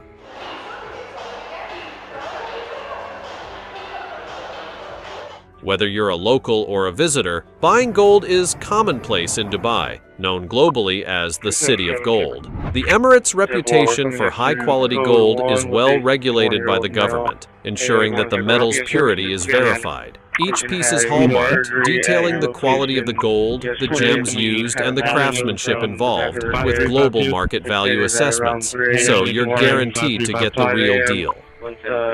Number 16. Indoor ski resorts. You wouldn't expect to find a ski resort in a desert country, but Dubai has made that improbable dream a reality. Designed for the wealthy who can't get enough of snowy sports, Ski Dubai offers a massive 22,500 square meter indoor ski slope. In a country where the average temperature ranges from 20 to 37 degrees Celsius, Ski Dubai has to maintain a chilly -1 to -2 degrees to keep the snow intact. The energy required to keep the facility frozen is immense, enough to power a small country. The resort boasts extravagant features including an 85-meter-high indoor mountain, the equivalent of a 25-story building. It offers 5 slopes catering to various skill levels, including the world's first indoor black diamond run for thrill seekers. Ski lifts, toboggans, sledges, snowball zones, climbing towers, and even an ice cave add to the winter wonderland experience. And if you leave your ski gear at home, you can conveniently purchase everything you need from nearby stores. To top it all off, a few penguins have been brought in to add an extra touch of icy authenticity. Now it's time for the odd topic. Here is an image that is making waves on the internet. In Dubai, it's illegal for a man and woman to fornicate, and according to rumors, because of this, many women are reportedly executed daily. However, we are not sure if this is true or not. What are your thoughts on this? Let us know in the comments below with the hashtag #OddTopic. Number 15. Dubai's Hotel Turtle Hospital. Amidst the luxury and excess of Dubai, one project stands out for its noble mission. The city's Turtle Rehabilitation Center, located within one of its iconic hotels, is managed by the Dubai Wildlife Protection Office. For 15 years, this hospital has worked to rescue and rehabilitate turtles, particularly hawksbill and green turtles native to the Arabian Gulf. The center has treated nearly 2,000 turtles, many of which were injured by fishing nets or tangled in debris from commercial fishing vessels. Speedboats and yachts also pose a threat to these marine animals. In a city where opulence reigns, it's refreshing to see dedicated efforts aimed at protecting vulnerable species from the dangers of pollution and reckless human activity. This turtle hospital serves as a reminder that even in a place driven by wealth, conservation efforts are alive and well. Number 14. The world's largest indoor butterfly garden. Adjacent to Dubai's famous Miracle Garden is the world's largest indoor butterfly garden, a tranquil space featuring 10 specially designed domes. Spanning 6,673 square meters, the garden is home to tens of thousands of vibrant butterflies fluttering freely. Opened in 2015, the garden houses around 15,000 butterflies across 50 different species, allowing visitors an up-close look at these delicate creatures in all stages of their life cycle.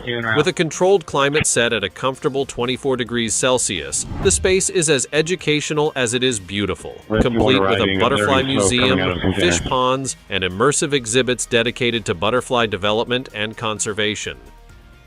Number 13. The Superbus, Dubai's luxury limo on wheels. Dubai is no stranger to blending luxury with innovation, and the Superbus is no exception. Created in 2011 by Delft University in the Netherlands, this 15-meter-long car bus hybrid is the epitome of premium public transport. Dubai's reputation for luxury made it the perfect location to showcase this cutting-edge vehicle. The Superbus combines the speed of a sports car with the comfort of a limousine, carrying up to 23 passengers in style. Designed to zoom along specialized speed tracks at up to 250 kilometers per hour, about 155 miles per hour, the Superbus aims to solve traffic congestion, reduce pollution, and enhance passenger safety. With its plush interior, this eco-friendly vehicle ensures that Dubai's elite won't have to worry about traffic jams or parking hassles. Number 12. Dubai's first flying car. In a futuristic leap straight out of science fiction, Dubai is working on bringing flying cars to life. In fact, they're closer to reality than you might think. Dubai's driverless, autonomous flying taxi pods have been in development since 2022 and have been seen taking test flights. While still in the testing phase, these flying cars are expected to revolutionize urban transportation in Dubai, known for embracing cutting-edge technology. A few kinks need to be worked out before these airborne taxis are available to everyone. Air traffic regulations, safety protocols, and ensuring the vehicles stay in their lanes are just a few of the logistical challenges. While it may be some time before flying cars become as common as their road-bound counterparts, the future is certainly taking off in Dubai. Number 11. Dubai's temperature-controlled indoor city.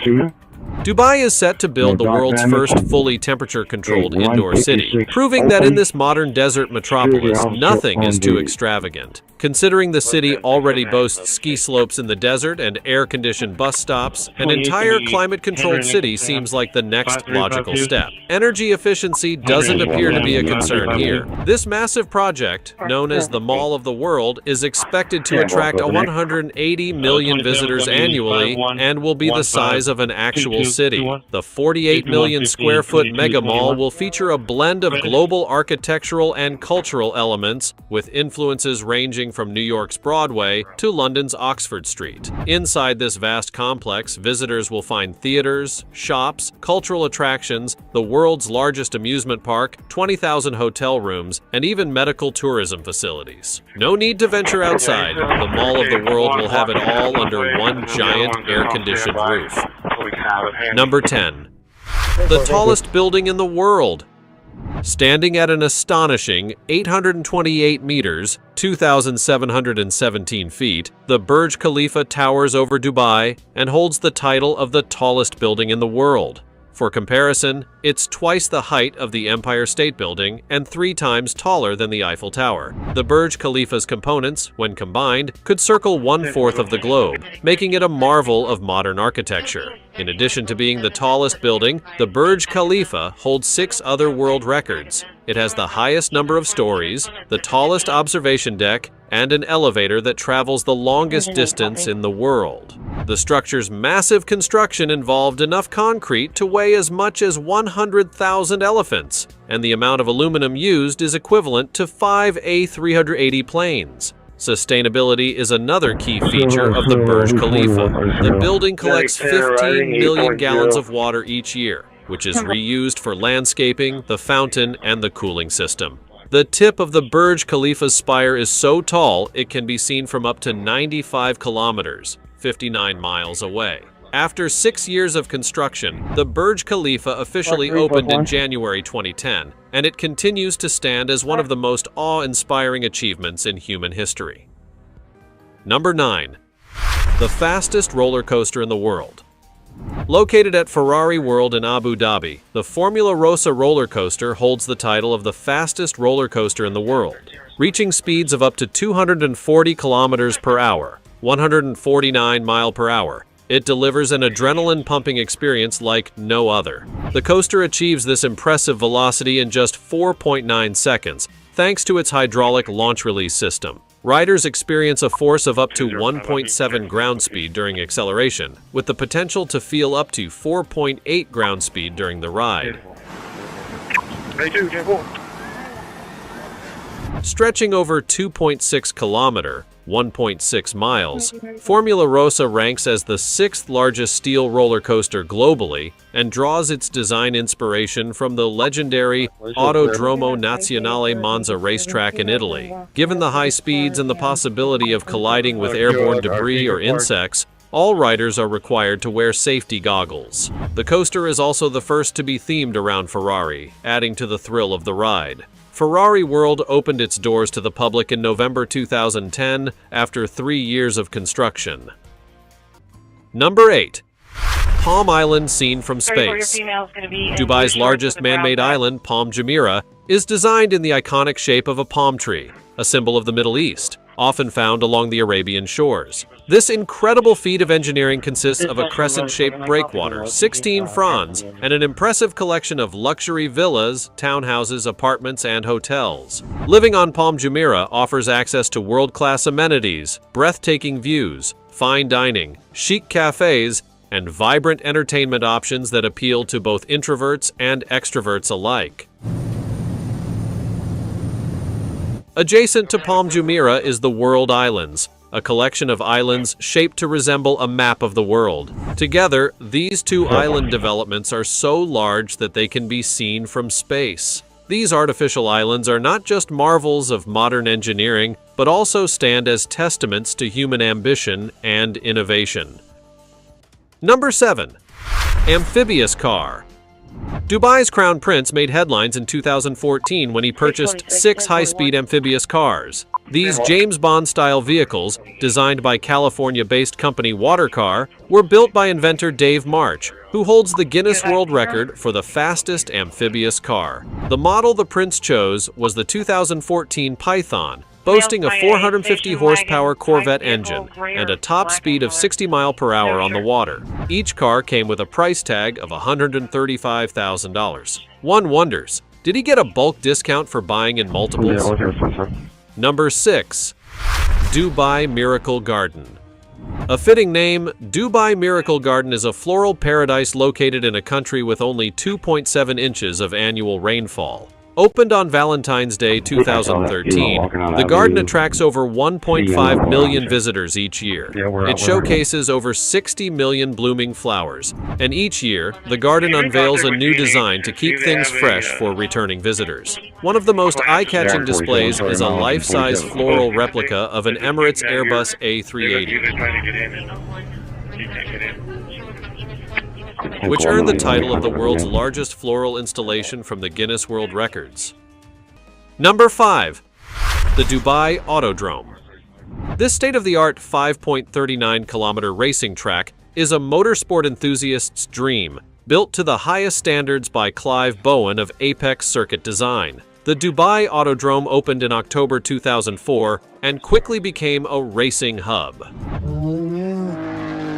The circuit has hosted the final rounds of events such as the FIA GT Championship and the Formula Renault V6 Euro Cup, as well as the Dubai 24-hour GT and touring car endurance race. The venue holds an FIA Grade 1 license, meaning it is capable of hosting a Formula 1 race. While Abu Dhabi typically hosts F1 races in the UAE, the possibility of seeing drivers like Lewis Hamilton and Charles Leclerc race through Dubai is an exciting prospect. Number 4. The largest indoor ski slope.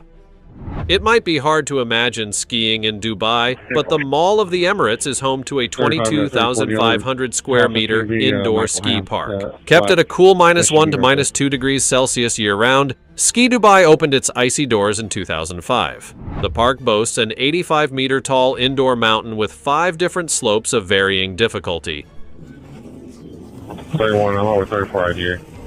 Including the world's first indoor black diamond run. There's even a 400-meter long run, with constantly changing features to keep things fresh. For added charm, the park also houses a group of penguins that freely roam and interact with visitors, adding an adorable touch to the winter wonderland. Number 3.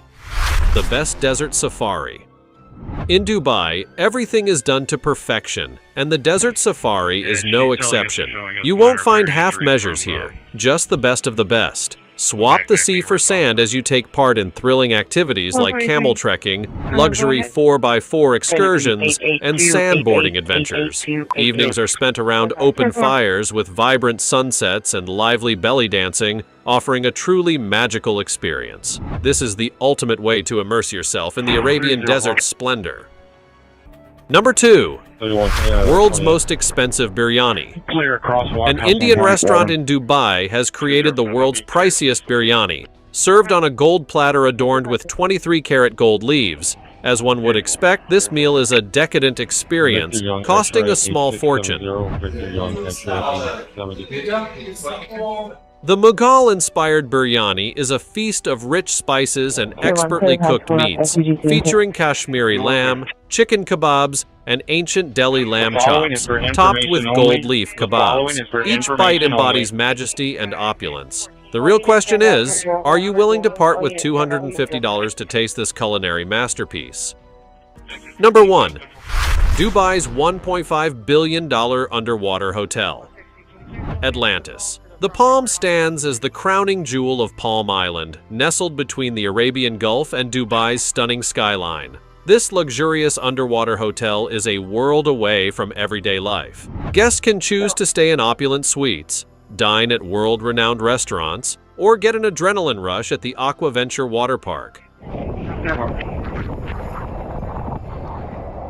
The underwater suites feature floor-to-ceiling windows with breathtaking views of a 65,000 marine animal aquarium. As you soak in the hot tub, you'll spot sharks and a dazzling array of fish swimming just beyond the glass. Afterward, a private elevator whisks you to an underwater restaurant where you'll experience unparalleled service with in-room check-ins and 24-hour butler assistance. This is the ultimate romantic escape.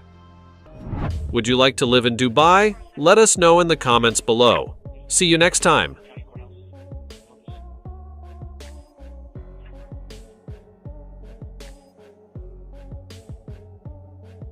060 CC door check complete. 626, 1041. Death row is a place of fear, isolation, and finality. A holding ground where the most dangerous criminals spend their last days before facing execution. 26, Some accept their fate with remorse, while others remain defiant until the very end. From chilling confessions to last meals and final words, their stories offer a haunting glimpse into the darkest corners of human nature. The final hours of death row inmates as they approach their day on Earth.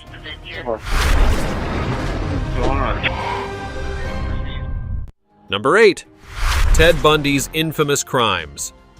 Ted Bundy stands out as one of the most notorious serial killers and rapists of the 20th century. Between 1974 and 1978, he engaged in a horrifying spree across various states including Washington, Oregon, Colorado, Utah, and Florida, where he committed numerous assaults and murders. In 1979 and 1980, Bundy faced 2 trials in which he represented himself. With some legal training from law school, he navigated the courtroom with calmness and confidence. Despite his composure, the evidence against him was overwhelming, resulting in 2 death sentences by the end of 1979. However, Bundy's legal battles were far from over. In 1980, he was tried again for the murder of 12-year-old Kimberly Leach, his final victim in Florida. He received a 3rd death sentence by electrocution. Bundy spent almost a decade on death row at Florida State Prison, also known as Stark Prison. During this time, he appealed his sentence multiple times while also giving interviews. In these interviews, he spoke about his crimes in the 3rd person, revealing details about his life as a thief and his methods of stealing valuables. He took pride in his ability to acquire anything he wanted without payment, a mindset that likely influenced his violent behavior. Bundy's execution was scheduled for July 2, 1986, but was delayed multiple times due to various legal maneuvers. As his execution date drew closer, Bundy began to cooperate more with authorities, providing information about his crimes in exchange for concessions on his appeals. On January 24, 1989, Bundy's execution was finally carried out. For his last meal, Bundy made no special requests and was served the standard prison fare: steak, eggs, hash browns, and toast. It was reported that he showed little interest in the meal, leaving most of it untouched. Bundy's demeanor during his final hours was reportedly calm, though he did display a mix of emotions. On the eve of his execution, Bundy made 2 poignant phone calls to his mother, expressing his final goodbyes. He spent his last hours reflecting on his life and crimes, though he maintained a relatively composed front. A large crowd gathered outside Florida State Prison, anticipating the end of one of America's most infamous criminals. Many of the onlookers expressed a sense of closure and relief. Inside the prison, Bundy's final moments were marked by a solemn and intense atmosphere. At 7:16 a.m., he was executed by electrocution in front of 42 witnesses, including media personnel and victims' families. Following his execution, the crowd outside celebrated with fireworks and joyous chants. After his death, Bundy's body underwent an autopsy. His brain was removed and sent to scientists for examination in hopes of identifying any neurological issues that might have contributed to his heinous actions. Bundy's remains were cremated according to his wishes. His ashes were scattered in the Cascade Mountains of Washington, a location tied to his grisly crimes, thus bringing his tragic saga full circle. Number 7. Eileen Wuornos's tragic end. Aileen Wuornos faced a grim childhood. Born to an underage mother who abandoned her, Wuornos was left in the care of her grandparents. By age 11, she was engaging in activities at school to obtain drugs, food, and cigarettes. As she grew older, she turned to prostitution as a means of survival. Before becoming a serial killer, Wuornos had a lengthy criminal record, including multiple arrests for robbery. Throughout her teenage years and early 20s, she endured severe hardship and made several suicide attempts, all of which failed. During her time as a Wuornos developed a violent streak, which she unleashed on men. Between 1989 and 1990, she murdered 7 men, all between 40 and 65 years old, earning her the nickname Damsel of Death. Wuornos was arrested in Florida and charged with killing 6 of these men. In court, she claimed the murders were acts of self-defense against assaults by the victims. Despite diagnoses of borderline personality disorder and antisocial personality disorder, she was not acquitted. The prosecution argued she committed the murders for financial gain. By February 1993, Wuornos had been sentenced to death on 6 counts, with 1 murder charge remaining. Her 12-year stint on death row was marked by erratic behavior and complaints about her treatment. In 2002, she accused prison staff of tampering with her food and claimed they were trying to drive her to suicide. Despite these complaints, she did not succeed in her attempts to avoid execution. In the weeks leading up to her execution, Wuornos made numerous media appearances, presenting a mix of defiance and vulnerability. She expressed a deep sense of betrayal and frustration with the legal system, which she believed had failed her. Wuornos also reportedly engaged in intense legal and personal reflection, often discussing her life and crimes with reporters. On October 9, 2002, she was executed by lethal injection. For her last meal, she requested only a cup of coffee and uttered her final words. "Yes, I would just like to say I'm sailing with the Rock, and I'll be back like Independence Day with Jesus." Wuornos became the second woman executed in Florida since the death penalty's reinstatement in 1976. Her execution was notable for the media circus that surrounded it, reflecting the high-profile nature of her case. After her execution, her body was cremated, and her ashes were given to her childhood friend, Dawn Botkins, who scattered them beneath a tree in Michigan. Wuornos had requested a song from Natalie Merchant's album, Tiger Lily, to be played at her funeral, a wish that was fulfilled. The emotional aftermath of her death continued to stir debate about her troubled life and the broader implications of her case on the criminal justice system. Number 6. John Wayne Gacy's dark path. John Wayne Gacy's early years were marred by turmoil. His relationship with his father, an alcoholic prone to violence, was fraught with physical and emotional abuse. Gacy faced additional struggles as he grappled with his attraction to men in a society that was largely intolerant of homosexuality. In response to these challenges, Gacy married and relocated to Waterloo, Iowa, where he managed his wife's family's restaurant chain. His seemingly ideal life took a dark turn in May 1968 when he was accused of assaulting 2 boys. This marked the start of a sinister trajectory that would lead to his eventual downfall. In November 1968, Gacy pleaded guilty to 1 count of sodomy and received a 10-year prison sentence. During this period, his wife divorced him, taking their children with her. While incarcerated, Gacy demonstrated good behavior and was released on parole after serving just 18 months in June 1970. He returned to Chicago, aiming to rebuild his life. Gacy managed to establish a successful business, remarried, became an active church member, and was known for hosting elaborate neighborhood parties. However, beneath this facade, his dark side remained dormant, waiting to emerge. The disappearance of Robert Piest in December 1978 triggered an investigation that eventually led to Gacy's arrest. It was discovered that he had been luring young boys to his home, where he would and then murder them. Gacy was apprehended on December 22, 1978, and confessed to killing approximately 30 boys. Police searches of his property uncovered 26 bodies buried in a crawl space. Gacy's trial began in February 1980, where he faced charges for 33 murders. Convicted of these crimes, he was sentenced to death. Gacy spent 14 years on death row at Menard Correctional Center, where he took up painting as a hobby. His artworks, featuring clowns, skulls, and other subjects, were exhibited and sold. Despite his artistic endeavors, Gacy's attempts to delay his execution through numerous legal appeals proved futile. His execution was initially scheduled for May 10, 1994, but was postponed several times due to various legal maneuvers. Eventually, Gacy was transferred to Stateville Correctional Center for his execution. The day before his death, Gacy enjoyed a picnic with his family, which included his mother, siblings, and some friends. For his last meal, he requested a feast of KFC chicken, fried shrimp, French fries, fresh strawberries, and a Diet Coke. His meal was served to him in the prison's execution chamber. Gacy was visited by a Catholic priest for last rites. Despite his calm demeanor, the prison atmosphere was tense, with large crowds gathering outside, expressing a mix of anticipation and relief.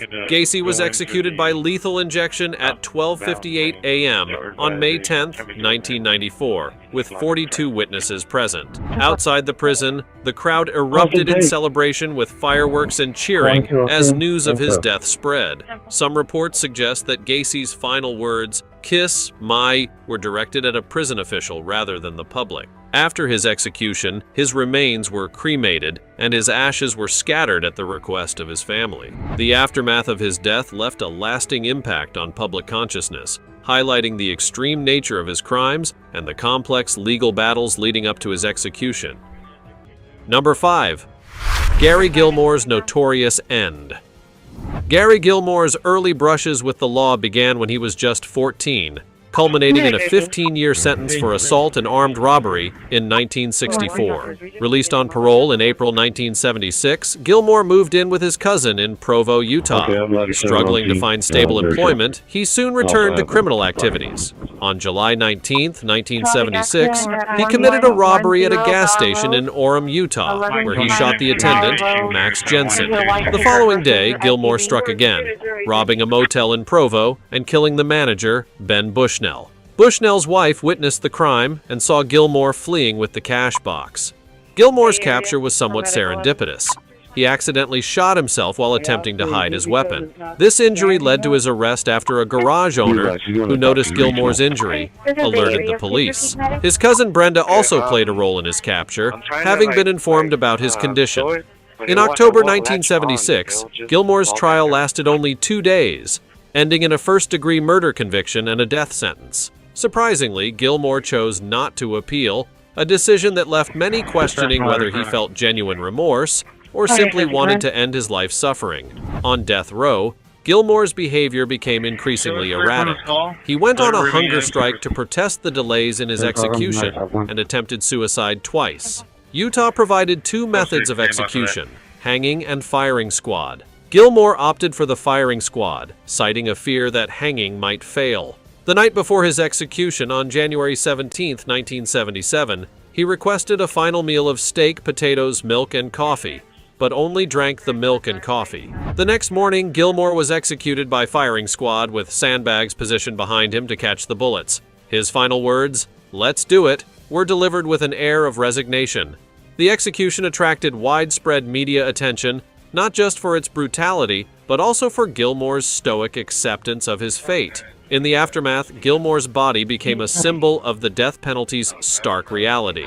His corneas were donated and successfully transplanted within 24 hours, offering a sliver of hope amid the grim circumstances. His body was cremated following an autopsy, and his ashes were scattered from an airplane. Interestingly, Gary Gilmore's story also inspired cultural responses.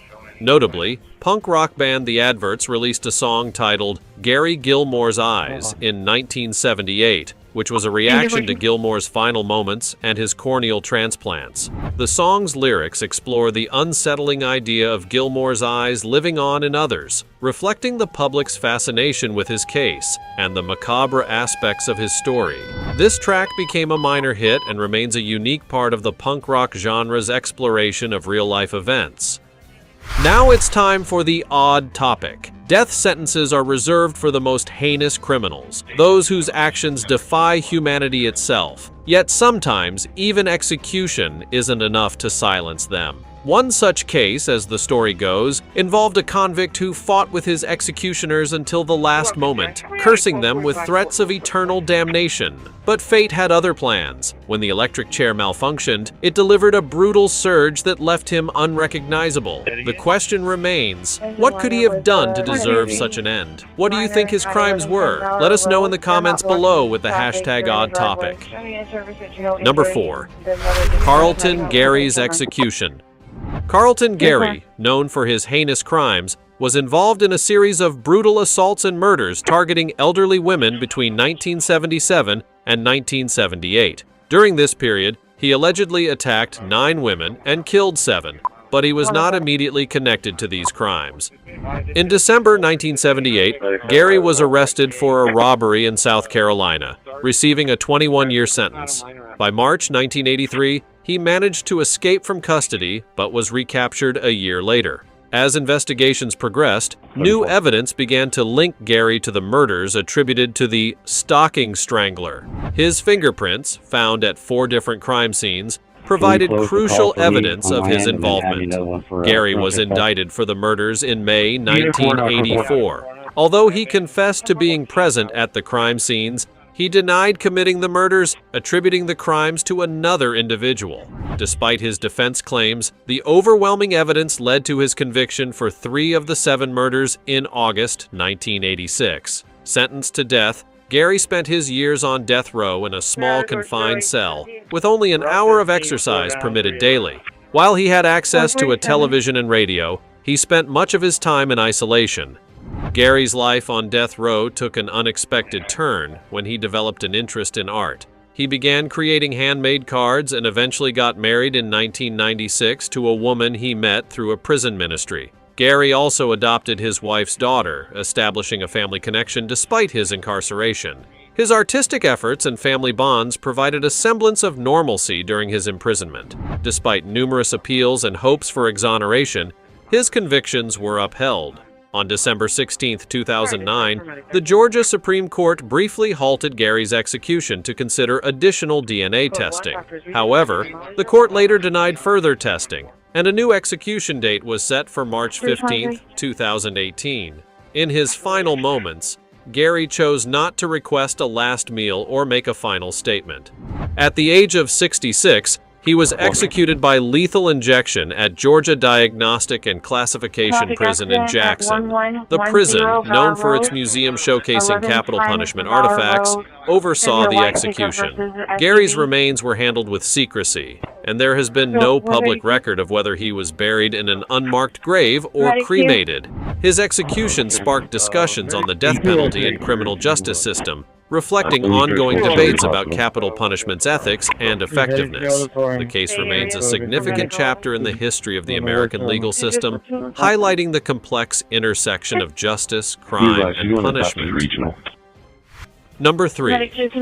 Barbara Graham's final days. By the age of 22, Barbara Graham was deeply entrenched in a life of crime. Working as a prostitute in a brothel, she became involved in gambling and drug use, establishing connections with known criminals and ex-convicts. After 3 troubled marriages, Barbara wed Henry Graham in 1953. Henry, a bartender with a criminal record and a drug addiction, introduced her to a world of petty crime and vice. This connection led Barbara into a series of serious criminal activities, including violent crimes. Barbara's association with Henry's criminal acquaintances, such as Jack Santo and Emmett Perkins, proved fateful. Perkins, who had a romantic involvement with Barbara, revealed a plan to rob an elderly woman believed to possess a substantial amount of cash and valuable jewelry. The heist, which included Barbara, Santo, Perkins, and 2 accomplices, turned violent. The group ransacked the woman's home, assaulted her,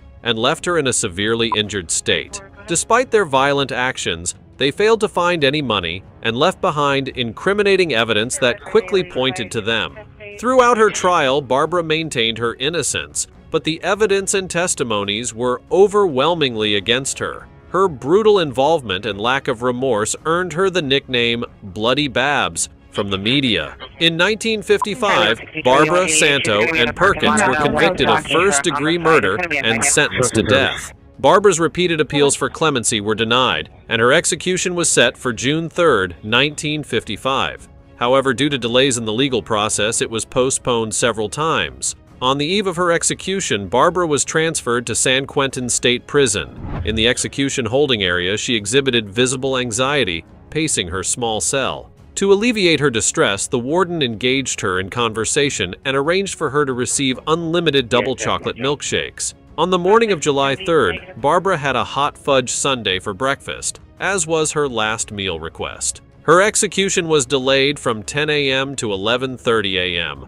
causing Barbara to protest. She requested a blindfold for the execution and expressed her final words. "Good people are always so sure they're right." When instructed to breathe deeply to ease the process, she retorted, "How the hell would you know?" Barbara's execution by gas chamber was witnessed by 30 people, including reporters and prison officials. The procedure was conducted in accordance with the legal requirements of the time.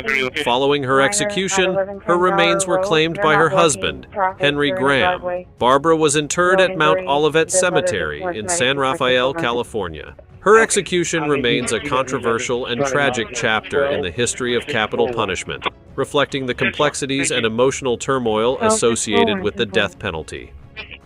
Number 2. Wesley Dodd's chilling end.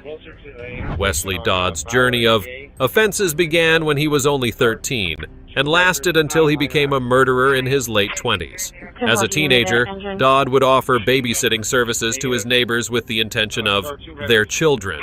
Over 15 years, he assaulted over 50 children.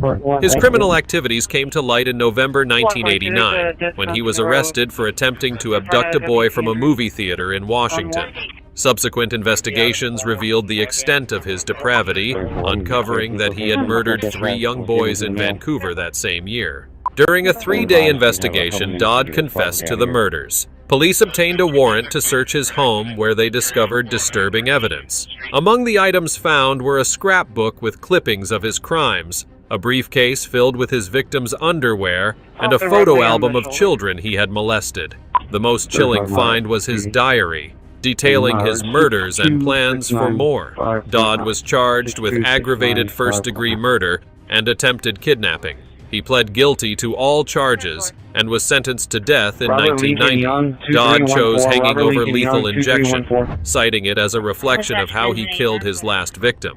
After sentencing, he made no attempts to appeal, instead expressing his belief that execution was the only way to rid the world of his threat. He publicly stated that he would continue his crimes if given the chance, and took pleasure in his actions. While on death row, Dodd used his time to discuss pedophilia publicly, giving interviews and making appearances on television. He even authored a booklet offering safety tips for children, aimed at protecting them from predators like himself. Wesley Dodd was executed by hanging on January 5, 1993, in an indoor gallows at Washington State Penitentiary in Walla Walla. His last meal request included broiled salmon and fried potatoes. The execution was attended by local and regional personnel, members of the victims' families, and prison officials. Dodd's final words were not recorded, but his execution marked the first hanging in the U.S. in over 3 decades. After his death, his body was moved to Seattle for an autopsy and subsequently cremated, with his ashes returned to his family. Number 1. The final moments of David Mason. David Mason's criminal journey began with petty crimes, but escalated into a series of violent acts that shocked Oakland, California, between March and December 1980. Initially involved in minor offenses like theft and prostitution, Mason's criminal behavior intensified as he committed at least 4 murders of elderly individuals in their homes. His crime spree spread terror and left the community on edge. In January 1981, following a car chase in which Mason narrowly evaded capture, law enforcement used the abandoned vehicle's information to track him to his residence. At his home, his family provided police with a videotape Mason had made himself. In this disturbing confession, Mason detailed his crimes, the methods he used, and his motivations, which became a critical piece of evidence. On February 4, 1981, Mason was arrested at a Holiday Inn where he was staying. The arrest was smooth, but the details of his crimes were anything but. During interrogation, Mason admitted to the murders and revealed an additional killing: his lover, Robert Groff, whom he murdered after discovering Groff had infected him with herpes. Mason's case was complicated by his subsequent criminal activities while in custody. At Alameda County Jail, he and an inmate plotted to kill another prisoner, showcasing his continued violent tendencies. Mason's trial in 1983 was marked by his plea of not guilty, despite overwhelming evidence against him. He was convicted of 5 murders and sentenced to death in January 1984. Transferred to San Quentin State Prison, Mason lived on death row with limited privileges. He married Charlene, whom he had met through a prison ministry, and expressed deep remorse for his crimes. In June 1993, Mason made the unusual decision to withdraw an appeal his lawyer had filed, stating he wished to set an example and deter others from his path of destruction. His execution was scheduled for August 24, 1993, per his request. In his final hours, Mason chose not to request a special last meal, instead opting for the standard prison fare served to other inmates. He requested unlimited phone access but did not meet with a priest, preferring solitude. His only specific request was a glass of ice water. Mason was informed that requesting an appeal could delay his execution, but he chose to proceed. His final words, reportedly devoid of any specific message, underscored his resignation. He was executed by gas chamber on August 24, 1993, marking the end of the gas chamber's use in California. The execution was attended by prison officials, and media coverage highlighted the significant moment in the history of capital punishment. The fate of Mason's remains remains unclear. They were either cremated or buried in an unmarked grave, concluding the final chapter of his tragic life and the era of the gas chamber in the state. Which of these killers did you find to be the worst? Let us know in the comments below. See you next time. Can you copy for a call? This is my page.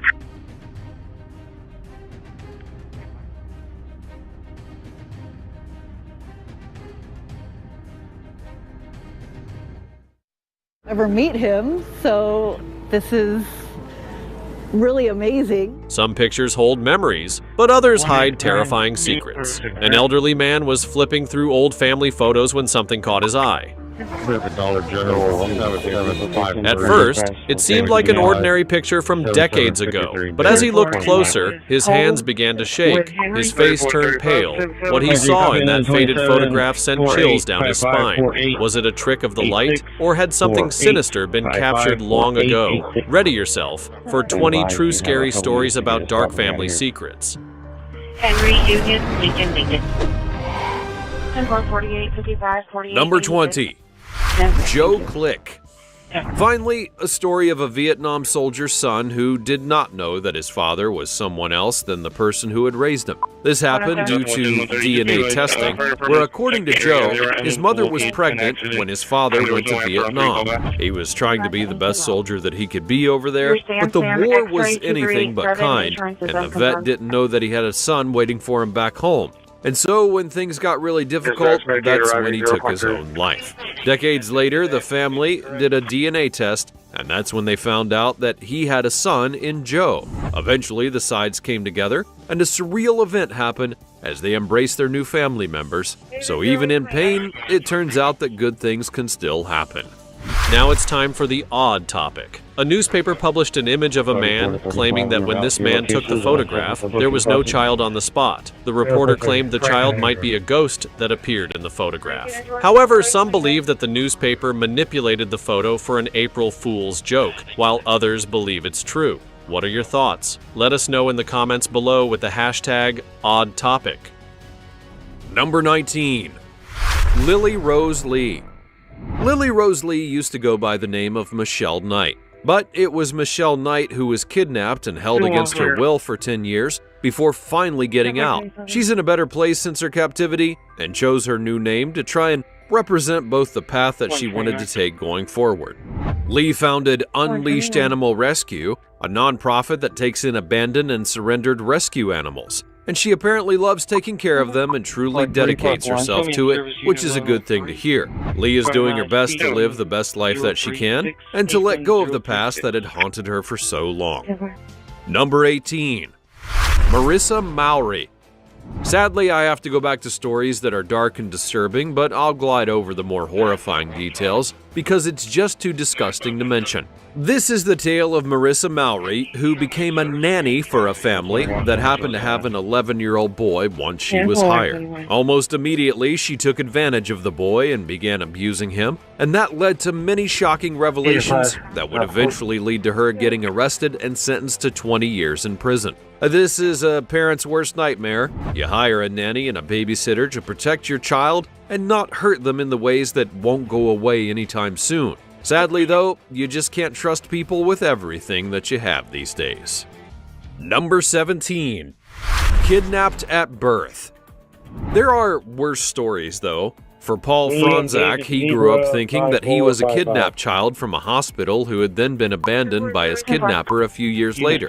But when a DNA test revealed that he was not the kidnapped child, even more mind-bending questions began to pop up, and he found that out when he was 49 years old. So he went from knowing his life story, which was a big deal for the FBI who had helped to find him and so on, to not knowing anything about himself at all. That's definitely a twist of fate. Here's to hoping that he gets his answers, because no one should be that clueless about their own history.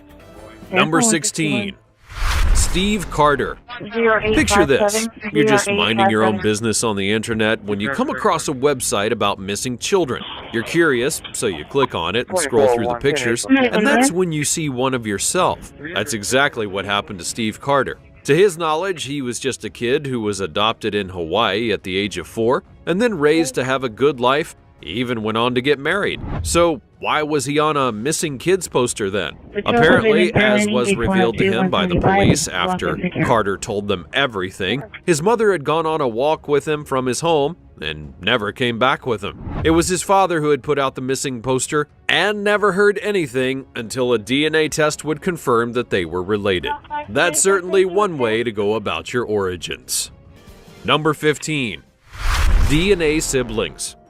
Are you seeing how DNA tests can be helpful in today's day and age? You just never know who you might be related to. Justin Cracked and Renee Alanko found out when they discovered that they were actually siblings and were both abandoned in South Korea back in 1984. They were found in 2 different places, so there was no reason to suspect that they were siblings. They were both adopted and brought to America, where they lived happy lives and both took some DNA tests to then find out that they were true siblings. The shock that they had was understandable. Ever meet him, so this is really amazing. As there were tears of joy when they finally met. They're now quite close and they don't intend on being separated anytime soon, and it's really, really nice when you get to hear a story like this. Number 14. She's a princess. Now, it may seem like something from a Disney movie, but this next one is actually real.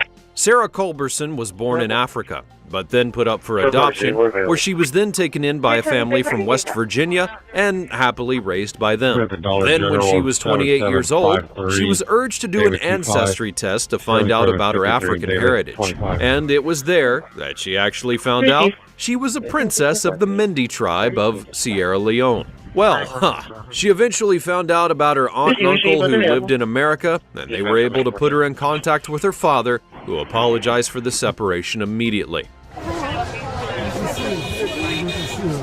Culberson then traveled 6 months later to where she came from and was greeted by hundreds of people in a homecoming celebration that lasted for several days. But her story does not end there. It turns out that she was actually a princess, and that meant she had responsibilities that she happily took on to help and rebuild her homeland. She's been helping them for over a decade, and her life story is now being turned into a Disney movie.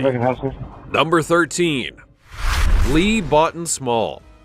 Lee Boughton Small was one of many young children who was rescued from Vietnam via Operation Baby Lift. Vietnamese parents were willing to allow their children to go so that they had a chance at a better life outside of the war-torn communist country. Small grew up wondering about her real mother and what had happened to her, and eventually she took an ancestry test and got messaged by her half-sister, who noted to Small that her mother had been searching for her for decades. After getting confirmation, the mother and daughter finally spoke to each other, and it became a truly beautiful thing. They eventually met, and they've been catching up ever since.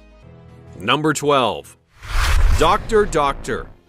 This one is so horrifying it was eventually used in multiple crime dramas. I can attest to that personally. The story of Eve Wiley, she felt that there was something kind of off about her and her family, especially since she didn't quite look like her sister. After doing some digging around, that's when she found out that her mother had a sperm donor, which, you know, happens all the time and it's totally fine. It's how many women attempt to get pregnant at times, but when she found the sperm donor that was allegedly her father, a DNA test proved that it wasn't him. So then what's going on? A deeper dive learned the horrifying truth. The fertility doctor that helped Eve's mother get pregnant actually used his own sperm instead of those that were donated. It's wrong and a crime, as it would turn out. Number 11. Anthony DeVito. Kids often idolize their parents as they can seem like true superheroes to them with everything that they do. However, for Anthony DeVito, due to his father dying when he was a baby, he never got to learn that much about him until much later in life. Part of the reason for that was when his father got mentioned, the air in the room with other family members got kinda heavy and he could never figure out why. Apparently, he got the answer and it was so shocking as he found out his father worked for the mafia, and what's more, he was apparently a hitman. Shock is one way to describe how Anthony had felt after that, and to get over his feelings, he turned the reveal about his father into a comedy bit for a show that he did, and he felt that it was a cathartic way to release everything. Number 10. Ashley Wallace.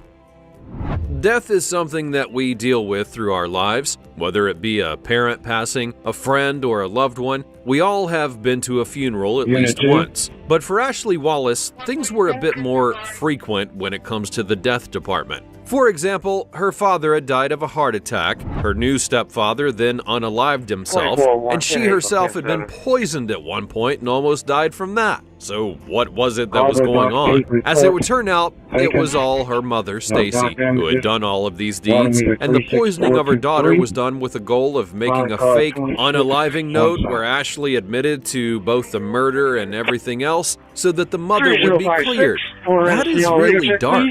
The mother was then sentenced to many years in prison, and the story was so shocking that it was even turned into a Lifetime movie that actually used Ashley's victim impact statement from the trial word for word so the audience could truly hear the pain and feelings that she and her sister Bree had gone through. She didn't understand the hate that her mother apparently had for her, and one can only imagine how one gets over such a shocking reveal. Number 9. Fawn Cox.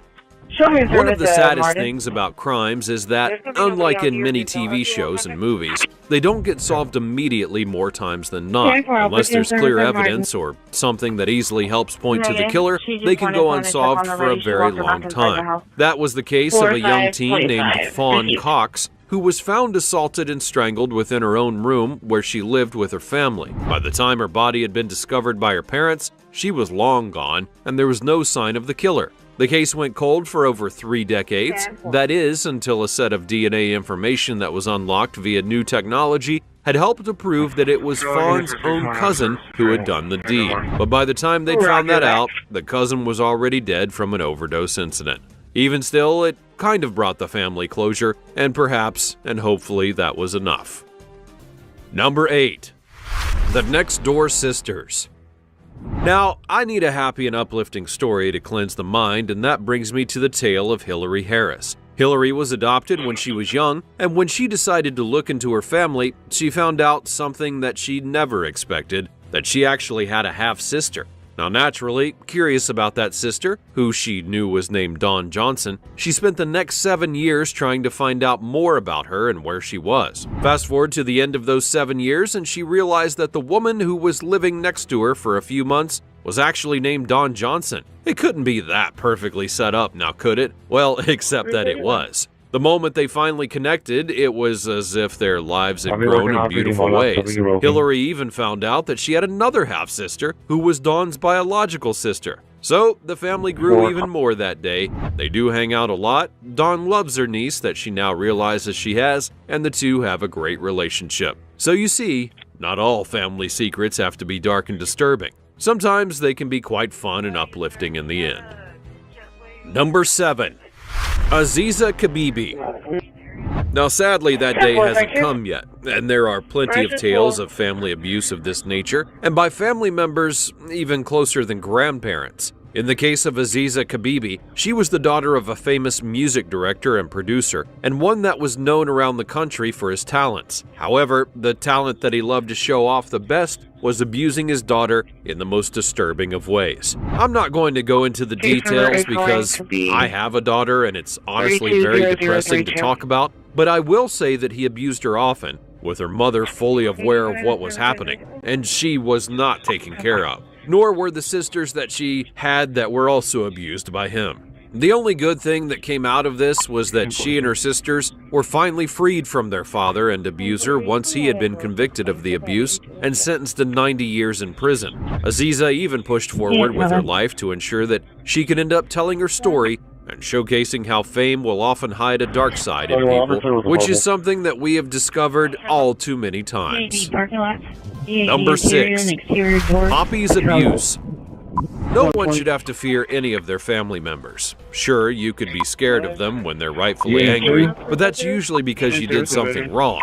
Anyway, when it comes to the story of young Poppy from the UK, she had to find great courage in herself to speak about the abuse that she was taking from her grandfather when she was young. That abuse was apparently constant, and her parents didn't even know what was happening. It was so frequent that she honestly felt it may be something that happened to everyone until she finally spoke out about it all. Thanks to her testimony, she was able to put her grandfather away, and then she decided to reveal herself to the world so that she could be the face of a potential movement to stop abuse victims from hiding. She knows that there's a taboo around family abuse of this nature, but only by speaking out about it and showing that it can happen to anyone can other victims come forward and put other abusers away. Hopefully one day we'll live in a place where this kind of abuse never exists at all.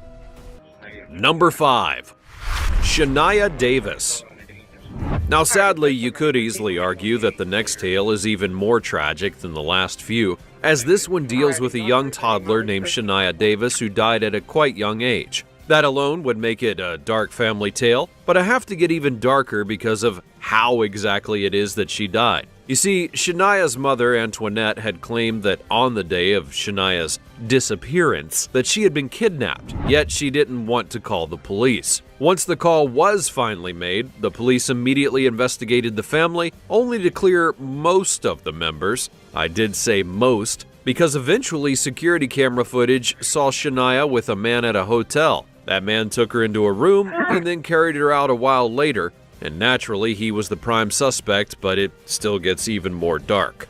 That man was Antoinette's ex, which leaves the question of how exactly he got a hold of the young child, and that would be because Antoinette had sold her child to him to cover a debt that she owed him. That's right, she settled a debt by selling her child to her ex. And you can figure out what he wanted from the child in a hotel room. Despite an arrangement being made between the two adults, Shania ended up dead, and the mother was arrested on multiple counts alongside of her ex. It's the kind of story that just makes you disappointed in humanity.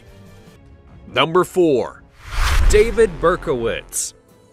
Not all killers and serial killers are created equal. That's not to say it's all about body counts or how things are done, but there have been killers in the world that have gotten fame through the media and transcended every other killer that has come before or after them in certain ways. David Berkowitz, he was one such person, and if you don't recognize that name, you may know him by his other title, the Son of Sam. On the surface, you wouldn't have suspected that he was a potential serial killer. I mean, he was just a guy who worked at the post office after all. But then he went on a rampage of terror all throughout New York City, and for an entire year, people were actually terrified of where he may strike next. That fear alone led people to doing certain things to try and stay safe. Because Berkowitz generally targeted attractive young women with long brown hair, hundreds of women cut their hair short and dyed themselves blonde during the time that he was terrorizing the city. Thousands more just simply stayed home at night. That's a whole lot of fear over one single person. He deserved that reputation though, as he did kill several people and wounded many more. So where does the Son of Sam moniker come from? Well, he actually had a neighbor named Sam, and that neighbor had a black Labrador whom he claimed ordered him to do the killings. Oh, alongside a group of demons as well, naturally. Yeah, his tale is weird and dark, but if you dive deeper, you're going to see certain events have triggered him, including the death of his mother, coming out of the armed forces and feeling all alone in the world, and the voices that he said kept pushing him to kill. Thankfully, he was caught and then put in prison, where he remains today.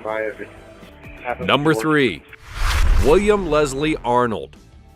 When you're a child, you have no reason not to believe the various things that your parents tell you about themselves. Sure, you may not listen to everything that they warn you about because you're a kid, but when they talk about their own lives and their histories, you don't really have a reason to doubt them because it would be an odd thing to lie to your child about something. And so that's the setup to this case, where a man named Andrew believed that his father John had grown up in an orphanage in Chicago before eventually coming to Australia to have a brand new life with his wife and child. Now, that sounds pretty reasonable, and there's not really anything wrong with that, except that in 2022, Andrew took a DNA test to learn more about his family lines, and that's where he got the shock of his life. It turns out that his father's name wasn't John, it was actually William Leslie Arnold, and while he was an orphan, it was because he had murdered his own parents and even went to prison for it. However, despite being a model prisoner, he eventually escaped and went on the run, staying that way until his death at the ripe old age of 69, dudes. So, this kid went from thinking his father was a perfectly ordinary person to realizing that he had killed his grandparents and had escaped the law for many decades. That's a reality check that a lot of people can live without having. The irony of the tale is that while Andrew was shocked about what he had discovered and was willing to tell the tale so that the case surrounding his father could finally be closed, he didn't hate his father, especially since the man that he knew was apparently a kind, encouraging, and intelligent person, or as he said it, people can change. Number 2. The Dutroux case. I'm going to be delicate with the next one because I'm going to be talking about one of the true scum of the earth and the lives that he very much ruined before finally being put away. As such, I'm going to dance around some of the specifics of what he did because we're here on YouTube, and I'll just give you an overview of things. It's just simply better that way. This case was about a man named Marc-Paul Alain Dutroux, who was born in Belgium, and once he got to a certain age, that's when he went on a rampage that lasted for a whole lot of years, through 2 different court convictions, and it featured many victims. To keep it light, I'll just say that he violated a lot of young people and then killed many others, including one of his own accomplices. That's what arguably is the most disgusting about the entire thing. This wasn't one man who was going on a terror spree. He had a list of accomplices, including his own wife at one point, and they dealt with drugs and human trafficking and terrorizing young people, and they almost got away with it. What do I mean by that? Well, when he was charged and convicted of his crimes the first time in a Belgian court, he was only sent to prison for 3 years before being let out for parole. Well, that just doesn't make a whole lot of sense, and the people of Belgium agreed, as 300,000 of them went to protest what had happened with the case the first time in what was known as the White March. And because he was let out so early, he went right back to what he was doing before and harmed a lot more people, including the killing of one of his accomplices that I mentioned earlier. It was only after that reign of terror that he was sentenced to life in prison. It should never have gotten that far in a whole lot of ways, but if there was a good thing that could be said about this case, it's that Belgium completely revamped its law agencies to ensure that it would never happen again. Number 1. Cult leader body. Now, I'm not going to hold back with a lot of these stories, as they are truly twisted people in one form or another. For example, allow me to introduce you to Amy Carlson. She's a woman who was so deluded that she felt that she was Mother God, and even was willing to say that on national television during an episode of Dr. Phil. She ran her own cult that was called Love Has Won, and her followers were apparently very dedicated to her and the belief that she was indeed Mother God. If you're catching on that I keep saying past tense wording, well, that's intentional, because Amy Carlson died in 2021, but that's not why she's on this list. Her being a cult leader is a terrible thing, but not truly scary.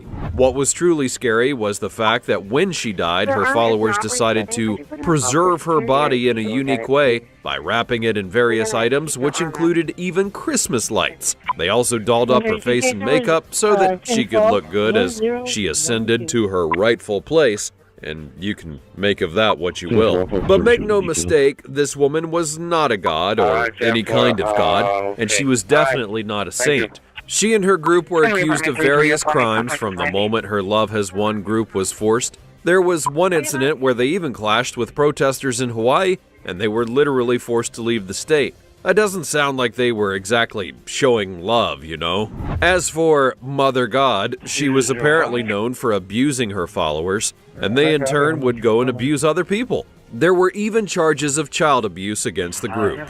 My own light workers battled me! So yeah, I'm pretty sure that her family was at least a little relieved that they didn't have to deal with her anymore. It might sound a little bit mean, but when a family member causes so much harm, you can't be anything but grateful when they can't do it anymore.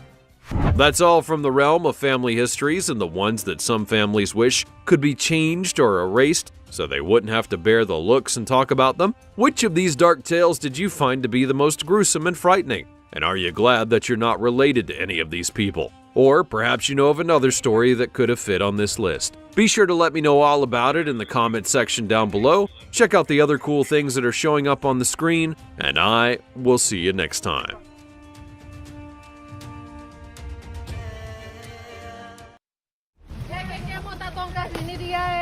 What if something unknown lurked beneath the murky waters? One man set up his camera near a swamp, hoping to capture wildlife, but what he recorded was far from ordinary. As the sun set, a shadowy figure emerged, crawling out of the water in a way no known creature should. The eerie footage left experts speechless and locals terrified.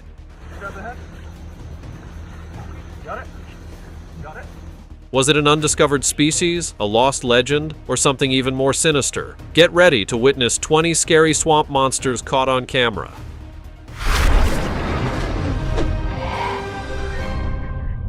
Number 20. Toilet Monster. Now, believe it or not, there are plenty of tales about snakes and snake-like creatures coming out of toilets to haunt people in one form or another. No, it is not an urban myth. It does happen more than you may think.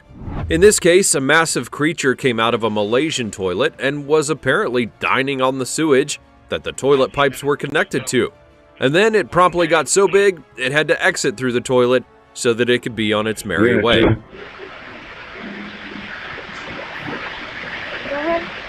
To say the homeowners were shocked would be an understatement.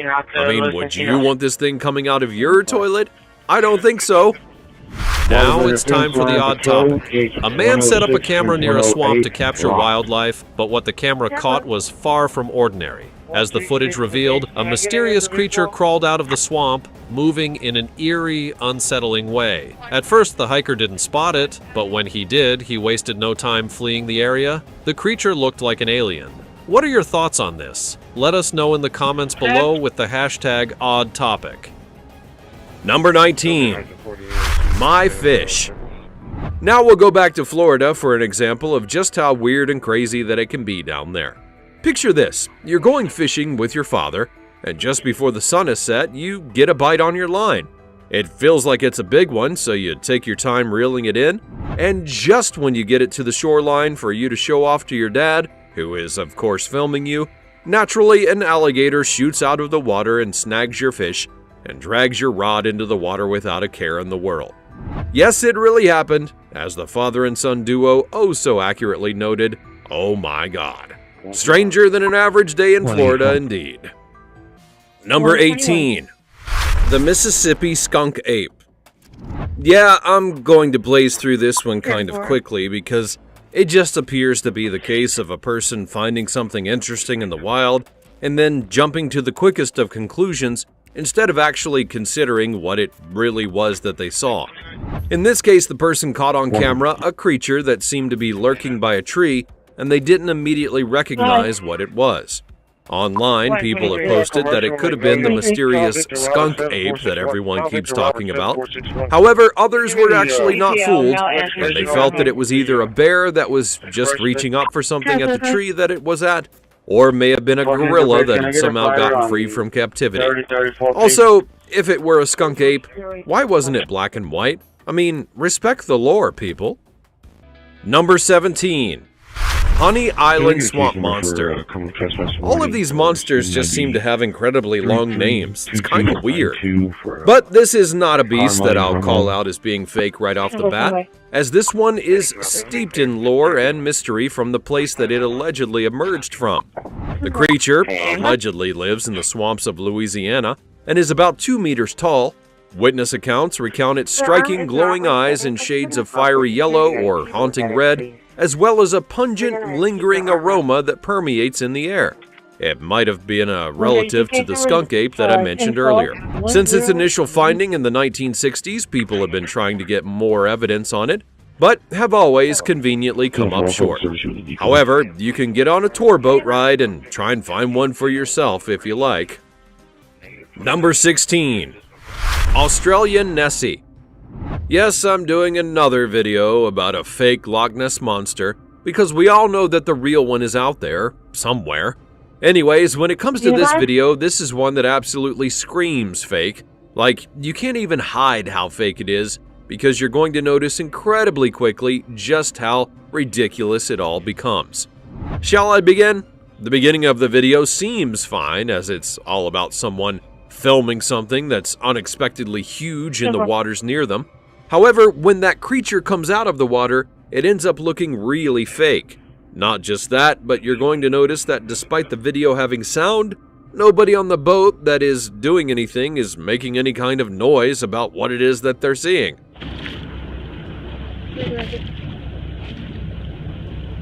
If you saw something that might have been the Loch Ness Monster, you would probably make some noise about it.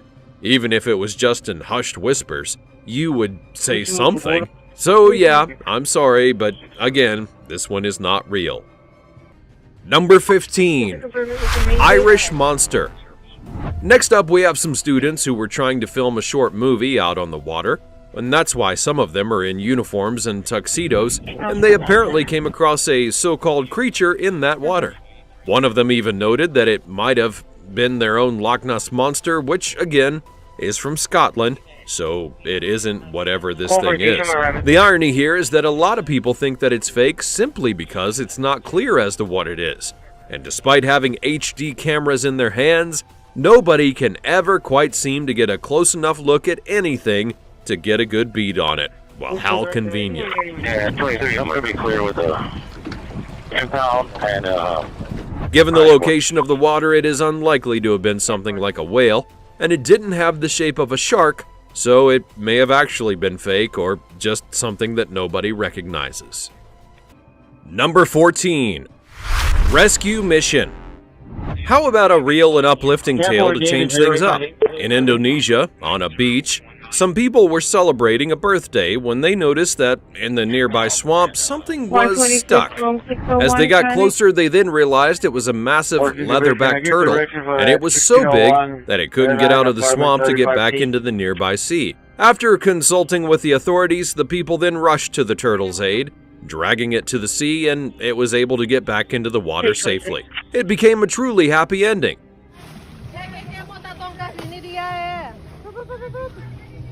As for how the turtle got into the swamp, well, officials think that it may have been caught in a current, and then it was let go into the swamp when it was over. So in this case, the swamp was the real monster. Number 13. The Tennessee Woods Figure. Here's another one that you likely may not have seen coming. An indie horror director was going out into the Tennessee woods to try and find a good place for a filming location. When he went back the following day, he then found a figure on camera that looked rather creepy.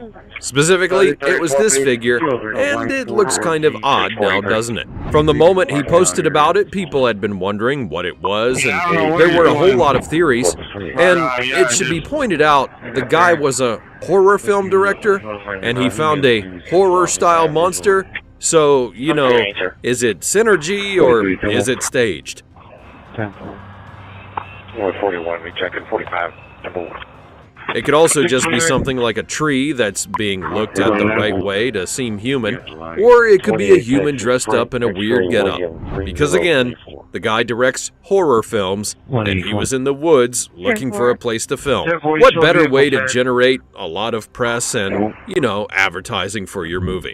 Either way, I wouldn't worry about this so-called figure too much. Number 12. New Louisiana Swamp Monster. Well, there's a long name for a monster, and this one has a twist ending that you may not predict, I guarantee it. Here's the tale. This picture was allegedly found by a hunter who was out doing some deer hunting in the Louisiana swamps. And when he went back to look at the footage his deer camera found, he discovered whatever this thing is. Yes, it doesn't look human or even like a deer or any other kind of thing that's out there. Naturally, he reported it to the police, and the media got a hold of it not too long after. But what's the twist then? Well, it's actually fake. It can be proven because this image was actually part of the viral marketing campaign for the J.J. Abrams film Super 8. Super 8 is a film about all kinds of strange events that start taking place in some town in Ohio. And then there's a kid making a zombie movie on a Super 8 film for a competition, and he and his friends discover some crazy things, and there's aliens involved and, you know, other creepy, weird, supernatural stuff. It wasn't really the best of films, to be honest with you. But anyway, they posted it online, and it circulated around after that. So in the end, it is not actually a real swamp monster. Number 11. Titanoboa. Remember how I told you that there were prehistoric snakes that were much larger than the serpents we have in today's world? The Titanoboa was the biggest of the lot, that we've discovered, to be fair. This was a beast that ruled in places like the Amazon and apparently California about 6 million years ago. But how big exactly did it get? Well, based on the fossils that have been recovered, it would be about 15 meters long at the minimum. That's well over what we have today. But equally as important, this wasn't only a long snake, it was a heavy one. This was a snake that was an apex predator and may have weighed several tons.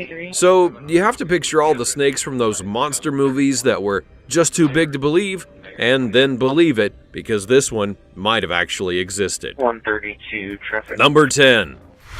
The skunk ape. I actually lightly touched upon this one before via that Bigfoot story, but I'll dive more into it here. One of the reasons that Bigfoot continues to be pervasive in all of pop culture is because so many people have seen them in various places all over North America, from Canada to Mexico. They come in all shapes and sizes. In Florida, there have been multiple cases of a special breed of Bigfoot called the skunk ape. The reason it's called this is manyfold. Like Bigfoot, it's a bipedal creature that looks like a very hairy humanoid ape. The twist here is that the fur tends to be black and white, and there's a pungent smell that will often come off of this Bigfoot variant. While that may sound like a wild and crazy tale that comes out of Florida, and it technically is, there are many people who actually believe in it, and there are many stories claiming that it exists in the swamps and various other areas of the state. There have even been rewards put out to try and find one so that people can see it for themselves. However, since one has never been found, that should tell you a whole lot about it. Number 9. Cottonmouth. Now, this is one that might not be monstrous like some of the other creatures that I've shown you, but it is one that will definitely weird you out and make you hope that it doesn't happen to you. In this video, a guy is canoeing and filming his journey when he happens to come across a cottonmouth snake that is just lying on top of the water. For whatever reason, that snake seems to be mesmerized by the canoe as it begins to follow it as the man tries to get away. It's a curious cottonmouth, you could say. Eventually, that snake loses interest and allows the canoe to get away without any incidents being caused. If you're curious about why the canoe man was so anxious around the snake when he first noticed it, well, that would be because the cottonmouth is quite the venomous snake, and its bites can do some serious damage to people if they're done in the right doses. So, whether you're meeting a curious snake or not, you definitely are going to want to play defense with it and not let it get near you just to be safe. And, you know, hold on to your life. Sometimes the biggest of monsters are the ones that are the most unassuming. Number 8. Swamp eel. Next up, we're on the hunt for a creature with the one and only Jeremy Wade.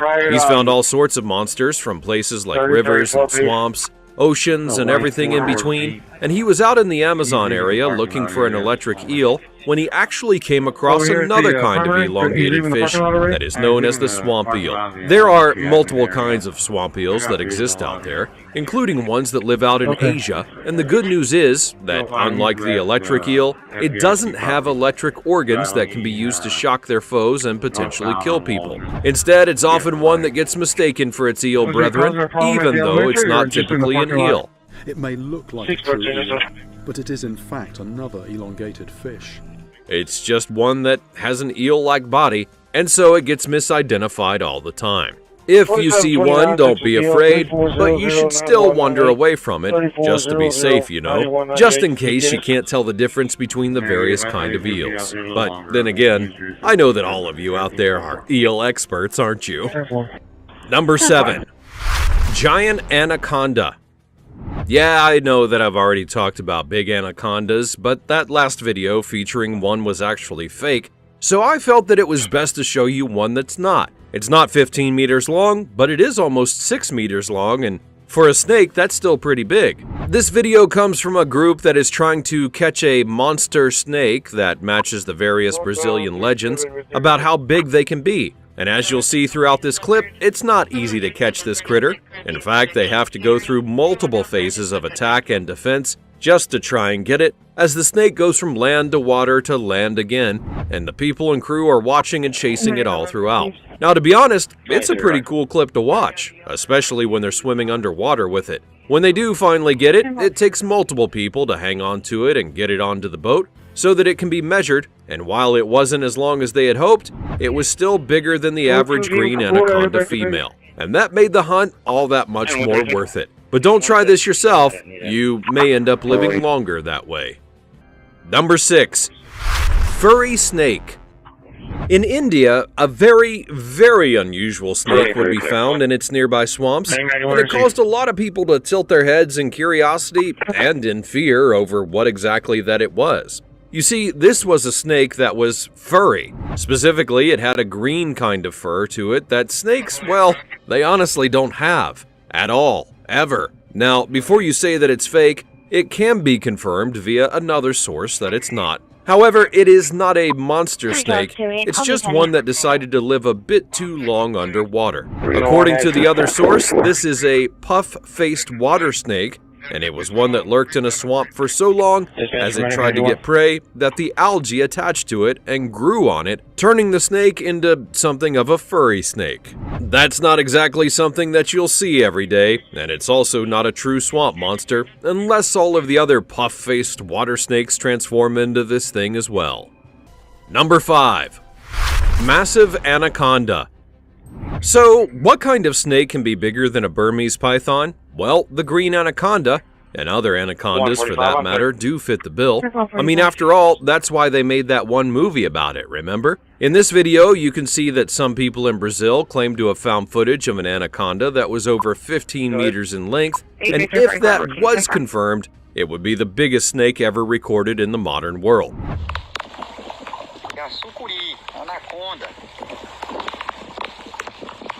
There were some in prehistoric times that were known to get that big, if not bigger, but they are said to have all died out. And when you look at the footage, it does look pretty intimidating. That is, until you have a closer look at what's being shown here.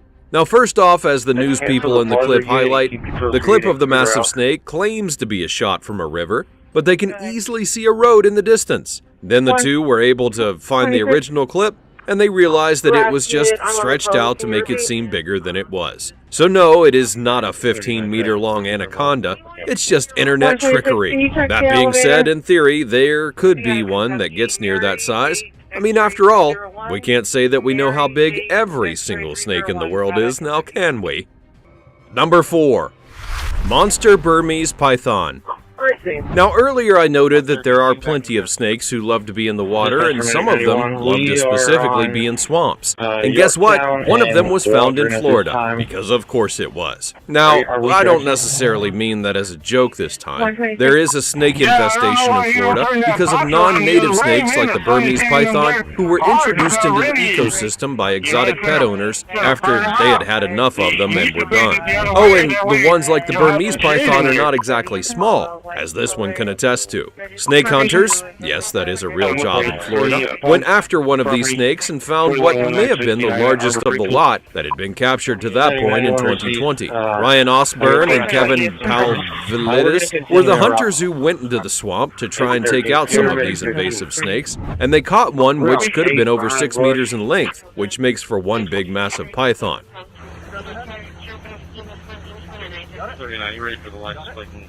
Oh, and it wasn't exactly an easy catch either, via the pictures they took of the capture, because you always need proof for this kind of thing.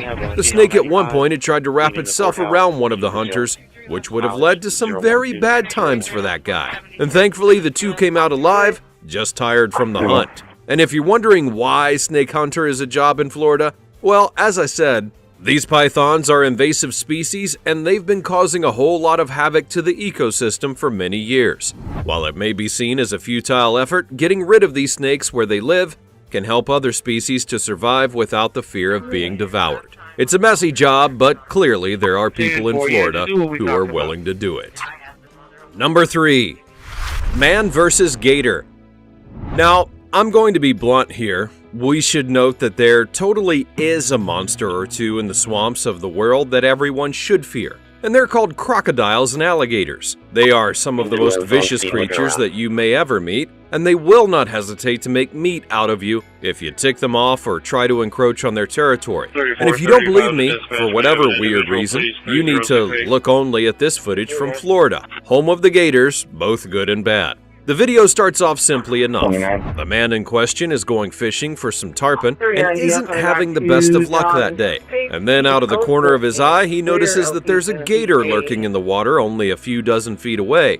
This is one of the skills of the gator. They'll blend into the water and sneak up on their prey, and the man has a very natural scared reaction to that gator being so close and immediately begins to back away, but that only gets the gator to follow him. The irony is that this typically is not what an alligator would do, but this gator came out of the water and onto dry land and had a complete stare down with the fisherman, which is kind of freaky. Even the fisherman was like, well, that puts an end to my fishing day. And I agree that it's smart to leave while you're ahead and still alive. Except that the man was from Florida and he decided he would try to provoke the gator to see what he would do, and then the gator chased him again. Not really a smart idea, but thankfully the gator left him alone and he was obviously alive to tell the story. As a rule, crocodiles and gators are first strike predators. If you can get out of their range, they will typically leave you alone. And recall.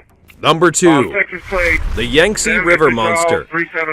One of the easiest ways for people to think that monsters exist among them is to simply go and look at something that they don't truly recognize and wonder if it's a monster from the deep that's come for their soul, or, you know, anything else that's attached to them. In China, on the Yangtze River, which is the biggest river in the nation, there was an event that happened in 2019 that got people spooked. Actual footage of a serpentine creature emerged from near the surface, and people could not originally tell what it was. And before you say it was the Loch Ness Monster, well, that's in Scotland and not in China, you geographical wizard. According to reports of the time, the mysterious animal was sighted in the boundaries of the Three Gorges Dam scenic area, which is a popular tourist destination for river cruises, hence why people were not only able to see it, but also film it so readily. The good news is that while it may be a monster, it's not the biggest one that you'll ever see, as it's only about 3 meters in length. So it's not going to sink any boats, that is, unless they're canoes or kayaks, and even then you'll probably be fine. As you would expect, a lot of people had theories about what this monster could be. Some even fairly noted that it could have just been a piece of debris or garbage in the river that was simply moving alongside the water.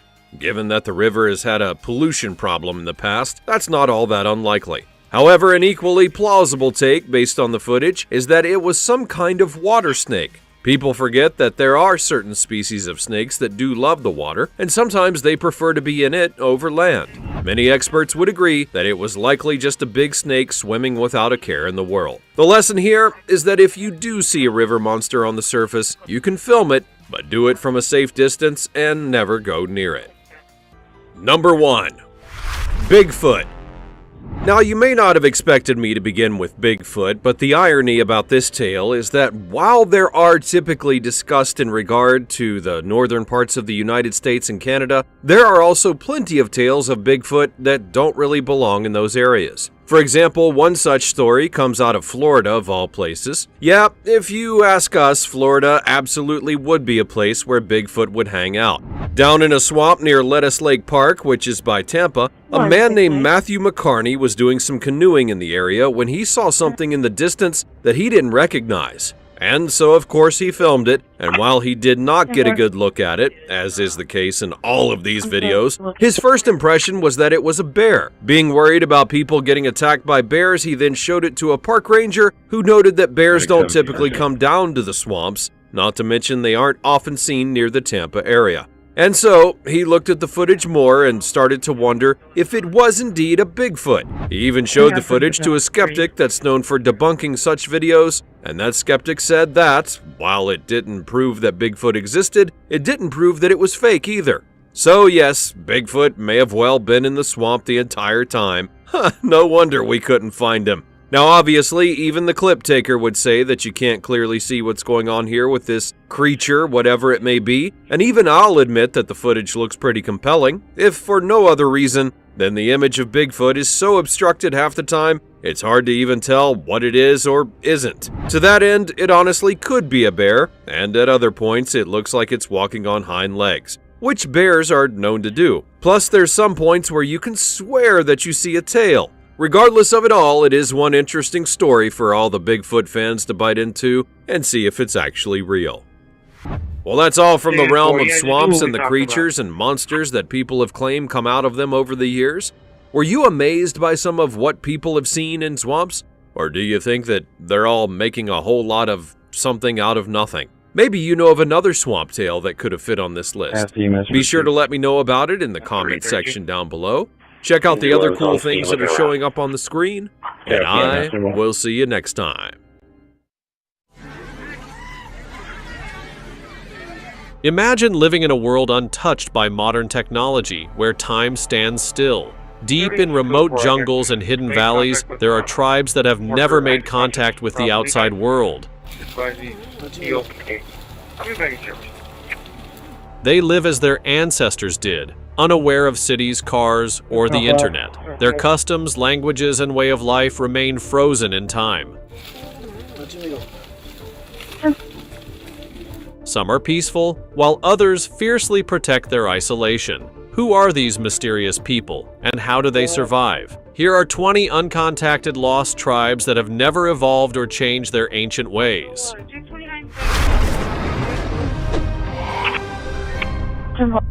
Number 20. The Asmat tribe.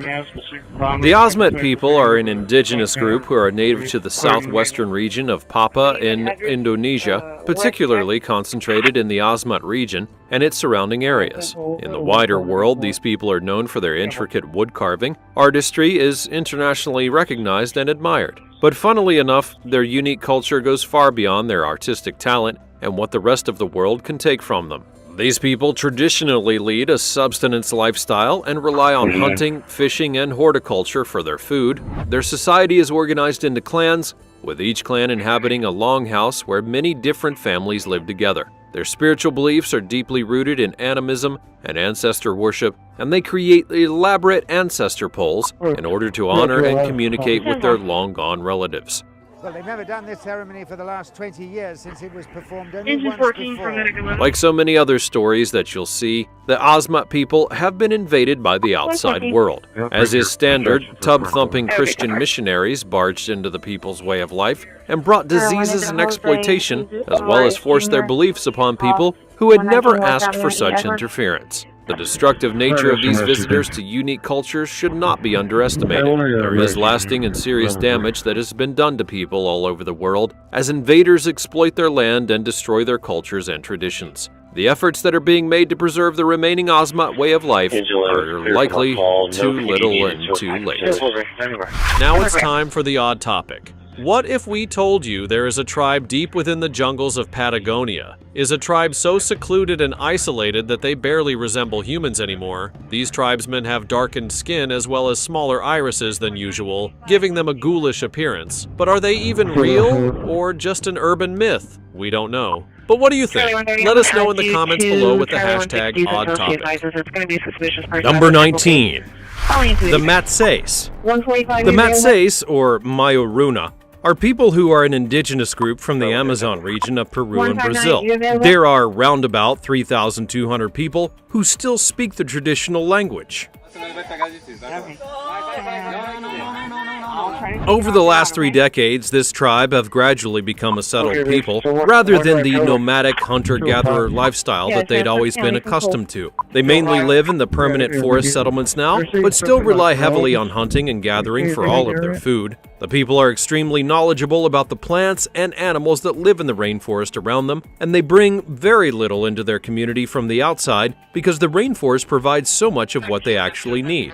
They live carefully amongst the natural world, and their beliefs include animal spirits, and they have a deep respect for the creatures of the forest. The tribe did not have a whole lot of contact with the outside world until about 1969 when missionaries went into their communities. They had struggled with the Peruvian government before then and had been under a violent attack. The relations between the tribe and the government forces are now largely peaceful. In 1998, an indigenous reserve was established for the tribe, which gave the people the title to about 457,000 hectares of the forest. However, living conditions have become quite difficult, and the future survival of this indigenous tribe is now at risk. Number 18. The Caribs. The Kalinago people, who are sometimes called the Caribs, are an indigenous group who are native to the Caribbean islands in the Eastern Caribbean, which includes Dominica, St. Vincent, and the Grenadines. They have a rich and unique history, culture, and heritage that has endured for many centuries. Historically, these awesome people were known for their fierce resistance to European colonization, particularly by the Spanish, French, and British. Their warrior spirit earned them a reputation as a formidable opponent, and their resistance played a significant role in shaping the colonial history of the Caribbean. They have a deep connection to the natural environment and are skilled fishermen, boat builders, and agriculturalists. They build beautiful canoes from carved-out tree trunks, which they use for fishing and transportation between islands. Their culture is rich in oral tradition, storytelling, dance, and music, and traditional art includes weaving, pottery, and basketry. These days, the people continue to assert their cultural identity and rights, and they're officially recognized as an indigenous group within the Caribbean. Number 17. The Piripkura. This is one of the last isolated indigenous tribes that are left in the Amazon. They live in the Piripkura Indigenous Territory, which is located in Mato Grosso in Brazil. The village used to have over 100 people, but there are now believed to be only 3 surviving individuals. This is predominantly as the result of a horrific slaughter at the hands of illegal loggers during the 1980s, when the forest's resources were being stolen and exploited. At least 20 people are known to have died in this way, but the reasons behind the decline of the rest of the population are somewhat unclear. One of the survivors has told numerous stories about the massacre and the destruction that was brought on the village. The survivors now live in isolation in the rainforest and have very minimal contact with the outside world.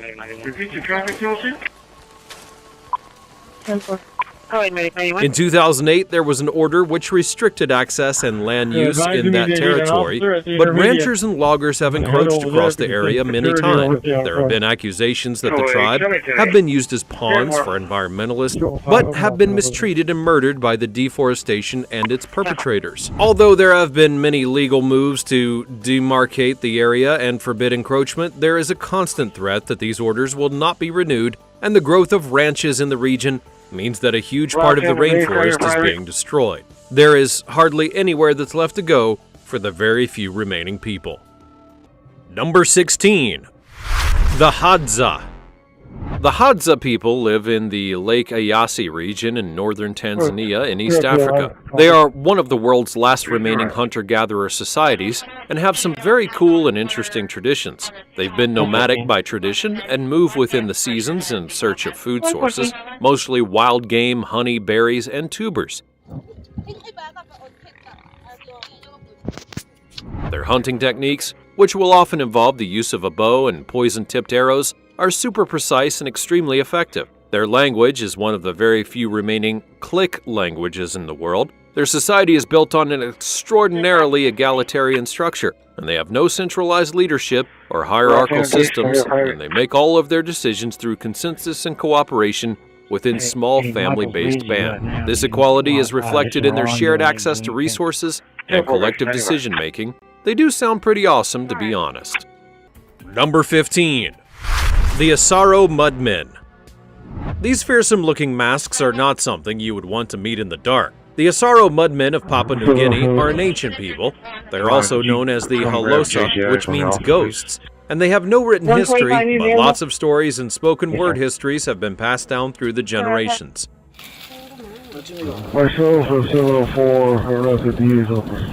One of the stories goes that there was a wedding and that the tribe all wore their best costume for their ceremony.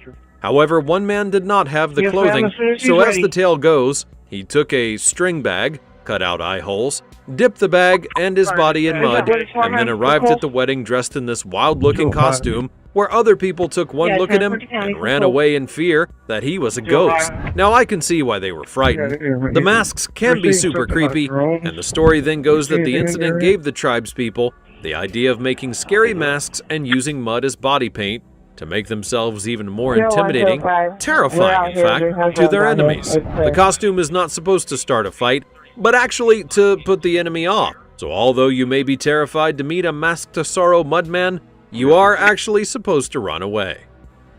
Number 14. Zoe or Paturu or Bure tribe. This is a tribe with a bunch of different names that is native to the state of Para on some river in Brazil. The name Zoe is a word that means us and is used to differentiate the tribe from the people who are the enemies or non-indigenous. They are also known by the name of Poturu on the account of the type of wood that they use to make a lip piercing, which is common within the tribe. This is a type of plug piercing that goes through the lower lip, and the people have been subject to the work of the Brazilian photographer named Sebastião Salgado, who has documented their lives and their practices. Number 13. The Lacandan. The Lacandan people are a Mayan tribe who live in the jungles of Chiapas in Mexico. They are amongst the most isolated of the native peoples there. And back in 1943, the population of this tribe was so low that they were almost extinct. However, their numbers have increased somewhat since then. There are now believed to be around about 650 people who speak the language that they do. During colonial times, these people managed to largely escape the Spanish control by living in extremely remote regions of the jungle, and it's for this reason that their customs are still intact and similar to those of pre-Columbian Mesoamericans from whom they are descended. Number 12. The Mercy Tribe.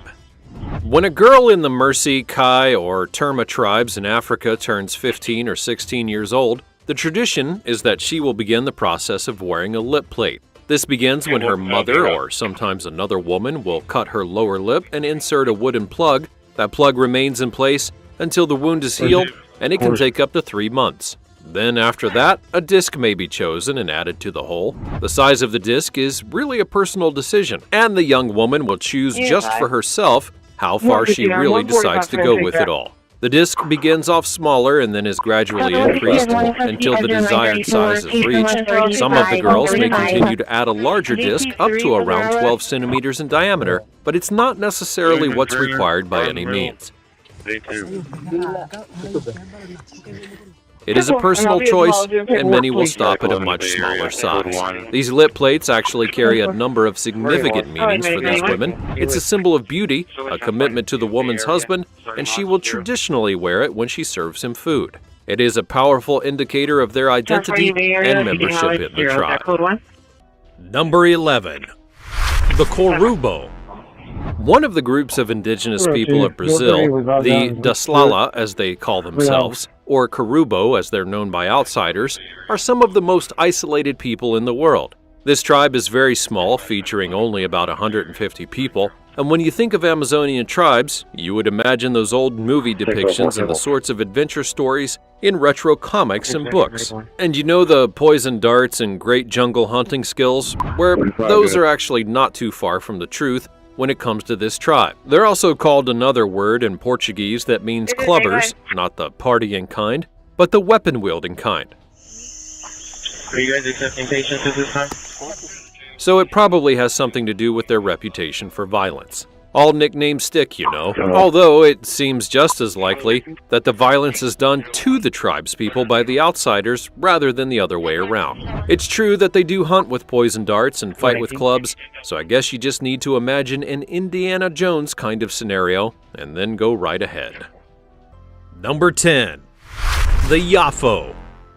Back again in Papua New Guinea, where this time we're with the Yafo people, who live in the East Sepik province of the country, way up in the highlands. These people were first encountered and described in 1988 by a man named Benedict Allen, who is a British explorer, writer, and broadcaster. They are one of the new remaining uncontacted tribes of the world, meaning that they have had little to no contact with the outside world, including modern society, apart from this Benedict Allen joker, I suppose. Very little's known about the people because of their isolation. They live in small communities in the forest and rely on hunting, gathering, and farming for their survival. Their lifestyle is likely similar to other indigenous tribes in the region, with traditional practices and customs passed down through the generations. Because of their isolation, the people are often referred to as uncontacted or unreached, and efforts to make contact with them are usually discouraged to protect their way of life while preventing the spread of disease for which they may just have no immunity. Number 9.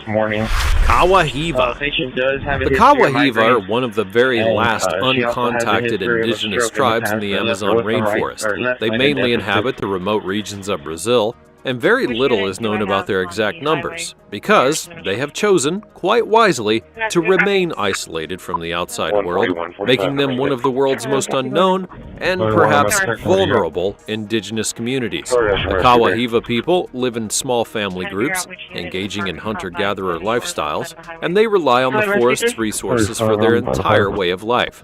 They're known to have an intricate knowledge of the Amazon rainforest and its diverse ecosystems, which they use to survive in their secluded environment.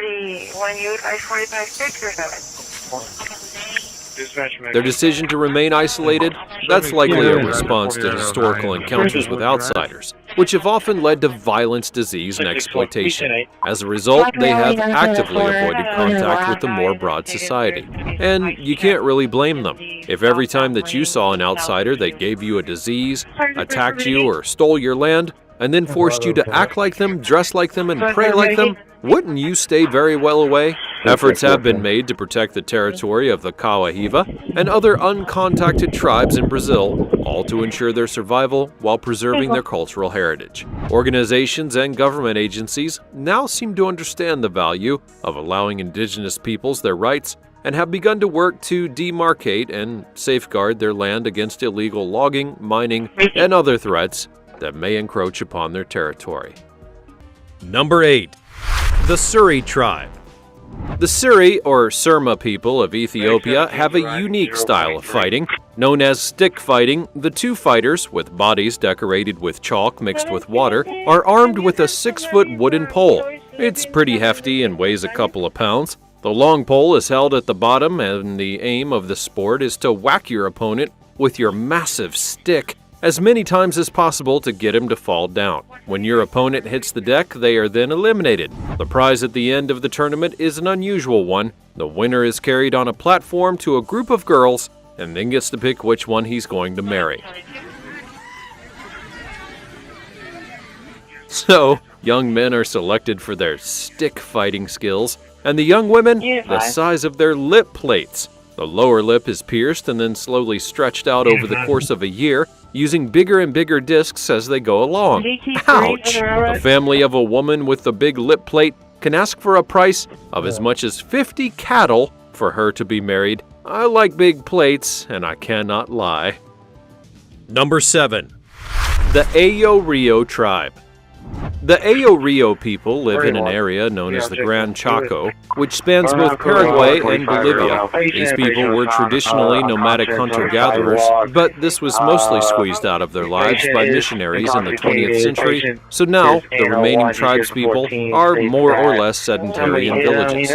Although a few remain who were not contacted, they're now at risk from large-scale deforestation and loss of territory in the area. 96%, room air, temperature of 98, These days, there are laws in place to protect the indigenous people from contact with outsiders, and these are supposed to help prevent the transmission of diseases to the tribes, as they do not have the resistance that the outside world has. Many illnesses have proven to be devastating to these kind of communities if they are infected. This is probably one of the most scary things, really, that they're at such risk from dopey people poking about in their business. There are, of course, plenty of stories about the practices of remote tribes, but much of this is based upon hearsay and gossip. So, if you all want that kind of thing, you can go look it up. Otherwise, we're just guilty of spreading untruths for the sake of being sensational, and frankly, it's kind of ignorant. Number 6. The Jarawas. The Jarawa people live in the Andaman Islands of India. They're only one of a very few remaining hunter-gatherer tribes in the region and have maintained a largely isolated way of life for centuries. Their culture is deeply based in the traditional knowledge of the medicinal properties of plants that may be found in the rainforest. They use a whole bunch of different traditional herbal remedies for healing and have an extremely connected understanding of their natural surrounding. Due to their isolation and limited interaction with the outside world, the people have remained largely untouched by modernization.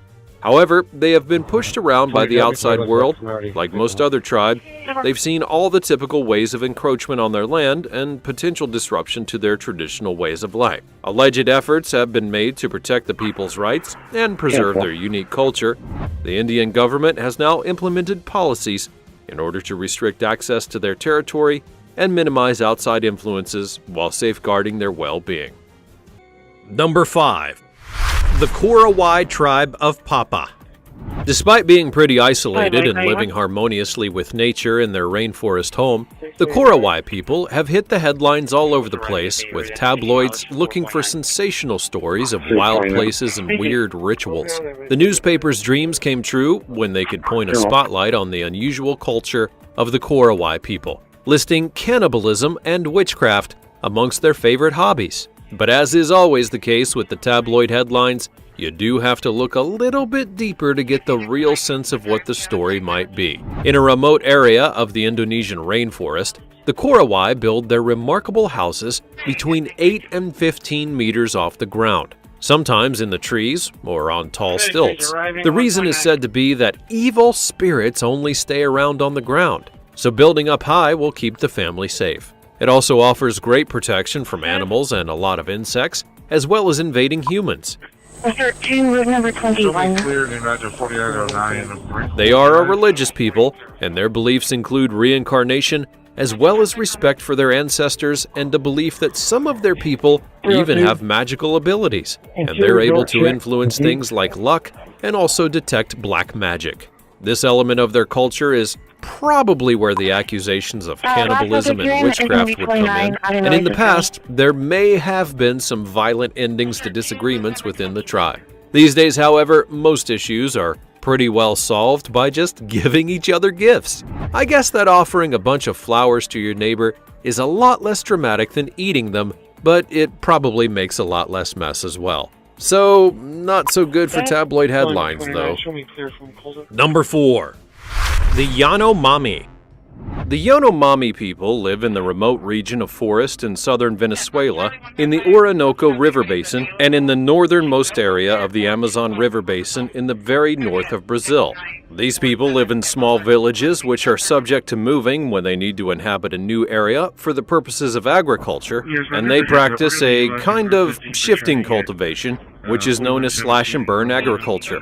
It's exactly as it sounds. They burn areas of the forest to clear space to plant crops. This makes more sense than you might think, as the ash provides some fertilization for the ground and weeds are more or less completely removed out of the area. This is a technique that's practiced by many indigenous peoples, and after the land has been used for growing, the crops are then left to fallow and will revert to a secondary area of forest. Although it sounds brutal, the practice has taken place for thousands of years and does not impact the environment like the use of modern pesticides and such in industrial farming. As well as subsistence farming, the Yanomami also hunt deer, monkeys, armadillos, birds, and other things. Which may give the tribe its reputation as being scary, is an ongoing hostility between the people and other local villages. They're constantly at war with one another, and this can be pretty violent a state of affairs. But if you're not a hostile neighboring village, then you probably don't have to worry very much about the Yanomami people. Number 3. The Mashco Piro. The Mashco Piro are an indigenous tribe from the most remote areas of the Amazon River Basin in Peru. This nomadic people are hunter-gatherers who have actually avoided contact with non-native peoples, and it's no wonder that this is how they chose to live, given that tribal people who have been infiltrated by outsiders in other places have generally brought in disease, alcoholism, and violence to the indigenous populations of South America. The Mashco Piro people have a reputation for being very secretive and tend to shy away from being seen. But occasionally, they have been photographed, or at least spotted by nosy parkers out looking to poke around in tribal people's business. This doesn't always end very well. There were reports back in 2012 that after photographs were captured of the people, a member of the exploration team would then be found dead with an arrow in the heart, allegedly poked there by the tribe themselves. Number 2. The Awa. The Awa people are an indigenous group who live deep within the Brazilian Amazon rainforest. They're believed to be approximately 450 strong, and they are one of the last remaining hunter-gatherer societies on Earth. Their unique way of life and deep connection to the rainforest are a rare and rapidly disappearing thing. The Awa have managed to maintain their traditional lifestyle despite external threats. Relying on the rich biodiversity of the Amazon for sustenance, they'll gather fruits, nuts, hunt for small game for their survival, and have a super deep knowledge of the rainforest's flora and fauna with a genuine connection to the natural environment because it's vital to their survival. Despite their resilience, the people have faced a ton of major challenges. Things like deforestation, illegal logging, and land encroachment have threatened not only their territory, but also their way of life. Efforts by the Brazilian government and international organizations have been made to protect the land and ensure their survival, but many of them still live in isolation, facing the constant threat of outsiders. Really, there's nothing to fear from the tribe, but to be honest, they have everything to fear from the outside world. Number 1. North Sentinel Island Tribe. Everyone who saw them disappeared. Meet the forgotten tribe that has not yet discovered fire. And again, this is insulting and likely not to be true. The Sentinelese are of the most isolated people on the planet. They actively reject any contact with the outside world, and they may have inhabited their island as a people for 55,000 years now. Complete isolation on a small island in the Indian Ocean means that the Sentinelese are violently protective of their territory and have murdered anyone that has poked their nose into their business. It does sound harsh, but with their neighboring islands' populations destroyed by disease that was imported from other places, any germ or virus that they might catch from an outsider would probably wipe them out. Obviously, it's tricky to understand anything much about a tribe that you can't really get near without receiving an arrow in the chest. And so, all that's known has been observed by a few nosy parkers on boats that were carefully moored further out than the arrows could reach off the coast of the island. In 1880, a British expedition would land on the island and discover the villages and houses abandoned. Presumably, the tribe had seen the invading force and then hidden themselves. The expeditioners did come across an old couple and some children,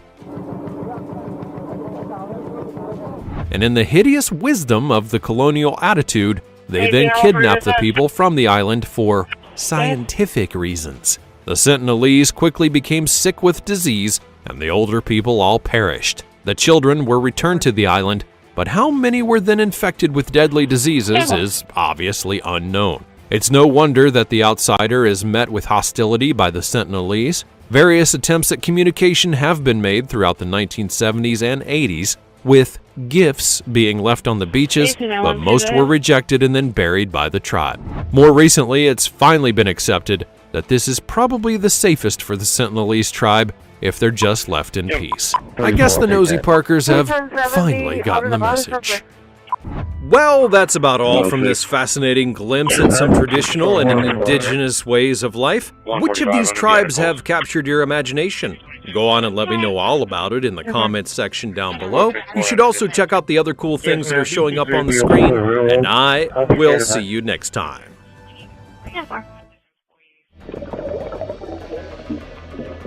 The ocean is deep, dark, and full of terrifying secrets, but nothing compares to the mysteries hiding in the Mariana Trench. This is the deepest place on Earth,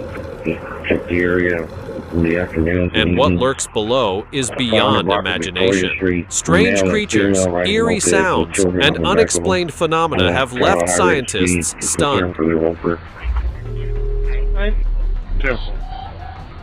Some discoveries are fascinating, while others are the stuff of nightmares. What could be waiting in the crushing darkness, miles beneath the surface? From bizarre sea monsters to haunting unknowns, here are 20 of the scariest things ever found in the Mariana Trench.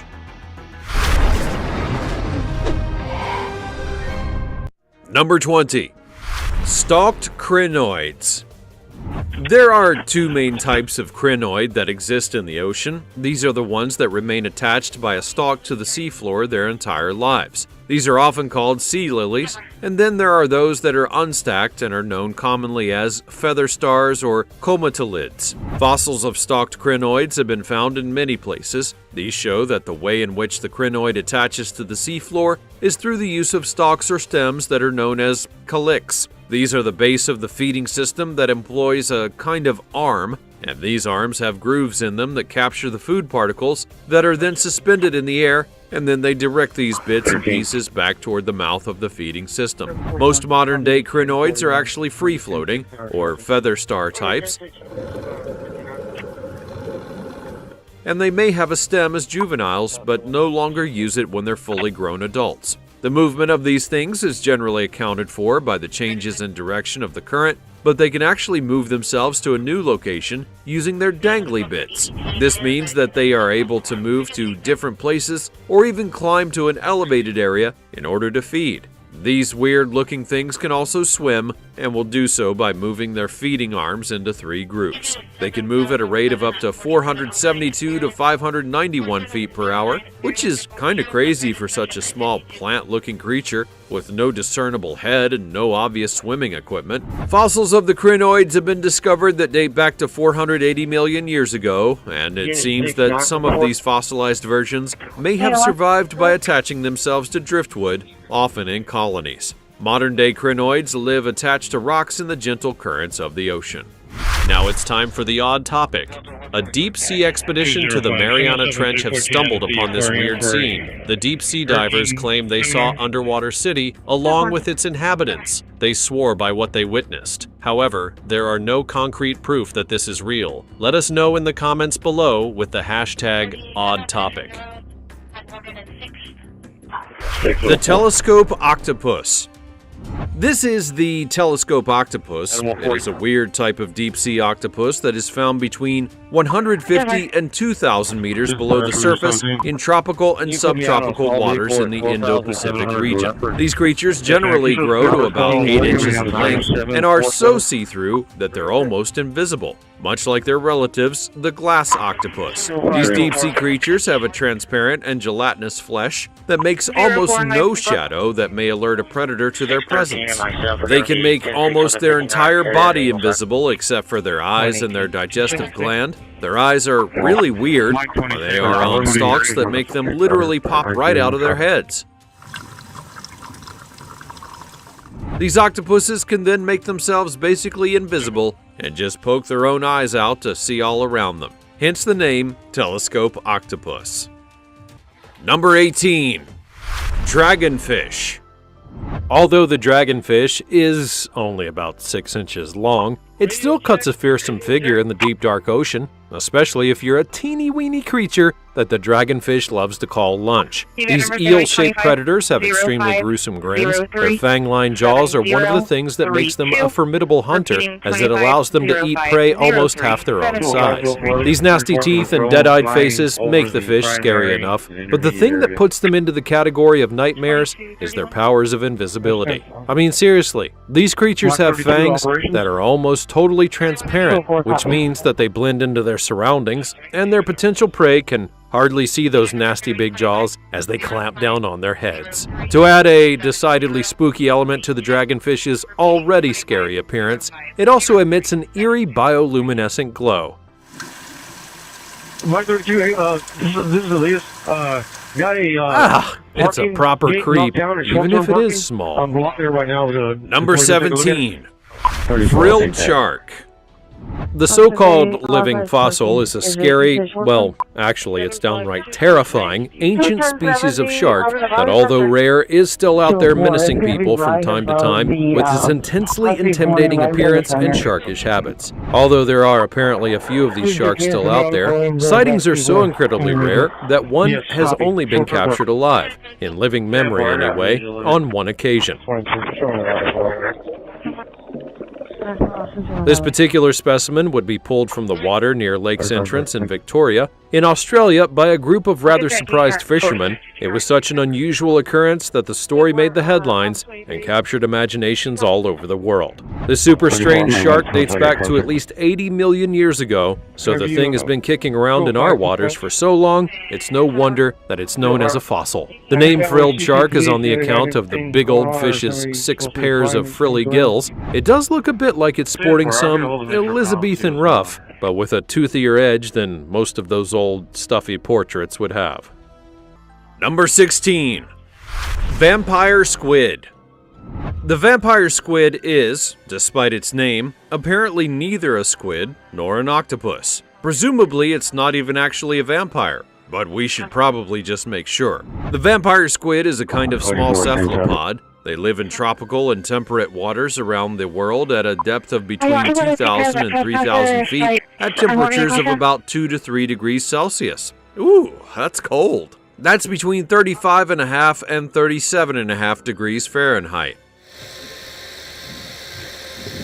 These unique animals are completely different from other species and are, regrettably, considered to be endangered on the account of the pollution and destruction of their habitats. So you could probably see why they're called vampire squid. They're black or red in color and have weird web skin that has the appearance of a vampire cape, and they also have some extremely spooky red eyes. But they don't change their body color or release ink when threatened like other squid do. They do eject a glowing, sticky mucus that acts in a similar way and confuses would-be predators. It doesn't seem as though they go around sucking blood, though, and they're not plagued by that pesky affliction of immortality.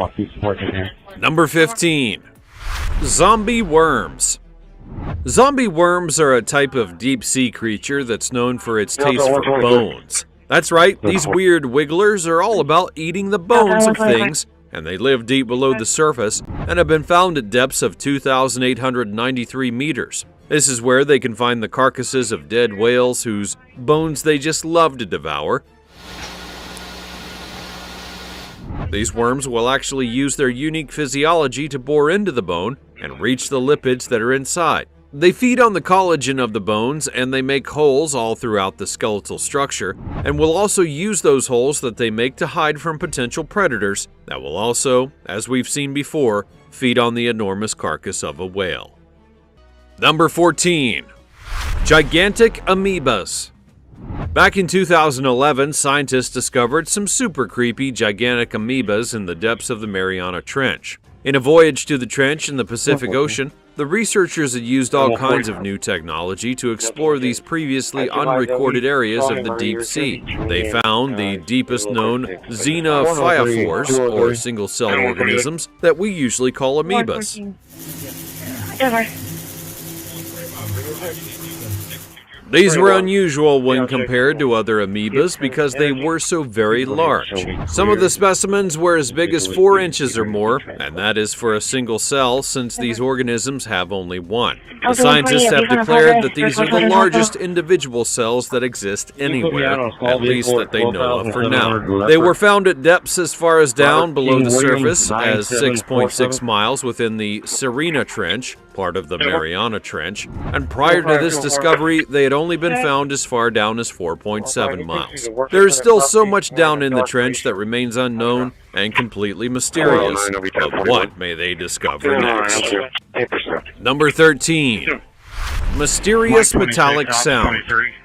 When scientists first heard a super weird and previously unheard noise coming from deep within the Mariana Trench, well, they kind of freaked out because nerds are like that. The 3.5-second long recording was a kind of creepy metallic noise that was captured back in 2016 by an autonomous vehicle that was roving in the super deep waters of the Mariana Trench. There's a low-frequency moaning that is generally associated with baleen whales, but this particular sound had not been previously heard by people. The sound has been nicknamed the Western Pacific and has been attributed to baleen whales, and it's an unusual sound. Although scientists had not heard it before, they now have managed to isolate it and determine that it was a whale call. This is not the first time a weird sound has been recorded under the sea. Other odd noises have caused all kinds of speculation over the years, and back in 1997, the United States National Oceanic and Atmospheric Administration, or NOAA for short, detected a high-amplitude, ultra-low-frequency sound under the sea. It was so powerful a sound that it could be heard at a range of over 3,000 miles. At the time, the source of the sound was a complete mystery to the good people at NOAA, and so they named it the bloop and began a decades-long investigation of the unexplained noise.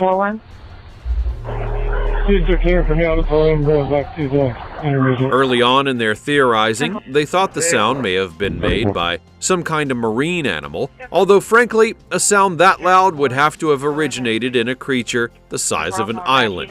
So that was a little bit alarming to say the least. Then this fun idea was replaced with the much more boring one that they stick with today. The bloop was the result of glacial movements or a big iceberg crashing somewhere far away. But what do you imagine this mystery sound to be? Have you got any fun conspiracy theories to sling into the mix? Let me know in the comments down below. Number 12. Goblin Shark. The deep-sea dwelling goblin shark is like a nightmare combination of frightening alien face and squashed dinosaur shark. It's actually rather horrific. However, I shouldn't judge something on its appearance. I know that's not fair, but are these guys as scary as they look? Well, let's find out.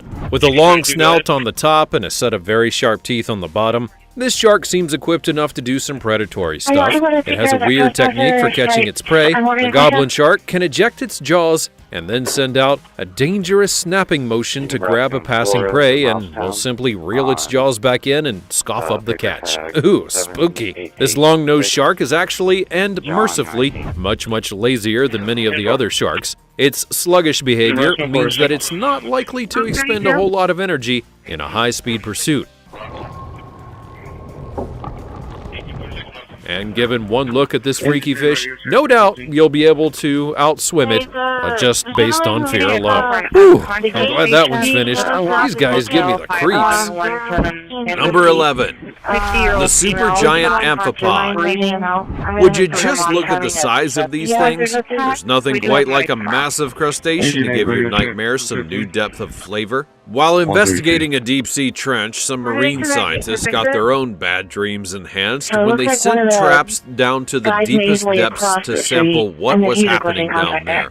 They had previously only seen the sort of feeble relations of these giant amphipods, and they certainly were not used to the monstrous scale of the sea creatures. In fact, these big boys and girls are more than 20 times bigger than their regular old relatives. The scientists were so taken aback by the presence of these weird creatures, they simply could not fathom what on earth that they were doing in that particular place. But that's the thing now, isn't it? That's essentially what makes all of these sea creatures just a bit more terrifying. We know so very little about them, even down to where we might find them. The world is covered with water, and yet what lies beneath most of it is still all but a mystery to us land-loving humans. Puts you off paddling a little bit now, doesn't it? Number 10. Cusk eel. Uh-oh, we have another contender for the deepest living fish in the whole wide world. This is the cusk eel, and it lives in very deep waters indeed. These bony fishes are called eels on the account of their appearance, but they're actually a type of fish in the same group as tuna, perch, and seahorse. Varieties of these fish have existed since the late Cretaceous period, and fossils of types of cusk eel have been found from all the way back then. Airport 32, Edward. So they are pretty well adapted to the deep sea living that they favor. They've been doing it for quite a long time. They live in temperate and tropical waters across the world and dwell close to the very bottom of the sea. One species of cusk eel with an unpronounceable Latin name has apparently been recorded at the bottom of the Puerto Rico Trench, allegedly at 8,370 meters, which is bad news for the snailfish as it beats its record again by 34 meters. Number 9. Snailfishes. Next up, we have a creature that also goes by the name impossible fish, and no, that does not refer to it being a vegan substitute like a burger or whatever. It's impossible because, weirdly, it seems to be able to live at depths where it should never be able to survive, let alone thrive. Until they encountered the snailfish, scientists had been under the impression that the fish could not live below 8,200 meters. They thought it was simply physiologically impossible, but then some researchers from Japan and Australia discovered a snailfish living at 8,336 meters in a trench, We got 360 complete. Yeah, we do have a working car on the... and it broke all previous records that had been held by another snailfish in the Mariana Trench. These fish are crazy looking, but then again, they generally live in the dark where nothing else exists, so what really do they care? Number 8. Barrel eye. Now, this fish does look super weird, and it seems that the deeper we look into the oceans of the world, the stranger the sea creatures become, and the barrel eye fish is one such oddity. Equipped for a starring role in a science fiction film, the barrel eye has a transparent dome-shaped head with extra sensitive tube-shaped eyes, which are covered by a green liquid-filled shield. Beautiful! It helps the creature to spot prey above them, even if they're swimming in pitch-black darkness of the very deep oceans. They also have a pair of nostrils, which look like sad eyes, and a pointy snout with a small mouth. They have flat, elongated fins in order to move through the water by simply floating motionlessly, and their bodies contain a selection of luminous organs, giving the fish an otherworldly glow. Now, while the fish is no oil painting, it's hard to argue that it isn't well adapted to its deep-sea habitat. This may be one of the best-equipped fish for functioning down there, and while other deep-dwelling animals have lost their sight, the barrel-eye fish has honed their vision to work even in the gloom. This definitely gives them an edge in the food finding and eating category, and perhaps in evading predators as well. Number 7. Black Sea Devil. Next up, we have a super creepy sea dweller called a black sea devil. It sounds friendly, I know, but what's the problem? Well, have a look at the thing's teeth for beginners. These fish have a gelatinous, round body, which is mostly free from scales, and they have a huge head and loads of very sharp, long, fang-like teeth. Some of them even have spines on their bodies, you know, because they weren't scary looking enough to begin with. They are a type of anglerfish, which means that they live in deep waters, mostly near the sea floor, so they're amongst those odd creatures that have their own source of luminescence that they use in the weird, fleshy thing that dangles out of the top of their heads. This thing is their lure that they use to attract their prey, like an angler with a fishing line, you see. Anglerfish are really efficient hunters. They not only have a whole bunch of extremely unpleasant sharp and pointy teeth, but they also have absolutely gargantuan mouths. The anglerfish's massive mouth extends the entire circumference of their head, and it can also be extended to such a colossal width that these scary sea dwellers can swallow prey that is twice their size. Number 6. Comb jellies. These unusual creatures are comb jellies, or cephalophores. They have given scientists a special insight into the evolutionary pathway of other animals, including humans. It's weird, but this strange species is slightly related to human beings. These comb jellies can help researchers to study the evolution of neural development and neural pathways. They don't have a brain, but their nerve cells are connected together through all their body like a web. And although they may look like a jellyfish, they're not actually related. These two different species have taken extremely different evolutionary paths. There's a weird phenomenon happening with these comb jellies at the present, whereas climate change is causing many of the species trouble with surviving. And these things just seem to be thriving and can cause huge blooms in some spaces. This then makes these creatures dominant in an area, and they will rapidly kill off other diverse organisms. These things could soon be taking over our oceans. Number 5. Marine hatchetfish. Well, where this guy gets its name is a bit of a no-brainer now, isn't it? Obviously, the hatchet-like shaped body captured the oh-so-imaginative naming wizards at the Deep Sea Fish Investigation Name Betrothal Branch, or wherever it is that the naming of things actually happens. It's a member of a ridiculously unpronounceable family of deep-sea dwelling fishes. There are about 45 different species within this particular gang. They vary in size from about 6 inches all the way down to a titchy 1-inch wonder, and they also have that bioluminescent ability that so many deep dwellers seem to have. They use it to create a counter-illumination that helps them to escape predators by lurking in such a way as not to appear darker if they're viewed from below. It's quite clever stuff. Apparently, for people in the know in the world of hatchet fish, there's also a kind of freshwater hatchet, and these are the sorts that people often have in their home aquariums, not these exciting deep-sea sorts with the shape of a dangerous hatchet blade. I mean, who knew? Isn't this a thrill ride of nightmare fish? We've never known such fun. Number 4. Dumbo octopus. These octopuses live at the deepest, darkest depths of the ocean. The deepest of any known octopus species is in fact 13,100 feet, meaning that these animals are adapted to live in very cold water without any sunlight at all. The rare Dumbo octopus also has some unusual behaviors to help them find a mate and successfully reproduce. When the options are limited, and there are very few of the species, it's necessary to get creative, you see. Now, it is a tiny bit icky, but you'll be alright. The female Dumbo octopus basically carries a variety of eggs around in the different stages of development, so whenever they meet a male, they like to stock up on sperm. You just never know when you might find another eligible bachelor for 1 or more miles down in the dark. So, they have the unique ability to store this sperm for long periods of time after mating. This means that whenever they have optimum conditions for making babies, the female Dumbo octopus can employ the stored sperm with the most suitably developed eggs, and thus they ensure the best chance for the successful reproduction. It's kind of empowering, really. Number 3. Baleen whale remains.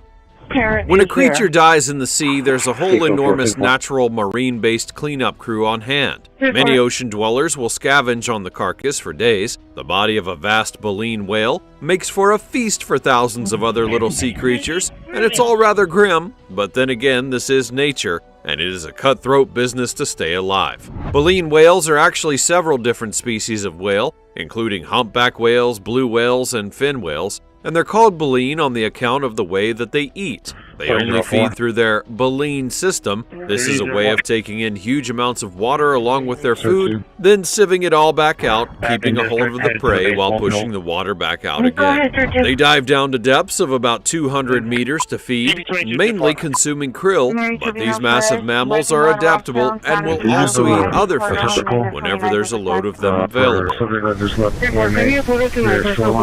They have a cool technique to kind of round up a school of fish. Baleen whales will swim in circles around the schooling fish and get them to bunch up closer into a kind of easy-to-eat bundle that they can then catch in their mouth. Well, this is very interesting indeed. Let's see what's next. Number 2. Ping pong tree sponge. The deep sea is certainly full of a lot of creepy and weird-looking fish and spooky old shipwrecks and very dark and mysterious places. But did you know that there were even scary trees down there? Well, me neither, but apparently there are. This is the ping pong sponge tree. It has this name because it basically looks like a tree that's covered in ping pong balls. That sounds fairly innocuous, but it really isn't. This is actually a flesh-eating sponge, which is nice. The tree itself reaches about 20 inches in height, and most of it is in its thin stalk. Then at the top, there's a bunch of weird globules or ping-pong-like balls that grow out in every direction. They may look kind of delicate and a little bit trippy, but these things are actually deadly. They are covered in tiny things called spicules that are shaped like hooks and trap any tiny creature that even brushes up against them. It looks like it was tracking her at hospital. And in general, the sponges will slowly digest their prey, molecule by molecule. What a horror show. Number 1. The USS Johnston.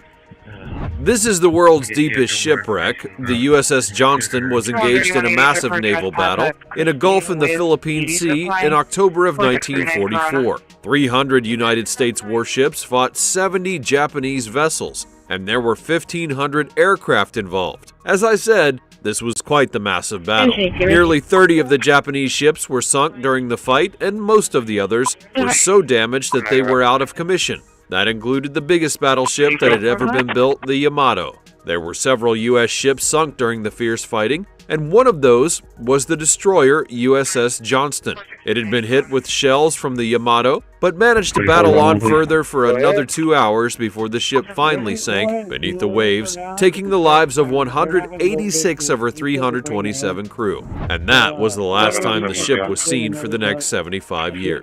The island they were fighting close to in the Philippines was called Samar. This island was positioned along a huge marine canyon called the Philippine Trench, and it is extremely deep indeed. Just to illustrate exactly how deep, if you were to put Mount Everest beneath the surface at its deepest point, well, the summit of the mountain would still be a full mile beneath that surface.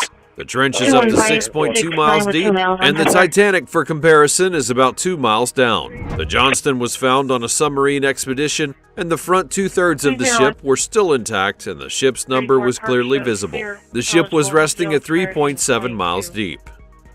Well, that's all from the spooky and mysterious depths of the deepest, darkest bits of the ocean. It was a blast, I'm sure. Which of these scary things will be haunting your nightmares? And will you ever be able to unsee the goblin shark?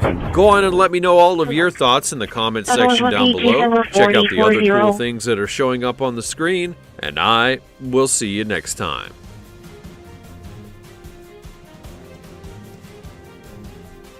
$31.95 complete. One, where are you at? 1107. Ever wondered what crazy, shocking moments could be caught on a dash cam? From unexpected accidents to bizarre encounters, dash cam footage captures moments that most of us never see coming. These videos reveal the hidden dangers on the road and the strange happenings that unfold right in front of our eyes. Some moments are funny, while others are downright terrifying. These are 20 most disturbing things caught on dashcam footage.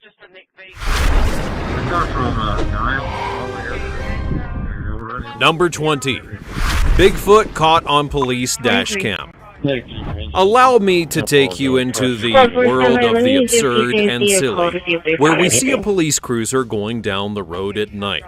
The individuals inside are said to be a police officer and a city worker, and they are strolling along talking about how the old ladies in the county will shoot you dead with their gun if they want to. Even the officer himself says that if he catches someone late at night on his property that's not supposed to be there, he's going to gun them down. It's all very professional. Suddenly, they have a break in the conversation, as the woman and the man both seem to see something cross the road. However, the footage is also from 2009, and it was clearly taken on my drunk uncle's old VHS camera, which he dropped twice, and then recorded this on over old episodes of MASH. While it has never been explained, some people believe that it could actually be Bigfoot. Why? Nobody really knows, but that's what we all go to in situations like this, when we want to believe something that isn't actually there, and it happens in the middle of nowhere. But what do you think? Was it Bigfoot? Was it a setup? Or is it just a figment of everyone's imagination and a blur on the camera? Let me know in the comments down below. Now it's time for the odd topic. This haunting image sent chills down spines worldwide as a school bus lost control due to brake failure. The tragic collision with another vehicle resulted in the devastating loss of everyone on board. The incident was so severe that it prompted the U.S. government to enforce major new regulations on driving safety and child protection in school buses. What are your thoughts? Let us know in the comments below with the hashtag #OddTopic. Number 19. Earthquake in Turkey. Here we have a video that is rather anticlimactic and really leaves you kind of wanting more. We see the camera begin to shake as the driver is going down the road, and then some people running across the road in terror. Vehicles are going by, things are happening, and suddenly buildings begin to fall. Dust and debris consume the camera, and then the video footage cuts off. Earthquakes are said to occur when there is a release of energy within the Earth's crust, most of the time at the point where two tectonic plates come together.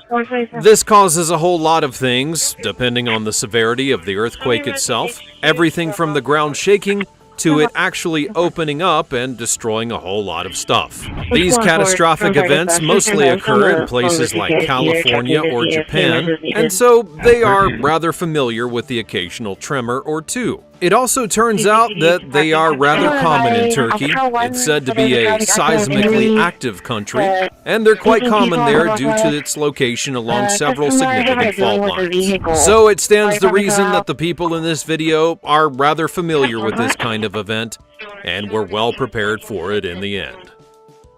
Number 18. Truck drives through swarm of locusts in Russia. For those of you who are of the Christian faith, you know about the plague of locusts that's talked about in the book of Exodus. This is the 8th out of 10 plagues that God had sent upon Egypt in order to try and convince the Pharaoh to let the Israelites go free. Egypt was a thriving civilization, and the Nile River was the lifeblood of the land, providing water, food, transportation, and more. So you can just imagine the importance of agriculture in that environment, and how the Egyptians had depended on the crops for survival. Moses had been pleading with the Pharaoh to let the people go, but he simply refused, and that's when God brought about plagues of many things, which included locusts. And you just have to imagine yourself being an Egyptian farmer out in the fields working the land, when all of a sudden millions of these pests come out of nowhere and absolutely destroy and devour everything in front of you. That's kind of what happens in this video, where a truck driver is driving down the road when suddenly a gigantic swarm of locusts comes from out of nowhere and literally covers up the windscreen. This kind of thing is said to happen frequently in Russia, so much so that the government has taken massive measures in chemicals and other kinds of warfare against these pests in order to try and dominate them and eliminate them as a whole. And I don't know about you, but if something like this was happening when I drove down the road, I may well just pull over and kiss my ass goodbye. And aside from that, just imagine what the bill is going to be at the car wash. Number 17. Tornado comes down the street. Now, let me ask you a question. Is the footage that you're seeing right now a trailer for a new movie? Perhaps it's some kind of clever CGI that someone's come up with. Or maybe it's your absolute worst nightmare come to life. Here we are in Vietnam, where people are scurrying about in a lot of panic and fear, and quickly running away from something that we don't yet see. However, as the vehicle in question in this video begins to back up, it becomes rather clear what is taking place. These people have been caught in the middle of a tornado. You can see roofs being ripped off of buildings, things being thrown about, people running for their lives on their motorbikes, and more, in what is only described as an absolute nightmare come to life. Unfortunately, the footage cuts off before we really know what happens at the end of this situation, but all that we can hope is that everyone turned out okay.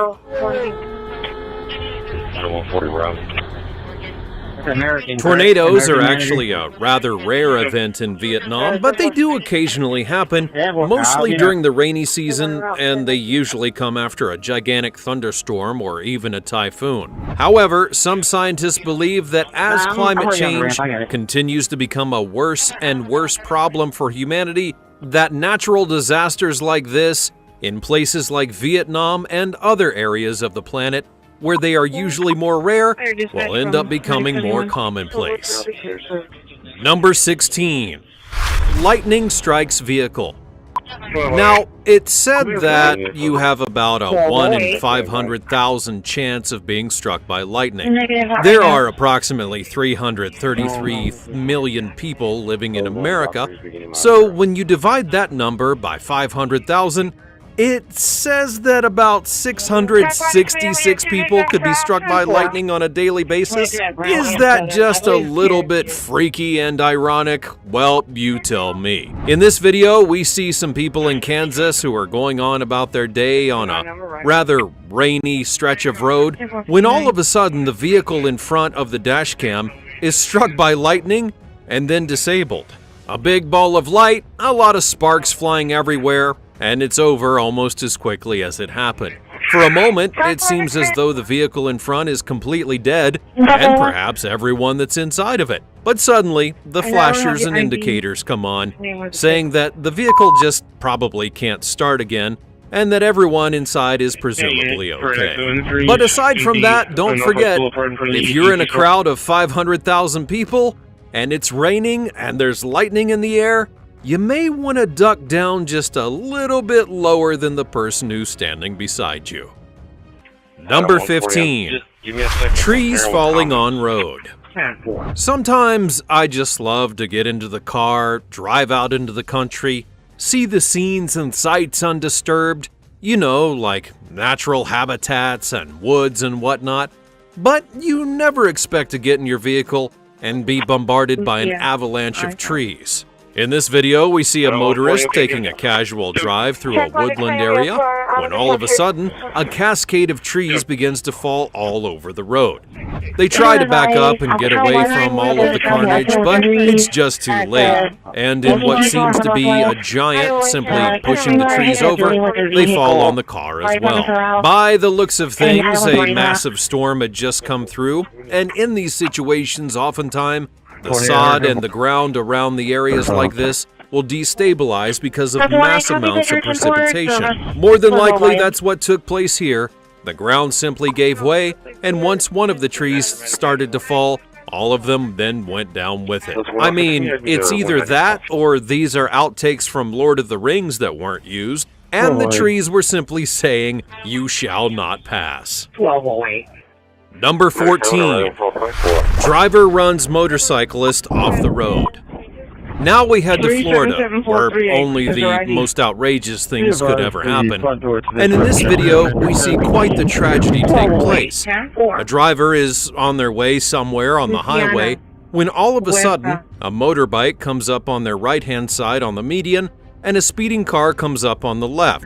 The pair get in front of the person with the dash cam, and that's when the person in the car deliberately rams into the motorbike and sends its rider flying into the field. The vehicle was identified as a Honda Civic only by the parts that were left at the scene, and the driver of the motorbike walked away with severe injuries. I'm not sure if that driver was ever tracked down, but if they were, I hope that scumbag gets exactly what they deserve in the end. Number 13. Mob of people try to rob a driver. This video may actually be the stuff of nightmares. It may also be a plotline from The Walking Dead, but who could say? Here, we see a truck driver just going about his business, trying to do his job, when people come out of nowhere and interrupt him. Truck drivers are the lifeblood of every single country across this great big world. They get us everything we need, from shoes to food to clothing and more. So, when somebody messes with a truck driver, what they are really doing is messing with the entirety of humanity.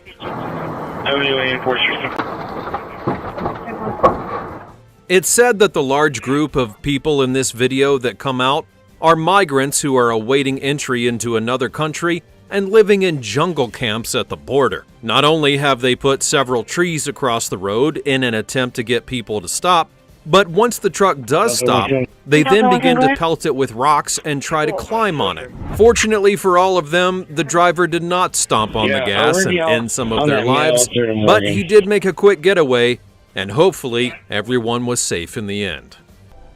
Number 12. Suspicious roadblock on dash cam. Here we have a man who's traveling down the highway late at night when suddenly he comes upon a vehicle on the side of the road and a few traffic cones in the middle of it. He doesn't know what to do, so he slows down to a stop, and that's when he sees a figure come out of the darkness and begin to approach his vehicle. Can I help you with something? These kind of things happen all over the place, and 9 times out of 10, they are an absolute scam. Sure, there are those people who are actually broken down and trying to get someone's attention to stop, and doing it in the middle of the night, well, that's not such a crazy and strange thing. However, if you ever find yourself in this situation, it's best just to drive away and call the police. It's said that 2 people were detained after this situation, because that's exactly what the driver of the car did. However, no charges are said to have been filed. Number 11. Crash caught on dash cam. The Ohio State Patrol is in the process of a traffic stop and trying to guide this driver to the curb, as they have completely stopped in the middle of the highway. Now, it goes to reason that this is not a smart thing at all to do, especially when a large tractor trailer plows into the back of you because of it. Highway speeds on this part of I-71 in Ohio can get up to 85 miles an hour. And so, as the officer is trying to guide the people to the curb on his loudspeaker, a tractor trailer comes and plows through and sends them reeling into the field. This is an absolute tragedy because multiple people died in this situation. As for why the driver had stopped completely in the middle of the highway, nobody really knows at this point, but that's not really what's important here. What's important is that multiple people lost their lives because someone made a really silly decision to stop in a high-speed lane. If you ever find yourself in a situation on the highway, whether it be stopped by law enforcement or a breakdown, get over and out of the way as far as you possibly can, and then even farther away from that on foot to get to safety. That way something like this doesn't happen to you. Number 10.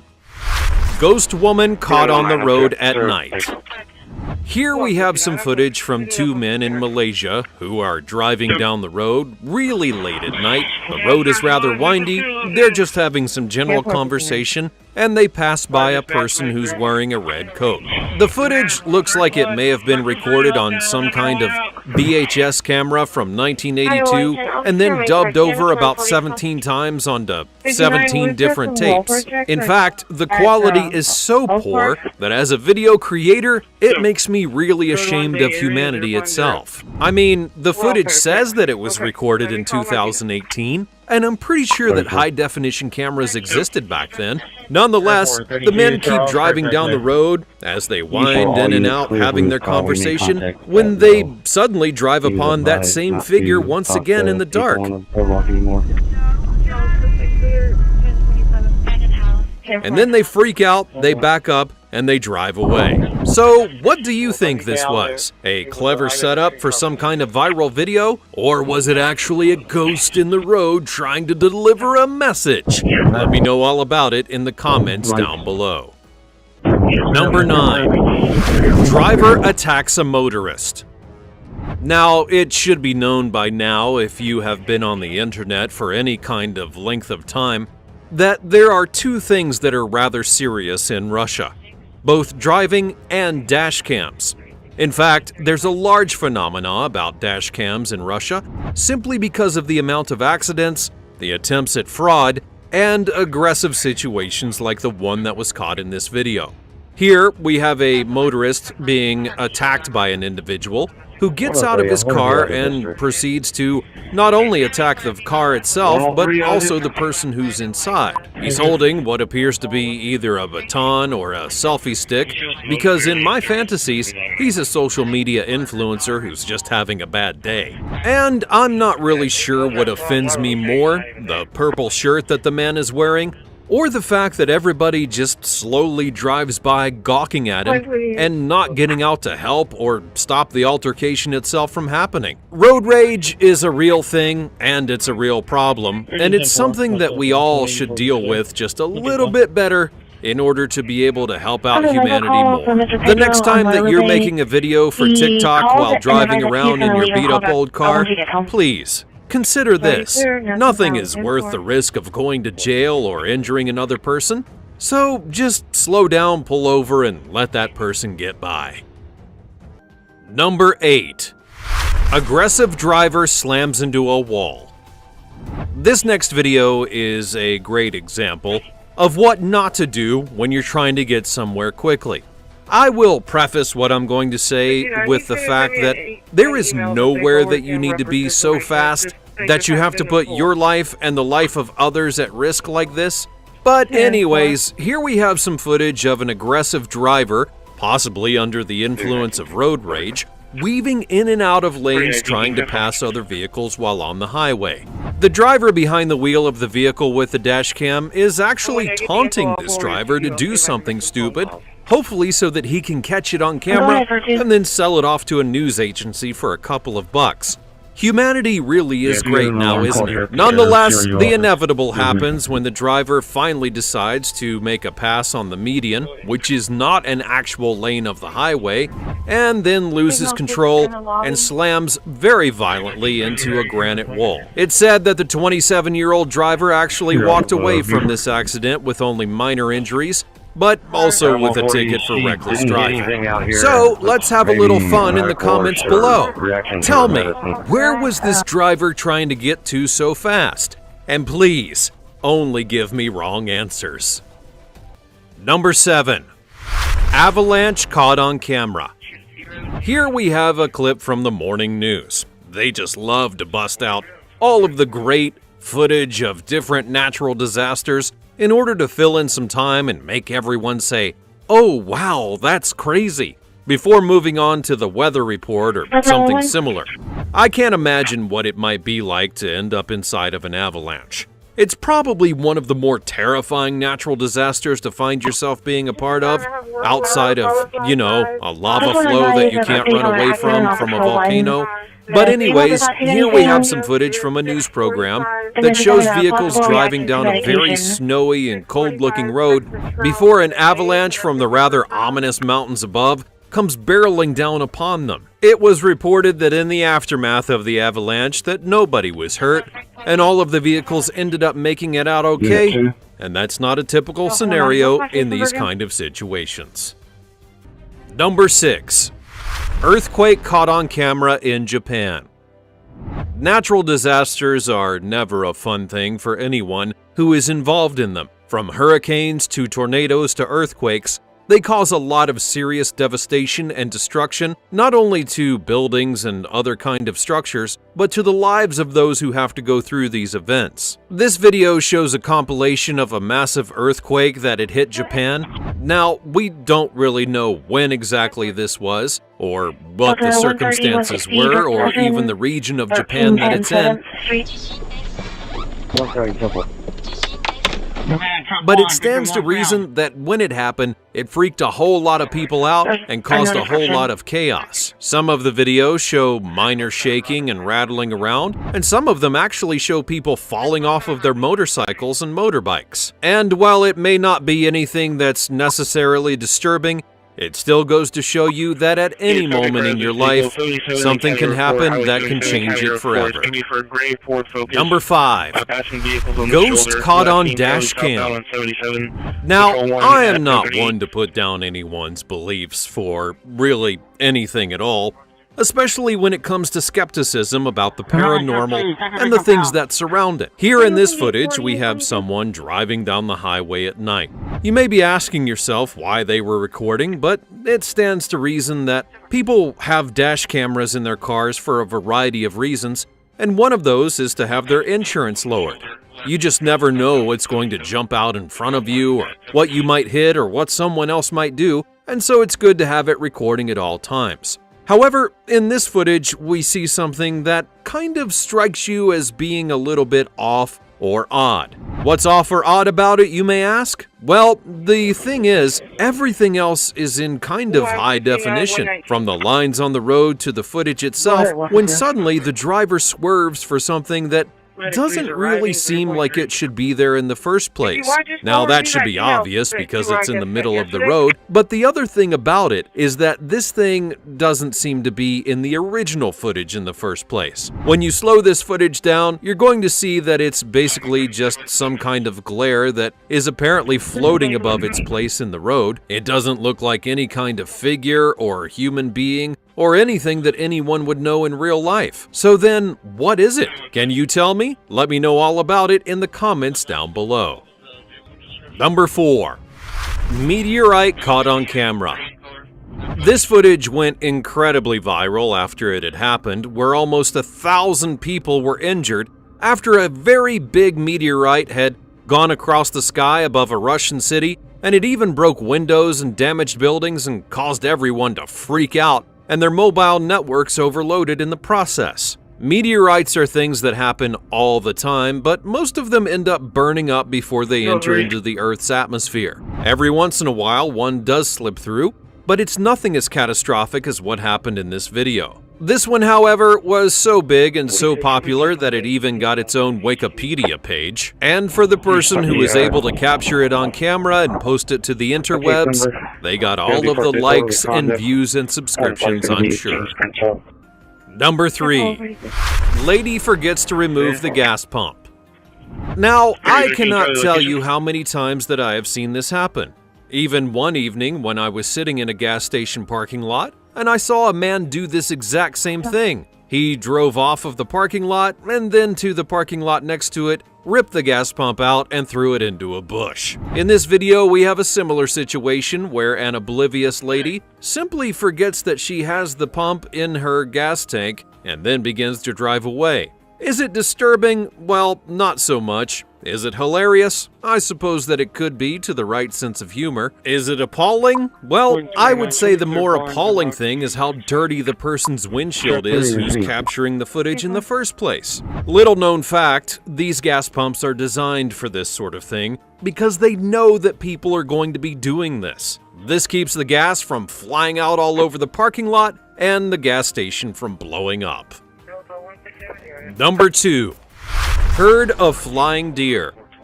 Here we are traveling down a very rural-looking road when a pack of deer come running out of nowhere and basically assault the car in front of the one that captures this footage. Now, deer are known to hang out in packs, and it comes with a lot of reasons. One of those reasons is because it allows them to feel safe. Wherever you see one deer, there are usually several. Another reason is because it allows them to have a social aspect and stick together in both the tough and the good times. In this footage, there are some deer that are running across the road, supposedly, I would think, spooked by the vehicle that was coming in front of them, and not knowing any better, they just continue to run and fly and really try to avoid the vehicles. However, one hefty deer makes a slam on the back of the vehicle in front of it, and then a slam on the vehicle that's recording, and then saunters away. It doesn't look like any deer were harmed in the video though, so that's a pretty good thing. Number 1. Spooky moment ghosts appear to run across a field.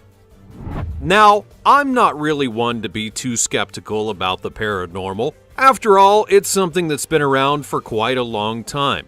Films, movies, and podcasts about paranormal activity are a dime a dozen, and it seems like everybody knows at least one person who can talk about having a ghost encounter. In America, there are several people who believe that Civil War battlegrounds are some of the most haunted places outside of cemeteries, and there is none that is said to be more haunted than that of Gettysburg. The Battle of Gettysburg is known to be one of the biggest and bloodiest battles on domestic soil, and it's said that more soldiers died there than in any other conflict during the war. And so here we have some footage from that great bastion of facts and information known as the Daily Mail, where it's said that this person has caught some apparitions running across the field in Gettysburg late at night. But I'm not so sure about any of this. I don't really see anything, and I even wear glasses. It looks to me as though this person just simply needs to wash their windshield. But what about you? Do you actually see anything in this video other than an appallingly dirty windshield? Be sure to let me know all about it in the comments down below. Well, that's all from everyday, ordinary life through the lens of a dash camera. What did you think about it all? Be sure to let me know in the comments down below. Check out the other cool things that are showing up on the screen, and I will see you next time. Adam 130, 10 minutes. Go ahead. 3170. For years, scientists have believed that dinosaurs were long extinct, but there have been strange sightings that have left them scratching their heads. One man even claimed to have spotted a dinosaur in his backyard, while others have filmed what appears to be a velociraptor or a pterosaur in unexpected places like Iowa. Even more bizarre, there have been sightings of a creature resembling a mosasaurus. These are 20 real dinosaur sightings that have scientists baffled.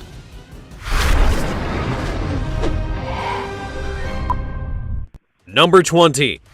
Creature like the Loch Ness Monster. We have such a great research team here.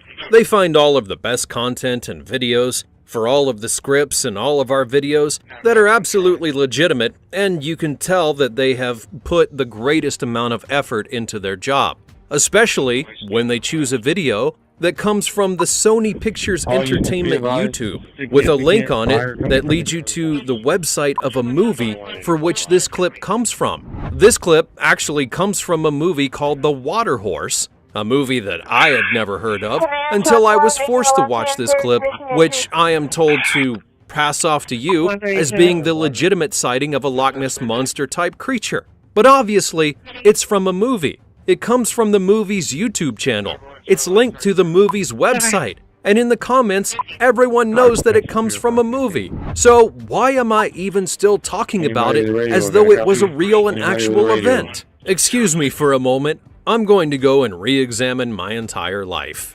Now it's time for the odd topic. Several men were walking in the forest for some research. When they went deep inside the forest, they discovered a creature resting on the ground. When they approached the creature, they noticed the creature was injured. One of the men was claiming that this might be a dinosaur, but then the creature woke up and a man took a picture of the creature and left the place. What do you think? Let us know in the comments below with the hashtag OddTopic. Number 19, living dinosaur caught on camera.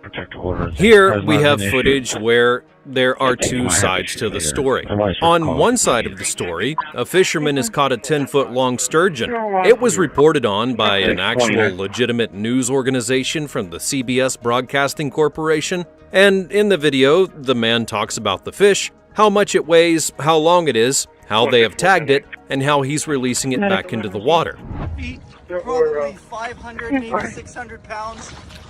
The second part of the story is from some YouTuber who re-uploaded the video in order to get all kinds of likes and subscriptions and whatnot, claiming that this is a real-life dinosaur. He uses part of the footage and then freeze frames it and does a voiceover to make you feel as though the man had actually caught a dinosaur and then released it back into the wild. But the real and actual legitimate footage of this event was taken by a real and actual nationwide and worldwide news organization that's actually respected, and not one of these fly-by-night paparazzi dirt rags that you see like the Daily Mail or the Guardian. So instead of trying to insult your intelligence and make you think that a fisherman caught a dinosaur on camera, I'm going to come out and tell you that it's a 10-foot-long sturgeon and one of the largest that was ever caught. Number 18. Dinosaur found in China. Did you know that in China they are fascinated with robotics? It goes to stand for all nations like China, who love to be on the innovative tail of technology, that they would create something that would absolutely stun the world. They are constantly looking for the next evolutionary thing in technology, and with that comes things like robotics, computers, software, and so on. Here we have a short bit of footage which no doubt is repeating over and over and over again as I talk, where a supposed doctor is in a lab coat and holding what appears to be a dinosaur in his arms. We're going to make entry through the alpha door. The dinosaur looks at the camera, gives a little growl, blinks its eyeballs, and everybody's happy and smiling. They are not terrified at all that a dinosaur is being held precariously by a supposed scientist or doctor. Never mind the fact that the dinosaur is so big that the man wouldn't be able to be gingerly holding it in the way that he is. So we will just suspend our disbelief for the moment and actually believe that it's a real dinosaur and not a robot that's covered in rubber and latex and such. I mean, really. I haven't seen a dinosaur this realistic since the Dinosaurs television show aired on ABC back in the 1990s. But then again, those dinosaurs could talk and wore clothing and had jobs, and this dinosaur just seems to be hanging out at some kind of social event. And of course, I am obligated to ask you, do you think that this is a real dinosaur that was caught on camera in China? Let me know in the comments below. Number 17. Dinosaur in a cage.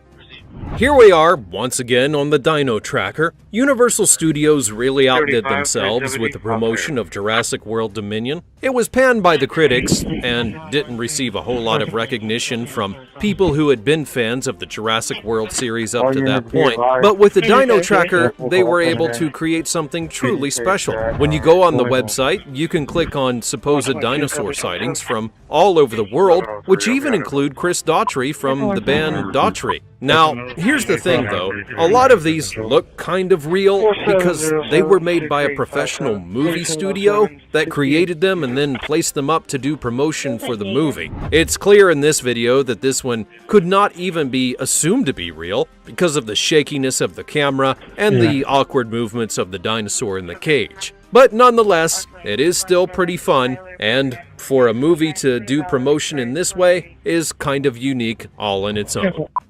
Number 16. Triceratops crossing the road. Now for an absolute classic of a video that actually comes from a movie that was made in Hollywood. In this footage, it's reported that these are Triceratops dinosaurs that are crossing the road, and of course, they're doing it at nighttime with very limited lighting. That's how a lot of these videos tend to go, you know. In reality, though, this footage comes from a website that was actually created to be part of the movie known as Jurassic World Dominion. The website was created as a dino tracker in order to get publicity for the movie and to raise awareness about it coming out. This was a movie that was made in 2022 and starred Chris Pratt and a bunch of other people, the likes of Jeff Goldblum and Bryce Dallas Howard and some others who are really famous, I would suppose. I've never actually seen this movie, and I've never actually seen any of the other ones outside of the original Jurassic Park, so I'm just going to have to assume that it was really good. Number 15. Velociraptors in the Congo. This video is completely in a different language, so I really cannot tell you what's happening here. There's a big long disclaimer at the beginning. I suppose that it tells you what the stipulations were of the event in question, and then it goes on to show another really terrible video that was captured at night in black and white, like many of these videos are. It gives no clear definition as to what's happening or why, and since it's in a different language, I can't even tell you what kind of dinosaur this is supposed to be. What can be said is that the dogs in this video are barking their heads off and won't shut up. And if there's anything in the world that grates my nerves more than that, it's an owner who won't get their dogs to be quiet and just let them mercilessly bark all night long in the dark when you're trying to sleep. Then again, I'm just a crabby old man who sits around in his underpants running his mouth in front of a microphone all day long.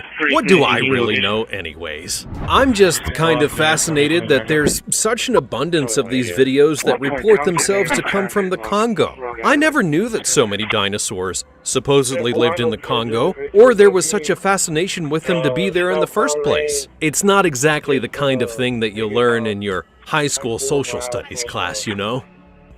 Number 14. Dinosaur caught on surveillance camera. In 2016, an eye care company in Georgia sponsored a 5K race to benefit multiple sclerosis.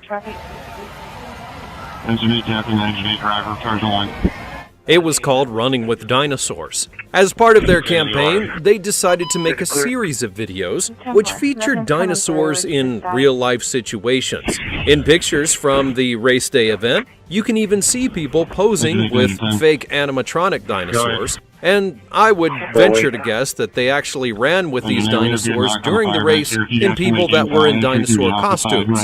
Here we have one such video that they made for that campaign in order to stir up all kinds of excitement about the upcoming race and get people involved in running with dinosaurs. That were, of course, actually fake, just as this video is fake because it was made for a commercial by an eye care company in Georgia. In fact, the company made 7 or 8 of these videos featuring dinosaurs in different scenarios and situations, all to try and gain recognition for the race that was coming up in order to raise money for a good cause. The race became a popular event, and a lot of people engaged in it and enjoyed it, and a lot of money was raised to find a cure for multiple sclerosis.